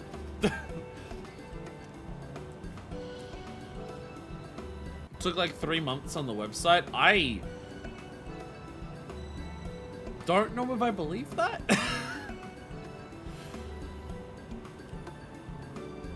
That's like almost until the next like patch for this dropped. Hasn't it? We owe much to the people of Atheris for their assistance. Indeed, and it warms my heart to see my kin working together with them. It's good to be back, and I have so many curiosities to name. Come on, let me introduce you to my latest and greatest nomenclature. Marvelous idea. You two belong by all means. Trust me, Manifest, naming way never disappoints. We should be fucking past this. We should be past this. This should not still be an issue with the game. We should be well and truly past this being an issue. So the naming way is already hard at work as it is the denominator. Go on, I'll be here when you return. Let's be on our way, Manifest. We'll start the starship and from there to all my most delightful discoveries.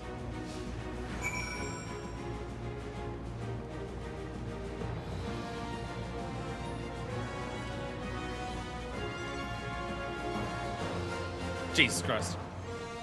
Where am I going? Where are we going?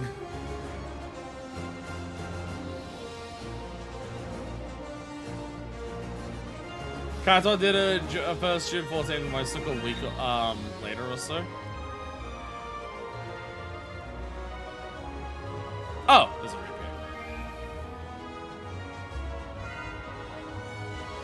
Master John Grove Grill has been detected near the Mechop directive short has been issued.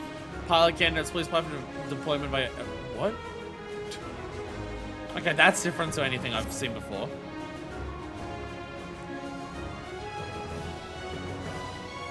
Okay, something's happening there, but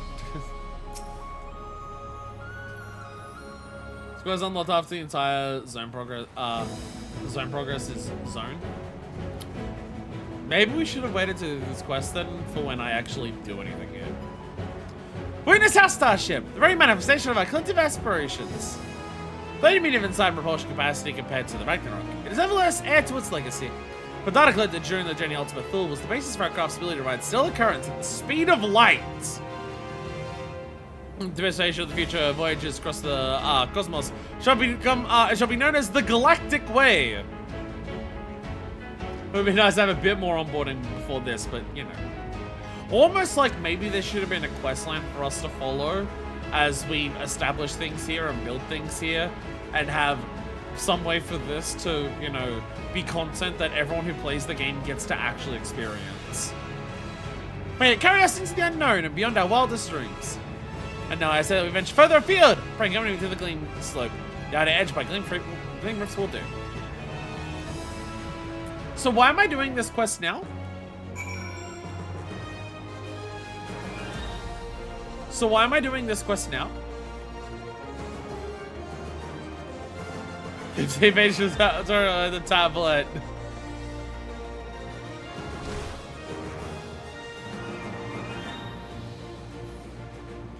So why are we doing this quest now?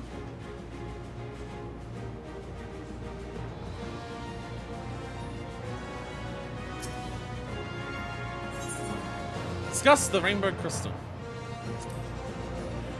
Even with the Rainbow Crystal in the center of the hub, though it's slightly different than those of the Bar Incineration that change its appellation. Similar and has the word rainbow. What's it like? No, I don't see it in there. Anyway, such crystals regulate gravity and oxygen levels, allowing us to maintain ideal living environments for the people of Atheros. Though they may be recalibrated for use on any star we come across. Oh, it's up there, okay.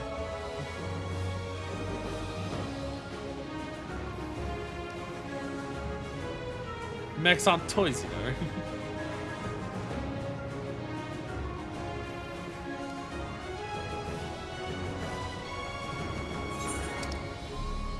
Oh, this place is fucking massive. Oh, this place is actually fucking massive. Oh.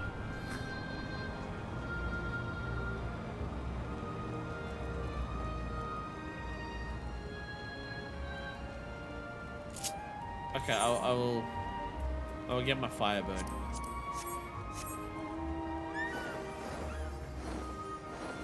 Oh, I don't have flight unlocked. Oh, I don't have flight unlocked. I guess I gotta do something for that.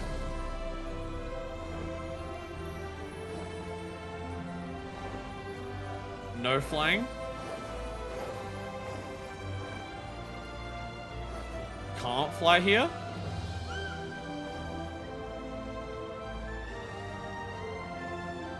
Avril, you can't fly here. Avril, you can't fly here.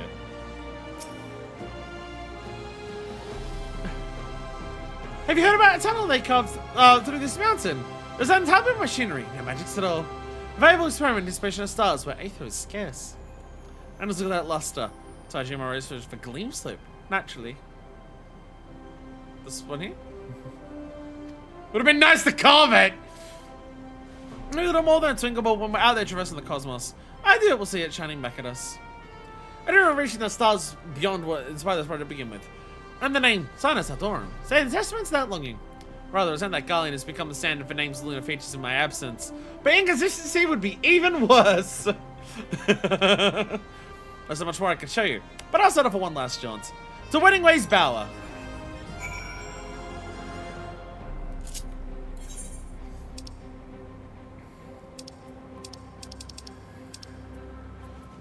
Where's my bike?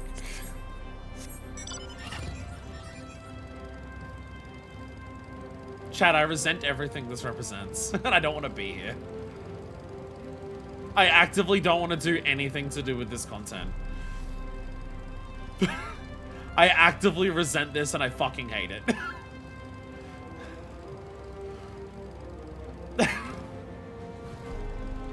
Feels like the mount speed is at least up here.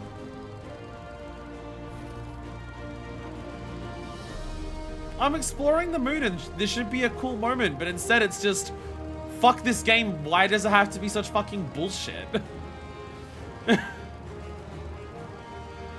It'd be nice to be able to, like, enjoy this, but I can't, because it fucking sucks. What are these flying things? Oh! That has to do with this, I guess?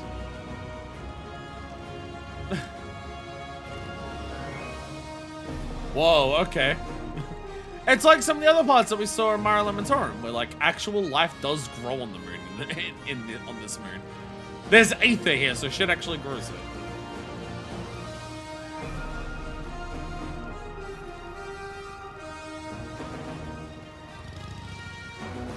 Dan Hemingway, you're on the back with me. Here we are at the Botanical Gardens, where Wedding Ways are attempting to determine whether we can utilize rainbow crystals to cultivate life on other stars. Fortunately for us, the experiments have resulted in a delightful array of crossbreeds. See for yourself. Oh. Observe the plants. Okay, sure.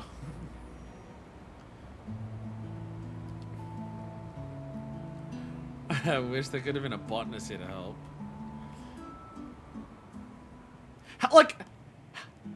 How don't they fucking get it?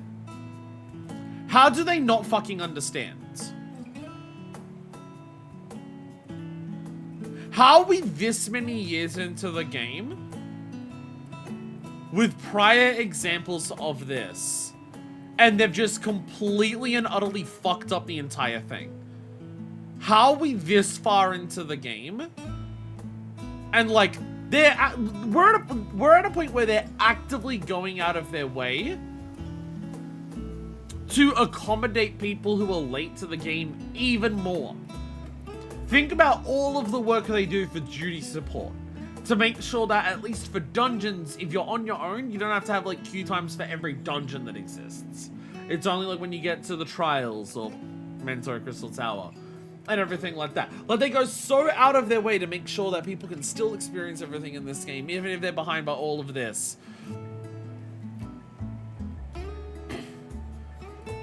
And just, fuck you, we're not even going to bother with this. If you're not here day one, fuck you, we don't respect you. Best I can say is that you don't have to do the quest immediately once it's available. You fuckers told me to.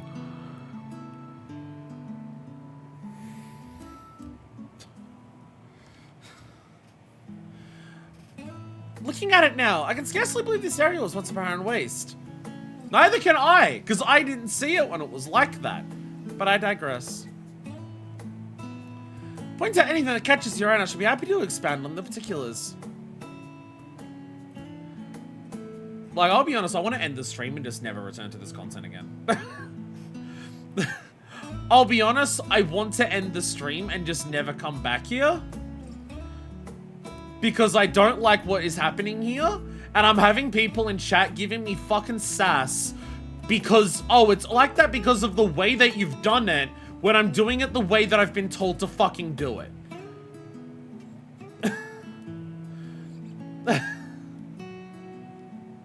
Like, I am so fucking furious right now. I am so immensely pissed off. Oh, you only don't like it because you're doing it the way that we fucking told you to do it. Like, fuck off.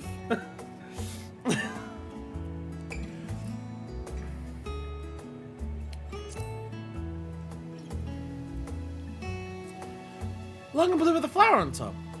Reminds you of a lunar tender, does it not? Indeed, the resemblance is uncanny. Some say lunar tenders evolved from Aethera sabatenders that adapted to them in the environs. Perhaps these in turn evolved from lunar tenders. Unlike their alleged cousins over, these are unmistakably flora, not fauna. I've named them the sabotended to mourn their lost autonomy. Massive mushroom mound. That sizable specimen on the cliff? You may recognize it from Living Ways Darlings in Mario Lamatorum. I call it a loving puff. Fearsome though it may appear, I show you its entirely benign. When it has animal approach, let's set a puff of spores to say hello. Mind you, the spores are one to pitch fights on unsuspecting and rather quick to germinate besides. I could have sworn Wedding Way wasn't planning to plant any. Trees with exploding blooms. Incredible, isn't it? That is no tree, but in fact a magnificent mushroom plant transplanted from Mario Lamatorum, and henceforth known as the Microflux. Inspired by the hot summers of Theros, its name means fungal flame. When you gaze up at its gills, does it not bring to mind fireworks blooming in the night sky? With further refinement, perhaps we could even teach the species to pop and crackle like its namesake. What a sight it would be amid all these stars. What about you? By all means, take your time. The garden's worth a look. Or at the spongy pink carpet. The regolith that covers the moon's surface made up of particles too fine for plants to lay root. To combat this, we've been experimenting with alchemical soil treatment. This approved soil has been known as remediated regolith. As you can see, it's already growing a layer of pink moss. But now, Woodingway's Bower is the only place to witness this botanical miracle. But should we succeed in fostering more types of plant growth, we may be able to grow entire farms on other stars. Bright blue bush. Believe it or not, that leafy-looking bush is a type of fungus known as a turquoise shag. Told its peculiar glow activates in response to electromagnetic waves, eventually rendering those energies visible to the naked eye.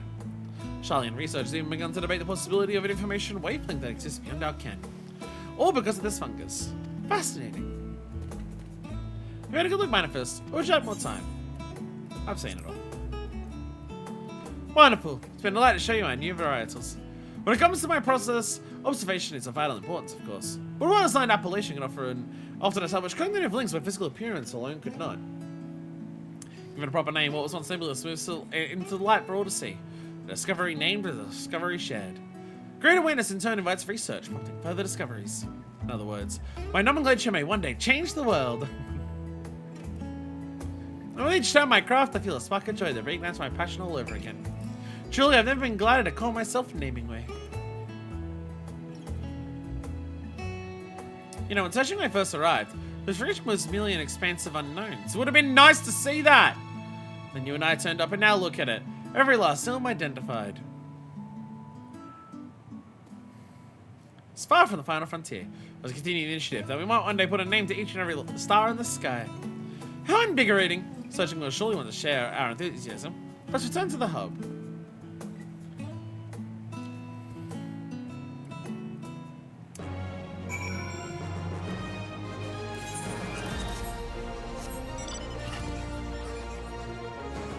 So fucking pissed off. Low-key. Well, I'm not low-key seething. I'm actively fucking furious. I'm actively fucking furious. I've got a game that's completely butchered one of the core things that it should be doing. And I've got a chat who's trying to actively make sure it's as bad as possible for me. Who then goes off at me for fucking thinking that it's bad when they're the ones who are trying to actively make it as bad as possible. I am not low-key seething. I'm actively fucking furious.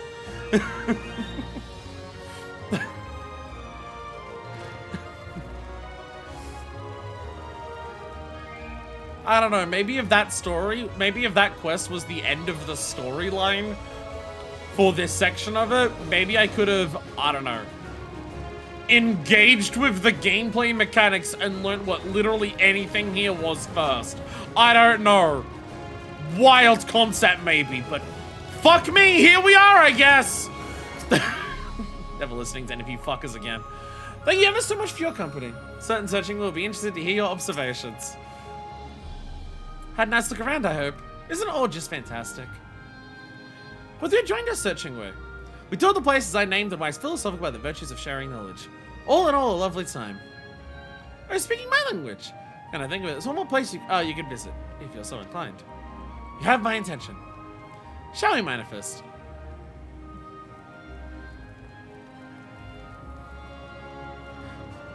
Like, we've just skipped the entire gameplay and have done it. I literally don't even know what this content is. I literally don't even know what we do here. I have no understanding in any capacity whatsoever what we even do here, beyond crafting and gathering. But here's the outro, we're done here, I guess. Like, come on. Here it is, my favorite vista. Wow, I can see the entire hub from here. Look at all these things. They probably do stuff, huh? But it's not important, so we're not going to worry about it. Precisely, whenever my motivation starts to wane, the sight reminds me of the dream that we're chasing together. It doesn't do that for me because I don't know what we need to do to achieve it. When the final days were reverted, it was a joyous occasion. Yet we Loproots had lost our purpose, and for some, the will to carry on. I'm feeling that right now. My role was to seek out a new star for us to call home, but it was decided that no exodus would come to pass. While my hunger for worlds unknown and sights unseen remained, but there was no meaning to be found in it. You know, Charlie, and I saw knowledge given unexpected purpose, as a new field of study was born. But the people of Atheros can pursue knowledge without knowing where they'll end up. I thought, why not me?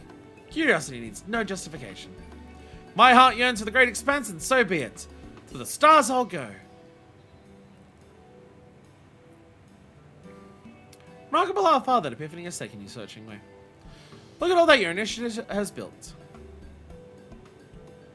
The galactic way awaits on the launch pad, and we need the coordinates of our first destination.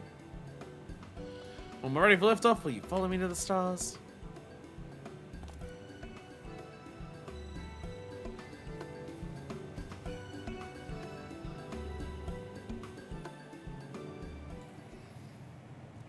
I hate everything.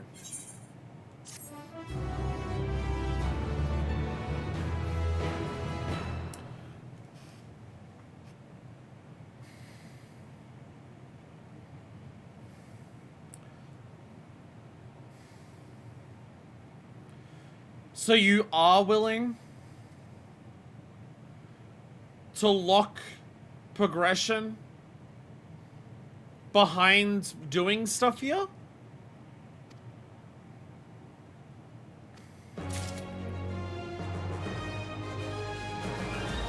So you are willing to lock things behind doing stuff here?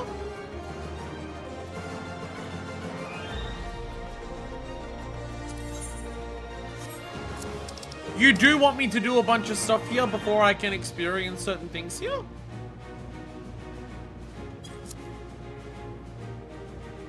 So why isn't that what this is? Why isn't that what it is? I fucking hate everything. I fucking hate everything.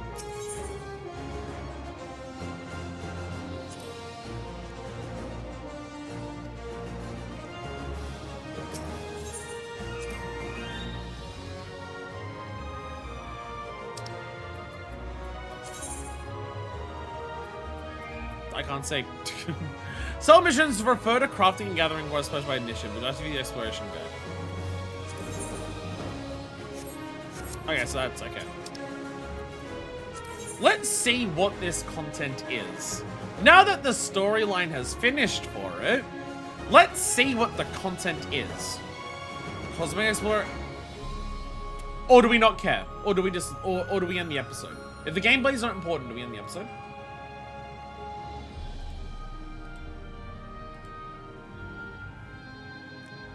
Do we end the episode?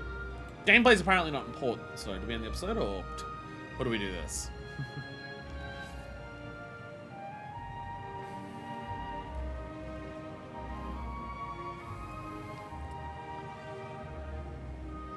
Good gameplay if you like crafting. I mean, no one here has suggested I do anything with this. I was just told to skip all the gameplay and just finish the story for it. Cosmic Exploration Initiative where disciples in the Hand and Land join forces to achieve interstellar travel. The project will achieve liftoff. It already has. I'm gonna do that because I don't fucking trust anyone here anymore.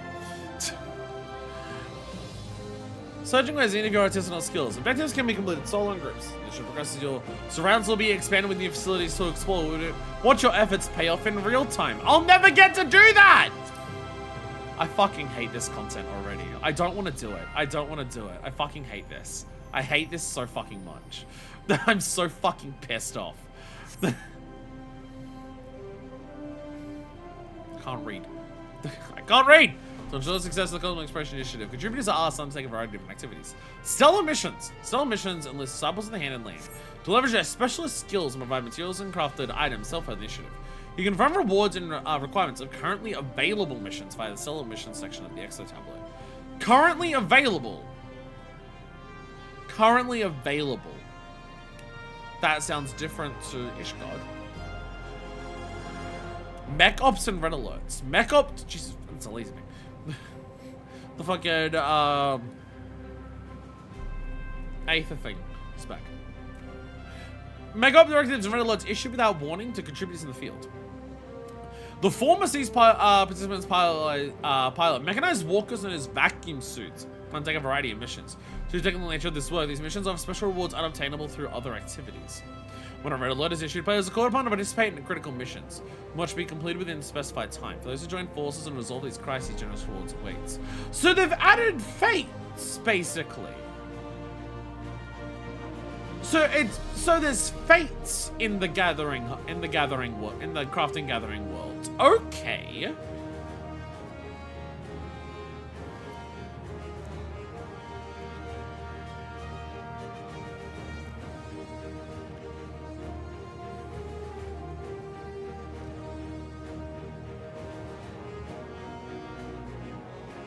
Scribbles. I'm currently pissed off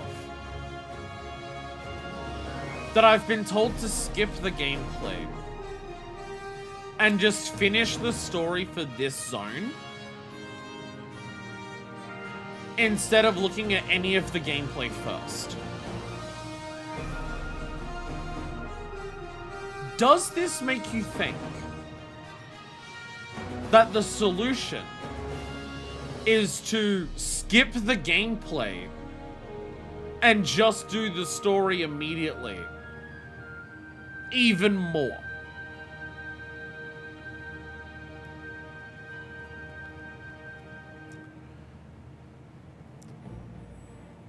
Once players on a particular world have progressed to a certain point, they can begin to undertake projects. Completing these endeavors will greatly further the initiative and bring about a number of changes in the field. We turn down the music? Actually, yeah.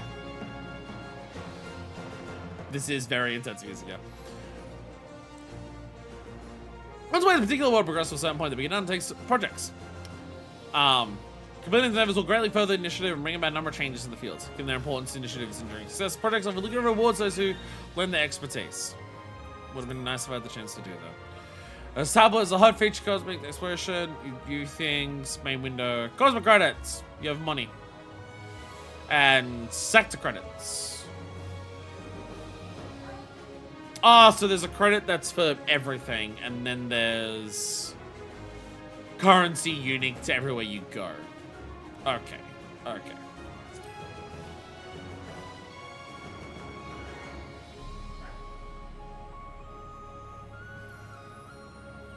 Yeah, so you can go to a thing via the Aetheryte, all that. Return, your transport to the Rainbow Crystal. Your sprint is Beast. Jesus, there's, oh my god. There's a lot here. Cell missions request issued cyber handling progressing with initiative. Accepting missions. That isn't a cooldown. Nice! We have found the first positive of this content. Sell missions on the exit tablet to view a list of available missions. Select a mission from view its location, rewards, and other details. Class D missions. Or begin, select the initiative button, undertake a mission, you might exit one at a time.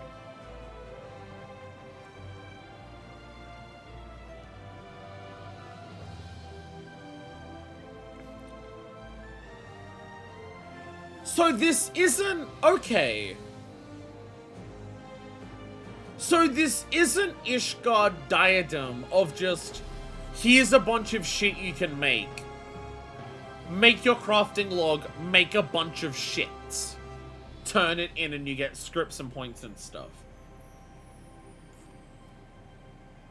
It's actively like... Here's like a mission... That's something, except that make that something, and then hand it in.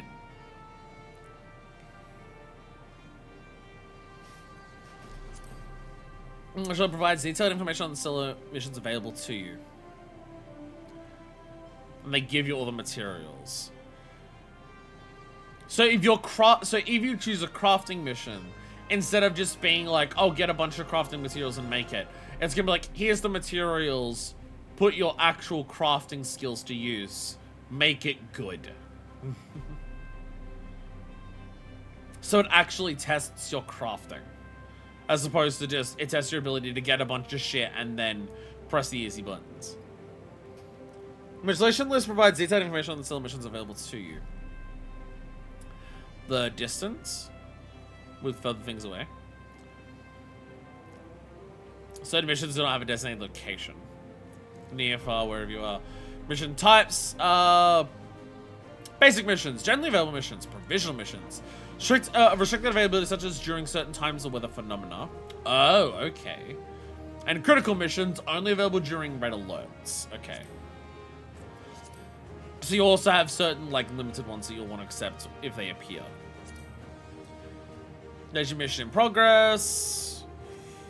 Suit to combat exploration. Crafting contains sample hand recipes. Select synthesize to begin. Crafting much same fashion as ordinary crafting. Stellar reduction. Ethereal reduction. Okay. Ethereal reduction is also a specific thing to do.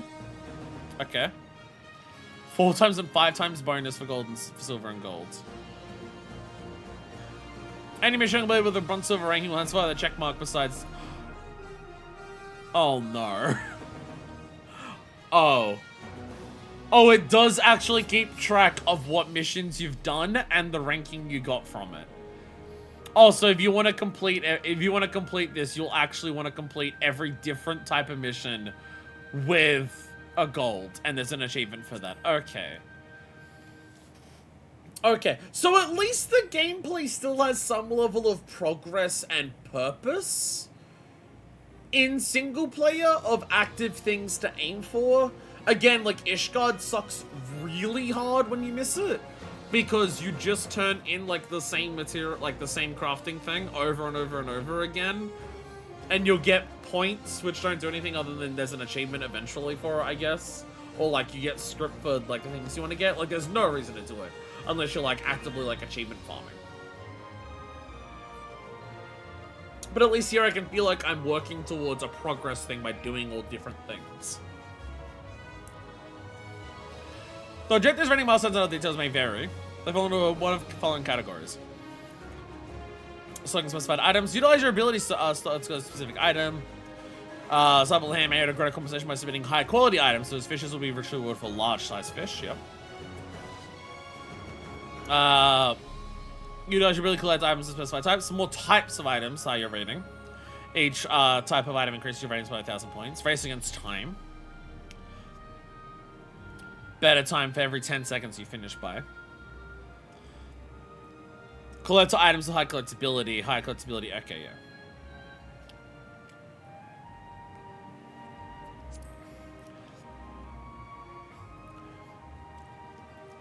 Achieve as many successful chains as possible at a single gathering point. The higher the chain, the higher your rating. Oh, okay.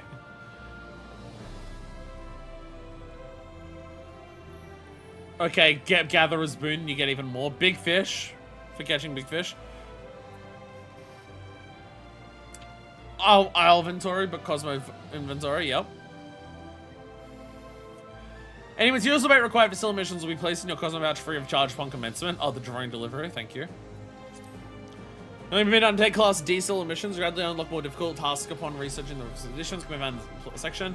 Unlocking tasks in any given area unlocks stellar missions for all exploration areas.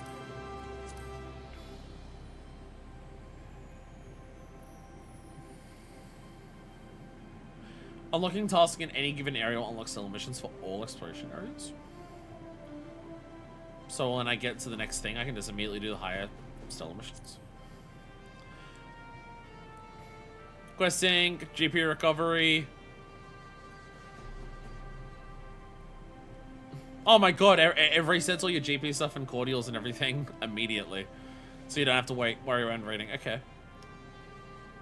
Unique duty action? Is there sometimes?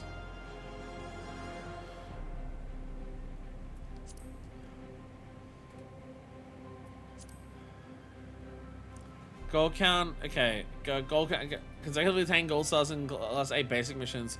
So the designated as E or EX. Changing class not break the streak. Containing another gold star for growing 5 golds, you'll achieve superstar status. Your gold count will be reset to 0. Each cosmic exploration field a separate gold count, which will be retained even if you leave the area. Does this not level crafters?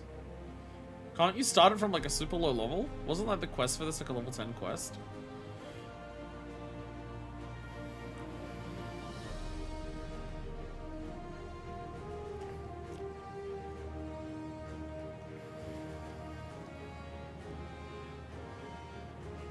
Every mission's like a level 100.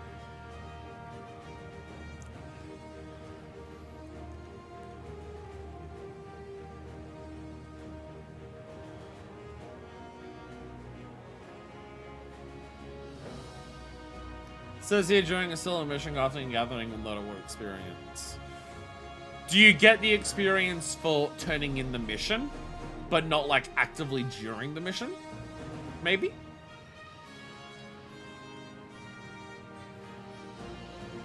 Oh, so you're okay. So I was about to say, what breaks the gold streak?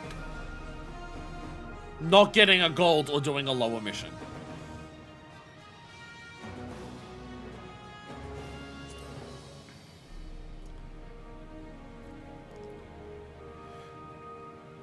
You get vacuum suits to carry out completion. When all mech ops directives are issued, an announcement will mean all players in the exploration zone. Players may participate as pilots or ground support, each having different requirements for participation. There's a lot here. Pilots are charged with operating powerful mech vacuum suits on the carry out these missions. If a mech op is issued, pilots will be selected at random from those who apply.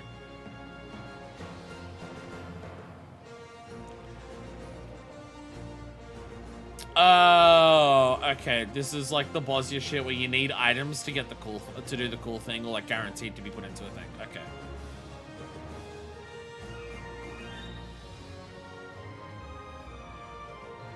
Okay. But if you don't get the pilot, yeah. I'm trying to read this quick because there's like 40 billion pages. There's like 40 billion pages. There's so much to this.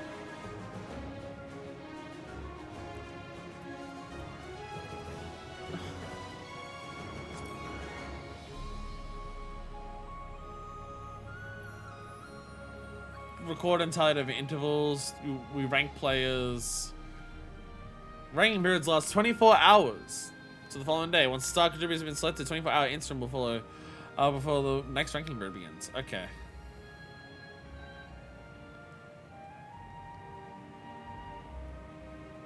Okay. Oh, you get a special aura. You literally get to like glow. You literally get to aura farm.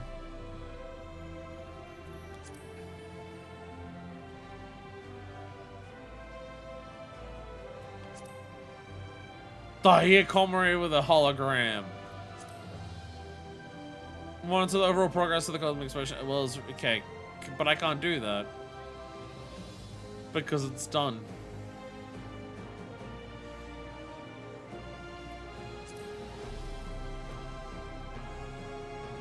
Projects people work together, contribute to big things. Commence the time is some. Okay. I never have to worry about this because I'll never be a part of it. So successes, you get milestones for doing things.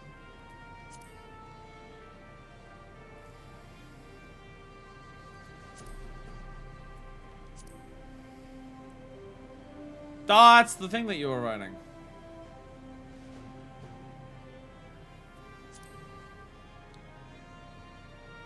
Data gathered. I can't even access half of these menus.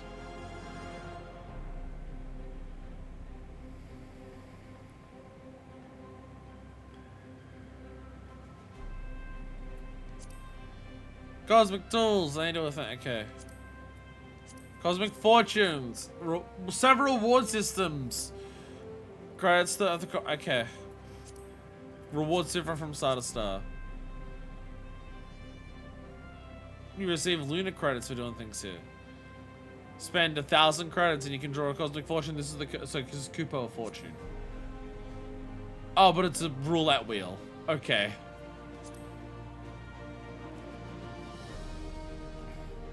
Oh, you land on a stellar opportunity, you get a new wheel.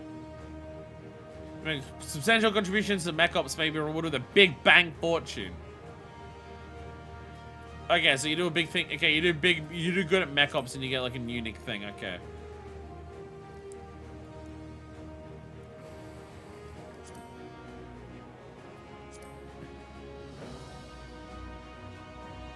You work together and do what's most pressing at hand. Classes are in demand as you go along.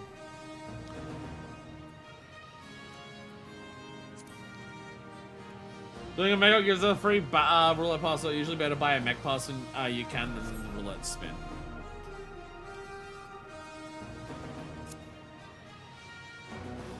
Okay.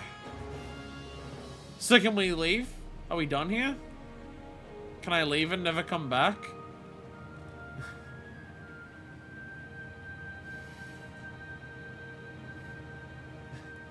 Are we ready to leave and never come back?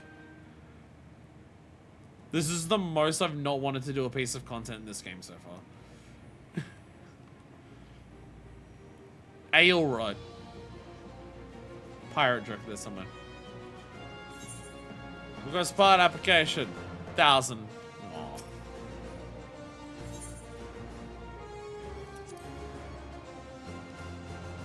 Oh, so if you talk to him, he sends you to where the fate is?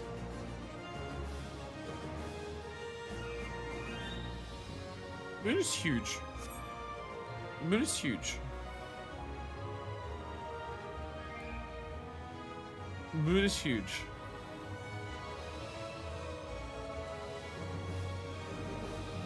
So if I do this. Whee! The Cosmo.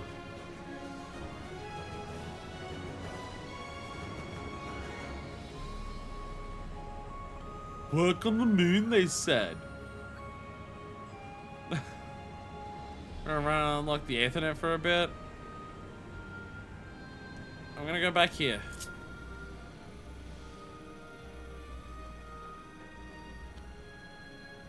I hate this so much. I fucking hate this so fucking much. I'm so fucking pissed off. Yay, more Ethernets. Hey, they did bring mammoths. And the mammoths are dancing. Ah, so you have the roulettes over here. Okay. When we get those. Emergency transport.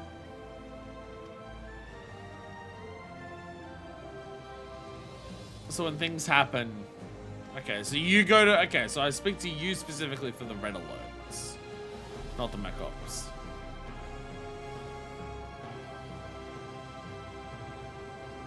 There's a lot of people up here. Look at all the operates.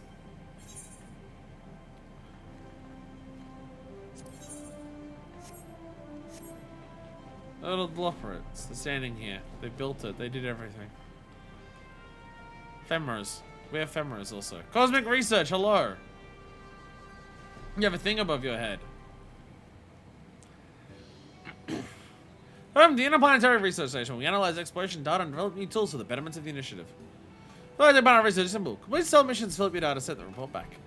Cosmic tools still prototypes for now, but the more data you bring for analysis, the more we'll be able to improve them. Key apps to the tablet. All the details are there. Cosmic Research. Okay, so if I look research. Your current progress in... Oh, okay, so yeah.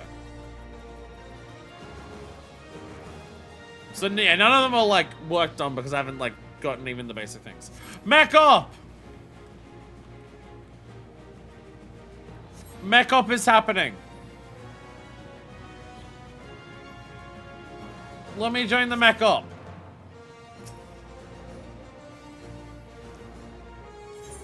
Travel to the ground sport zone. You don't need to be... Yeah, I don't think you need a mech. I think you can do it mechless.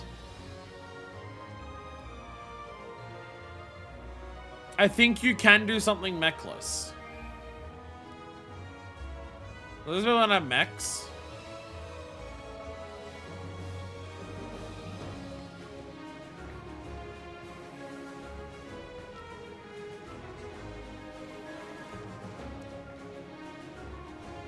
It's a bunch of people just hanging out and chilling. Everyone equidistant each other from each other because they're not gay.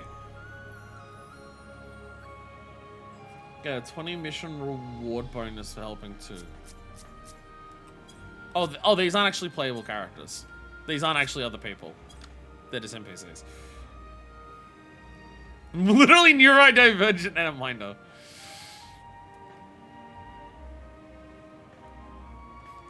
So do I need to be a gatherer for this? Should probably be mine. Bonus the next 20 missions. Okay.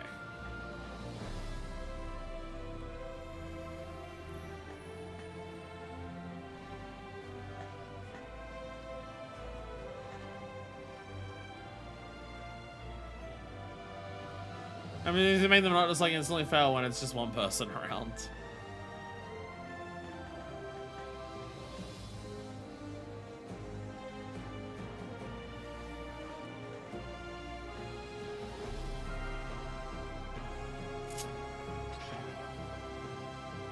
Mechs deployed shortly. Supporting personnel, please report directives. Supporting personnel, and I assume that'd be us. I assume we're the support personnel. Psst, Avril! Avril! Avril, I got a secret. Jesus Christ, I'm so much taller than you. Avril, I got a secret to tell you. This shit fucking sucks.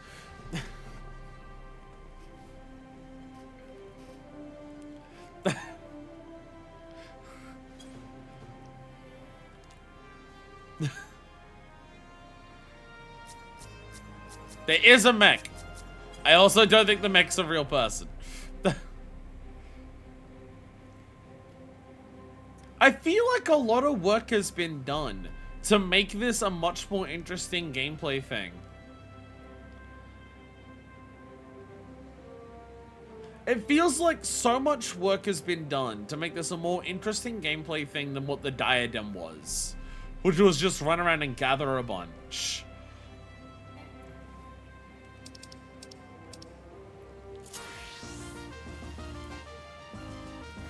Oh, okay.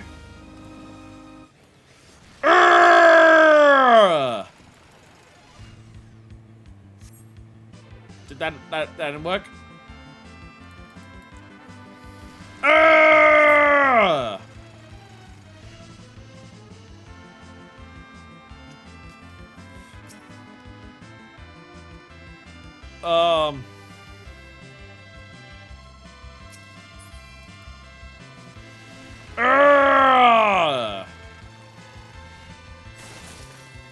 There we go.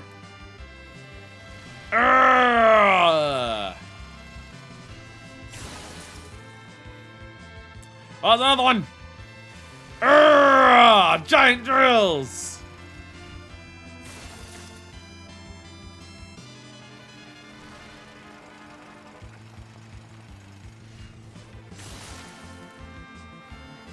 Boom. Oh, I got two at once. Let's go.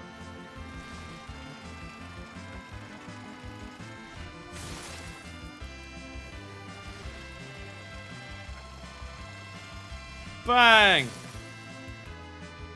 Again, it's just like, this is like a unique thing. Like, they want us to do like a unique thing of just like, hey, go around and destroy a bunch of shit.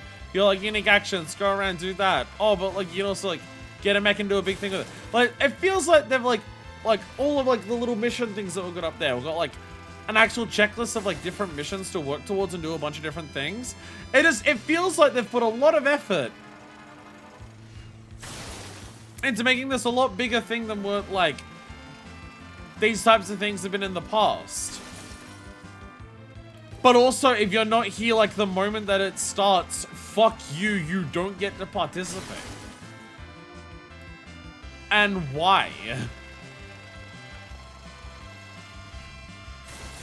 Okay, I got my 20, so do I go here and hand it in? There we go. There we go. Okay, yep.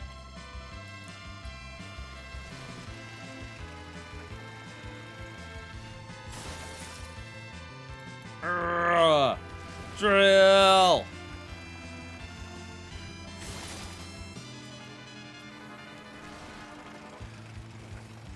Like, how is there nothing in place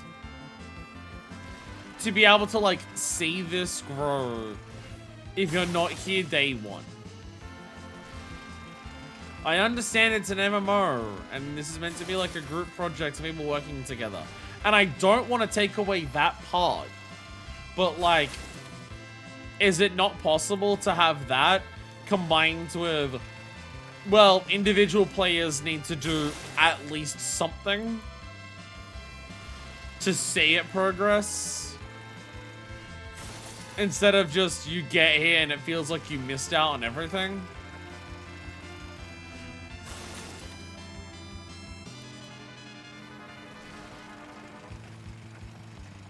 Like, I go to Bosnia, and I still have to, like, rank up and stuff to get, like, the later zones unlocked for me to walk to get to. I still have to, like, clear Castrum Lacus to unlock the rest of the more of the story in Dariada.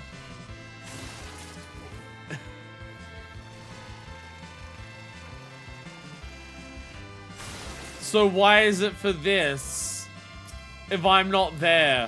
Fuck you. I don't get it.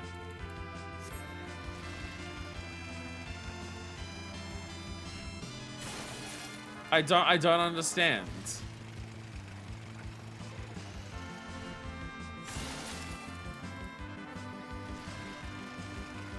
This game can do better than this, and I know for a fact that it can. So why the fuck didn't they?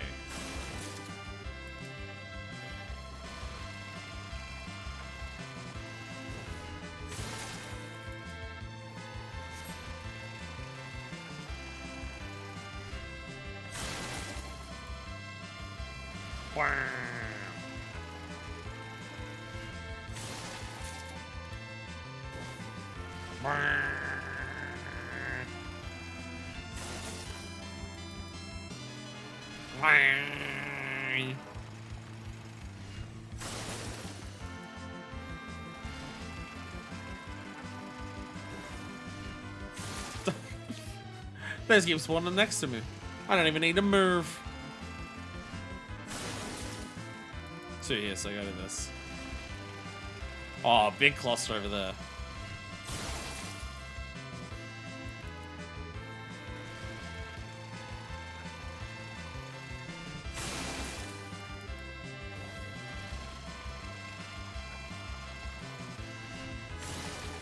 Oh. Whoops. Hand him in. There we go. Keep having shit spawn on me. Because I gotta run as far.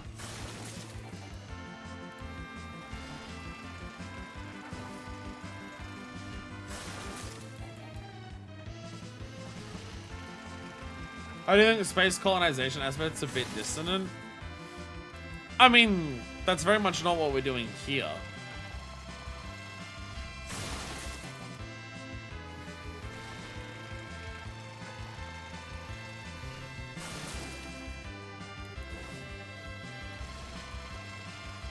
Like, for the moon, this is closer to a revitalization project.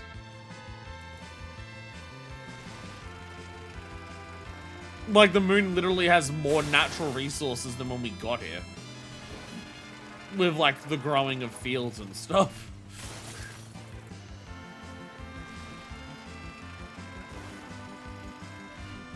Oh, yeah!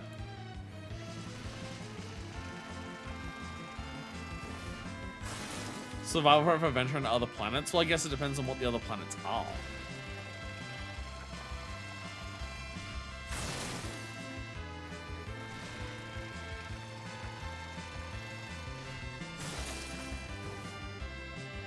Turn it in.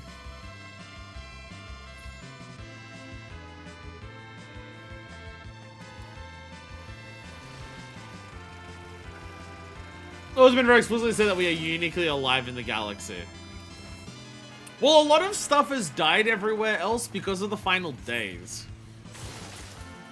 The final days has kind of also caused a lot of people to die on other stars. So maybe this will be a way to help fix that, of go to other stars that have been affected by the final days. and help them, like, help the stars, like, because, you know, the final days doesn't just kill all the people, it ruins the land itself.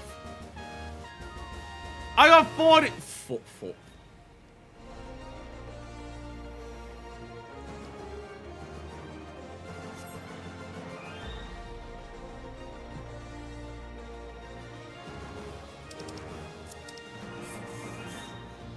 $40.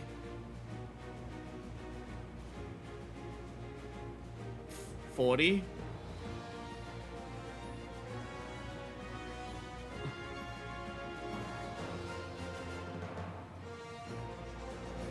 Wait, is it Cosmo credits or Luna credits for the mech ops?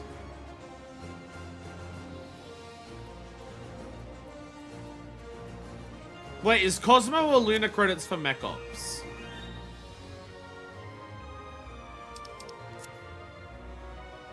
Luna's for mech ops.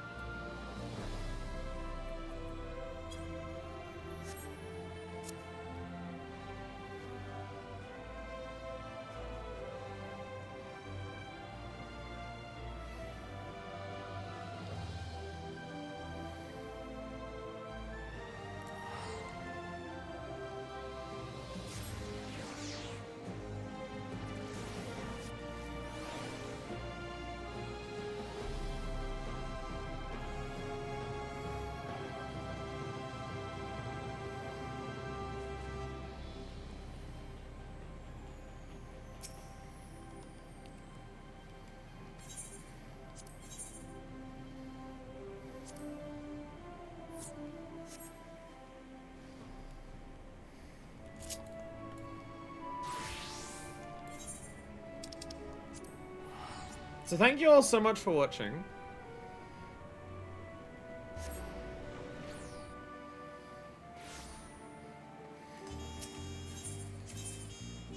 We'll be back next time.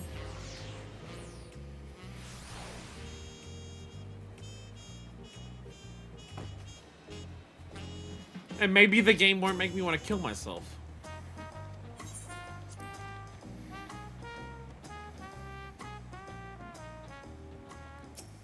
Thank you all so much for being here. Those raids were fun. Thank you all. And I shall see you with next time. Until then, this is version 2, signing out.